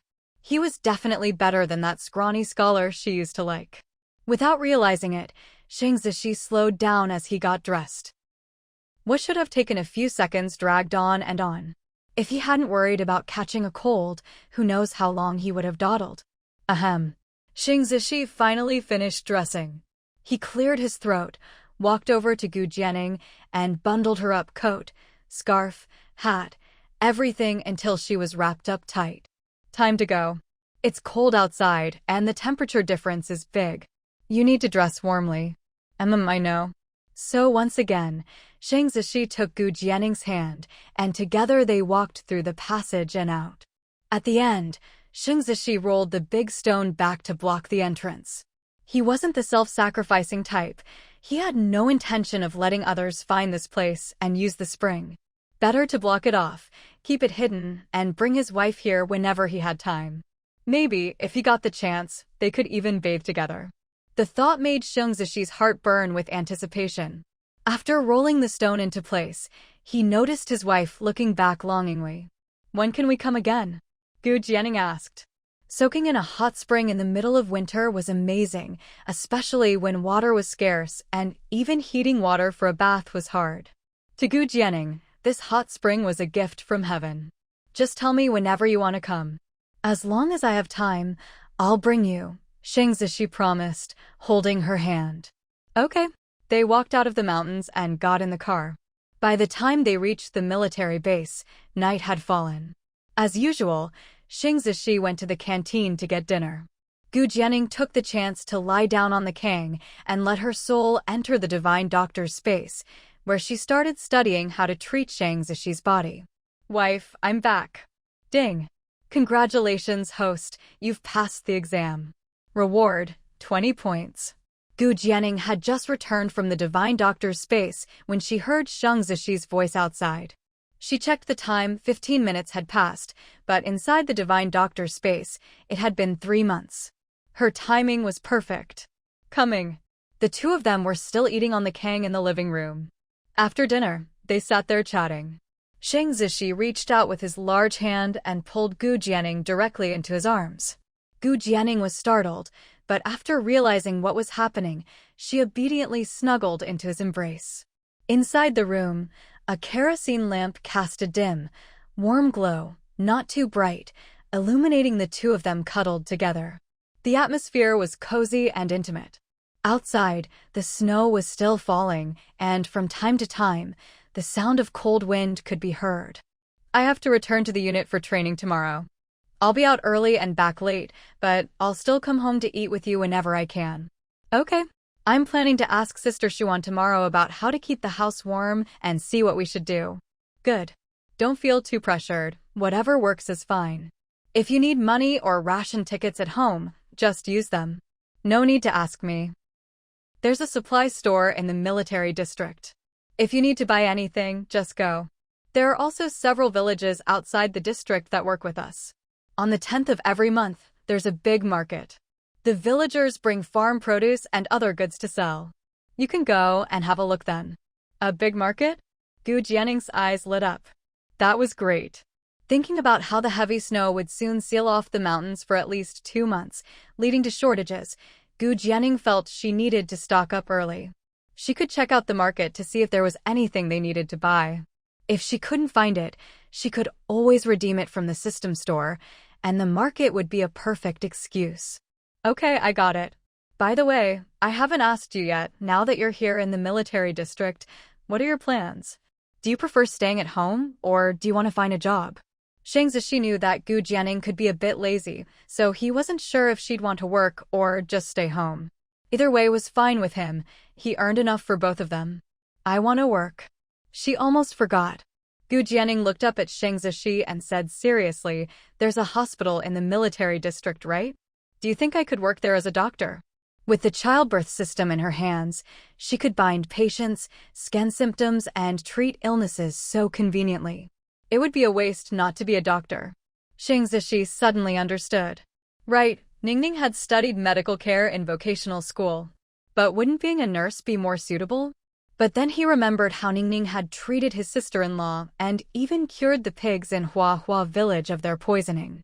He realized Ningning did have real medical skills. I'm not sure, but I'll find some time to ask around for you. Okay. As she spoke, Gu Jianing struggled to get up. Where are you going? The warmth and softness in his arms suddenly disappeared, and Shang Zishi instinctively tried to pull her back. I'm going to treat you, Gu Jianing replied. If it weren't for the talk about work just now, she would have been completely lost in this man's tenderness and almost forgotten about this important matter. She couldn't forget, the rewards were too good. The two of them returned to the main bedroom's kang, which was already heated and warm. Shang Zishi took off his clothes and lay down. Gu Jianing glanced at his strong, muscular body, but managed not to let her imagination run wild and focused on the treatment. She took out the long needles, sterilized them over the fire, and then quickly and accurately inserted them into the appropriate acupuncture points. As she worked, she muttered, "You'll need to take herbal medicine as well. I'm confident you'll be fully recovered in about half a month. But where do we get the medicine?" Shang Zishi replied, "We have to buy it in the county town. It's quite far, you have to take a bus. How about this? You write down the prescription for me, and I'll ask someone from logistics to buy it. They often need to go out to purchase supplies in the county. All right, then get enough for half a month. Who knows how long the heavy snow will last, plus, in another month, it'll be New Year's. When the snow seals the mountains, I think it'll last about half a month, Shengzishi said, recalling previous years. That means, this year, you'll have to spend New Year's with me here in the Northwest Military District. We might not even eat very well. Almost every year, when Spring Festival came around, the Northwest Military District would be snowed in. No one could come or go, and most training and tasks would be suspended. Only when the snow melted would things return to normal. I'm sorry, Shengzishi said, guilt in his eyes. If they hadn't gotten married, Ningning could have stayed in Huahua Village and celebrated with her family, the people she grew up with, in a place that wasn't so cold, where even taking a bath wasn't such a hassle. Gu Jianing paused in her acupuncture, turned to look at Shengzishi, and saw real guilt in his eyes. Honestly, did she miss her family? Of course she did. In her previous life, she'd let her family down. After being reborn, she'd planned to make it up to them. But less than a month later, she married and followed her husband to the Northwest. Here, everything was unfamiliar, so cold, and it was hard to get around, so much more inconvenient than Huahua Village. But now I have you with me, don't I? Gu Jianing looked steadily at Shengzishi. Then she continued with the acupuncture. But here, you're my only family. You'd better treat me well. And if I ever miss my family, you have to take me back to visit them. Shengzishi's heart trembled at Gu Jianing's gaze. So, he could understand her words to mean that she missed her family, but for his sake, she was willing to follow him to the Northwest, right? So, in Ningning's heart, he was also an important family member. If he didn't have needles stuck in him, Shengzishi, feeling a rush of warmth, would have pulled Gu Jianing into his arms and hugged her tightly, just to let out the excitement in his heart. I'll definitely treat you well. Whenever you want to go back, I'll do everything I can to take you. Unable to move, he could only make his promise with words. Gu Jianing softly replied, and then she trusted Shengzishi. After finishing the acupuncture, Gu Jianing took out paper and pen and wrote down the prescription. About half an hour later, she removed the needles, and the treatment was over. Hurry and put your clothes on, or you'll catch a cold. No need. Before Gu Jianing could react, Shengzishi pulled her into his arms and whispered something in her ear. He grabbed her hand and placed it on his chest. Ningning, it's getting late. Why don't we go to sleep? Otherwise, we'll just have to take our clothes off again later. Aye. Gu Jianing knew tonight was their wedding night. She'd fantasized about it during the day, but now that it was really happening, she was nervous. But the next second, Shengzishi leaned in and sealed her lips with his. All the tension and anxiety vanished in that moment. Seeing the wild, burning look in Shengzishi's eyes, Gu Jianing couldn't help but recall her previous life, how this man had called her name and rushed into the sea of fire to find her. In this instant, Gu Jianing hesitated no longer. She wrapped her arms around him in return. The heated Kong bed was warm, and so were the two people on it. Inside the house, the night was pitch black. Snow continued to fall outside, as if determined to blanket the entire world. Everything around was silent. The wind was bitterly cold. But inside, the warmth kept rising. In this life and the last, two lonely, frozen hearts finally came together in this moment, warming each other. 2 hours, 2 whole hours passed. Afterwards, utterly exhausted, Gu Jianing cursed Shengzishi under her breath and drifted off to sleep in a daze. She was simply too tired, completely spent.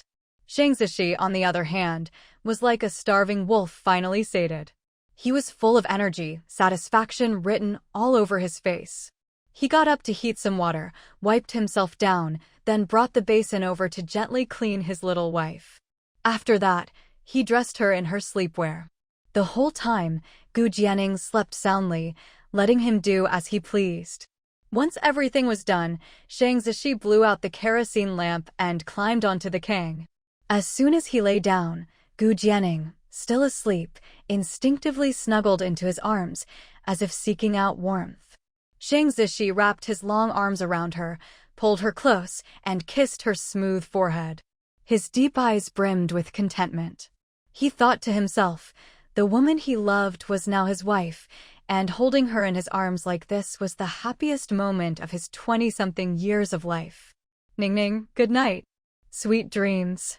Outside, the snow was cold, but inside, the two of them slept in each other's arms, warm and cozy. That night, Gu Jianing really did have a sweet dream. In her dream, she cured Shang Zishi's illness, took the sacred pregnancy pill, and soon became pregnant. At the end of the dream, a bunch of adorable, beautiful children were calling them mom and dad. Nestled in Shang Zishi's arms, Gu Jianing slept soundly, a faint smile curling unconsciously on her lips. When she woke the next day, the man was already gone. Gu Jianing glanced outside at the bright sky, then at her watch. Her lips twitched, it was already past 10 in the morning. Supporting her sore waist, she got off the kang and saw a note and breakfast left on the table. She picked up the note and recognized Shang Zishi's strong, bold handwriting. He had gotten up early to bring her breakfast, then gone off to training. The time was a little after 5. Gu Jianing gasped. After what he'd put her through last night, he could still get up so early to train. His stamina was truly something else. Gu Jianing felt like Shang Zishi was some kind of demon who had sucked her dry, and she was the one being drained. She was sure she must look completely wilted right now. But when she pulled out her little mirror, she was surprised by what she saw: a rosy complexion, cheeks like a ripe peach, and an irresistible allure in her eyes that she couldn't hide no matter what. Well, maybe she hadn't lost out after all. Still, Gu Jianing started browsing the system's marketplace, looking for any pills that could help her battle Shang Zishi on the kang. She didn't want to end up a limp noodle, unable to get out of bed until noon every single time. Host, no need to look. Once you cure the male lead's illness, the reward, Peerless Beauty Pill, will have that effect. The childbearing system chimed in at just the right time. Gu Jianing, the Peerless Beauty Pill can do that too? All right then, just half a month to go. The stove was still warm, so Gu Jianing reheated the cold steamed buns and side dishes, then boiled some water to wash up. By the time she finished breakfast, it was already noon. Shang Zishi hadn't come back, but Gu Jianing could guess why. He'd told her before that if he didn't return for lunch, she should just go to the canteen herself. But since she'd just eaten, she wasn't hungry and didn't need to go. Shuanjia. Gu Jianing knocked on the door next door, where Zhang Xuan lived. Soon, Zhang Xuan opened the door, with little Guogua trailing behind. Jianing, you're here. Shuanjia, I wanted to ask you about something. Oh, don't be so polite. Just ask. Don't stand out there, come in. Guogua was delighted to see Gu Jianing and called her auntie as she followed her in. Gu Jianing slipped a few white rabbit candies into her little hand. You don't have to give her those, Xuan said. Those are precious. It's fine, I just like Guogua. Once inside and seated, Gu Jianing asked about the upcoming Warm House event. I heard most of the food is cooked by the military wives themselves, but I don't know how to cook. Gu Jianing's delicate face wrinkled with worry. Zhang Xuan remembered seeing Captain Xing busy at the stove yesterday and suddenly understood. That's nothing. I can help you, Xuan said, patting her chest confidently. We can discuss what dishes to make first. Once we decide, you prepare the ingredients, and I'll come over and help you cook. It could be that easy, but won't that be too much trouble for you? Not at all. I'm good at cooking, and it doesn't have to be fancy, just a few big pots of food will do. All right, let's do that then. With Xuan's help, a big worry was off Gu Jianing's mind. She'd definitely have to repay her later. The two of them began discussing what dishes to prepare. When Gu Jianing suggested a few meat dishes, Xuan exclaimed, with these meat dishes, I guarantee everyone will be thrilled. After all, this was the resource-scarce Northwest, and meat was even scarcer. Lin Xing had said the canteen rarely had any, and once the snow sealed the mountains, even vegetables would be hard to come by, let alone meat. Leaving Xuan's house, Gu Jianing felt relieved. One more thing off her mind. Xuan was a bit worried about how she'd get the meat, but Gu Jianing wasn't concerned. She'd see if she could buy some at the market in 2 days, and if not, she could always get it from the systems exchange shop, where all the ingredients were very cheap. Back home, Gu Jianing took out some envelopes and paper, planning to write to her family and her grandparents to let them know she was safe. She wanted to tell them she'd arrived safely in the Northwest. It was cold, but they had everything they needed and were doing well. It was just that, with the snow blocking the roads during the new year, they'd have to stay here for the holiday and couldn't go anywhere. The letter to her family was long. She had so much to say to each of them. The letter to Grandpa and Grandma Sang wasn't as long, but it was full of warm greetings and little stories from their daily life. That evening, Shang Zishi came in carrying food, his clothes dusted with snow. He didn't see his young wife in the living room, but he did spot the 2 letters on the table. When he noticed that one of them was addressed to his own grandparents, a soft warmth spread through his heart, and his gaze grew gentle. "You're back." That familiar, sweet voice made Shang Zishi turn around. He saw his lovely, slender wife walk in. "Yeah, I brought back some food. I'll make a meat dish in a bit. You wrote letters?" "MHM. Since we've arrived safely, I thought I should let everyone know. But I'm planning to wait until after we visit the big market in a couple of days, buy some local specialties, and send them along with the letters as New Year's gifts. After all, the New Year was just over a month away, and with how long mail takes, there wouldn't be time for many letters." "Sounds good. Whatever you want to buy is fine. I just didn't expect you'd write to my grandparents too." Gu Jianing shot him a sidelong glance. "We're married now. They're not just your grandparents, they're mine too. Besides, they've always been good to both of us. It's only right to write to them." As soon as she finished speaking, Shang Zishi pulled her into a tight hug. "Ningning, thank you. I know you're doing this for me." Her grandparents loved Ningning because of him, and Ningning cared for them in return. "They really have always treated me well. I just haven't paid them enough attention before." Gu Jianing leaned against his chest and sighed softly. "You have your training and missions. I'm sure they understand. But now that we're married, as your wife, it's my duty to show them more care." Of course, there was something Gu Jianing didn't say. Grandpa and Grandma Sang were truly wonderful people. If they'd been the difficult type, she wouldn't have bothered. Like Shang Zishi's father and stepmother, she didn't interact with them at all. "All right, let's eat." "Okay. By the way, did you get lunch from the canteen today?" Inside the small house, the couple chatted away, the atmosphere warm and cozy. Gu Jianing told him about asking Sister Xuan about the housewarming and the solution they'd come up with.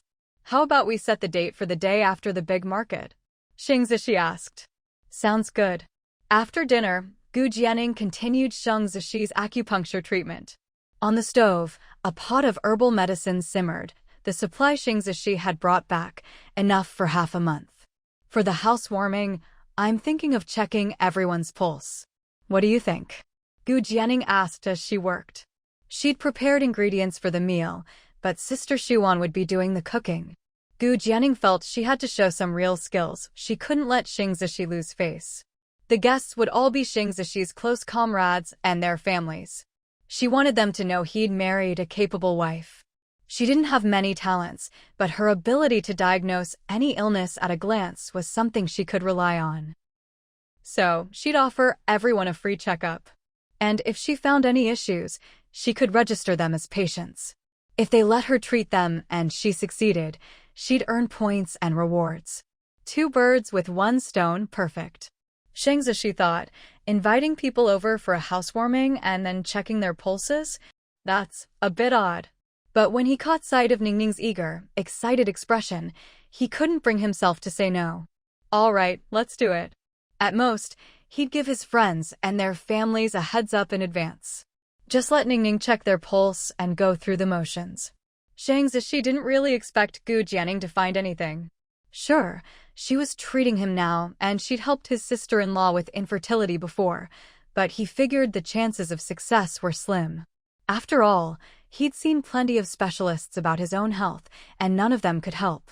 Ningning was just too young. If she really could cure his and his sister-in-law's infertility, she'd be a miracle doctor. But Shang Zishi still thought it was unlikely.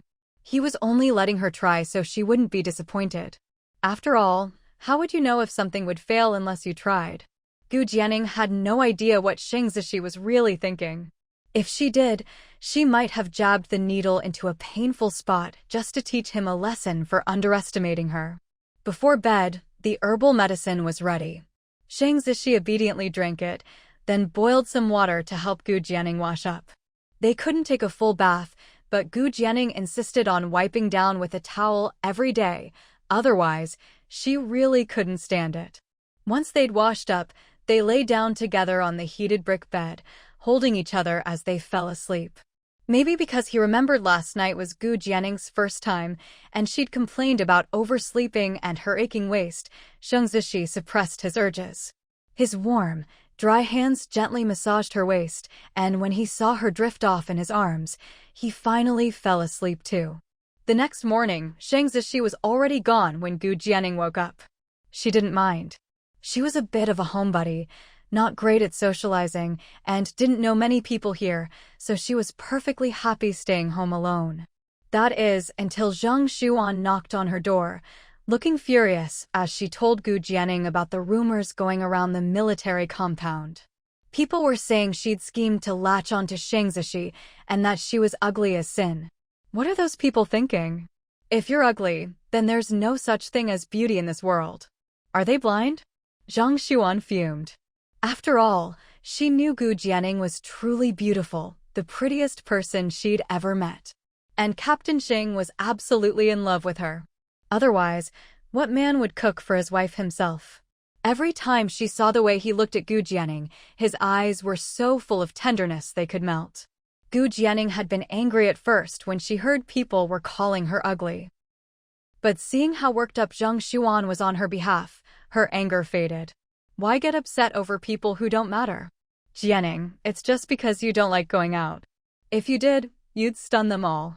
Tomorrow's the big market, dress up nicely and shock them all. Gu Jianing giggled and agreed. She was a beauty, after all, she couldn't let people call her ugly. I wonder who's spreading these ridiculous rumors, Zhang Xuan muttered. Who exactly was spreading those wild rumors was unclear, but someone had definitely added fuel to the fire, and that person was known. That person was right here in the military district hospital. At this moment, she was on the phone. A young girl, dressed in a crisp white nurse's uniform, held the receiver to her ear. On the other end was Fong Manping, calling from Beijing. Manping, you have no idea how ugly that woman is. She wraps herself up so tightly whenever she goes out, probably afraid someone will see her. Captain Xing must have been caught by that awful woman with some kind of leverage. Otherwise, why would he compromise? It's just infuriating. Peng Wenjing's tone was full of disdain for Gu Jianing. I think it won't be long before Captain Xing divorces that woman. Don't worry, I'll have my brother help out too. Wenjing, thank you. Honestly, I think you and my brother are a perfect match. Oh, Manping, what are you saying? You're making me blush. Though Peng Wenjing said this, her cheeks flushed uncontrollably. After hanging up, Fong Manping in Beijing pondered the credibility of Peng Wenjing's words. She knew that not only did Li Shuao like Shang Zishi, but Peng Wenjing did as well. But Shang Zishi didn't like either of them. Fong Manping had wanted to matchmake Li Shuao and Shang Zishi, but now that Peng Wenjing, who also liked Shang Zishi, could be useful, she decided to make use of her. There was still some time before the art troupe would head to the Northwest Military District for the New Year's Eve performance, so for now, she couldn't go herself. She could only rely on Peng Wenjing to get news about Shang Zishi and report back to Li Shuao. It was only a couple of days ago, after receiving Peng Wenjing's call, that Fong Manping learned Shang Zishi had actually brought that country woman along with him to the base. When she heard Peng Wenjing say that woman was hideous, Fong Manping was relieved, though not surprised. A country bumpkin, of course she'd be ugly. She just couldn't figure out why Shang Zishi would marry such a woman. The idea that Shang Zishi married her out of love, Fong Manping would never believe that, not in a million years. For now, she'd let Peng Wenjing take the lead for Li Shuao. Once she and Li Shuao arrived at the Northwest Military District, they'd see for themselves what that woman was really like. Meanwhile, after hanging up, Peng Wenjing was still lost in the words Fang Maping had just said, that she and Xing Zishi were a perfect match. Her little face was flushed red. Peng Wenjing had liked Xing Zishi ever since he was hospitalized with an injury more than 2 years ago. Back then, Peng Wenjing had been the nurse assigned to care for him. It was love at first sight for her. When it came to people she liked, Peng Wenjing was never shy about making the first move. So, she started pursuing Xing Zishi, even asking her brother to act as a matchmaker. But Xing Zishi turned her down, saying he had no plans to get married. He'd even snapped at her harshly once when she tried to get close. Peng Wenjing had cried her heart out then, and after that, she stopped deliberately appearing in front of Xing Zishi, though she still liked him and kept an eye on him from afar. She never expected that, so suddenly, Xing Zishi would file a marriage report, get married, and even bring that country woman to live on base. Peng Wenjing had known about it from the very first day they arrived at the military district, and she'd always wanted to take a look. But she'd been too busy to find the time. Still, she'd heard the rumors that the country woman was hideous. Feeling a bit more at ease, Peng Wenjing decided to fan the flames a little. Now, most people in the military district probably knew that the handsome Captain Xing Zishi had married an ugly country bumpkin. She wanted to see how that ugly woman would react to these rumors and the disdain of others. Would she still have the face to stay by Captain Sheng's side? Hopefully, she'd take the hint and ask for a divorce herself, so she wouldn't hold Captain Sheng back or embarrass him. As she was thinking this, a hand suddenly patted her on the shoulder. "Wenjing, what are you thinking about?" Peng Wenjing jumped in surprise and turned to see her brother, Peng Yuda. He was a man in his 40s, with a strong, square face and an air of authority in his military uniform.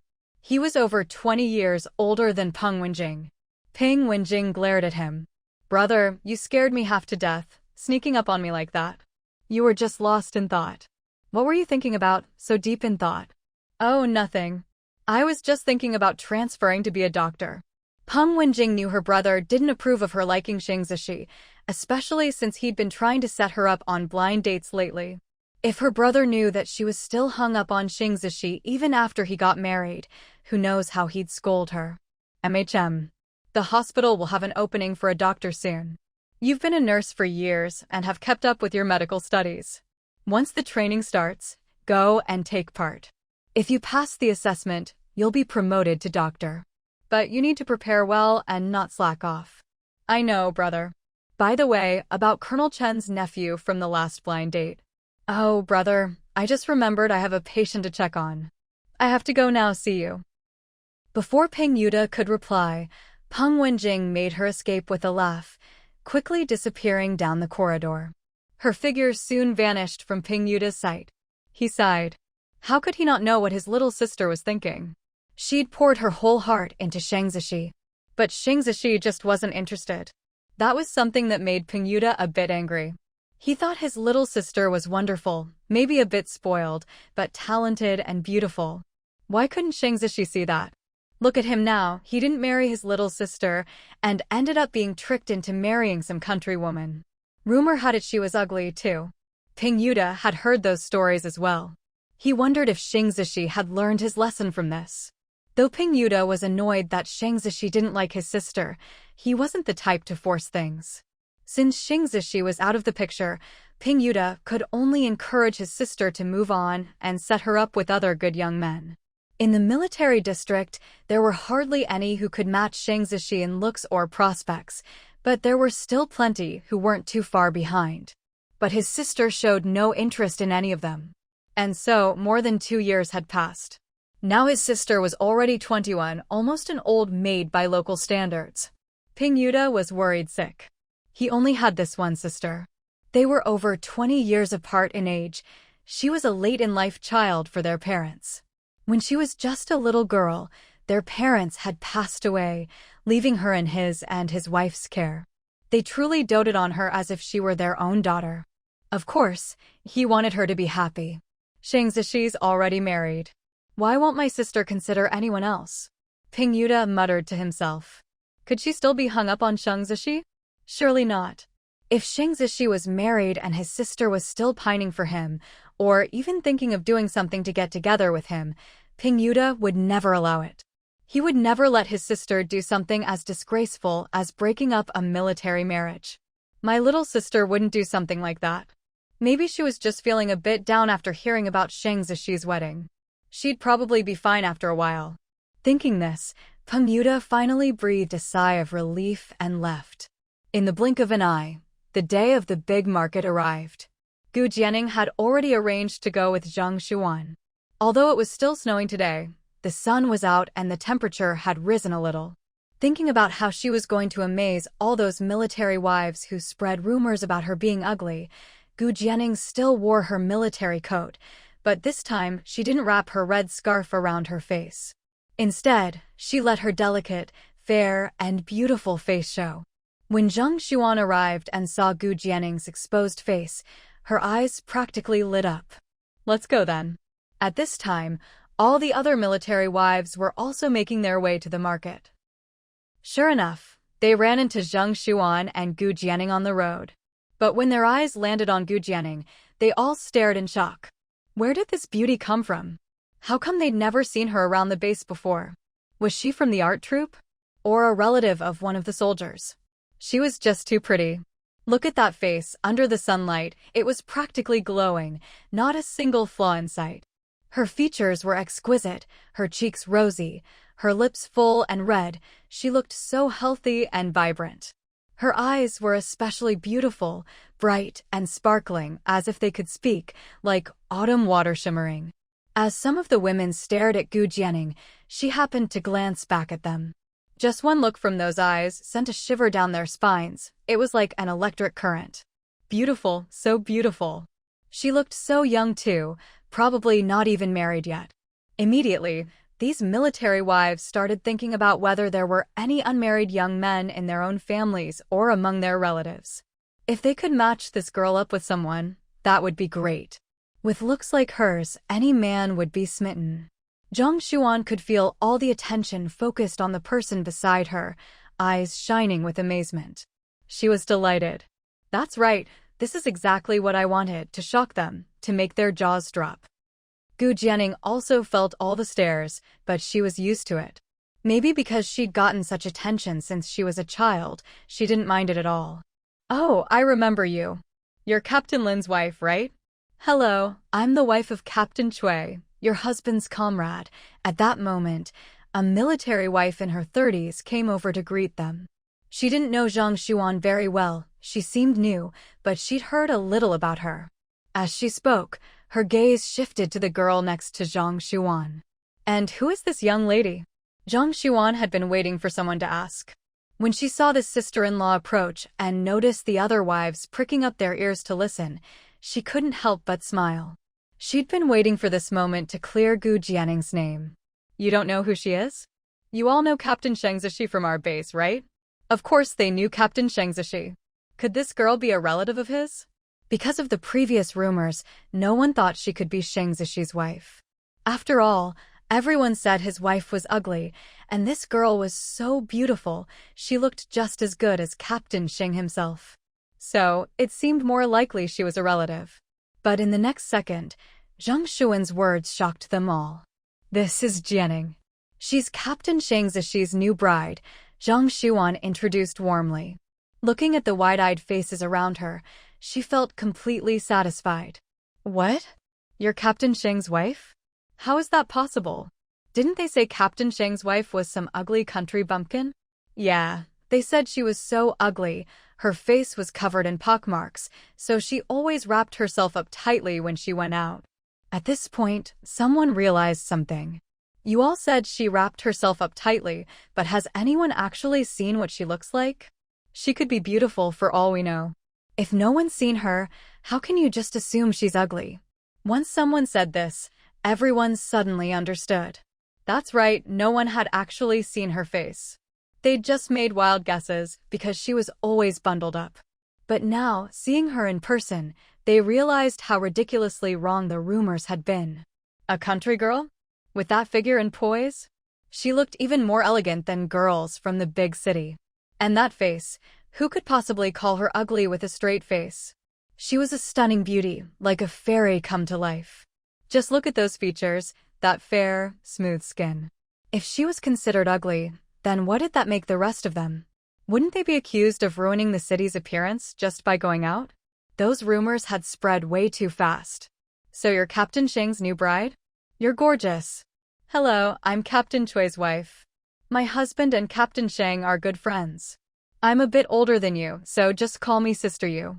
Even though she now knew the girl was already married to Captain Shang and couldn't introduce her to her own brother, Sister Chui was still very enthusiastic. She didn't have many hobbies, but she loved chatting with good-looking people, regardless of gender. As she liked to say, just looking at beautiful people put her in a good mood. Gu Jianing didn't mind socializing with these military wives. She just wasn't very good at it, but she didn't dislike it either. Besides, Captain Chui, she remembered Shang Zishi mentioning that he was a good friend. They were planning to invite him and his wife to the housewarming. You're headed to the market too? Let's go together. So the three of them chatted as they walked to the market. The rest of the women whispered among themselves. As they gossiped, the news spread. Captain Shang's wife wasn't ugly at all. She was a stunning beauty. Gu Jianing followed the two sisters-in-law to the market. The market was a joint event organized by several nearby villages and the military base, held on days ending in 0 every month. Farmers could bring their surplus produce and goods to sell at the market.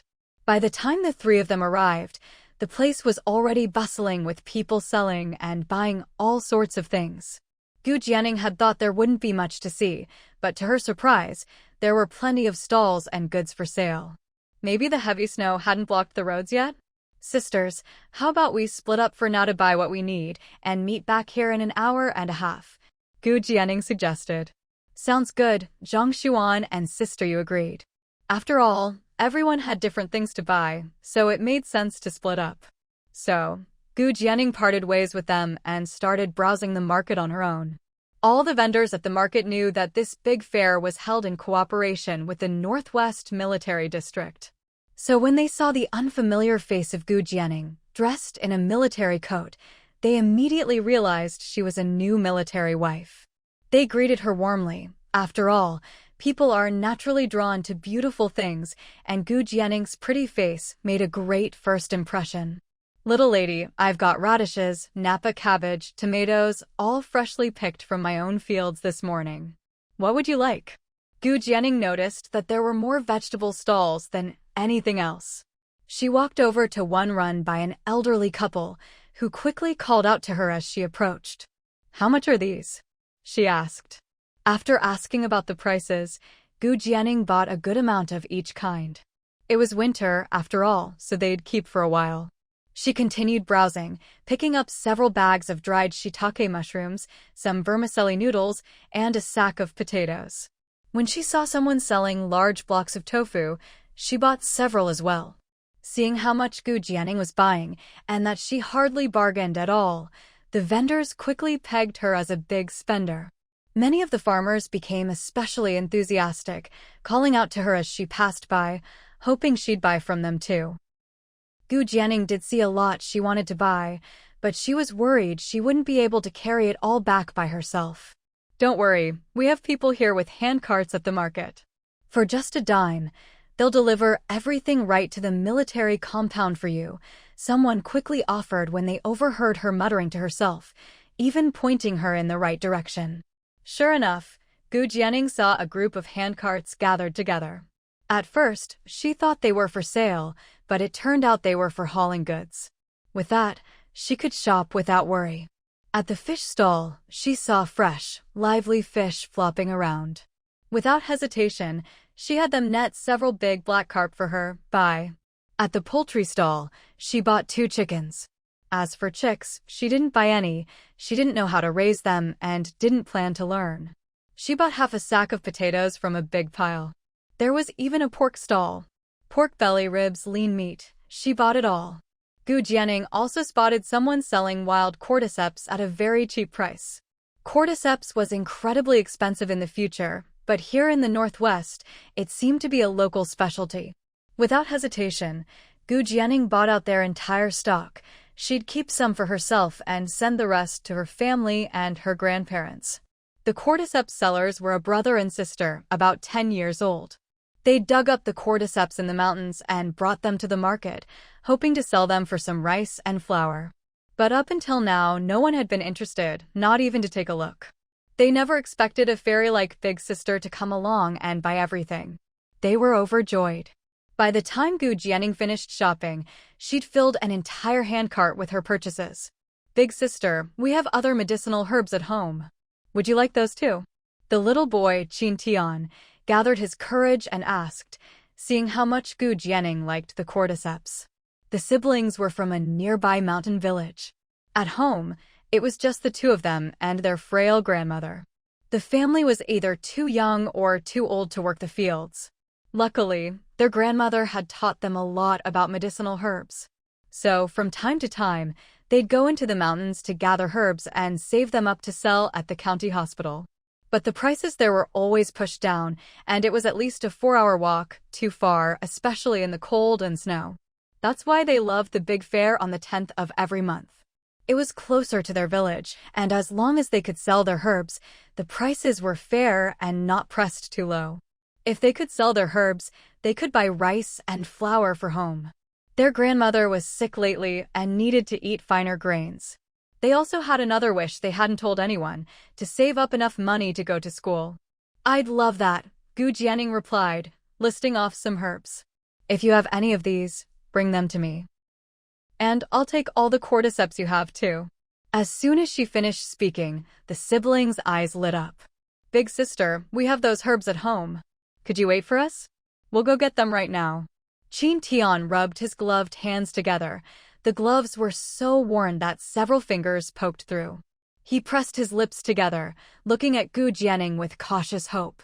Qin Qing, his sister, was the same. Her eyes were full of expectation, as if Gu Jianing was their only hope. Gu Jianing had always liked children, and seeing the siblings, she could tell their family was struggling. Of course. I'm not planning to leave the fair just yet. Go ahead and fetch the herbs, I'll wait for you here. However much you have, I'll buy it all, Gu Jianing promised generously. The siblings' eyes immediately sparkled. Thank you, fairy sister. We'll go get them right now. With that, they dashed off like the wind. Watching their retreating figures, Gu Jianing's expression softened. She agreed partly because she wanted to help the siblings, but also because she really needed those herbs. Soldiers often had to go on missions or train in harsh environments. Medical care was limited and supplies were scarce. Stomach problems, back pain, joint issues, and rheumatism were all common among the troops. Even Xing Zishi had them. He'd never mentioned it, but when she'd bound him as a patient, the scan had revealed it. When she'd asked him about it, Xing Zishi admitted that not only him, but almost every soldier suffered from these problems. After hearing that, Gu Jianing fell into deep thought. These issues might be bearable when young, but they'd only get worse with age.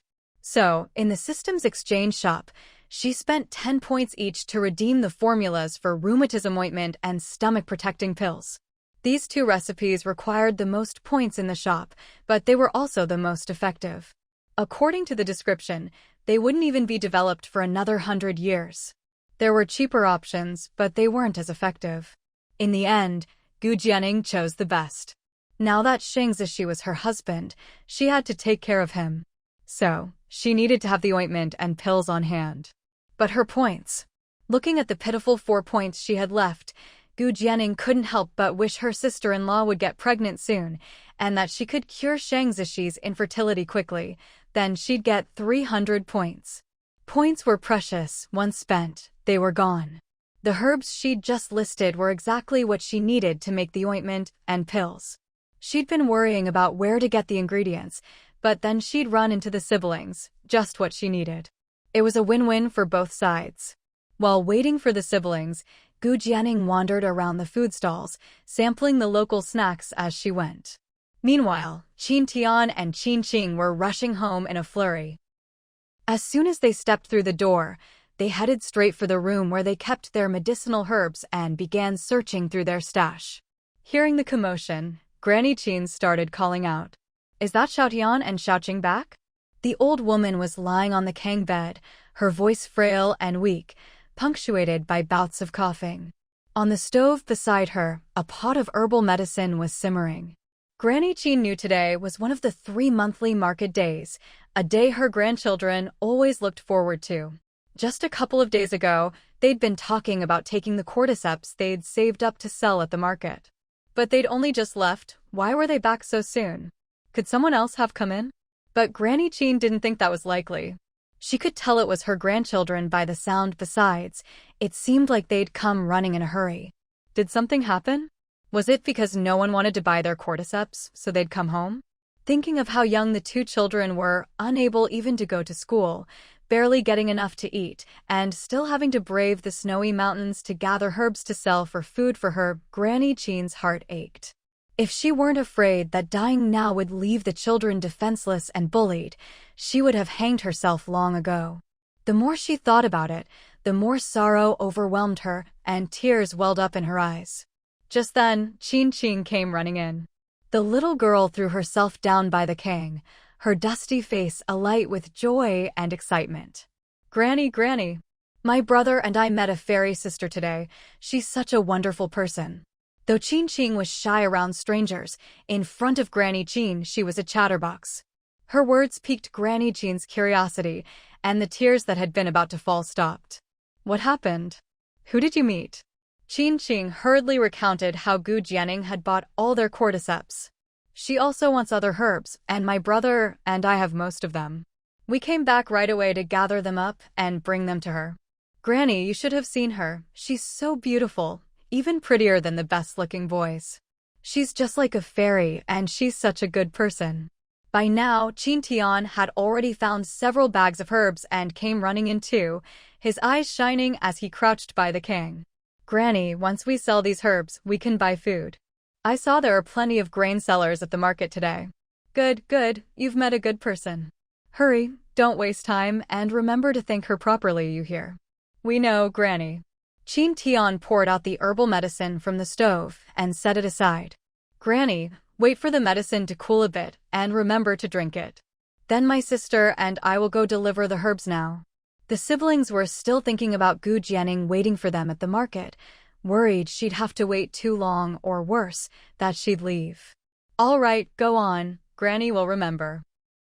Without further delay, Qin and Qin each hefted 2 bags of herbs, bags bigger than they were, and left the house. Granny Qin watched their small figures disappear into the distance, and at last, her tears fell. But this time, there was a glimmer of hope in her heart, though she still felt sorry for the 2 children.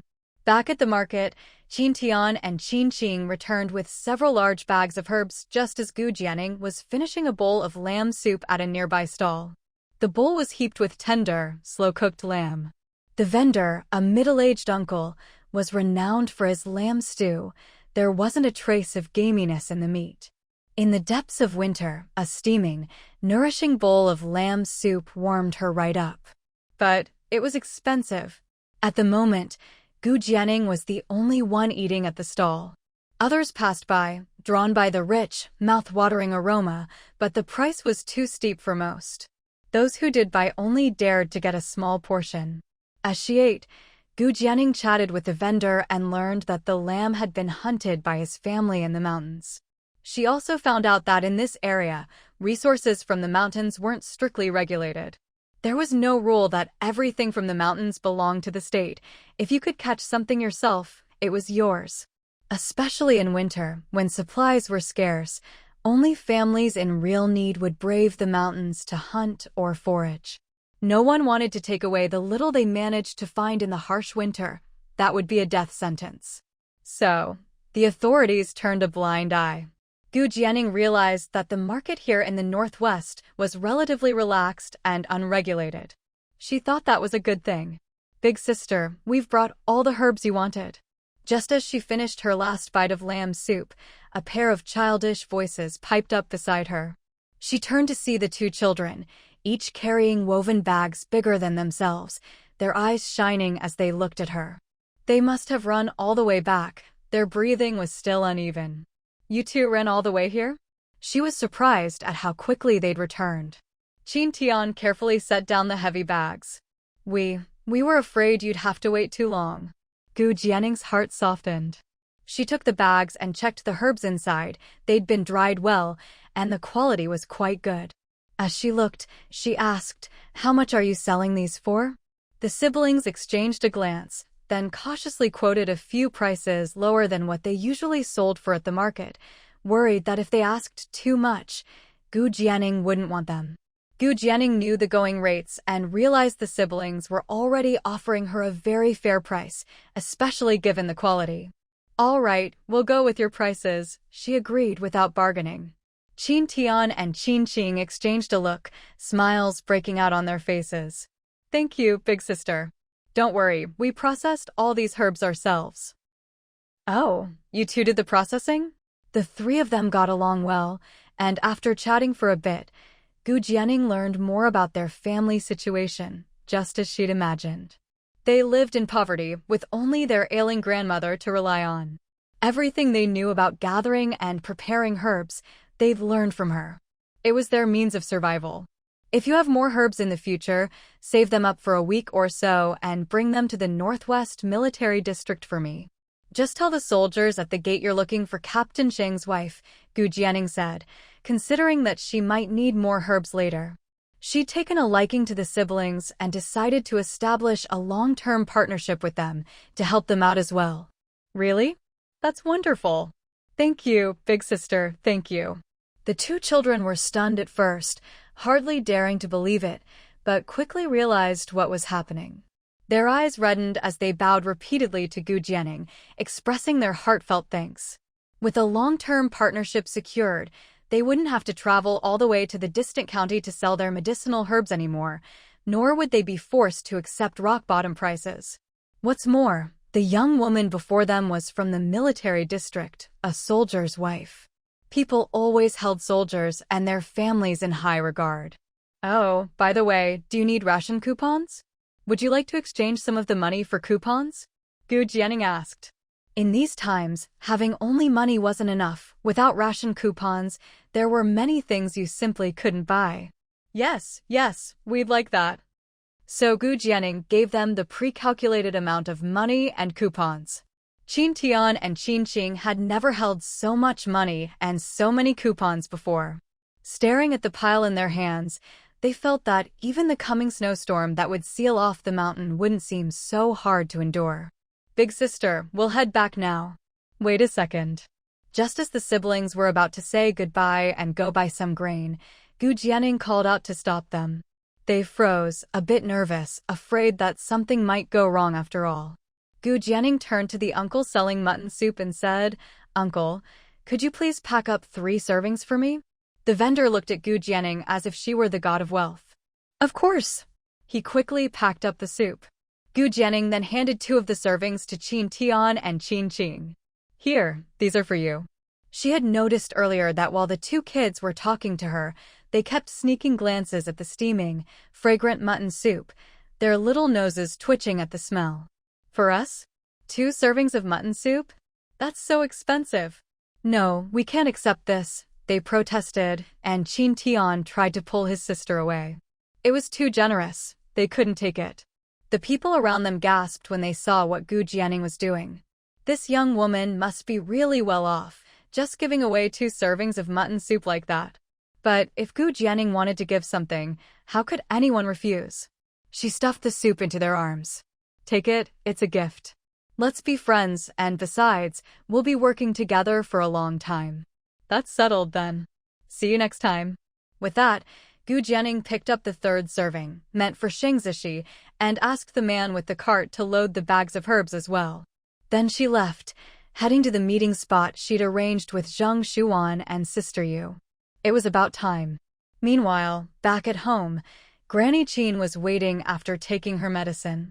She saw her 2 grandchildren come in, eyes red. She thought they'd been bullied.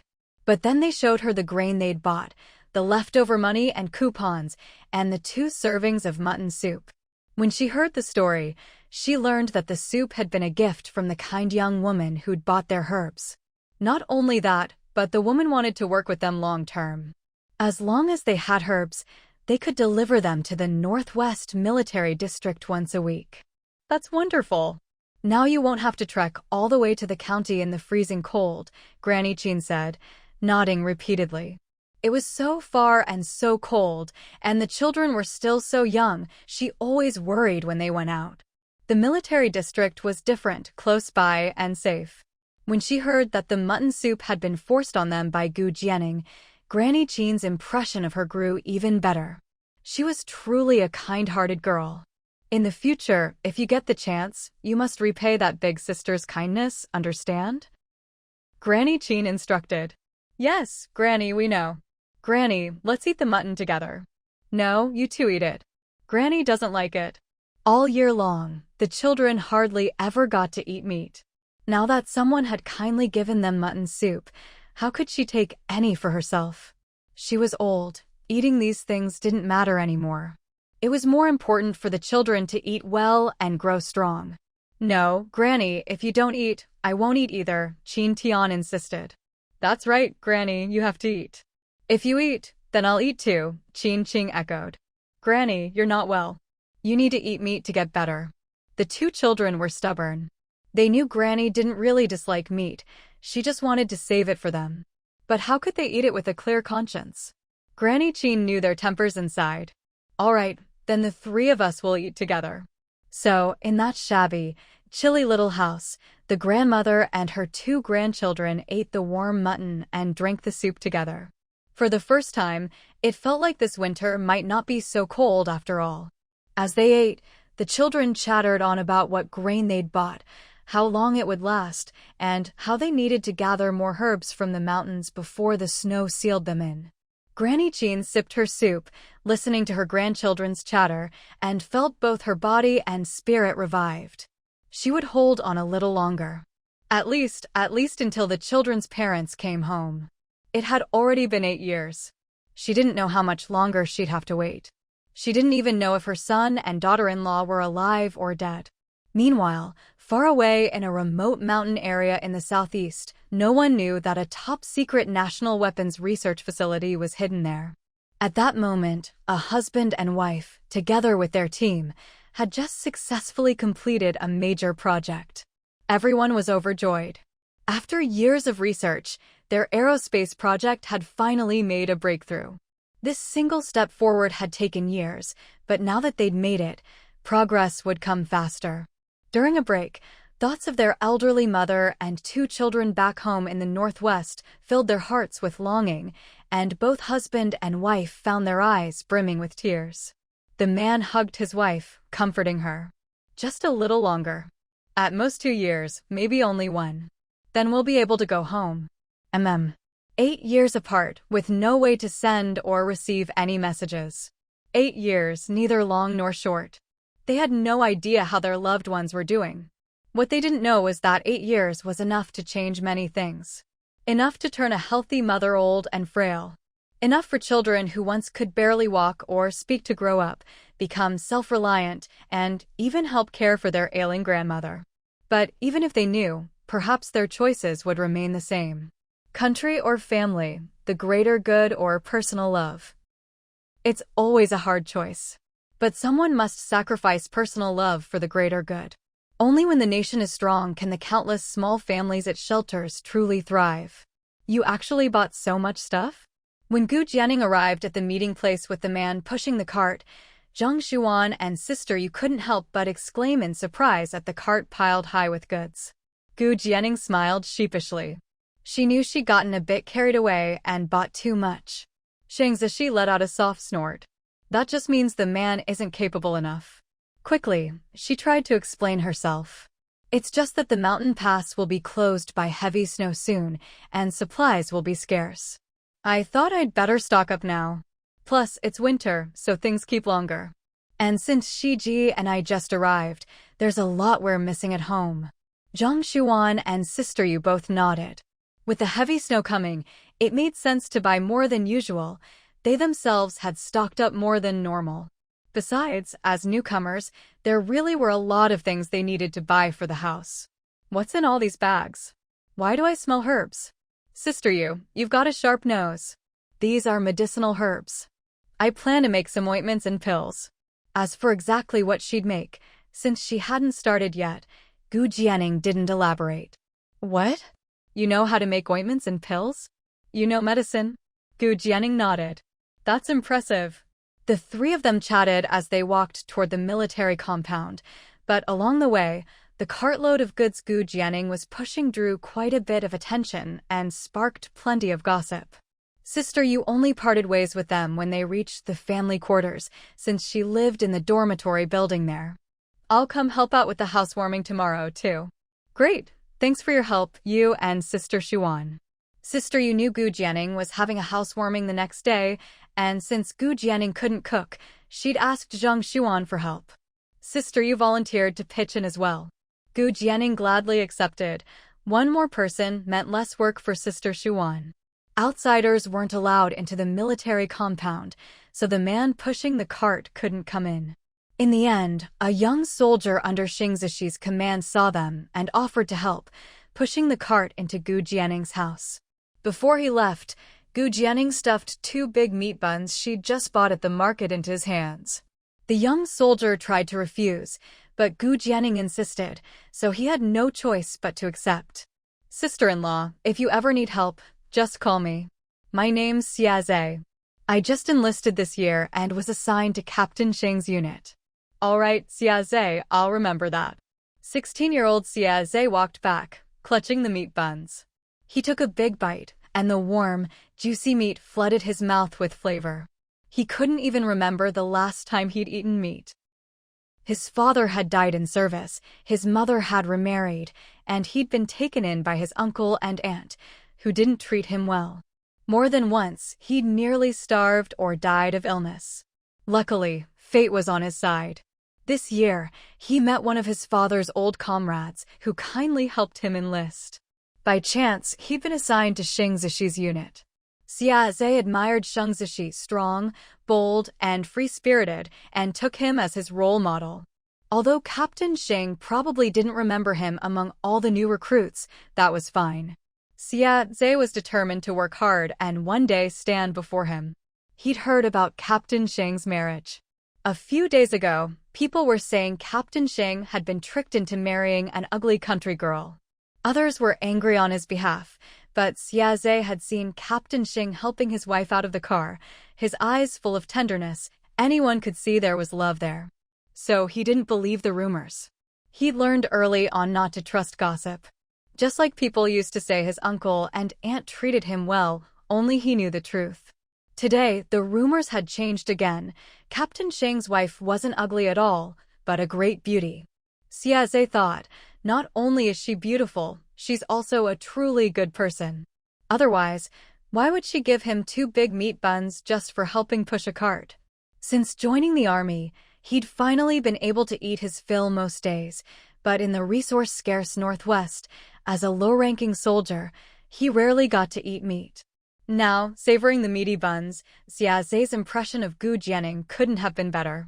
So when he heard people gossiping that Captain Sheng's wife had bought a cartload of things and mocking Captain Sheng for marrying a spendthrift, Xia immediately shot back. She's got money and ration tickets, and she's new here. With the mountain pass closing soon, what's wrong with stocking up? It's not like she's using your stuff. If you're so bothered, go complain to Captain Sheng yourself. Don't just stand here gossiping like cowards. The person he confronted was left speechless and stormed off in anger. At noon, after finishing training, Xing Zishi picked up his lunch and also heard the rumors about his wife buying a cartload of things. Sure enough, people were talking about him. Captain Xing, isn't your wife a bit too good at spending money? That's not good, she's too wasteful. If it were my family, I'd never let my son marry such a daughter-in-law. The speaker was Old Lady Shin, the mother of Commander Shin. She always threw her weight around, relying on her son's position and her own seniority, and took pride in having her daughter-in-law completely under her thumb. Xing Zishi frowned, turned around, and looked at her coolly. Old Lady Shin, I can earn money, and I have money and ration tickets. My wife can spend however she likes. If she spends it all, I'll just earn more. Old Lady Shin was immediately displeased. Normally, People just agreed with her, but now Xing Zishi dared to talk back. She snapped, "Xing boy, you can't say that. If you think like that, no matter how much you earn, it'll never be enough for her to spend." Xing Zishi gave a soft snort. "That just means the man isn't capable enough." "You, old lady Shin, do you live by the sea? Huh? Otherwise, why are you so nosy? My wife and I don't eat your rice. Our family's business is none of your concern. And besides, when people get older, they should watch their mouths and stop bad-mouthing others. That's how you do good deeds for your descendants." With that, Xing Zishi walked away. Old Lady Shin was left fuming on the spot, but the people around felt secretly delighted. They'd never dared talk back to her because of her son's position. Now, finally, someone had put her in her place. What a relief. Captain Xing really was a good guy. Old Lady Shin, still angry, went home and complained to her son, Commander Shin, hinting that Xing Zishi was disrespectful and asking him to make things difficult for Xing Zishi. Commander Shin was at his wit's end. "Oh, mother, Xing Zishi is a tough one. Even his father, the commander, can't control him. Your son may outrank him, but that's all. Besides, Xing Zishi wasn't even under his command." He had no idea where his mother got the confidence that he could make things hard for Xing Zishi. Besides, he'd only just become a commander in his 40s. If Xing Zishi's father hadn't held him back, Xing Zishi would have been his equal by now. Xing Zishi had a bright future ahead, while his own path was already nearing its end. He'd have to be crazy to go up against Xing Zishi. In the end, Commander Shin left, and Old Lady Shin was so angry she couldn't even eat. Shin's wife watched her mother-in-law, who was so angry she couldn't eat, and felt an immense sense of satisfaction. Her goodwill toward Xing Zishi and his wife skyrocketed. Finally, someone could put that wretched old woman in her place.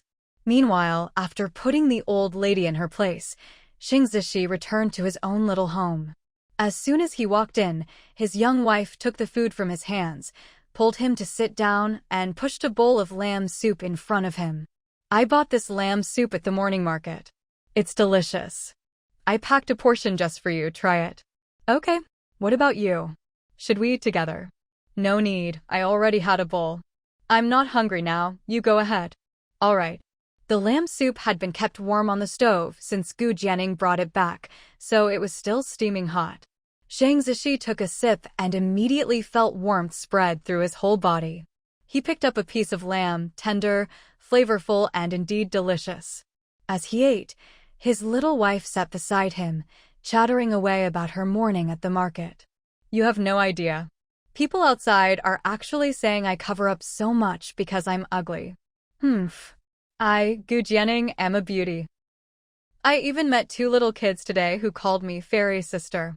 So today I didn't cover my face with a scarf when I went out, and sure enough, everyone was stunned by how pretty I am." As she spoke, Gu Jianing lifted her chin in pride, looking like a haughty Persian cat. Xing Zishi nodded repeatedly. "Of course, my wife is definitely beautiful."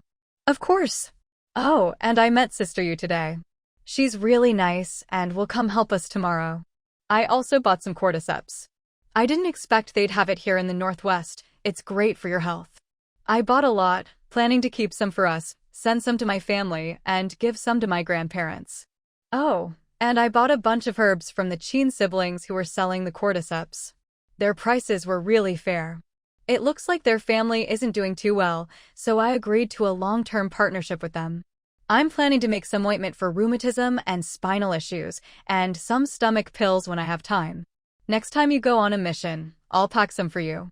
Outside, the snow was still swirling, the water on the stove was boiling and steaming, and Xing Zishi ate his hot lamb while listening to his wife, who was sitting cross-legged, her bright eyes shining and her red lips chattering away.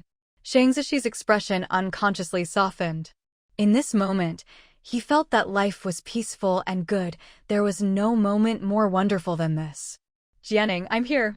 The next day, after lunch, Gu Jianing took a nap. As soon as she woke up, she heard Zhang Shuan calling her from outside. Gu Jianing hurried to open the door. "Shuan, you're here early. I finished up at home, so I came over. Sorry for troubling you, making you worry about all this." "It's no trouble at all. Not long after Xuan arrived, Sister Yu showed up too. The housewarming banquet was set for the evening. After counting, Shang Zishi's comrades and their families would fill 2 adult tables and 1 children's table. 3 tables worth of food was a lot, so they had to start preparing early. Although Gu Jianing couldn't cook, as the hostess she couldn't just stand by and watch, she could at least help out. But when it came time to wash the vegetables, the water was freezing cold. Luckily, Shang Zishi had already gotten her a pair of gloves, which helped keep out the chill. "Sis, what dishes are you planning to make?" Sister Yu asked, eyeing the kitchen full of ingredients and meat. Were all these going to be served at tonight's banquet? It was only then that Gu Jianing realized she hadn't told Sister Yu what dishes she planned to make. Braised fish, chicken stew with vermicelli, pan-fried tofu, stir-fried greens, shredded potatoes with pork. Gu Jianing listed 8 dishes.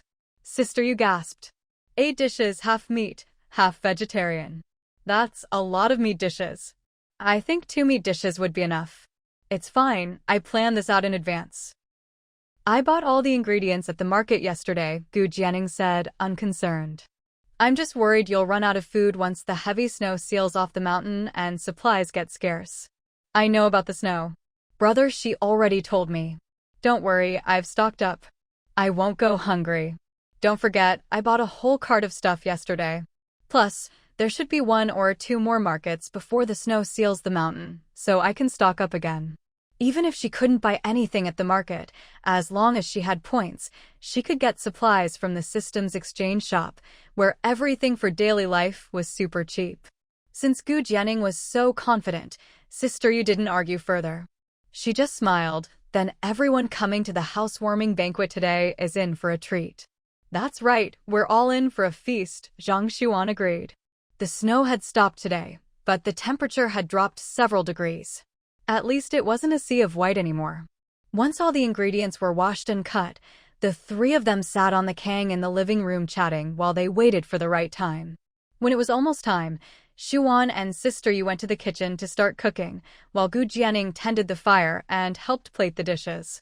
As the last dishes were almost ready, Shang Zishi arrived with his comrades, bringing borrowed tables and chairs. At Shang Zishi's suggestion, everyone brought their spouses and children, though out of courtesy, each family only brought 1 or 2 kids, and everyone brought a gift. Shang Zishi helped his comrades and their families get settled, then went into the kitchen. While the 2 sisters-in-law were busy, he placed his hands on Gu Jianing's shoulders, gently tucked a stray lock of hair behind her ear, and looked at her with pure tenderness. "You've worked hard." Gu Jianing knew the real hard work was done by the 2 sisters-in-law, but she'd always been pampered at home and rarely helped in the kitchen. Today, she really had been running around all afternoon. She pouted playfully, "Of course I worked hard. You'd better reward me later." Shang Zishi quickly promised, "Definitely." Seeing her acting like a spoiled kitten, Shang Zishi was so smitten he wanted to scoop her up and cuddle her right then and there, but with the 2 sisters-in-law present, he restrained himself. "Sisters, let me carry the dishes out." "All right, go ahead." As Shang Zishi carried the dishes out, the 2 sisters-in-law exchanged knowing glances with Gu Jianing.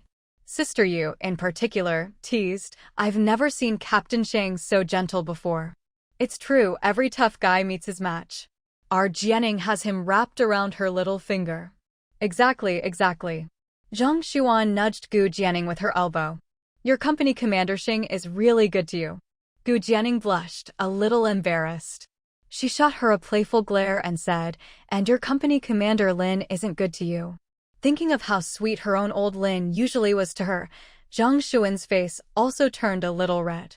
Shang Zishi carried all the dishes out, leaving 3 portions that Gu Jianing had set aside in the kitchen, both meat and vegetable dishes. Gu Jianing quietly told Zhang Xuan and sister-in-law Yu, "Xuanjia, sister-in-law Yu, when you leave later, each of you take a bowl of these home." Zhang Xuan and sister-in-law Yu were both shocked. Neither had expected Gu Jianing to save food for them.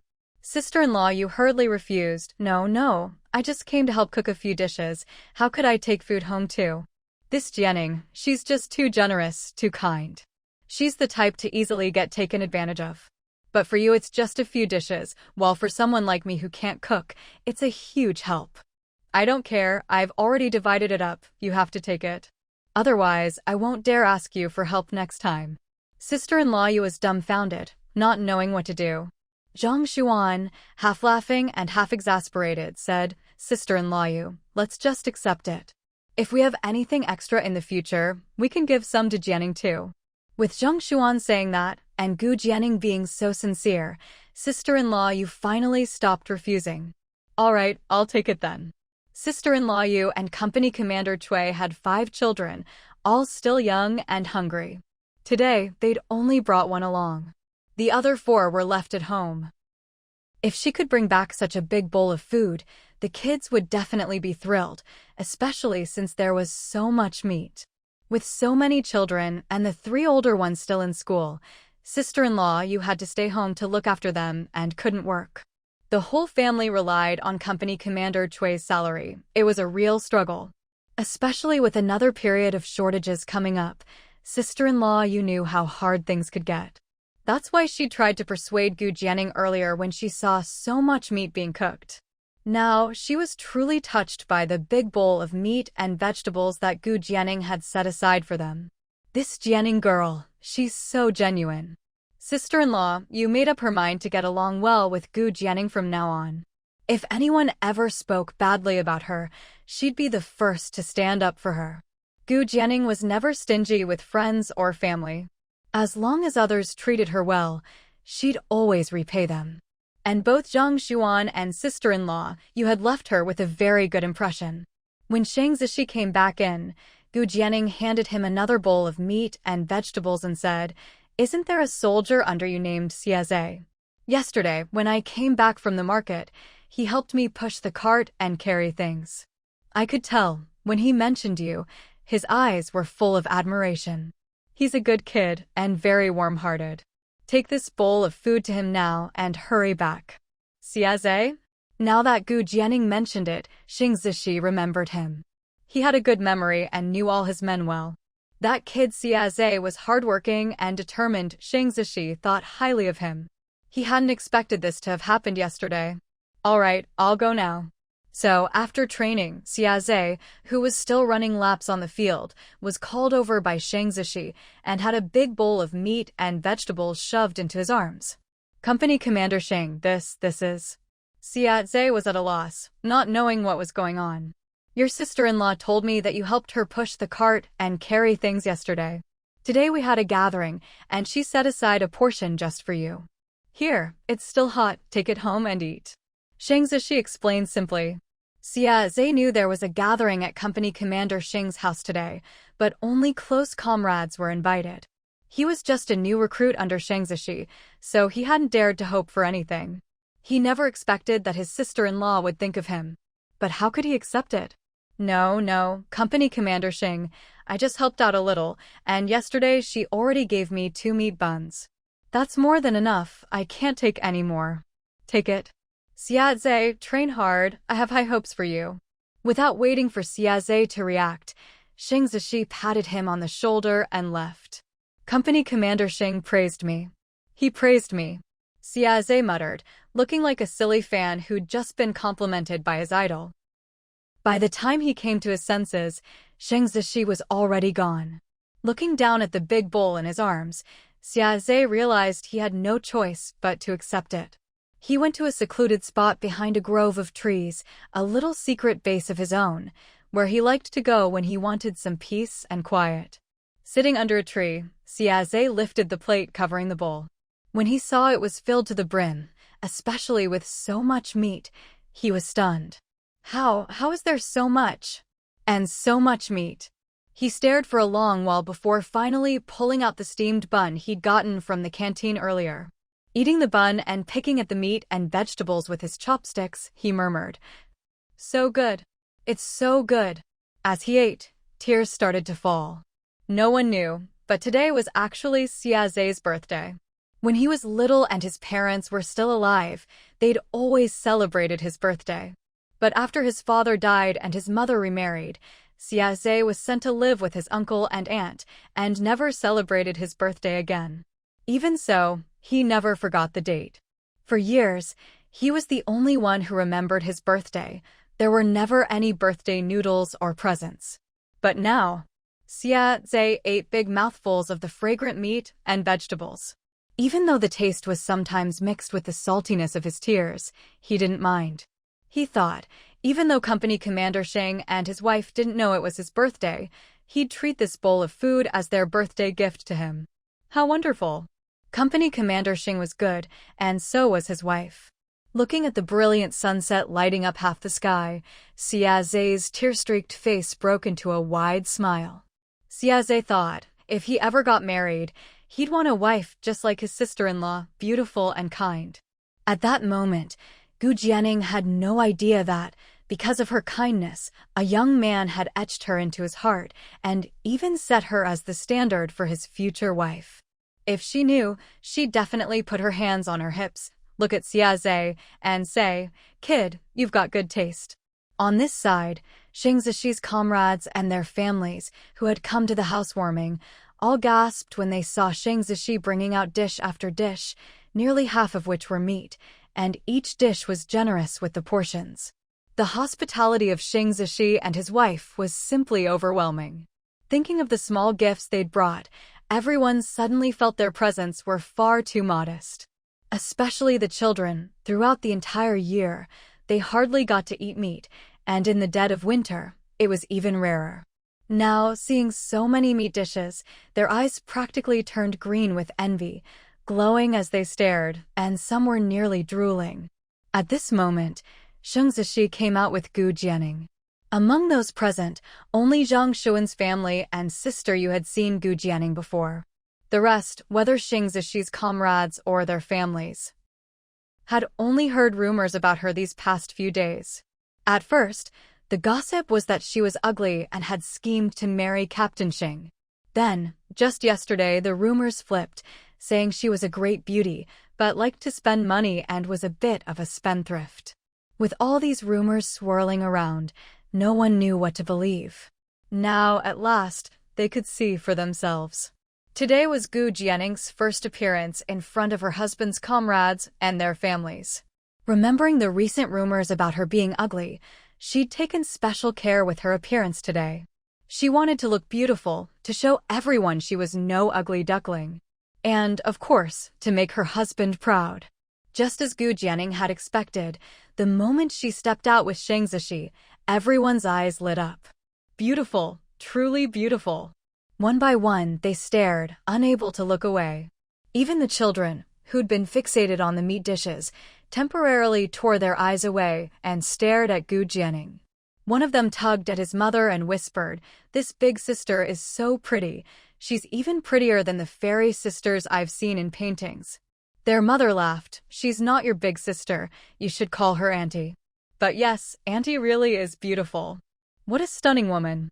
Standing next to the handsome Captain Sheng, they truly were a perfect couple, talented man and beautiful woman, a match made in heaven.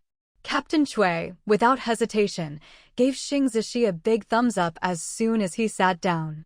"You and your wife are such a perfect match, talented man and beautiful woman, a match made in heaven."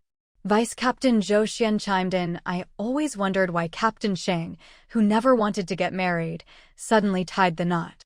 Now I get it. This is what they call no hero can resist a beauty." Everyone burst into laughter. Gu Jianing and Sheng Zishi exchanged a glance, affection shining in both their eyes. Seeing this, no one believed the outside rumors anymore, that Sheng Zishi had been tricked or forced into marriage. With such a beauty, it was obvious Sheng Zishi had pursued her himself.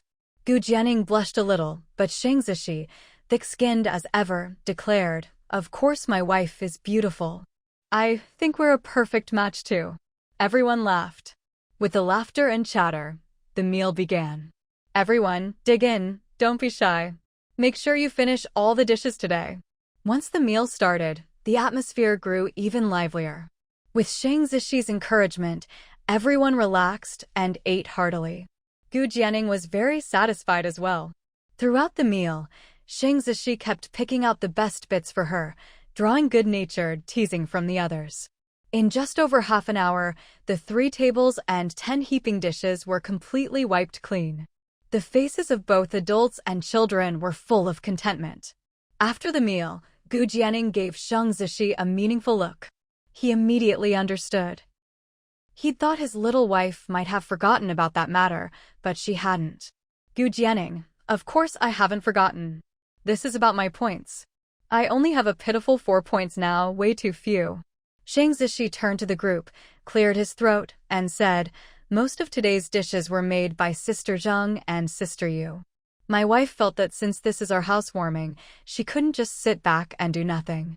Ningning has some medical skills, so she thought she could take this opportunity to check everyone's pulse, give everyone a quick health check, consider it a free checkup for everyone. After Sheng Zishi finished, the others exchanged glances, but no one refused. After all, Sheng Zishi had mentioned this to them before. While it might seem a little inauspicious to get a health check when you're feeling fine, it was a kind gesture. And after enjoying such a meaty feast, no one felt right refusing. Sure, let's do it. Your wife is not only beautiful but kind-hearted too. This saves us the time and money of going to the hospital. They didn't know how skilled Gu Jianing was in medicine, but that didn't stop them from cooperating. I'll go first. Captain Chui stepped up as soon as Sheng Zishi cleared a table for Gu Jianing to sit at. Though Captain Chui was more than 10 years older than Sheng Zishi, they were close friends, otherwise, he wouldn't have been invited to the housewarming. Captain Chui already had a good impression of Sheng Zishi and his wife. Just now, his wife had whispered that Gu Jianing had set aside a big bowl of meat for their child, which made him like her even more. Gu Jianing hadn't expected everyone to be so cooperative, so she boldly took Captain Chui's pulse, while activating her scanning ability. System, bind Captain Chui as patient number 3. Ding! Captain Chui has been bound as patient number 3. Scan complete. Results available for viewing. Ding! Successfully treating patient number 3 will earn you 40 points, 100 gene of premium rice, 100 gene of high-quality flour. Hearing the voice in her head, Gu Jianing's eyes lit up. Sure enough, binding patients and curing them would earn her rewards. Not just points, but food as well, fantastic. And even if she didn't treat them, just by entering the space to study and passing exams, she could still earn points. Not many, but every little bit added up. She didn't need to look at the system's scan results, her own eyes could scan and display the issues, even highlighting problem areas with arrows. As Gu Jianing took Captain Chui's pulse, the room fell silent. Everyone was curious, did Gu Jianing really have medical skills, or was it just for show? They watched as she took Captain Chui's pulse, then quickly withdrew her hand.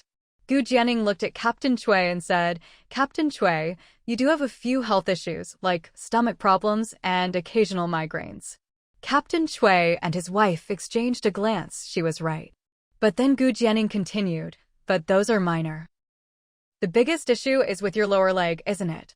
As she spoke, she had Captain Chui stand up and pointed with her pen to a specific spot on his right calf. Looking at the pile of rewards, Gu Jianing was extremely excited inside. Is it here? This spot hurts badly from time to time, and the pain comes on unpredictably. If I'm not mistaken, you were injured here before, right? And there's still something left inside that hasn't been removed. If I'm right, that thing should be a piece of shrapnel, correct?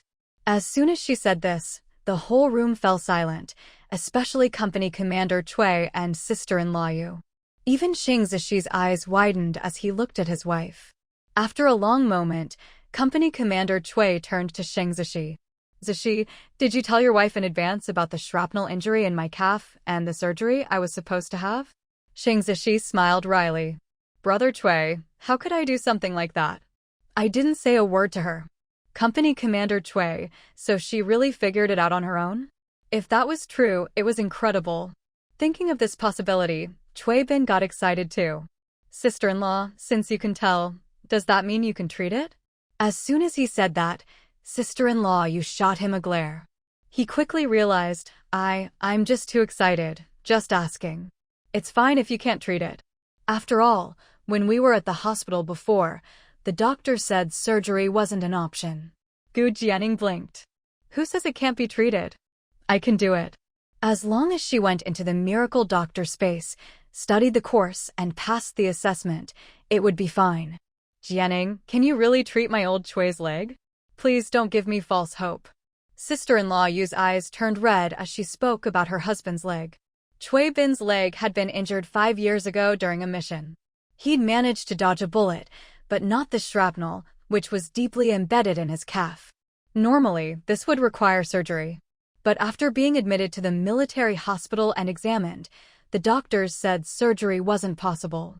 The doctor said the shrapnel was too close to a major artery in old Chui's calf. If they operated, there was a big risk of damaging the artery, which could be very dangerous. Because of that, they never did the surgery and just went with conservative treatment. But all these years, old Chui's leg has hurt constantly right where you pointed just now. Sometimes the pain is so bad he can't sleep all night. As she spoke, sister-in-law Yu's tears fell. Chui Bin sighed. What they didn't say was, because Chui Bin's leg had gotten worse recently, the leadership said he was no longer fit to stay in the army. In a few months, he'd likely have to retire from service. But sister-in-law Yu knew her husband truly loved being a soldier. Serving the country was his dream. If he retired, that dream would be over. She herself liked living in the military family compound. Compared to the countryside, there was hardly any scheming or drama here. Jianing, if you really have a way, please help my old Chui. We'll be forever grateful. Gu Jianing understood how they felt. If you trust me, we can set a time for the treatment. Sister-in-law, be honest, if you treat me, what are the chances it'll work? Gu Jianing paused. 80 to 90%. Even if it doesn't work, there won't be any danger. Actually, if she passed the Miracle Doctor Space Assessment, the success rate would be 100%. But Gu Jianing didn't want to overpromise. Good. That's more than enough. Honestly, because of Gu Jianing's youth, Chui Bin and sister-in-law Yu had hesitated before. But now, they had no other options. Chui Bin had recently gone back to the hospital for a checkup, but the result was the same conservative treatment only, surgery wasn't possible. The doctor said, with current medical technology, the surgery is too risky. Maybe when the country's medical technology advances, it'll be possible. But the doctor also said that if he couldn't hold out until then, and just kept up with conservative treatment, his leg might end up crippled. So, even though Gu Jianing was young, they were willing to try anything. After all, she was their only hope. After Chui Bin left, Gu Jianing checked Xing Zishi's other 2 comrades. Ding! Bound to patient number 4, Li Yong. Complete the treatment to receive 15 points, 50 gene of pork, 5 roast ducks. Ding! Bound to patient number 5, Chai Jiangwo. Complete the treatment to receive 15 points, 5 cans of milk powder, 5 roast chickens. Looking at the pile of rewards, Gu Jianing was thrilled inside, though she kept her expression calm. After scanning, she also explained the conditions of the 2 men. Li Yong had chronic stomach problems, which had developed into an ulcer. Gu Jianing wrote him a prescription for now, and once she made her stomach-protecting pills, she'd give him those for further treatment. Li Yong's wife, Sun Wei, gratefully accepted the prescription. I'll go to the county to buy the medicine tomorrow. Chai Jiangwo had a spinal problem in his lower back, an old injury that hadn't healed properly. For him, Gu Jianing didn't prescribe medicine. She'd give him her medicated plaster once it was ready, he just needed to apply it. After that, Gu Jianing checked the other wives. The first was Chai Jiangwo's wife, Jiang Baihe. Ding! Bound to patient number 6, Jiang Baihe. Complete the treatment to receive 100 points, 5 universal hemostatic plasters, twin boy pills. Huh? Gu Jianing was immediately intrigued. Why did treating Jiang Baihe earn her 100 points, the same as treating the eldest sister-in-law's infertility? She knew what the twin boy pills were, but what were the universal hemostatic plasters? Gu Jianing quickly glanced at the description. Apparently, no matter how big the wound, just one plaster would instantly stop the bleeding. Gu Jianing thought to herself, this is a real treasure. For example, if someone was injured and had arterial bleeding, if you couldn't stop the bleeding in time, it could be fatal. And with the current state of medical care, things were very backward. Having these universal hemostatic plasters was like having extra lives. 5 plasters meant 5 lives. This was something she had to get. After scanning Jiang Baihe's body, Gu Jianing understood why the points and rewards were so high. But the reason wasn't something she could say in front of everyone. "Sister Jiang, Captain Chai, could we talk in private?" Gu Jianing said. Jiang Baihe and Chai Jiangwo exchanged a glance, then followed Gu Jianing into the house. "Sister Jiang, I checked your pulse and found you've been holding onto a lot of emotional distress for a long time. Emotional distress means you've been bottling things up, worrying too much for too long." Just as Jiang Baihe was still reeling from shock, the next words out of Gu Jianing's mouth left her completely stunned. "I'm guessing what's been worrying you is that you and Commander Chai still haven't had a child, right?" As soon as she said this, Chai Jiangwo immediately looked up at her, but then seemed to think of something and regained his composure. It was Jiang Baihe who, after a brief daze, followed Gu Jianing's lead and said, "You're right, sister-in-law. I'm not sure if Xiaoxing ever told you about me and Jiangwo, so let me explain." Jiang Baihe and Chai Jiangwo were actually each other's second marriage. To be precise, Jiang Baihe was marrying for the first time, while Chai Jiangwo had been married before. They were from the same village, but there was almost a whole generation between them. By rights, Jiang Baihe shouldn't have married Chai Jiangwo. When Chai Jiangwo first got married, Jiang Baihe was still just a child. Back then, Chai Jiangwo's wife was a girl from the neighboring village. Because Jiangwo was in the army and hadn't yet reached the rank that allowed his wife to live with him, she had to stay in their hometown, and they rarely saw each other. It wasn't until 4 years ago, when he was promoted to company commander and his family could finally join him, that things seemed to settle down. As for why Chai Jiangwo ended up marrying Jiang Baihe, who was a whole zodiac cycle younger than him, it all started with Jiangwo once saving Jiang Baihe's life. At first, it was just a debt of gratitude, something Jiang Baihe always remembered. But as she grew older, Jiang Baihe gradually fell for this soldier uncle. When Chai Jiangwo was ready to remarry, the 17-year-old Jiang Baihe declared without hesitation that she wanted to marry him. Of course, there were some twists and turns along the way, but in the end, they ended up together. It's been 4 years now, and this year Chai Jiangwo was promoted to company commander. However, after 4 years of marriage, they still hadn't had a child. It was a source of pain for both of them. They had gone for checkups, but the doctors couldn't find anything wrong with either of them. "Sister-in-law, I just don't understand. When we went to the hospital, both Jiangwo and I were told we were fine. So how is it that after 4 years, we still don't have a child?" As Jiang Baihe spoke, tears began to fall. She truly wanted to give Chai Jiangwo a child. At his age, not having children had attracted a lot of gossip. Of course, some people talked about her too, but Jiang Baihe didn't care about those remarks. What she cared about was Jiangwo.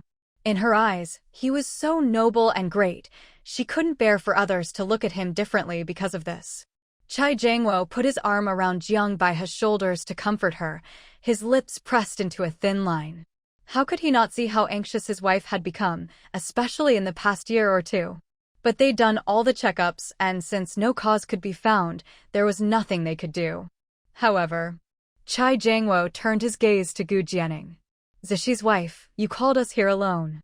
I'm guessing you've found the problem, haven't you?" Gu Jianing nodded, impressed by his keen observation, truly a soldier's sharpness. "That's right." With that, Gu Jianing looked at Jiang Baihe and said, "Sister Jiang, the problem is with you. The reason you haven't been able to conceive is because your fallopian tubes are blocked." "Blocked fallopian tubes? What's that?" Jiang Baihe, who had only finished primary school, looked completely bewildered. Gu Jianing quickly explained to them. "In your case, the tubes are blocked. If the passage is blocked, nothing can get through, so naturally, you can't get pregnant. Actually, in modern times, this is a fairly common issue for women and is a major cause of infertility. But in this era, medical knowledge is limited, and the equipment for such examinations is very outdated. Usually, women with blocked fallopian tubes experience lower abdominal pain or painful periods. But Jiang Baihe had never had any such symptoms, which is why nothing showed up during her hospital checkups. So the problem is with me, it's me, Jiang Baihe murmured, and then finally broke down in tears. Jiangwo, I'm sorry, it's all my fault, it's my fault. Chai Jiangwo hugged her and comforted her. Don't cry, this isn't your fault. Don't cry. Since Zishi's wife has found the cause, maybe she can treat it. At this point, Chai Jiangwo finally started to believe in Gu Jianing. After all, she'd managed to diagnose something the hospital doctors couldn't. Jiang Baihe also came to her senses. With tears still on her face, she rushed to grab Gu Jianing's hand and pleaded, "Sister-in-law, can you treat me? If you can, please help me. As long as I can have a child, I'll do anything. Jiangwo and I will both be forever grateful to you." Seeing the hope in their eyes, Gu Jianing said, "I can treat it. We just need to set a time for the treatment." Okay. Outside, the others didn't know exactly what had happened inside, but they could tell that Sister Zhang's emotions had run high. She'd been crying and laughing. When she finally came out, there were still tear stains on her face, but her expression was much more relaxed, as if a long-standing burden had finally been lifted. Shang Zishi hadn't gone in, but he'd been listening for any commotion, ready to rush in if Gu Jianing called for him. But this time, it seemed Ningning had handled things smoothly. "Baihe, what happened?" Sister Yu, who was close to Jiang Baihe, immediately came over to ask as soon as she came out. Zhang Xuan also looked over. Jiang Baihe wiped her tears and, not hiding anything from Sister Yu and Zhang Xuan, pulled them aside and told them what had just happened. Sister Yu is amazed. "I never expected Jianing to have such skills. Baihe, if she can really cure you, that's wonderful. You must give it a try." "Yes, I will." She said, "We just need to set a time for the treatment." That's good. Because they were neighbors in the old apartment building, after Jiang Baihe came to the Northwest Military District as a military spouse, Sister Yu had always looked after her. She also knew that Deputy Commander Chai and Jiang Baihe's biggest worry was about having children. Meanwhile, after hearing Jiang Baihe's story, Zhang Xuan's heart was pounding wildly. Although Zhang Xuan and Lin Xing already had a child, Guogua, only the two of them knew how much they worried about having another baby. Zhang Xuan had been drinking traditional Chinese medicine for years, but nothing worked. After so long, she was almost in despair. But now, Gu Jianing had appeared, and she could apparently treat infertility and help people conceive. Zhang Xuan felt like a ray of hope had broken through the darkness. Gu Jianing was their lucky star, their benefactor. Not only had she saved their Guowa, but now she might even help her have another child. So, after Gu Jianing finished checking the children, muttering that most of them had roundworms in their stomachs and thinking about making some deworming medicine later, Zhang Xuan, as the last patient, couldn't wait and dragged Lin Xing in with her. After explaining their situation to Gu Jianing, she finally said, "Jianing, old Lin, and I really hope to have a son." Gu Jianing nodded, understanding Zhang Xuan and Lin Xing's situation. As she took their pulses, she also scanned them. But the results made Gu Jianing frown. Seeing Gu Jianing's expression, Zhang Xuan's heart skipped a beat. "Jianing, is there something seriously wrong with one of us?" Gu Jianing shook her head. "No, there's nothing wrong with either of you." Yes, the scan showed both of them were quite healthy, with no factors causing infertility. Then why haven't we been able to have a child for all these years? Zhang Xuan was confused. Gu Jianing thought for a moment and said, "Maybe, it's just that the time hasn't come yet." The time hasn't come. Those words hit Zhang Xuan hard, leaving her at a loss for what to say. If she knew what the problem was, she could treat it accordingly. But if it was just a matter of timing, that was hard to deal with. Fate was unpredictable. It could happen the next moment, or maybe never in a lifetime. If it was the latter, what was she supposed to do? Seeing the light fade from Zhang Xuan's eyes, Gu Jianing thought of the reward she'd get after treating Jiang Baihe. After hesitating for a moment, she finally said, "Sister Xuan, do you really want to have a son?" Zhang Xuan nodded. "All right, I'll help you. But I'll have to wait until I finish treating Sister Jiang first. Also, I hope you and old Lin won't tell anyone about this." Zhang Xuan, whose eyes had just dimmed, was stunned for a moment, then her eyes instantly reddened. Okay, I don't mind waiting as long as it takes. I can wait. Jianing, thank you so much. Zhang Xuan stepped forward and held Gu Jianing's hand, her eyes full of excitement and gratitude. She knew Gu Jianing had hesitated just now. She also knew that the hesitation wasn't because she was unwilling, but because there were difficulties. But in the end, Jianing overcame them and chose to help her. Zhang Xuan knew that she and old Lin owed her a debt of gratitude, no matter what the outcome was. No matter if she could have another child or not. The warm housewarming banquet finally came to a satisfying close, with everyone leaving either happy or deep in thought. After everyone left, Shang Zishi picked up a broom and quickly tidied up the living room.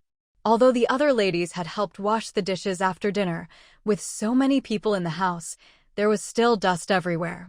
Shang Zishi told Gu Jianing to sit on the warm Kong bed.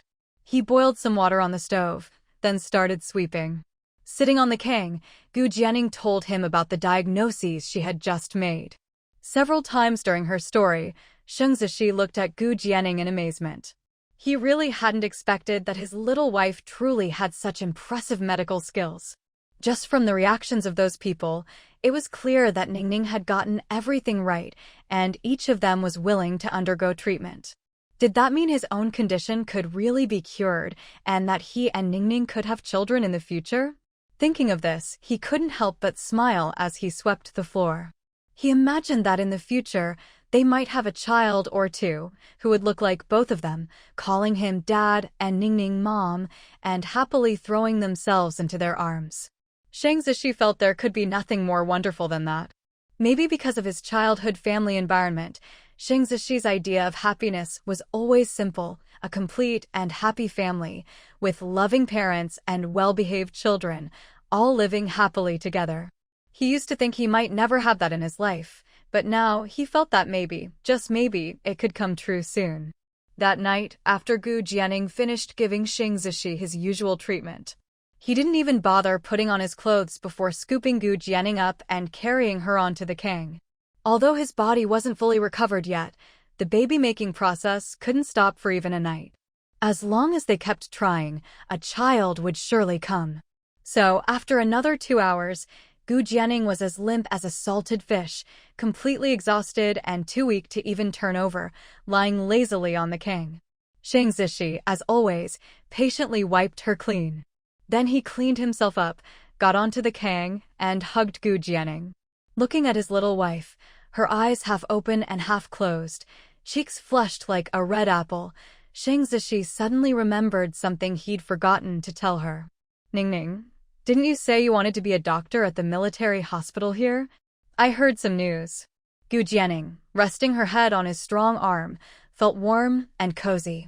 She was tired but comfortable, almost falling asleep, but forced herself to open her eyes when she heard this. She asked, "What news?" Soon, the military district will open a medical training course, taught by some of the country's top doctors. Anyone who wants to become a doctor can apply for a spot in the class. After the training, if you pass the assessment, you'll get a medical license. Then, getting assigned to work at the hospital will be a natural next step. But there are requirements for getting into the class. One is that regimental-level officers get a recommendation spot. Or, if you already have some kind of medical certificate or background, you can apply. Shang Zishi's rank wasn't high enough for a recommendation, but I have a vocational nursing certificate. Does that mean I can attend the training? Gu Jianing asked, tilting her head up. Shang Zishi stroked her soft hair. Of course you can. When the time comes, I'll take you to sign up. The course will probably last 2 or 3 months. All right, it's settled then. As soon as she finished speaking, Gu Jianing closed her eyes and leaned directly against Shang Zishi's chest, falling asleep almost instantly. Shang Zishi knew she was truly exhausted. She'd been tired all day, and now she was tired at night too. With his long, slender fingers, he gently brushed aside the bangs on her forehead and lowered his head to plant a soft kiss on her smooth brow. In his heart, Shang Zishi whispered, "Ningning, good night." After that, he held Gu Jianing in his arms, closed his eyes, and soon drifted off to sleep as well. The next morning, Gu Jianing woke up still feeling a bit groggy. It took her a while to fully come to her senses. Xing Zishi had already left for training. Gu Jianing got up, ate the breakfast Xing Zishi had left for her, then locked the door behind her, sat down in a chair, closed her eyes, and let her soul enter the divine doctor's space. Because she had bound several patients yesterday, there were now quite a few teachers from both ancient and modern times waiting in the divine doctor's space to give her lessons. Gu Jianing first entered the course for patient number 3 and began learning how to treat Commander Chui's leg. In the real world, half an hour passed in the blink of an eye. But in the divine doctor's space, 6 months had gone by. Ding! Congratulations, host, for completing all courses on leg shrapnel surgery. You have received the following rewards: 20 points, 3 vials of anesthetic, a premium set of mini surgical tools, a set of sutures, and 5 bottles of medical disinfectant. Gu Jianing opened her eyes, exhaustion in her gaze, but her brows were filled with joy. Although she'd spent 6 months in the divine doctor's space, repeatedly performing leg incisions and suturing surgeries, honestly, she was almost sick of it. At least, in the end, her surgical success rate had reached 100%. She was now extremely proficient. You could say that when it came to limb surgeries, she had reached the pinnacle of skill. After all, this was the divine doctor's space, and the teachers instructing her were all legendary physicians from throughout history, handpicked by the system. Plus, Gu Jianing herself was quite talented in medicine, so naturally, she was being molded into a divine doctor.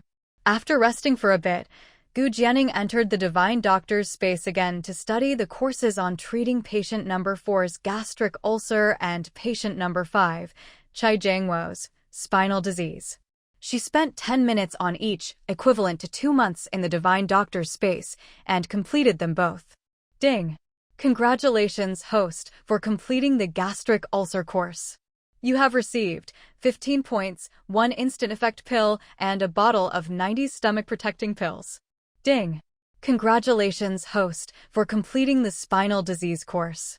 You have received 15 points, 1 instant effect patch, and a box of 30 spinal treatment patches.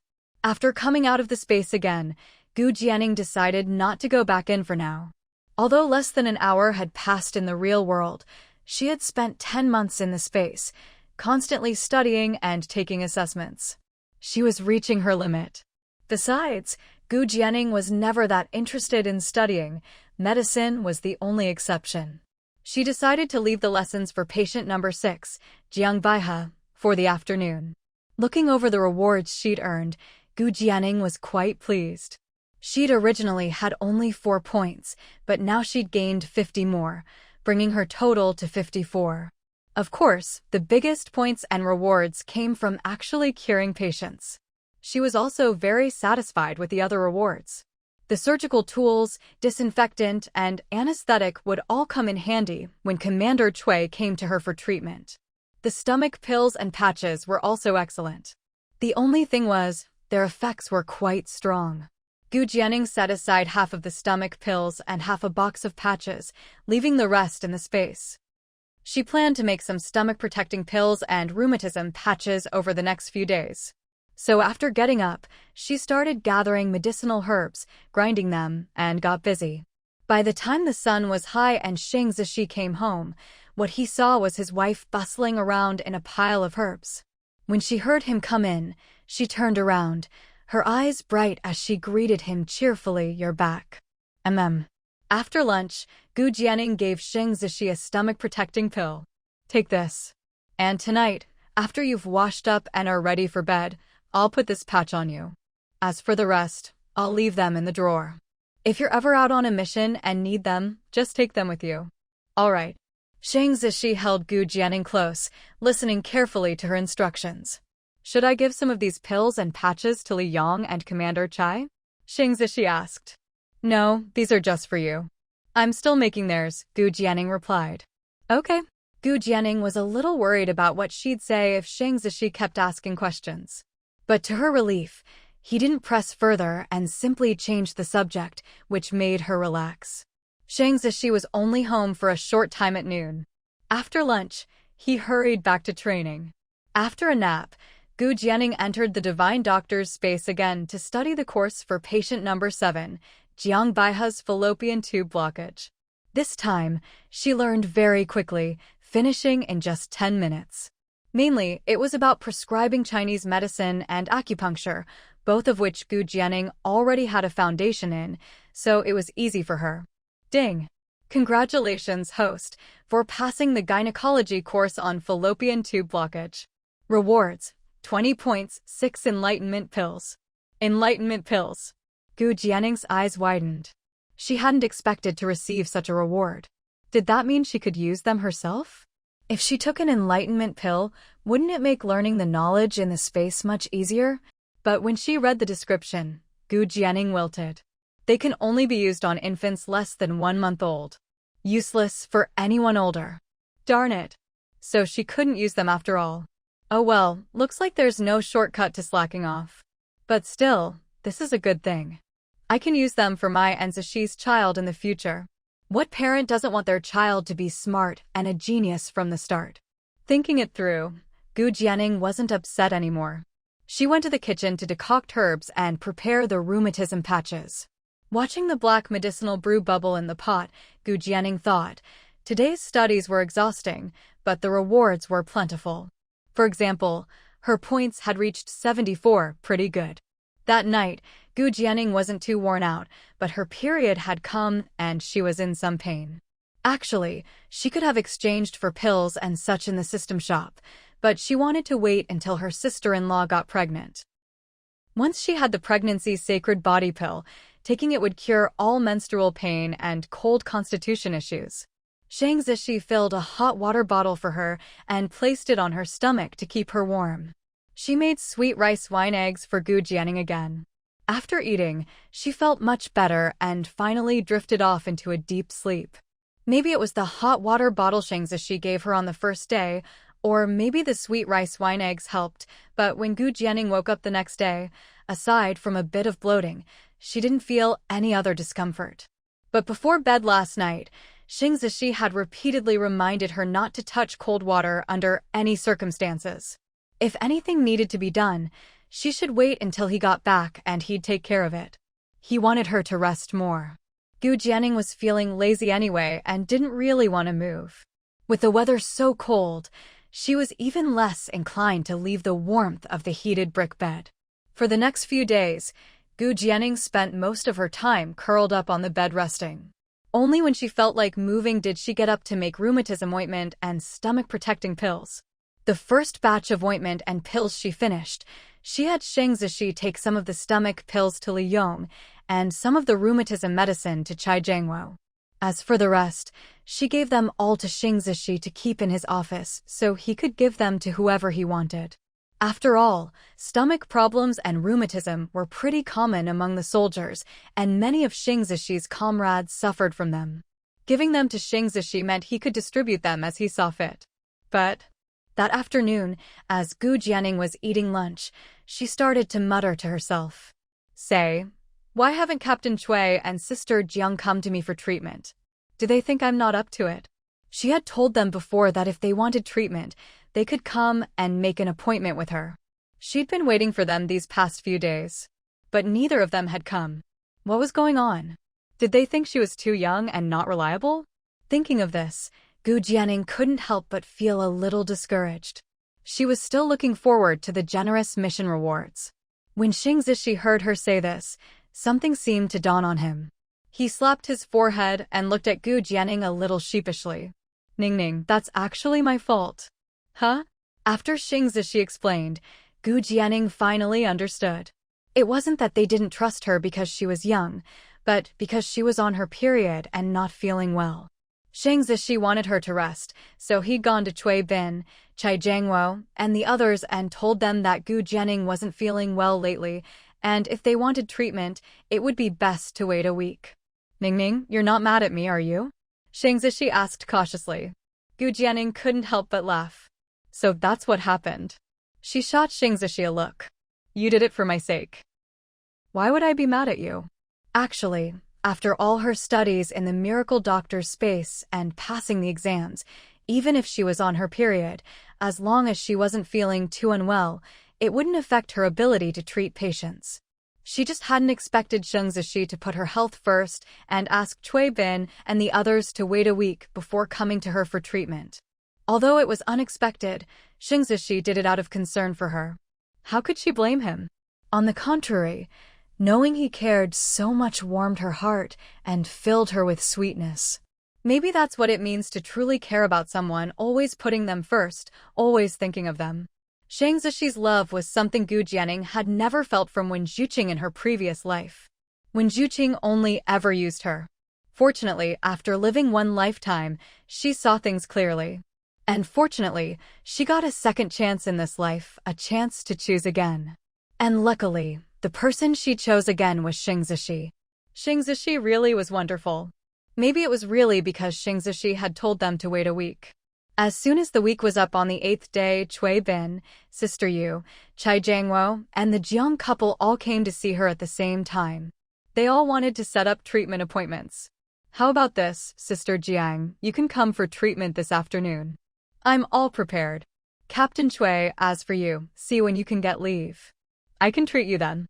Your leg will need surgery, and you'll need to rest for at least 3 days afterward. So they had to coordinate the timing. Okay, I'll go request leave right away. Cui Bin agreed immediately.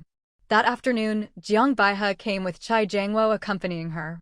Actually, Jiang Baihe could have come alone, but Chai Jiangwo wanted to be by his wife's side, so he took half a day off to come with her. It was obvious their relationship was very good. Jiang Baihe had blocked fallopian tubes.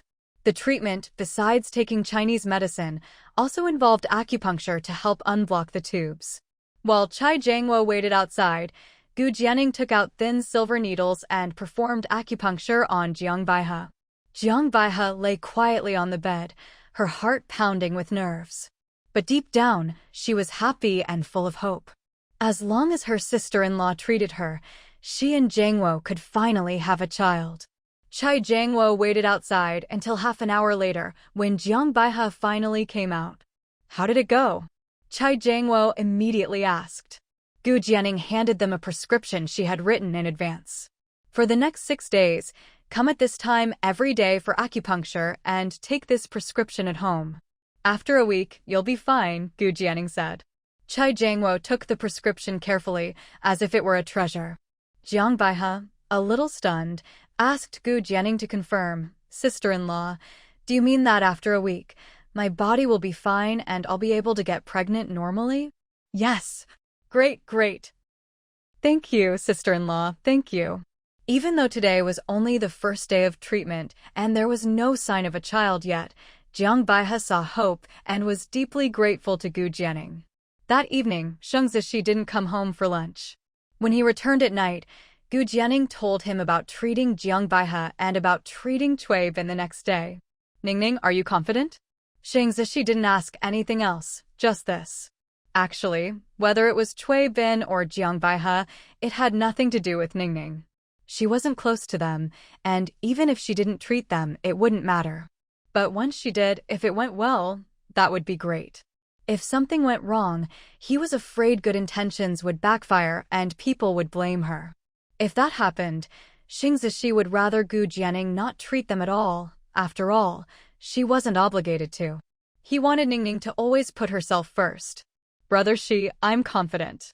Trust me, Gu Jianing said firmly, holding Sheng Zishi's hand. Gu Jianing knew Sheng Zishi was worried about her and only said this out of concern. Because he didn't know about her childbirth system or the miracle doctor's space, it was normal for him to worry. In fact, Gu Jianing knew that since she had bound herself to the childbirth system, she would probably use its functions and items more and more in the future. She didn't know, as a couple who spent every day together and were so close, just how long she could keep it from Sheng Zishi. Especially since Sheng Zishi was a soldier, with such keen insight, observation, and judgment. She knew that sooner or later, Sheng Zishi would find out. But she wasn't going to tell him herself. Even though she knew Sheng Zishi loved her, after everything she'd been through in her previous life, Gu Jianing still couldn't bring herself to trust him completely, not enough to reveal her secret, especially the fact that she'd been reborn. Maybe, Only when Xing Zishi noticed something was off and came to ask her, would she consider telling him. Xing Zishi gazed at Gu Jianing for a long time before finally looking away. He took her hand in his and said, "All right, I believe you." Gu Jianing smiled, secretly letting out a sigh of relief. The next morning, Sister Yu and Cui Bin, who had taken leave from work, arrived. With them were their 2 sons, both tall teenagers of 14 and 13, who were in middle school. The boys attended a nearby school, and since it was Saturday, and their mother had told them today was the day their father would have surgery on his leg, of course they had to come. Gu Jianing locked the door, slung her homemade toolbox over her shoulder, and followed them to the military hospital. Since it was a surgery, not just acupuncture, it was best to use a proper operating room. And in the military compound, only the military hospital had one. After Gu Jianing made her request, Cui Bin pulled some strings and managed to borrow the operating room for 2 hours. He'd gotten the operating room, but since Gu Jianing had said she didn't want anyone else to know, Cui Bin hadn't told anyone the real reason for borrowing it. As Gu Jianing followed the Cui family to the military hospital, they ran into quite a few people along the way. Most of them had never seen Gu Jianing before and were surprised to see such a beautiful woman in the military family compound. After hearing the recent rumors, they all started guessing that this pretty girl must be Captain Sheng's wife, the one everyone had been talking about. Soon, they arrived at the hospital. Gu Jianing put on a white coat and mask in the operating room and went in with the prepared Cui Bin. The door slowly closed behind them. Who's that? Is someone having surgery? Not far away, just as the operating room door was closing, Peng Wenjing happened to walk by and caught a glimpse. The doctor was wearing a mask, but her eyes were strikingly beautiful. Still, Peng Wenjing was sure she'd never seen this doctor before. Besides, weren't there no scheduled surgeries in the operating room today? With suspicion in her heart, Peng Wenjing went to ask the person in charge of the operating room. She learned that the hospital didn't need the oar today, but a Captain Cui Bin had borrowed it for 2 hours. Cui Bin? The name sounded familiar to Peng Wenjing. Thanks to her good memory, she quickly recalled who he was. Cui Bin, a captain, had injured his leg on a mission years ago, hit by shrapnel. But because the shrapnel was close to a major artery, surgery with current medical technology would be very risky, so they'd chosen conservative treatment. He'd been treated conservatively for years, but at his last checkup, the results weren't good. If he didn't have surgery soon, no amount of conservative treatment would help, his leg would be ruined, and he wouldn't be able to stay in the army. He'd have to retire. So why did Captain Cui borrow the operating room? Could it be that he found someone to operate on him? Thinking of the woman in the white coat who went in with them, the more Peng Wenjing thought about it, the more likely it seemed. "Nurse Peng, you guessed it." Suddenly, a voice sounded behind her. Peng Wenjing turned around and saw it was an old lady. She remembered this was Mrs. Li, whose son was also a captain. Mrs. Li was notorious for loving to gossip about other people's business. From the way Mrs. Li was talking, could it be? "Mrs. Li, do you know who's doing the surgery for Captain Cui?" Peng Wenjing asked. "Of course I know. My family lives right next door to the CUIS." Both families were neighbors in the same apartment block, and the walls were thin. Though Mrs. Li was old, her hearing was excellent, and she loved to eavesdrop. As Mrs. Li hesitated, Peng Wenjing took a few candies from her pocket and slipped them into the old lady's hand. "Mrs. Li, if you know, please tell me." Mrs. Li immediately pocketed the candies and started talking. "You know Captain Sheng Zishi's wife, the one everyone's been talking about in the compound lately?" Of course Peng Wenjing knew. When that woman first came with Brother Sheng, everyone in the compound said she was ugly, her face covered in pockmarks, too ashamed to go out, and that she'd schemed to marry Brother Sheng. But recently, the rumors had changed. Now they said she wasn't ugly at all, but a great beauty, so beautiful that even the performers in the art troupe couldn't compare. This time, many people had seen her with their own eyes, so it couldn't be fake. They even said Captain Xing married her because she was so beautiful, like a fairy, and that even a hero couldn't resist a beauty. Peng Wenjing was furious when she heard those rumors. She wanted to rush to the compound herself to see what that woman really looked like. A country woman, she absolutely didn't believe she was some kind of fairy, and Brother Xing wasn't that shallow.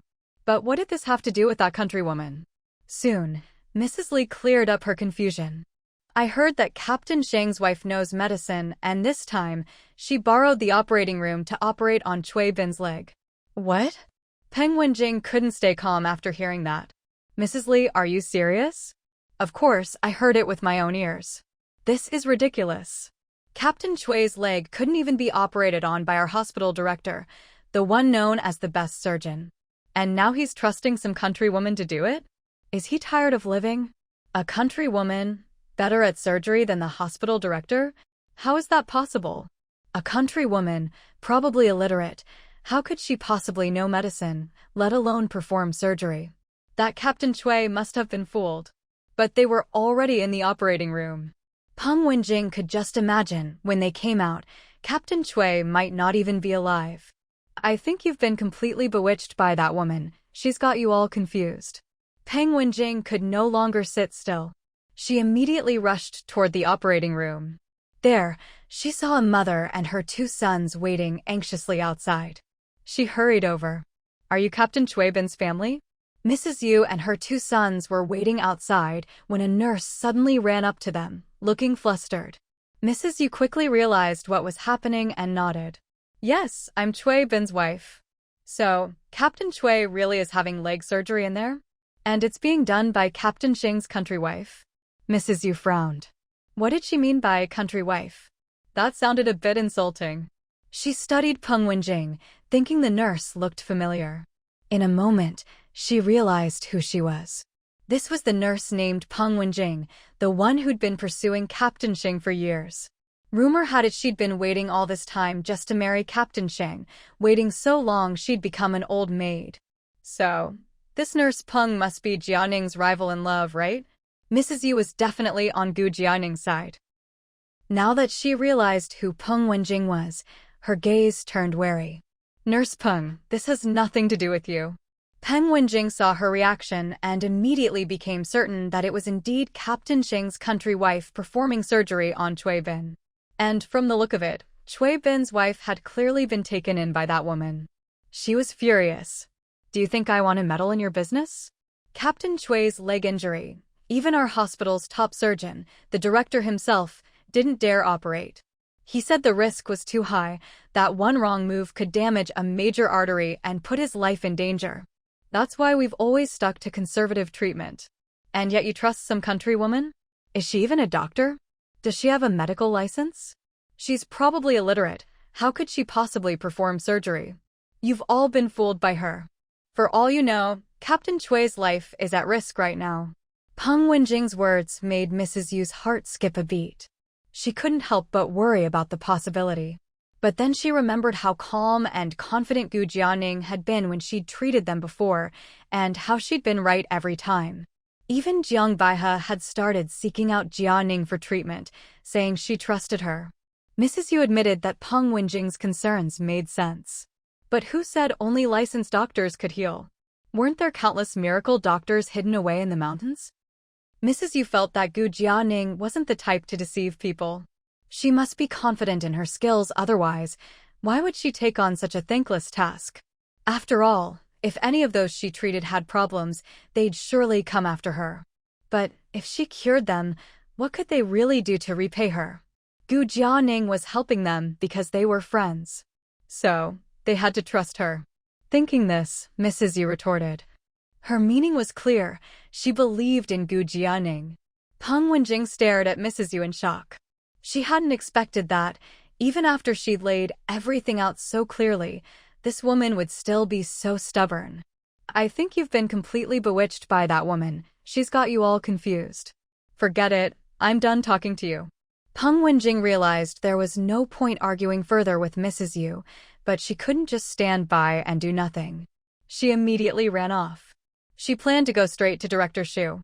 Only the director could put a stop to this. Meanwhile, Mrs. Yu's son watched Peng Wenjing's departing figure, worry written all over his face as he turned to his mother. Mom, what that nurse just said. Before he could finish, Mrs. Yu cut him off. "Ah Shu, don't listen to her. She just likes your Uncle Shing, but he doesn't like her. That's why she's jealous of your Aunt Jianing and saying all this.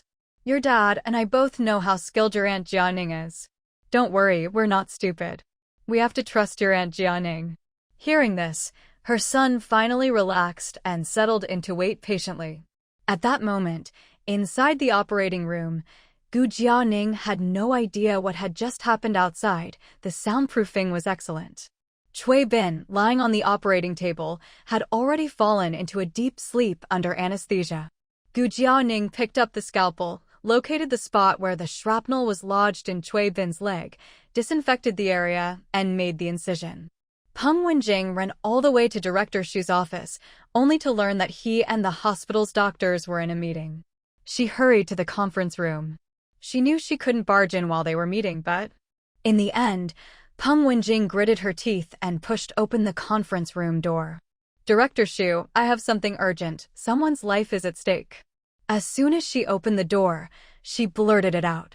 Looking up, she saw not only Director Shu Longxing, who was frowning at her from the head of the table, but also all the other doctors in the room, their eyes fixed on her. For a moment, she was the center of attention.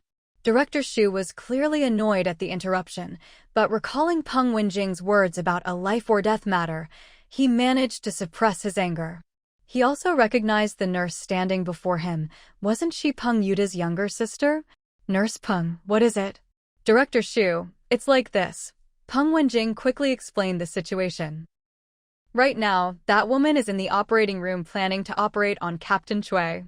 Director, you have to go check it out. Better yet, stop her. Otherwise, Captain Cui's life could be in danger." As soon as Peng Wenjing finished, not only did Shu Longxing's eyes widen, but the whole conference room seemed to explode like a bomb had gone off. "What? An unlicensed woman is performing surgery? That's outrageous. She's treating a human life like a joke. Wait, didn't we just discuss this? Isn't Captain Shang Zishi's wife skilled in medicine? Could it be she's not just good at traditional medicine, but also at surgery? I know Captain Cui's case. I've seen his leg before. With current medical techniques, there's no way to operate. Could it be that Captain Shang's wife is confident she can do it?" The doctors in the conference room began to discuss heatedly, while Shu Longxing fell into deep thought. If it hadn't been for the meeting they'd just had, he might have rushed to the operating room at once to stop everything. But, remembering the content of their meeting, he held back for the moment.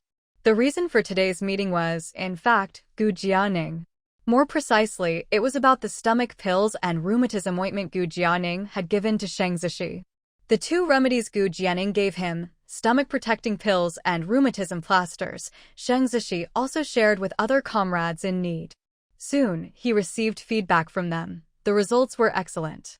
Before long, these remedies caught the attention of the leadership and were eventually recommended to Shu Longxing. Shu Longxing and several traditional Chinese medicine doctors at the hospital tested the stomach pills and rheumatism plasters. After examination, they found both to be outstanding. They were clearly made from secret, exceptional recipes they'd never seen before. If these two medicines could be mass-produced, not only soldiers, but anyone suffering from stomach ailments, rheumatism, or spinal problems could be spared their pain. And so, today's meeting was convened. It was Shu Longxing who called this meeting to discuss collaborating with Gu Jianing to mass-produce these two medicines. After seeing the effects of the remedies, all the doctors expressed their approval. Many even said that if Shang Zishi's wife, Comrade Gu Jianing, really possessed such medical skill and talent, she was a rare find, and they hoped she could work at the military hospital. They were in desperate need of skilled doctors here. Just as the meeting reached a conclusion, Peng Wenjing burst in, interrupting them. Normally, if the person Peng Wenjing mentioned was about to operate on Cui Bin had been anyone else, Shu Longxing would have rushed to the operating room to stop it. After all, he'd handled Cui Bin's case before. He knew the situation well. The shrapnel was lodged dangerously close to the major artery in Cui Bin's leg, so close that even he wouldn't dare attempt the surgery. One wrong move could cause massive bleeding and put Cui Bin's life at risk. That's why, for years, they'd only managed the condition conservatively, never operating. Recently, after another checkup, Chui Bin's condition had worsened. Given his situation, he was no longer fit for the army and would have to retire. His leg might even be permanently disabled. Xu Longxing could tell how depressed Chui Bin was, but there was nothing he could do. He never expected Chui Bin would now ask Xing Zishi's wife to operate on him. He knew Chui Bin wasn't foolish, he understood the risks of surgery. Yet he was still willing to let Gu Jianing operate. That could only mean he trusted her medical skills. Xu Longxing thought if Gu Jianing could really pull off this surgery, her surgical skills would far surpass his own. But she was only 17, was that possible? Where did she get such abilities? Director, why don't we go take a look? Yeah, I want to see how it turns out too. The doctors were all eager to see the results. Xu Longxing wanted to go as well, so he nodded. All right, let's all go have a look. Peng Wenjing, seeing the director and doctors heading over, finally breathed a sigh of relief. But why did she feel that the director and doctors' attitudes were a bit strange? Shouldn't they be angry or worried after hearing what she'd just said? Why did they all seem so calm, even a little confident in Gu Jianing? No, that couldn't be. She must be imagining things. Peng Wenjing hurried to catch up. Wenjing, at that moment, a doctor from gynecology quietly walked up beside her. This doctor Hao was friends with Peng Wenjing's sister-in-law, so she usually looked after Peng Wenjing at the hospital. Dr. Hao. Wenjing, come here, I have something to tell you. When Peng Wenjing approached, Dr. Hao secretly told her what had just been discussed in the meeting. Finally, she said, so, Comrade Gu Jianing might really be able to cure Captain Chui's leg. Peng Wenjing was dumbfounded. How's that possible? She's just a country bumpkin. Peng Wenjing blurted out. Dr. Hao frowned. Did Peng Wenjing look down on rural people? Her goodwill toward Peng Wenjing instantly vanished. After all, she herself had come from the countryside before marrying into the city and joining the military district. Even though she was now a doctor at the military hospital, she'd never felt ashamed of her rural background. Wenjing, that kind of thinking isn't right. Seeing Dr. Hao frown, Peng Wenjing realized she'd misspoken. Even if she thought that way, she shouldn't have said it out loud. She quickly apologized. But as she followed the director and the other doctors toward the operating room, her feelings were complicated. Could that woman really have such skill? On one hand, Peng Wenjing felt it was impossible. A rural woman couldn't possibly have surgical skills superior to the director's. But on the other hand, she wondered. If that woman were truly ordinary or incompetent, what did Xing Zishi see in her? If Xing Zishi hadn't been tricked into marriage, but had chosen her willingly, then there must be something special about her that moved him. Was it her medical skill? Peng Wenjing stayed silent the whole way, her emotions in turmoil. Meanwhile, outside the operating room, sister-in-law Yu, who was waiting anxiously, suddenly saw a group of doctors approaching. She recognized the one in front. It was the director who had previously treated her husband's leg. Why was he here? And with so many doctors in tow? When she spotted Peng Wenjing at the back, she immediately understood. Peng Wenjing must have brought them here, probably to stop the surgery. Why did Nurse Peng always have to meddle? Sister-in-law, you didn't hesitate. Before Director Xu could speak, she stepped forward and said, Director Xu, please don't listen to Nurse Peng. Jianing really knows medicine, she's very skilled. We volunteered to let Jianing do the surgery. No matter what happens, we'll take responsibility ourselves. So, please, don't stop her. Her eyes were full of pleading. Xu Longxing could tell that Chui Bin's wife had great trust in Gu Jianing. He hurried forward and said, You're Captain Chui's wife, right? Don't worry, we're not here to stop anything.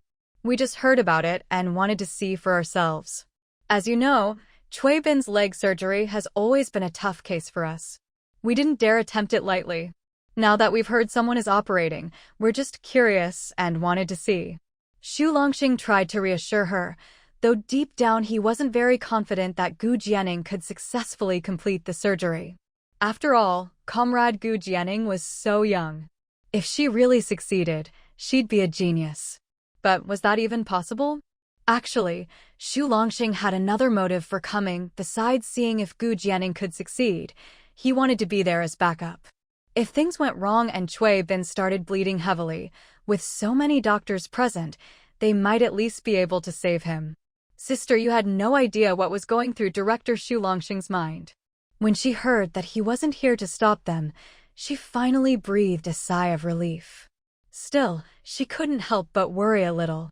When Jiani came out of surgery and saw so many people, would she be frightened? By the way, how long have they been in there? And so, a rather peculiar scene unfolded at the military hospital. A crowd of doctors, including the hospital director himself, were all waiting outside the operating room. Anyone passing by might have thought some VIP was having surgery inside. People passing by whispered among themselves. As for Peng Wenjing, she wanted to leave, but in the end, she stayed. After all, she had nothing else to do at the moment. Besides, she was curious to see whether that woman could really pull off Battalion Commander Cui Bin's surgery, and she also wanted to see for herself what the rumored, stunningly beautiful woman actually looked like. Meanwhile, inside the operating room, Gu Jiani had just finished stitching up Cui Bin's wound and completed the surgery. Thanks to countless hours of practice in the miracle doctor space and having passed all the assessments, she was now extremely skilled and confident when performing surgery. After finishing the final cleanup, Gu Jiani opened the door to the operating room. She's out. She's out. Huh? No sooner had she opened the door than she heard unfamiliar voices. Looking up, she saw a dense crowd of people, all in white coats. Gu Jiani was startled. What's going on? Sister Yu was the first to rush over, grabbing Gu Jiani's hand. Jiani, how's my old Cui? Seeing the anxiety in her eyes, Gu Jiani quickly replied, the surgery was a complete success. With some rest, he'll be back to normal in no time. Really? That's wonderful, wonderful. Jiani, thank you. Thank you so much. Sister Yu's eyes were full of gratitude for Gu Jiani. It was a success. Xu Longxing and the others heard this, and all eyes turned to the woman in the white coat, mask on her face, hair tied up in a bun. Xu Longxing stepped forward, trying to contain his excitement. You must be Comrade Gu Jiani, Captain Sheng's wife? Hello, I'm Xu Longxing, director of the military hospital. Gu Jiani took off her mask. Yes, I'm Gu Jiani. Hello, Director Xu. The moment Gu Jiani removed her mask, everyone's gaze locked onto her. One by one, their eyes flashed with astonishment. Delicate as a peach blossom, breathtakingly beautiful, she was the kind of beauty that made people's eyes light up, that drew all attention and made it impossible to look away. Her skin was fair and flawless, smooth and radiant. No wonder Shang Zishi, who'd always been so stubbornly against marriage, would suddenly submit a marriage application, so this was the woman he wanted to marry. Understandable. Completely understandable. Peng Wenjing was stunned as well. She'd heard the rumors outside and had long since stopped expecting Shang Zishi's wife to be some ugly woman. But even if she was pretty, surely she couldn't be that pretty, right? Maybe the rumors were just exaggerated.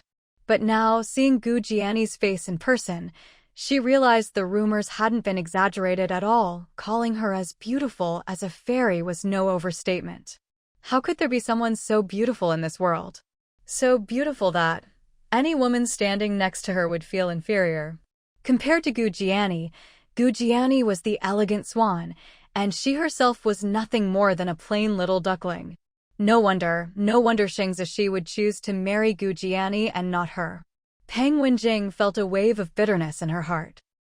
She knew that with such a beauty around, and Shang Zishi already married to her, she truly had no chance.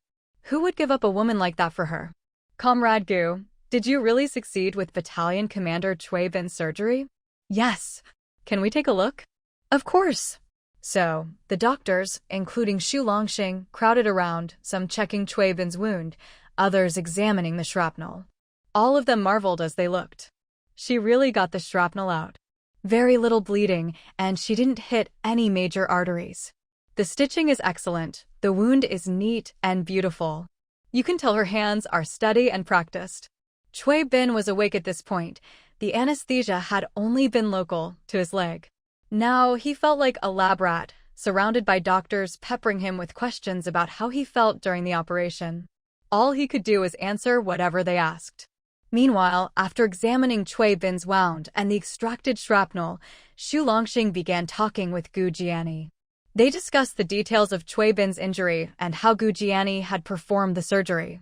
The more they talked, the more Xu Longxing realized that this young woman truly possessed extraordinary medical skills and talent, so much so that even he felt inferior by comparison.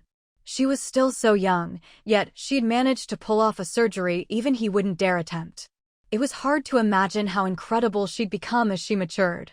To encounter such a medical prodigy, Xu Longxing could barely contain his excitement.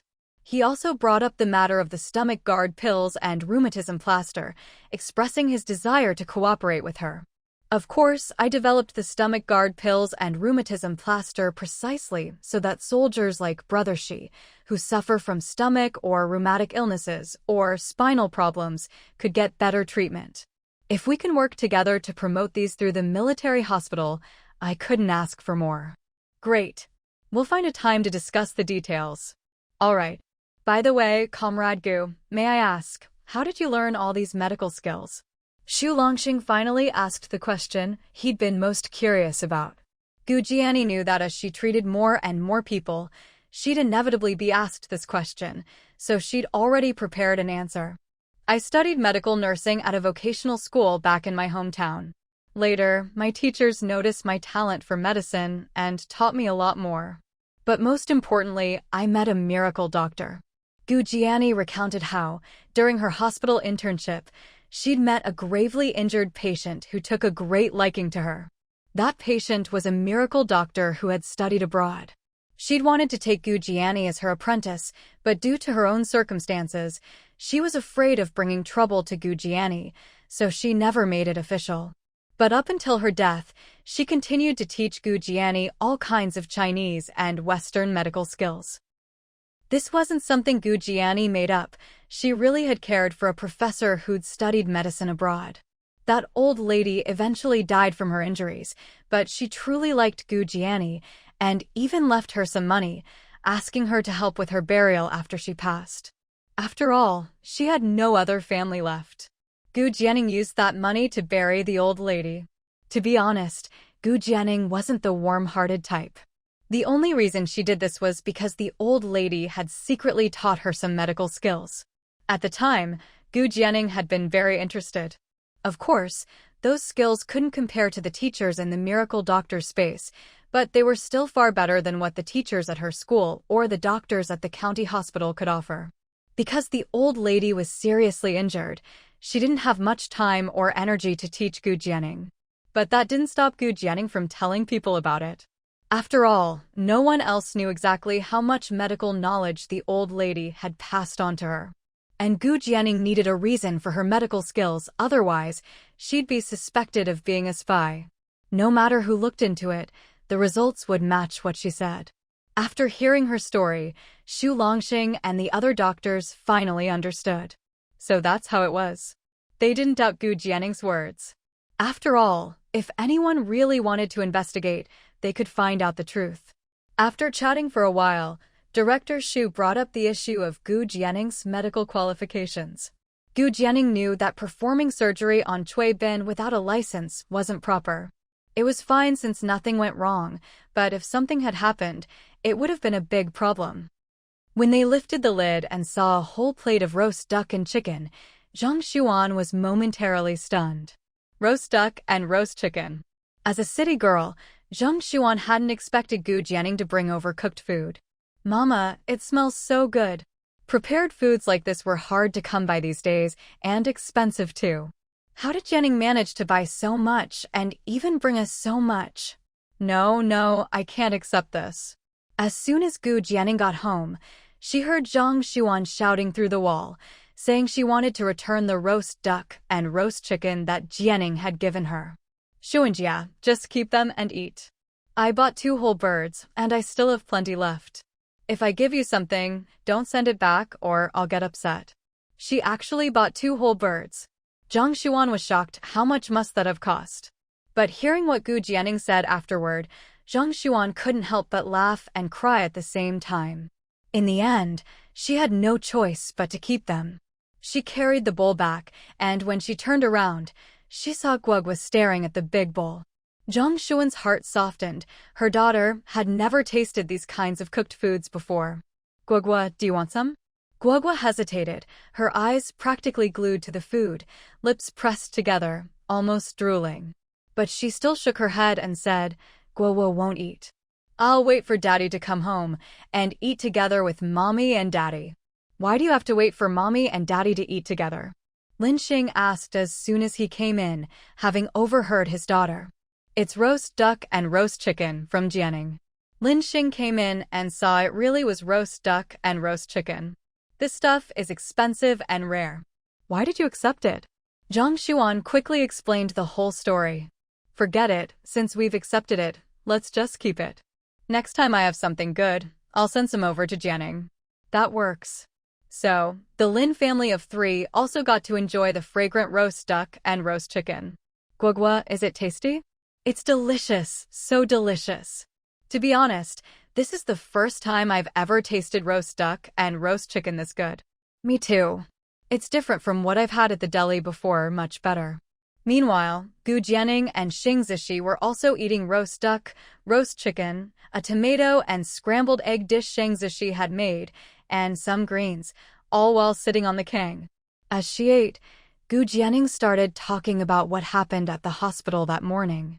When Xing Zishi learned that his little wife had successfully performed surgery on Cui Bin and received praise from the hospital director and so many doctors, he felt relieved, but also realized he might have underestimated her. Ningming's talent and skill in medicine were truly impressive.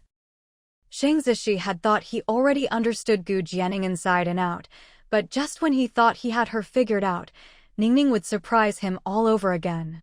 It felt as if Gu Jianing was a book full of hidden treasures. Every time he turned a page, he discovered something new and wonderful, making him both delighted and even more drawn to her.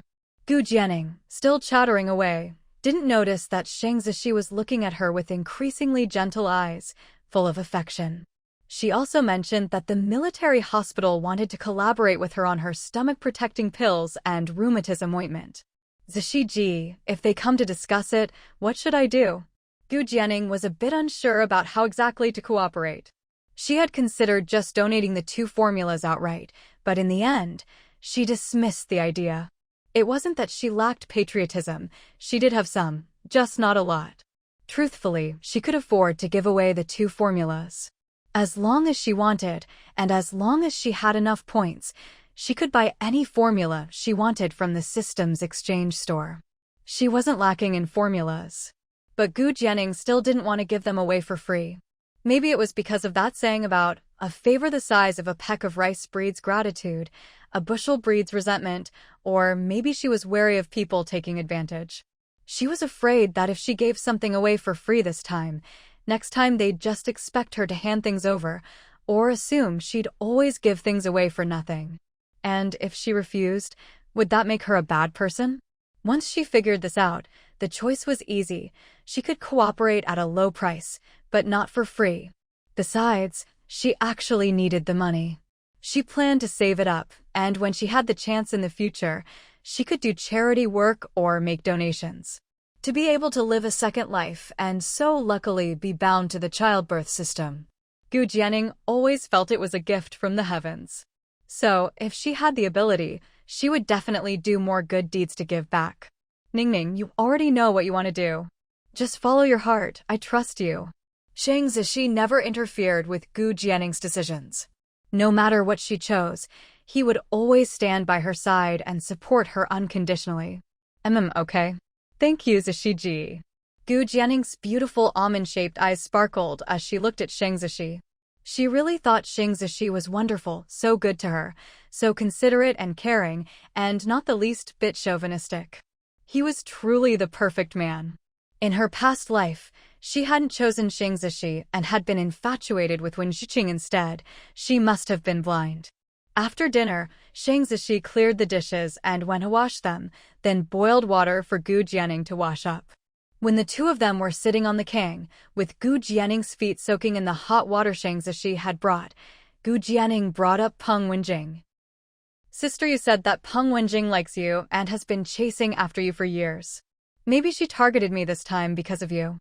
Gu Jianning's slender fingers poked Xing Zishi's chest, her lips pouting as she glared at him, as if demanding, "Tell me, what's going on between you and this Wenjing? Be honest." Xing Zishi was amused. He rarely saw her act so lively, like an angry little kitten. He grabbed her slender fingers, his eyes burning as he gazed at her, but he answered with another question. "Ningning, are you jealous?" "Jealous?" Gu Jianning's eyes widened. "I am not jealous." Xing Zishi studied her carefully and realized she really wasn't jealous. He couldn't help but feel a bit disappointed, the heat in his eyes dimming. He could tell Gu Jianning truly wasn't jealous. What's wrong? Seeing Xing Zishi's sudden drop in mood, Gu Jianning was confused. She was the one questioning him, so why did it suddenly feel like she was the one in the wrong? Xing Zishi reached out and pulled the petite Gu Jianning into his arms, resting his chin on her shoulder like a dejected big puppy. "Ningning, are you not jealous because you don't like me yet?" "Huh?" Gu Jianning blinked, and after understanding Xing Zishi's logic, she couldn't help but laugh. She reached out to pinch his waist, but the winter clothes were too thick and she couldn't get a grip. Just as she was thinking what a pity that was, the next second, Xing Zishi grabbed her hand and stuffed it under his clothes, placing it on his waist, looking at her pitifully. "Go ahead, pinch." Gu Jianning was even more amused, but she didn't actually pinch him. Still, her palm, now touching his skin, felt a little hot. She tried to pull away, but he held her hand in place. She said, "It's because I trust you. I know. When you love someone, you really love them, you won't change, and you wouldn't get involved with other women." "I was just teasing you with that question." Gu Jianning was telling the truth. She really did trust Xing Zishi. After all, she had lived a previous life. In her past life, this man had always treated her as the one and only love in his heart. Even though she hadn't married him, and even while he was alive, he never married anyone else or got involved with any other woman. He even risked his life to rush into a burning building to find her. When he died, his will stated that he wanted to be buried together with her. In her previous life, Gu Jianning truly saw the meaning of love until death in Xing Zishi. Even though Gu Jianning felt she wasn't a particularly good woman and didn't deserve such devotion from Xing Zishi, he still did all of this for her. Given a second chance, she chose to marry Xing Zishi. And that was undoubtedly the right choice. His thoughtfulness and tenderness, his love and care, were like a blazing fire. No matter if her heart was made of stone or ice, under such warmth, she would eventually melt. So, whether in her past life or this one, she always believed in Xing Zishi's love for her. Her so-called questioning just now was really just another way of acting spoiled. Xing Zishi had been feeling a bit down, thinking Gu Jianning didn't like him that much, but now, hearing that Ningning trusted him, he felt reassured. It must be because he'd behaved well that Ningning could trust him so completely. Xing Zishi felt he needed to keep up the good work. At this point, Xing Zishi no longer dwelled on whether she loved him or not, and simply told Gu Jianning about Peng Wenjing. Even though Ningning said she trusted him, he still needed to explain. Gu Jianning had actually figured it out after listening to Sister Yu that afternoon. It was Peng Wenjing who liked Xing Zishi, but Xing Zishi didn't like her. In fact, there were plenty of women in the military district who liked Xing Zishi. Gu Jianning could understand, after all, this man had background, ability, and looks. Aside from his sharp tongue, he was basically flawless. She was the only one who foolishly rejected him in her past life. Luckily, she seized the chance this time around. As for Peng Wenjing, she had been pestering Xing Zishi by relying on her brother, the regimental commander, which made Gu Jianning frown. Peng Wenjing was really relentless. She probably still hadn't given up on Xing Zishi, otherwise she wouldn't have targeted Gu Jianning at the hospital. Who knew what tricks she might try next? But Gu Jianning wasn't afraid. She, Gu Jianning, had never been afraid of challenges. Anyone who dared try to steal her man, she'd fight back. "The water's getting cold," Xing Zishi reminded her.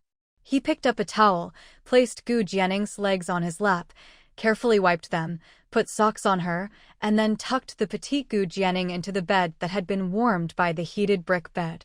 "Stay cozy inside. I'll go pour out the water and be right back." "Okay." Shang Zishi carried out the basin, poured out the water, and quickly returned. He got into bed as well, and the couple fell asleep in each other's arms. Outside, the snow was falling even heavier. Shang Zishi, who usually slept soundly, actually had a rare dream that night. He wasn't sure if he was dreaming, because everything felt so real.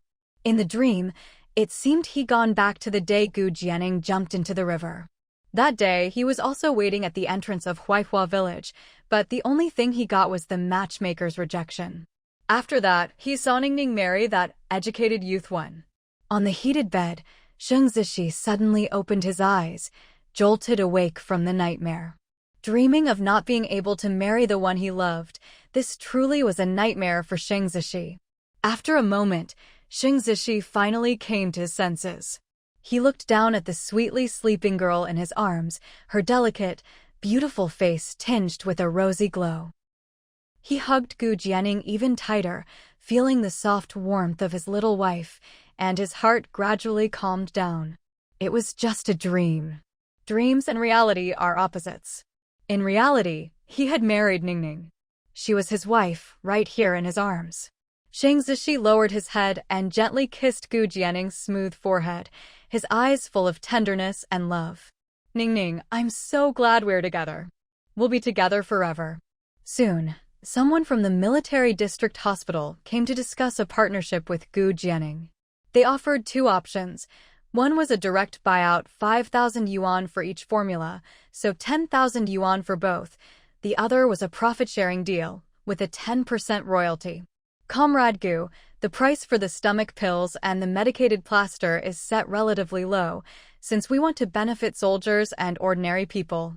The 10% royalty isn't much either, so I suggest you go with the buyout for both formulas." The person negotiating was Dr. Hao from the hospital's gynecology department. She was chosen because she was also a woman, and she had a good reputation for being fair and easygoing. Her suggestion was also quite reasonable and in Gu Jianing's best interest. If Gu Jianing chose the buyout, she'd get 10,000 yuan for both formulas and instantly become a 10,000 yuan household. That term wouldn't even exist until the late 1980s, and it was only the 1970s now, so that shows just how much money this was. Dr. Hao couldn't help but marvel. Shang Zishi had really married an incredible wife. Just selling two formulas, she'd earned 10,000 yuan. Most people couldn't make that much in a lifetime. Gu Jianing appreciated Dr. Hao's good intentions. If she hadn't been reborn, if she hadn't seen how prices would soar and the economy would boom in the future, she might have agreed to Dr. Hao's suggestion. But, "Dr. Hao, I'll choose the profit-sharing option, but not at 10%. Dr. Hao was surprised that Gu Jianing would turn down the buyout. Did she think 10% was too little? Actually, during the meeting, Dr. Hao had also thought 10% was a bit low. After all, both formulas belonged to Gu Jianing. If she produced, manufactured, and sold them herself, she'd get 100% of the profits. 10% really wasn't that generous. But what Gu Jianing said next caught her completely off guard. "I only want 1%. 1%? Comrade Gu, are you sure?" This time, Dr. Hao was truly shocked. She'd thought Gu Jianing would want more than 10%, but she only wanted 1%. Gu Jianing smiled gently. "Yes. Actually, the reason I first thought of making the stomach pills and rheumatism plaster was because she had problems in both areas. I know that soldiers spend years training hard and going on missions, so most of them have these issues.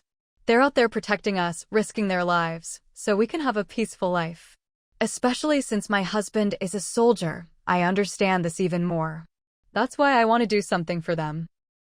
This stomach-protecting pill and the rheumatism ointment, if they can help people get healthier, that's enough for me. So as for the profit share, I can't take too much. Just 1% is enough.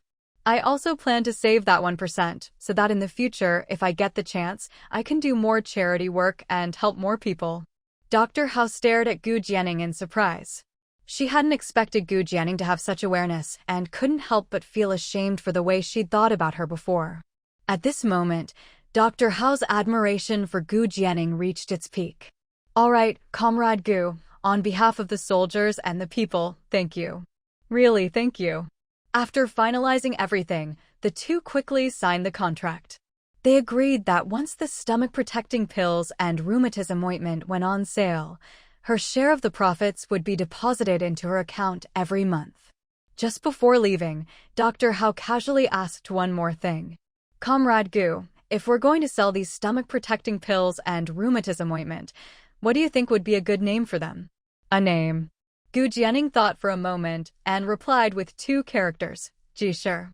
Benefiting the world. Xuanhu Jisher, to heal the world. Jisher alone was quite fitting. Dr. Hao repeated the name softly, nodded, and then left.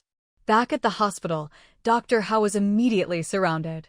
Everyone knew she'd gone to negotiate and sign the contract for the 2 formulas on behalf of the military hospital, and they were all eager to know the outcome. When they saw the details of the contract, everyone was astonished and then deeply moved. Comrade Gu is truly selfless. Not only is Comrade Gu highly skilled in medicine, but her sense of responsibility is also remarkable. She's a good person. No wonder that kid Xing Zishi, who's so picky, insisted on marrying her. Turns out he recognized a treasure and couldn't wait to bring her home and keep her to himself. Peng Wenjing, ever since Gu Jianing successfully performed surgery on Cui Bin yesterday, still hadn't recovered from the shock. She found it hard to believe that a rural woman could actually be more skilled than the director of the military hospital. And when she saw Gu Jianing chatting confidently with the director and the doctors, she realized that this woman was not at all what she had imagined. Now, hearing from Dr. Hao about the contract for the 2 formulas and Gu Jianing's willingness to give up profits, and seeing the praise from Dr. Hao and the other doctors, Peng Wenjing's hope that Shang Zishi and Gu Jianing would get divorced was completely extinguished. She had to admit that Shang Zishi wasn't the kind of man who only cared about looks. Gu Jianing was truly worthy of his affection. With that, although Peng Wenjing was still a little unwilling, she finally let go of her feelings for Shang Zishi. Later, when Peng Wenjing told her brother Ping Yuda that she was ready to start looking for a match, he was stunned, but quickly began making arrangements. Ding! Congratulations, host, for successfully treating patient number 6, Jiang Baihe. You have received 100 points, 1 universal hemostatic bandage, and 1 twin boys pill. When Jiang Baihe completed her 7th day of treatment with Gu Jianing, the system's voice sounded in her mind. It's done? That's great. Now her points had reached 243, and she'd also gotten the universal hemostatic bandage. But right now, brother, she didn't need to go on any missions. He'd said that if there were any, it wouldn't be until after the heavy snows blocked the mountains, which meant not until spring. She'd give him the bandage then. She'd have to remind him not to give this thing to just anyone.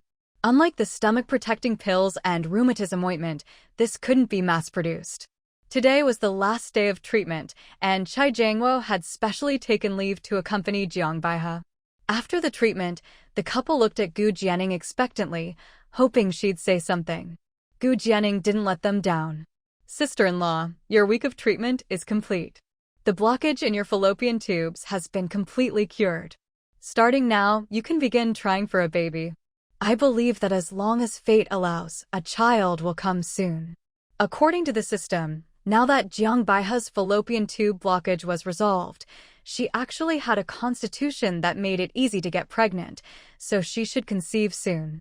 Sister, is that true? Jiang Baihe covered her mouth, unable to hold back her tears this time, tears of joy and excitement. Chai Jiangwo held his wife's hand and saluted Gu Jianing. Comrade Gu, thank you.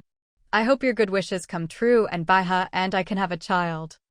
When Director Xu heard that Gu Jianing planned to attend the upcoming medical training course, he expressed his support. Even though, with her skills, Gu Jianing didn't really need the training, it was still necessary to take the medical exam afterward and get a license. Gu Jianing didn't stay long at the hospital and planned to head home. Before leaving, she glanced inconspicuously at Peng Wenjing. This nurse. She seemed a bit odd, sneaking glances at her with a strange look in her eyes. Who is she? Gu Jianing suppressed her doubts for now and left the hospital. Meanwhile, Cui Bin was put in a wheelchair and pushed home to the family compound by sister-in-law Yu and their son. Sister-in-law Yu was overjoyed and even wanted to spread the word about how Gu Jianing had cured old Cui's leg. But remembering Gu Jianing's request to keep a low profile, she decided not to say anything. Still, anyone with eyes could see that Cui Bin had surgery and would recover soon. On Jiang Baihe and Chai Jiangwo's side, after hearing that Cui Bin's surgery was a success, they had even more confidence in Gu Jianing's treatment for Jiang Baihe. As for Zhang Xuan, she was now even more hopeful about Gu Jianing's promise to help her conceive. Ding! Congratulations, host, for curing patient number 3, Cui Bin. Reward: 40 points, 100 gene of premium rice, 100 gene of high-quality flour. As soon as she got home, Gu Jianing heard the system notification that the treatment was complete. She hadn't expected that just finishing the surgery would count as completing the task. Not bad at all. As for Li Yong and Chai Jiangwo, the system had already notified her 2 days ago that those tasks were complete and she'd received the rewards. After they recovered, both men came by with gifts to thank her. And it wasn't just those two. Sheng Zishi's stomach pills and rheumatism plasters had clearly helped others as well, so much so that the military hospital wanted to work with her after seeing the results. Gu Jianing checked her points. She now had 144. Her rewards in the space included 100 gene of premium rice, 100 gene of high-quality flour, 50 gene of pork, 5 roast ducks, 5 cans of milk powder, and 5 roast chickens. Today happened to be a market day, the 10th of the month. After lunch, Gu Jianing went to the market. She soon returned with bags of goods. Only she knew what she'd actually bought. She'd gone to the market just so she'd have a reason for having the system rewards. Gu Jianing took out 50 gene each of rice and flour and put them in the kitchen's rice and flour bins and took out 5 gene of pork. She also took out 1 roast duck and 1 roast chicken. If Sheng Zishi asked later, she'd just say she bought them at the market. Today, Gu Jianing planned to write another letter to her family and send some milk powder, roast duck, and roast chicken packaged up as a parcel to mail home. Would the food spoil? Gu Jianing had a solution. She'd seen in the system's exchange shop a kind of cling film that could keep food fresh for a month. It was real cling film, and as long as you wrapped the food in a thin layer, it would stay fresh for a month. The moment she took out the roast duck and roast chicken, the delicious aroma filled the air, irresistible. Feeling a bit tempted, Gu Jianing took a knife and cut off a roast duck leg to eat. As the juicy, fragrant meat hit her taste buds, Gu Jianing closed her eyes in bliss. It was just so delicious. Anything produced by the system was bound to be the best and most delicious. She'd never eaten anything like this before. Her brothers had taken her to eat roast sparrow and roast fish before, but the taste couldn't compare. In farm families, eating meat was a rare treat. Hens were kept for eggs, and even if one was slaughtered, it was usually for soup. As for duck, it was usually braised or stir-fried. Ready-to-eat foods like roast duck and roast chicken weren't available in the countryside. You could find them in the county, but they were expensive. Even when her aunt who married into the county came home, she never brought any. Her aunt's kids had once talked about how delicious such foods were when they visited. Gu Jianing remembered how she and her brothers could only swallow their saliva in envy back then. But now, such delicious roast duck and roast chicken, I have to send some home for my parents and brothers to try. Of the remaining 4 roast ducks and 4 roast chickens, Gu Jianing planned to send 3 of each to her family and the last duck and chicken to Grandpa and Grandma Sang. Oh, right, I should send some milk powder home too. 3 cans should be enough for my second sister-in-law's baby. As for herself, she wasn't pregnant yet. She figured that once she was, the system would surely reward her with milk powder and other essentials. After finishing the duck leg, Gu Jianing washed her hands and started writing her letter. I wonder how my parents and brothers and sisters-in-law are doing, she thought as she wrote. At that moment, far away in Huaihua village, with about a month left before the new year, every household was busy preparing. The busy season was over, and everyone finally had some time to relax. Yao Chunhua sat at the door, knitting with her eldest daughter-in-law, Yang Man, and muttered, "The new year's almost here. I wonder if Ningning will spend it at the Northwest Military District this year. I hope she's not too cold." Not long ago, they'd received Gu Jianning's first letter home, letting them know she was safe. That girl had even sent some local specialties from the Northwest, including some cordyceps, saying it was good for their health when boiled in water. Yao Chunhua had been using it to make tea for the family from time to time. She's probably celebrating the new year at the military district. With her husband there, he'll take good care of Ningning, Yang Man said reassuringly, her hands never stopping as she knitted. She couldn't help but think, now that her sister-in-law was married, everyone in the family, no matter who it was, just couldn't get used to it. Her own husband was the same.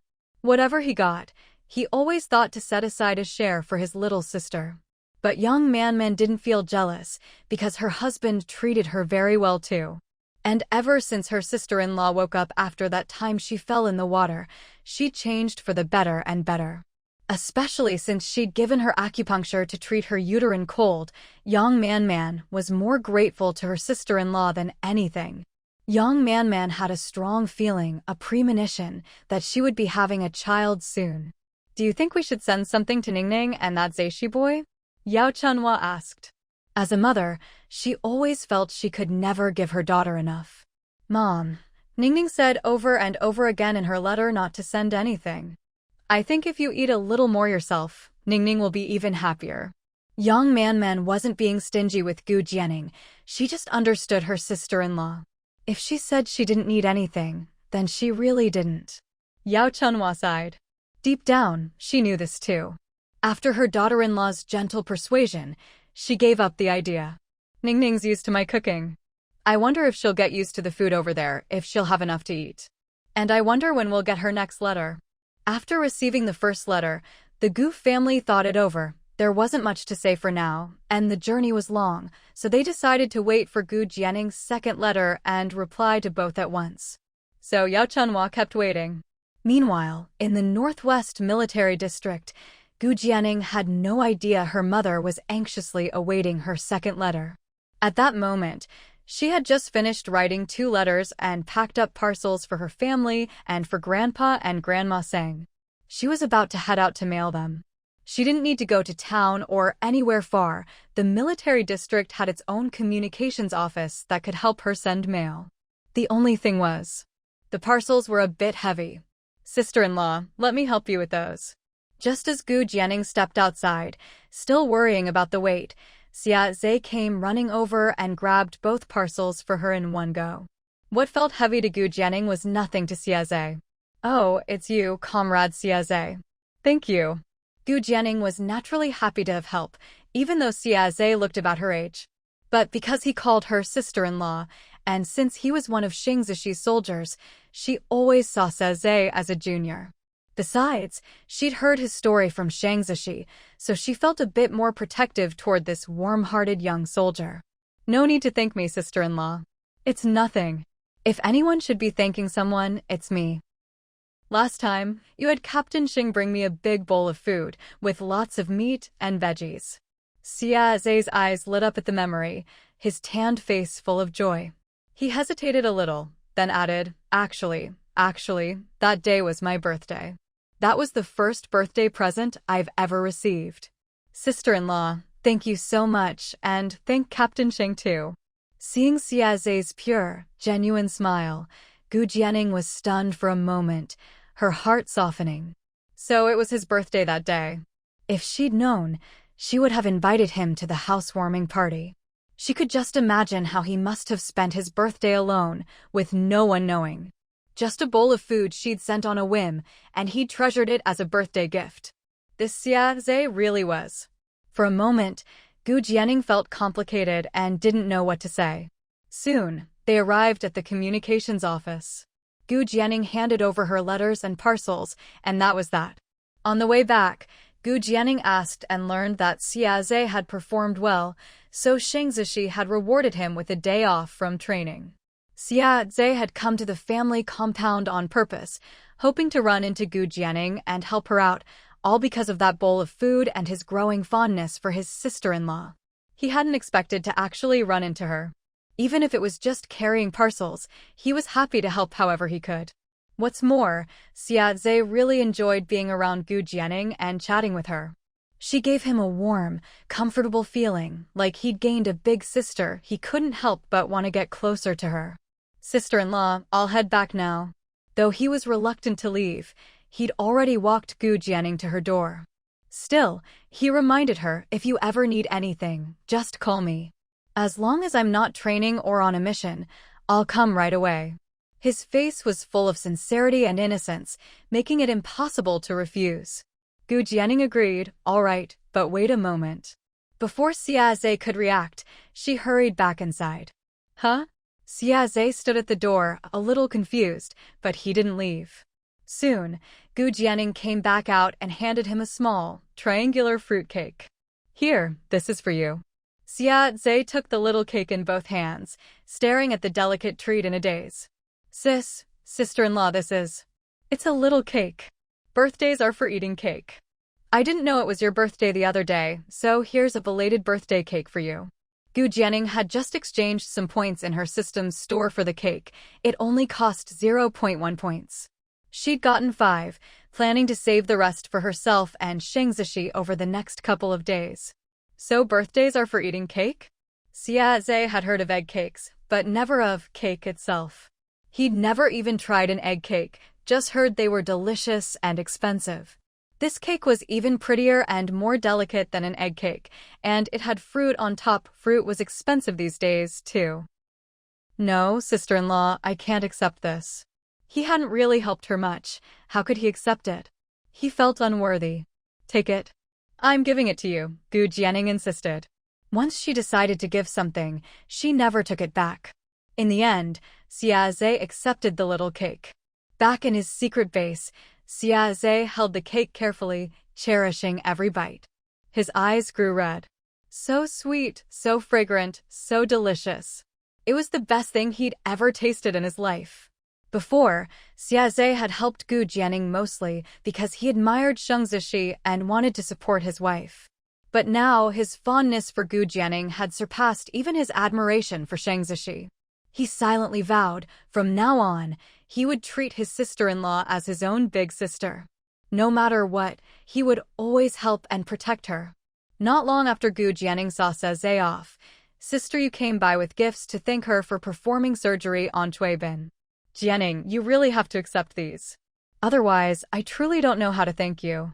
Inside the bag were canned fruit, biscuits, malted milk powder, and other treats, things that Sister Yu had bought with the family's meager savings after much hesitation. To be honest, she'd never buy these for herself under normal circumstances. But this time, to thank Gu Jianing, she gritted her teeth and bought them anyway.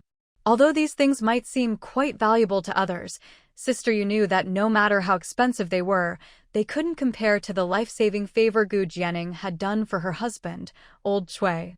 It might have just been a surgery on his leg, but calling it a life-saving favor was no exaggeration. She knew all too well. Because of his leg, the higher-ups had been pushing Cui Bin to retire from the military. But how could retirement compare to staying in the army?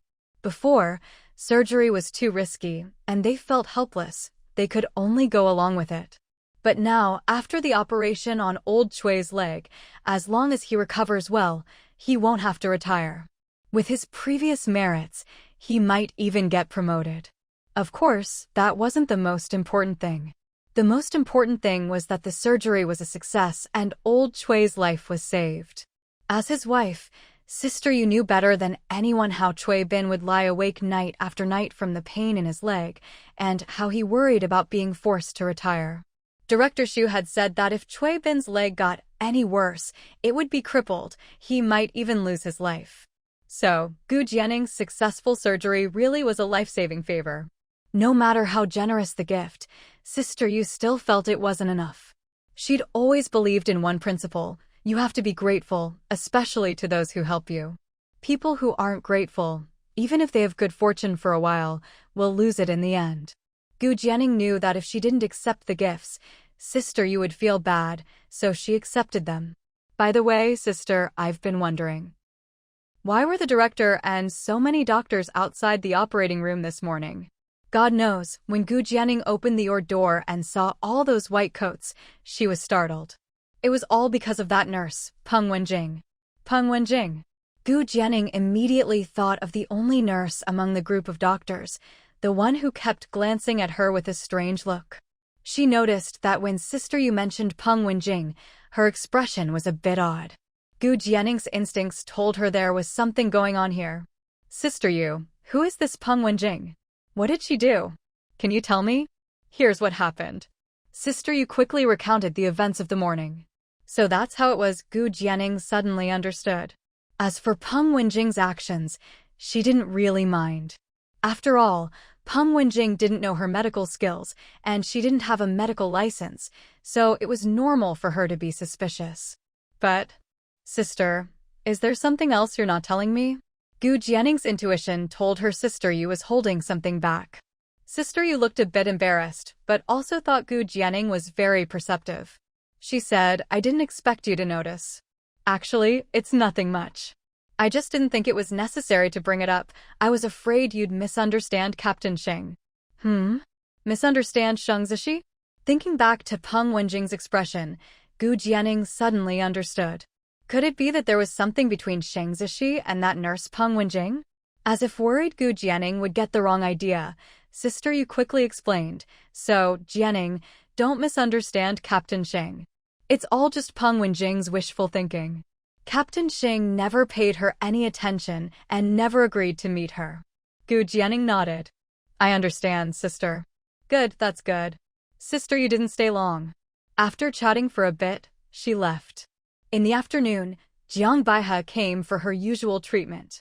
When she heard about Gu Jianing performing surgery on Cui Bin's leg, she couldn't stop praising her. That evening, Sheng Zishi came back with their dinner as usual. Gu Jianing took out the roast duck and roast chicken. I bought these at the market this afternoon. I thought they tasted pretty good. Can you help me cut them up so we can try them? Oh, and I bought a lot of rice, flour, and pork. Gu Jianing listed off all the things she'd bought at the market today. Many of them were actually rewards from completing tasks. Sheng Zishi took the roast duck and chicken, one leg missing from each, looking thoughtful, but he didn't ask anything. He just put them on the cutting board and started chopping. Gu Jianing stood by watching, and he reminded her to stand back so she wouldn't get splattered. By the way, I sent letters and packages to my parents and grandparents this afternoon. All right, you handle those things. Sheng Zishi's knife skills were quick and efficient. In no time, the duck and chicken were chopped and filled 2 plates, with some left over. Gu Jianing put the extra duck and chicken on another plate.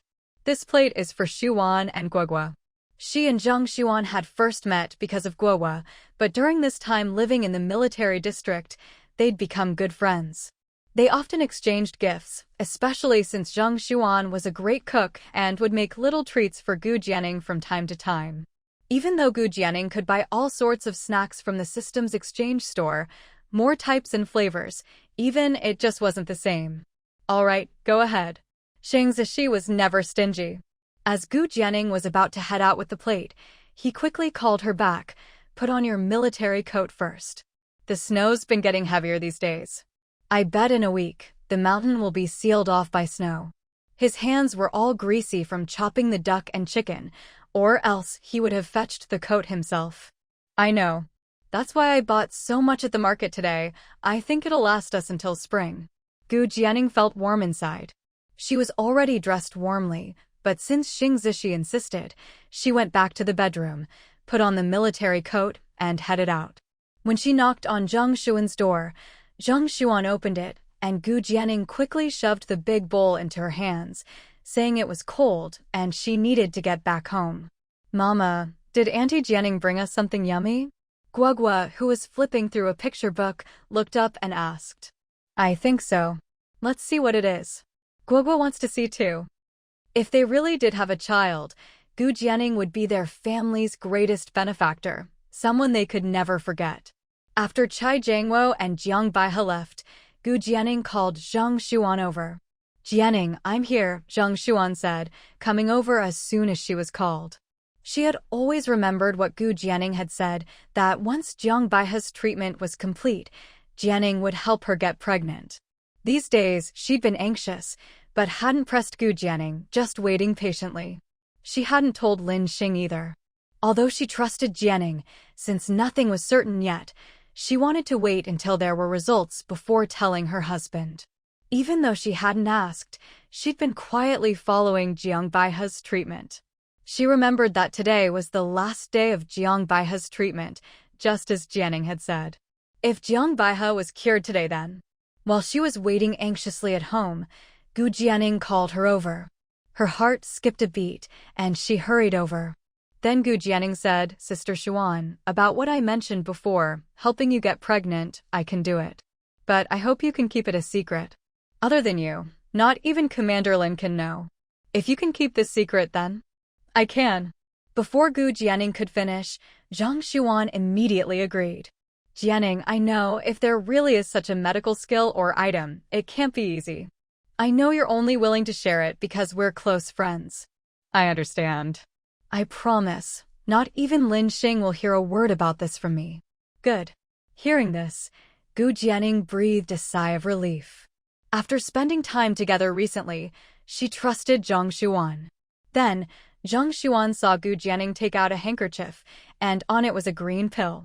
As soon as the pill appeared, the air seemed to fill with a fresh herbal fragrance. "Sister Xuan, take this pill. Once you eat it, everything will be fine," Gu Jianing said, pushing the handkerchief toward her. Just this little pill, could it really help her get pregnant? This pill was truly extraordinary. Smelling the herbal fragrance in the air, Zhang Xuan became even more convinced. All right. Without hesitation, Zhang Xuan picked up the pill and put it in her mouth. No water needed. The pill, about a centimeter in size, melted instantly. Zhang Xuan felt a refreshing warmth flow through her body. It was a wonderful sensation, hard to describe, but she felt really good. When it was time to leave, Zhang Xuan thanked Gu Jianing once again and reiterated that she would keep her secret. After returning home, Zhang Xuan did tell Lin Xing that Gu Jianing had treated her body, but she didn't go into specifics about the treatment, and she certainly never mentioned the pills. The reason she told Lin Xing this much was so that, when she got pregnant later, Lin Xing would feel grateful to Gu Jianing. That very night, she dragged Lin Xing to bed to start making babies. After that, Gu Jianing actually found herself with some free time. During this period, Qin Tian and her brother came to the military district to see her once, sold her a few bags of medicinal herbs, and told her that with the heavy snow coming soon, they wouldn't be able to go up the mountain again until spring. Gu Jianing expressed her understanding. The heavy snow that sealed off the mountains finally arrived a month after Gu Jianing came to the Northwest Military District. Even Shang Zishi's usual training was reduced, so he had more time to spend with Gu Jianing during the day. As she pulled out the last of the silver needles from Shang Zishi's body, the system's voice rang out in her mind, announcing the completion of the task. Finally, the treatment was finished, and she'd gotten so many rewards at once. Fantastic. Now she had 343 points and plenty of rewards stored in her space. "Why are you so happy?" Shang Zishi got up and asked as he got dressed. "Of course I'm happy. Today was your last treatment. Your body's all healed now." Shang Zishi paused mid-motion. "You mean, now that I'm cured, we can have a baby?" "That's right," Gu Jianing replied. If her sister-in-law could get pregnant now too, she'd get the holy pregnancy pill as a reward. That would be perfect. Just as she was thinking this, the system chimed in her mind. As Gu Jianing waited expectantly, the system began to broadcast. Her sister-in-law was pregnant. That's wonderful. Today was truly a double blessing. But while the system had detected it, her sister-in-law probably didn't know yet. It would be at least another month before she could find out. No rush. As long as she was pregnant, that was enough. In her previous life, her brother and sister-in-law had been lonely and childless. In this life, they would finally have a child to dote on. Gu Jianing stepped forward and hugged Shang Zishi, tilting her head up, her face full of excitement. "Hurry up and boil some water for me." I'll wash up, you wash up too, and then we'll.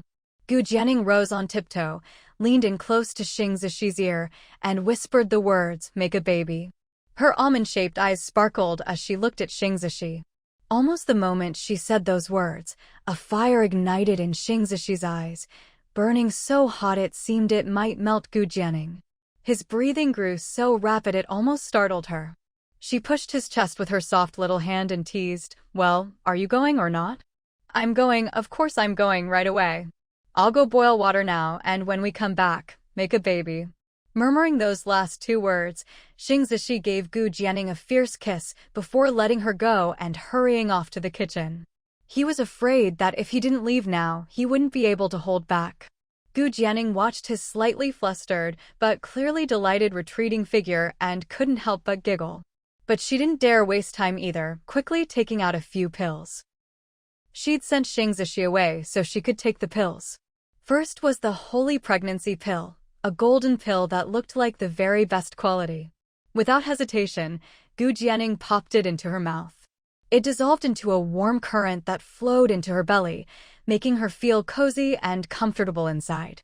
Next, she took out the Beauty Beyond Compare pill and the Immunity to All Poisons pill and swallowed both. After taking the two pills, she didn't feel anything unusual. The system had said that the immunity pill would take effect immediately, but there wouldn't be any visible changes on the surface. As for the Beauty Beyond Compare pill, it wouldn't cause any dramatic changes right away, but over the next month, it would gradually transform her body. Her face would become more beautiful, her skin and figure would improve, she'd become Kavya. Her skin would be as smooth as jade, and she'd even develop a natural fragrance. System, put the invisibility bulletproof suit on Zishi. As for the Immunity to All Poisons pill, she'd find a chance to dissolve it in water and have Zishi drink it. She'd ask the system, and dissolving it in water would have the same effect.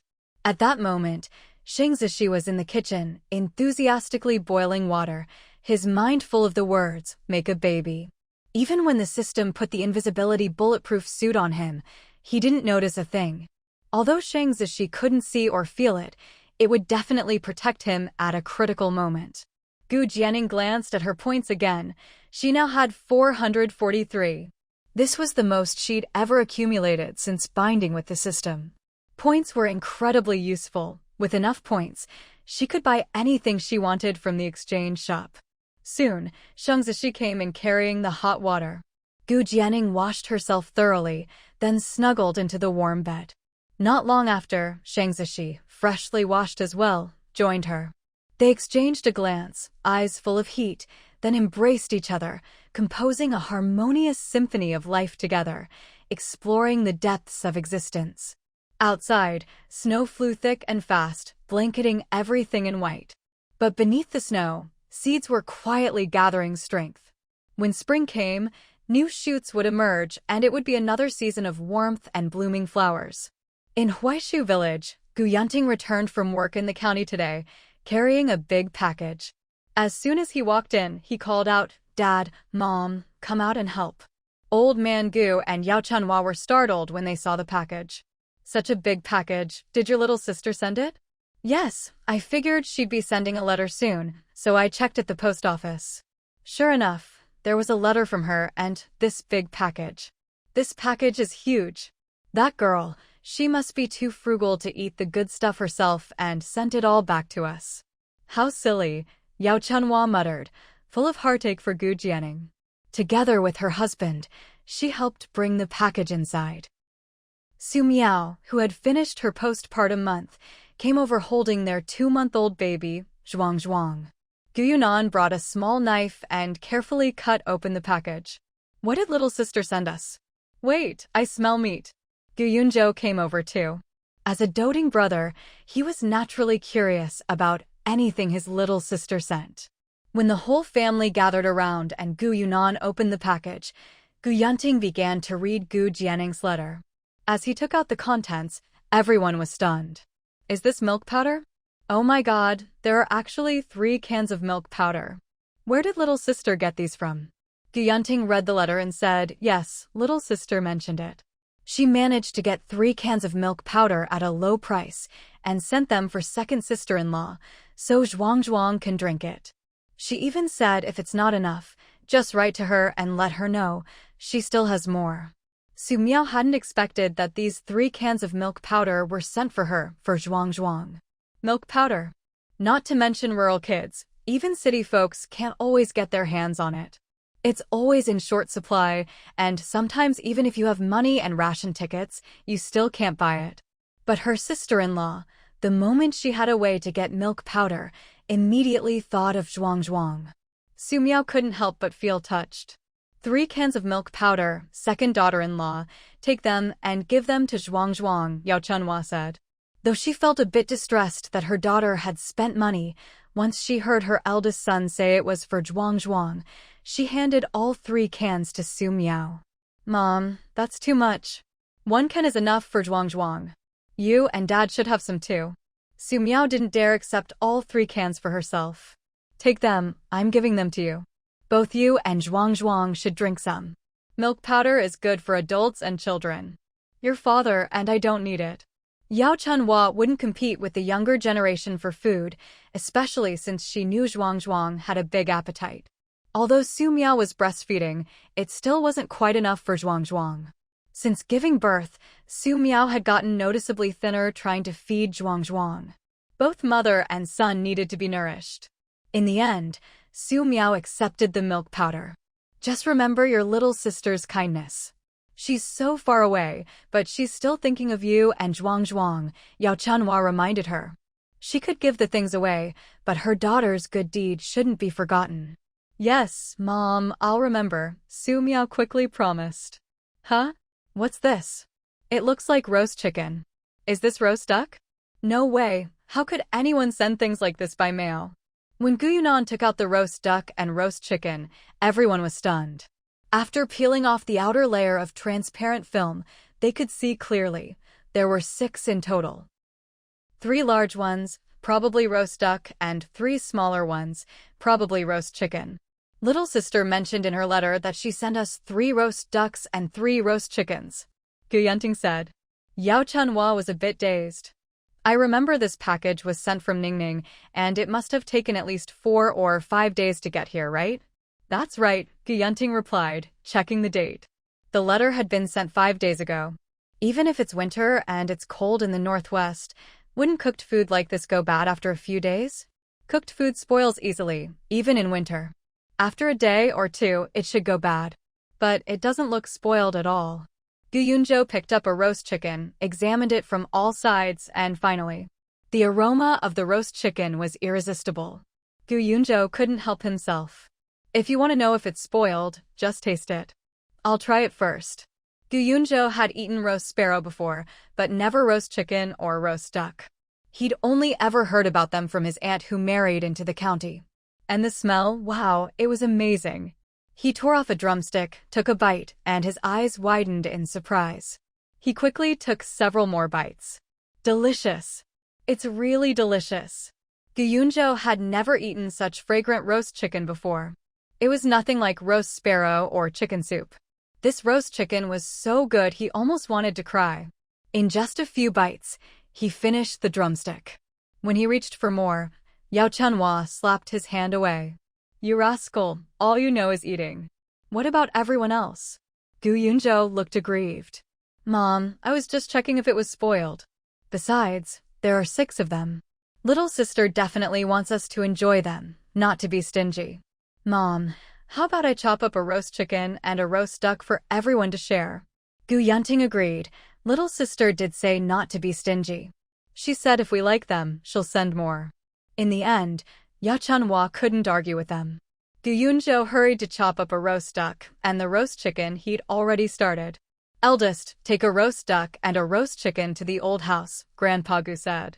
When there was good food, they wouldn't forget the old grandma and uncle's family at the old house. Okay, I'll go now. With that, Gu Yunting took a roast duck and headed out. At the old house, when Gu Yunting arrived with the roast duck that no one had ever eaten or even seen before, everyone was delighted. When they heard it was from Ningning, they all praised Gu Jianing for being so good. Grandma's eyes turned red as she grabbed Gu Yunting's hand, asking after Gu Jianning's well-being again and again. Only after learning that she was doing well did Grandma feel at ease. Remember to tell Ningning to take care of herself first, understand? Grandma reminded him over and over. Okay, Grandma, I'll remember. When I write back to Ningning, I'll tell her what you said. Good, good. When Gu Yunting returned from the old house, Gu Yunzhou had already chopped up the roast duck and roast chicken into 2 big platters and brought them out. Come on, everyone. Time for delicious roast duck and roast chicken. Yao Chunhua felt a bit pained. These 2 big platters could have lasted a long time if they'd saved them. But remembering her daughter's instructions in the letter, she let the 3rd son have his way. So, one by one, the Gu family members came forward, choosing either roast duck or roast chicken, and started eating. And wow, the taste was incredible. So fragrant. I never knew cooked food could taste this good. How did they make this roast duck? I swear, this is the best duck I've ever eaten. Everyone was full of praise. But then, Yang Man took a roast duck drumstick from her husband, took a bite, and found it truly delicious and fragrant. But just as she took a second bite, she suddenly felt a wave of nausea and the urge to vomit. She couldn't hold it back and quickly handed the drumstick to her husband, then rushed to the corner to throw up. Man, what's wrong? Gu Yunting hurried over, his eyes full of worry. Are you sick? Is your stomach upset? Everyone else looked at young Man in confusion. The roast duck and roast chicken tasted great. Why was the eldest sister-in-law throwing up? But Yao Chunhua, seeing this, seemed to realize something. She walked over and said, Eldest daughter-in-law, don't tell me you're pregnant? The words were like a thunderclap, shocking everyone in the Gu family. Gu Yunting was stunned. Pregnant? Did she mean what he thought she meant? Yang Man, after vomiting a few times but not bringing anything up, took a moment to recover. Hearing her mother-in-law's words, she was momentarily speechless. Back when her sister-in-law was preparing for marriage, she'd been helping treat her health. Before her sister-in-law left, she'd said Yang Man's body was well now, and she should be able to get pregnant soon. During this period, both Yang Man and Gu Yunting had been waiting in anticipation. However, they both knew that getting pregnant wasn't something that happened easily. Even if you were healthy and everything seemed fine, it still depended on fate. So, even though they were anxious and hopeful, she kept reminding herself and her husband to be patient. And now, Mom, are you serious? Eldest daughter-in-law, did you just feel nauseous after eating roast duck because it was too greasy? Have you been feeling sleepy and tired lately? Yang Man nodded blankly. Yes, that's it then. You're definitely pregnant. Come on, let's go find old Zhang to check your pulse and confirm it. There was no time to think about anything else. Yao Chunhua took Yang Man straight to old Zhang's clinic. As her husband, Gu Yunting naturally came along, his heart full of hope. Old Zhang, come take a look at my eldest daughter-in-law. Is she pregnant? Yao Chunhua asked anxiously as soon as they walked in. She completely forgot there were other people in the clinic. That other person was Wu Meili, who'd come to see old Zhang because her stomach hurt after eating leftovers last night. When Wu Meili heard what Yao Chunhua said, she immediately sneered and said sarcastically, Sister Yao, your eldest daughter-in-law has been married for years and never gotten pregnant. How could it be possible this time? If it weren't for the fact that old Gu was the village chief and she didn't want to get on his bad side, Wu Meili would have outright called Yang Man a hen that couldn't lay eggs. After all, that's how she usually mocked her. Yao Chunhua shot Wu Meili a cold glare. Wu Meili, if you can't say anything nice, then shut up, or I'll tear your mouth apart.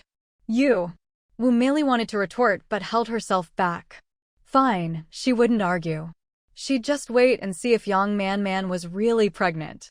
If she wasn't, Wu Meili would spread the word that Yao Chunhua had gone hysterical, desperate for a grandchild. Meanwhile, old Zhang had already placed his hand on Yang Man's wrist and was asking her about her recent condition. He was somewhat familiar with Yang Man's health. After all, Yao Chunhua had brought her in before. But his medical skills were average. He couldn't find the cause or offer a cure. But checking the pulse to diagnose pregnancy, he could do that. As old Zhang checked her pulse, the clinic fell silent. Both couples, Yao Chunhua and her husband, Yang Manman and Gu Yunting, waited anxiously. Soon, old Zhang looked up and smiled. Congratulations, it's a joyous pulse. She's indeed pregnant over a month along. She's pregnant. That's wonderful. Yao Chunhua was overjoyed. Yang Manman looked at her husband, eyes red with emotion. Yunting, did you hear that? I'm pregnant. We're going to have a child. Gu Yunting gripped her hand, his own eyes misty with excitement. Yes, I heard. Man, we're finally going to have a child. At last, heaven rewards those who are determined. How's that possible? Wasn't young Manmana? Wu Meili stared in disbelief, mumbling to herself. The three of them were immersed in joy, paying no attention to Wu Meili. But before they left, Yao Chunhua shot her a fierce glare, making Wu Meili shrink back instinctively. After asking old Zhang about things to watch out for, they hurried home to share the good news with the rest of the family. I have to write to Ningning. No, I'll call her. I'll call and tell her the good news. After all, it was thanks to her daughter that young Man could get pregnant. Heavy snow had sealed the mountains in the northwest, and everything was blanketed in white. The temperature had dropped even lower.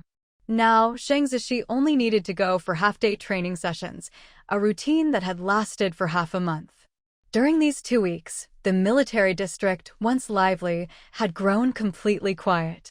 Every household stayed indoors unless absolutely necessary. Even the cafeteria was supplying less food. Gu Jianing didn't let Shang Zishi fetch meals from the cafeteria anymore. After all, she had stocked up plenty of food and supplies at home, enough to last the winter. I wonder if my last letter and package made it to my parents, Gu Jianing murmured as she sat on the warm kong, leaning against Shang Zishi's shoulder and gazing at the snow outside. Judging by the time, they should have received them, Shang Zishi replied. Her grandparents, on the other hand, lived closer, so their package had arrived first. A couple of days ago, Shang Zishi had received a call from her grandparents, their words full of love and affection for Ningning. As she was thinking about this, there was a sudden knock at the door. Who could it be at this hour? Shang Zishi got up to answer it. After a while, he came back and said to Gu Jianing, "Your parents are on the phone. Do you want to take the call?" If she didn't want to go, he'd go instead. After all, it was freezing outside. My parents are calling? Of course I want to go. Phone calls were expensive, and her parents rarely called. No matter how cold it was, Gu Jianing wasn't about to miss it. It had been so long since she'd heard her parents' voices, she missed them dearly. All right, let's go together. Shang Zishi immediately fetched her army coat, scarf, hat, boots, and bundled her up tightly. He even grabbed an umbrella to shield her from the snow. Once she was wrapped up, Shang Zishi held the umbrella and kept the bundled up but still petite Gu Jianing close as they headed to the communications office together. They arrived just in time for the phone to ring again. Gu Jianing hurried to answer. Hello, is this Ningning? Hearing her mother Yao Chunhua's familiar voice on the other end, Gu Jianing nearly burst into tears. Maybe only after leaving her parents and being so far away did she truly understand how deeply she missed them. These days, Gu Jianing had been suppressing her longing, but now, hearing her mother's voice, she couldn't hold back any longer. Mama, Gu Jianing choked out, her voice trembling with sobs. It's me, Ningning. Oh, my girl, are you crying? Did that Zishi boy bully you? Even over the phone, Yao Chunhua could hear the slightest change in her daughter's voice. Thinking her daughter might have been mistreated by Shang Zishi, she immediately grew angry. No, Zishi didn't bully me. He treats me very well. I just miss you all. Afraid her parents would misunderstand, Gu Jianing quickly explained. Yao Chunhua breathed a sigh of relief after hearing this. As long as her daughter wasn't being bullied, that was good. She trusted Zishi's character, he was a good man. But hearing her daughter say she missed them, Yao Chunhua's heart melted, her eyes growing red. She almost cried herself. She missed her daughter too, her one and only precious girl. But in the end, Yao Chunhua managed to hold back her tears. Shiga, if we had a child, would you prefer a boy or a girl? Ningning, Mom misses you too. Remembering how expensive phone calls were, and thinking of the reason she called today, she quickly composed herself and said, "Ningning, I have good news for you. Your eldest sister-in-law is pregnant." "Really? That's wonderful."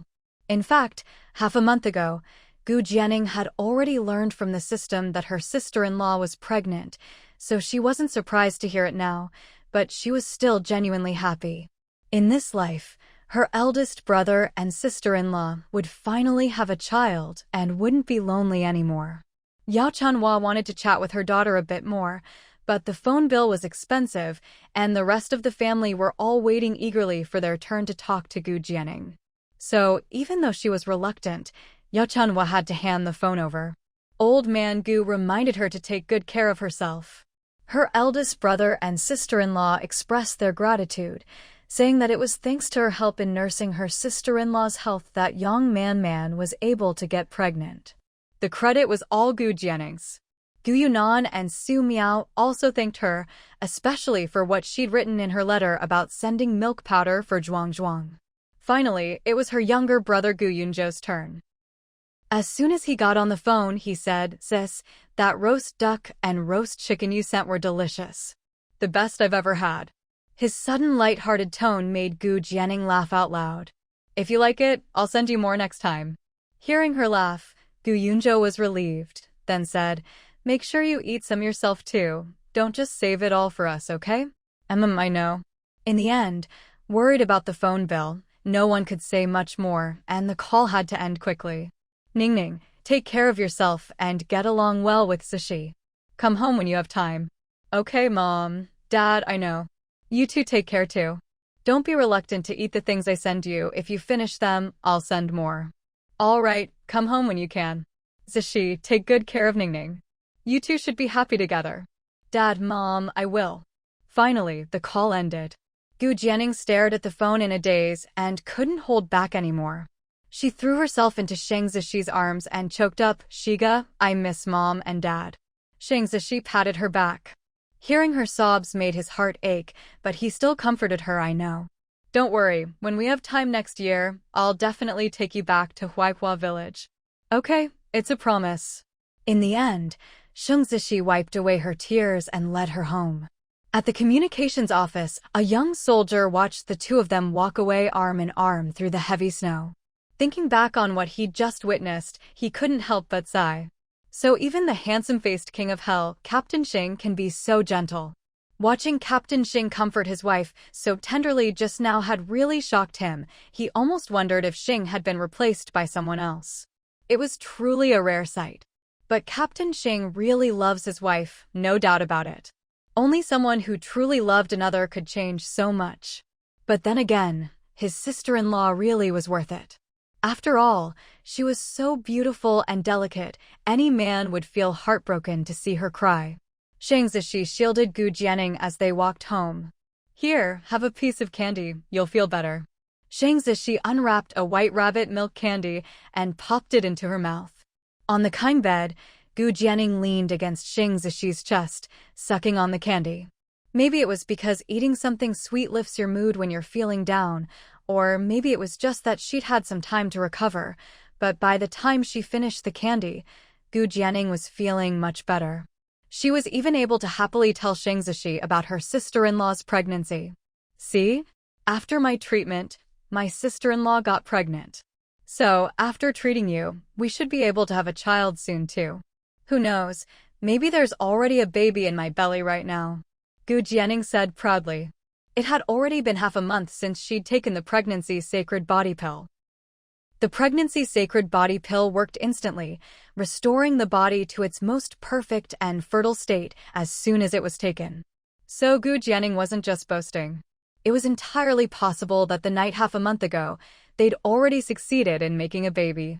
It was just that it had only been half a month, and not even the system could detect it yet. It would take at least a month. Shang Zishi naturally trusted his little wife's medical skills now. Everything that had happened recently, one thing after another, had proven Ningning's extraordinary abilities. And now, his brother-in-law's wife was pregnant, all thanks to Ningning's treatment. So, he believed what Ningning said. It was just. Could it really be that fast? There's already a baby in her belly? Shang Zishi slowly reached out and placed his hand on Gu Jianning's flat stomach, trying to imagine what it would be like if there was a child inside. Shiga, if we had a child, would you want a boy or a girl? Gu Jianning asked. Shang Zishi thought her question was a bit silly. He tapped her delicate nose and said, "Can we really decide whether it's a boy or a girl? As long as it's your child, as long as it's ours, I'll love them." Gu Jianning. Fair enough. But thinking back to her previous life, Shang Zishi had never married or had children, so he probably didn't have any preference for boys over girls. With the mountains snowed in, Shang Zishi was spending more time at home, but Gu Jianning was actually spending less time there. Because the medical training class had started. Shang Zishi had signed her up right away. Gu Jianning had already been attending classes there for a few days. The teachers at the training class were all specially invited from the country's top hospitals. Even though Gu Jianning had her divine doctor space, with legendary doctors from all times and places teaching her, she still listened attentively in class and asked questions whenever she didn't understand something. The teachers at the training class seemed to have heard from Director Xu about how Gu Jianning had performed a leg surgery on Cui Bin that even he hadn't dared attempt. So, the teachers didn't really treat Gu Jianning as an ordinary student, but more like a peer. Sometimes, they even discussed and consulted with her about Cui Bin's leg surgery. Gu Jianning shared everything she knew. What she shared was all knowledge she'd learned from the divine doctor space, from teachers throughout history and around the world. Naturally, it was even more advanced than what was currently known. Gu Jianning knew how far behind the medical field was in this era, and she wanted to help push it forward a little. So, every time the teachers discussed medical knowledge with her, they always learned a lot. Sometimes, it even felt as if Gu Jianning was the teacher and they were the students. But none of them minded. After all, medicine is a field where learning never ends, and it's never about age. And people in this era who are passionate about a particular craft tend to be quite pure-hearted. These doctors had devoted most of their lives to medicine and carried a deep passion for it. As long as it could help them improve their medical skills, they didn't care if the person they were learning from was Gu Jianning, a young woman, or even a little child. As long as someone had real ability, they were willing to learn with humility. So, in the training class, Gu Jianning's uniqueness was obvious. And whenever there was an assessment, she always came in first. The others in the same training class were certainly envious, but as for jealousy, if Gu Jianning was only a little better than them, maybe they'd just be envious. But she was so much better, so much so that even the teachers sometimes consulted her and discussed problems with her. What was there left to be jealous of? She was on a whole different level. The gap was so wide that jealousy was pointless. It was like the difference between ordinary people and geniuses. No matter how hard ordinary people tried, they could never catch up to a true genius. So, what's the use of being jealous? There's no point. Peng Wenjing was also in this training class. When Gu Jianning first saw Peng Wenjing, knowing about her feelings for her husband, she thought Peng Wenjing might make things difficult for her or try to cause trouble. But to her surprise, whenever Peng Wenjing saw her, she would go out of her way to avoid her. She wouldn't even speak to her, let alone provoke her. Gu Jianning thought, well, it seems this messy romantic rival doesn't need me to do anything about her after all. Since Peng Wenjing didn't seek her out, Gu Jianning didn't bother with her either. After all, she was here to attend the training and get her certificate. What Gu Jianning didn't know was that ever since Peng Wenjing had witnessed the hospital director and doctor's respect for Gu Jianning, and then heard from Doctor How about Gu Jianning's generosity with the 2 prescriptions, she could no longer hold any hostility toward her. At first, she thought Gu Jianning was a scheming country woman who had trapped Shang Zishi and was otherwise useless.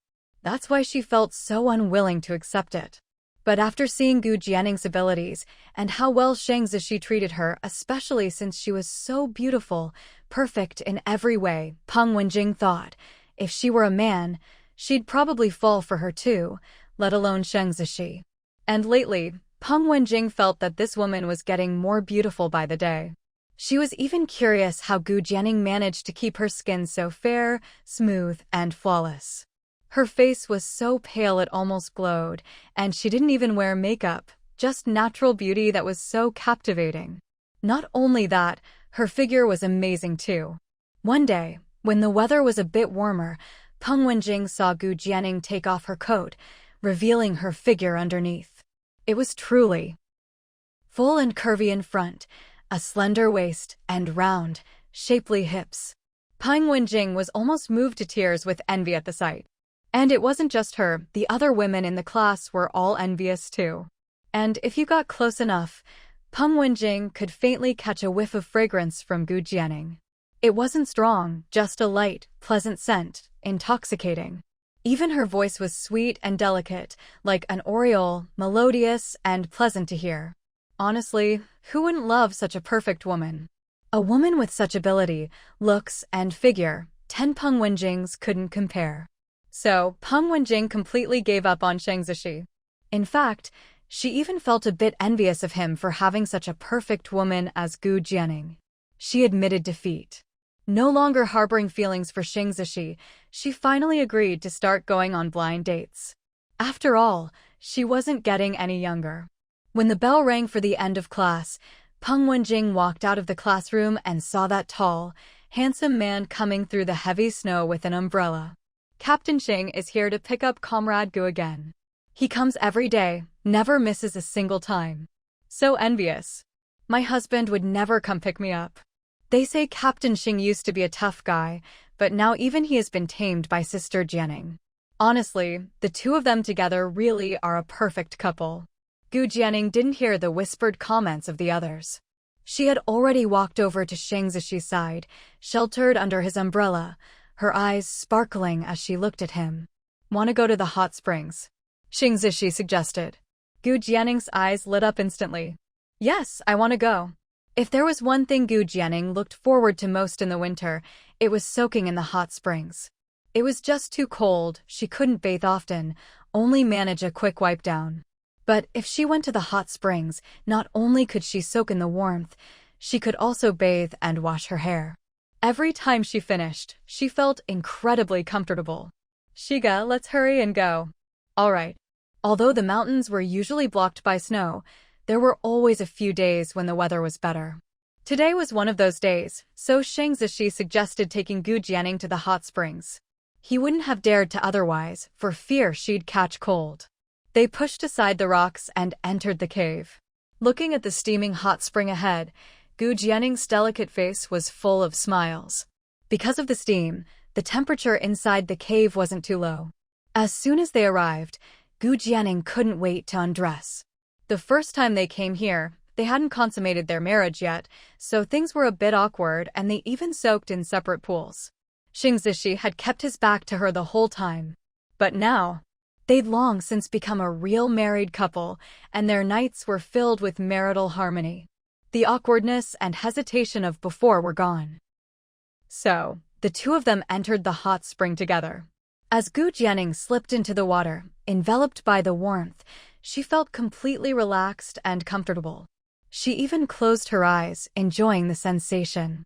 Beside her, Shang Zishi was also soaking, but most of his attention was on Gu Jianing. He couldn't take his eyes off her, as if his gaze was glued to her. Even though they were truly husband and wife now, their intimacy only happened at night. And at night, even if there was light, it was just a kerosene lamp, sometimes not even that, just a sliver of moonlight through the window. So Shang Zishi had never really seen what his wife looked like under her clothes. He could feel it, sure, but that's not the same as seeing it with his own eyes. Now, though, it was afternoon. The daylight streamed in through the opening above, lighting up the cave. Shang Zishi could clearly see his wife soaking in the hot spring. Even through the swirling steam, with his excellent eyesight, he could see everything.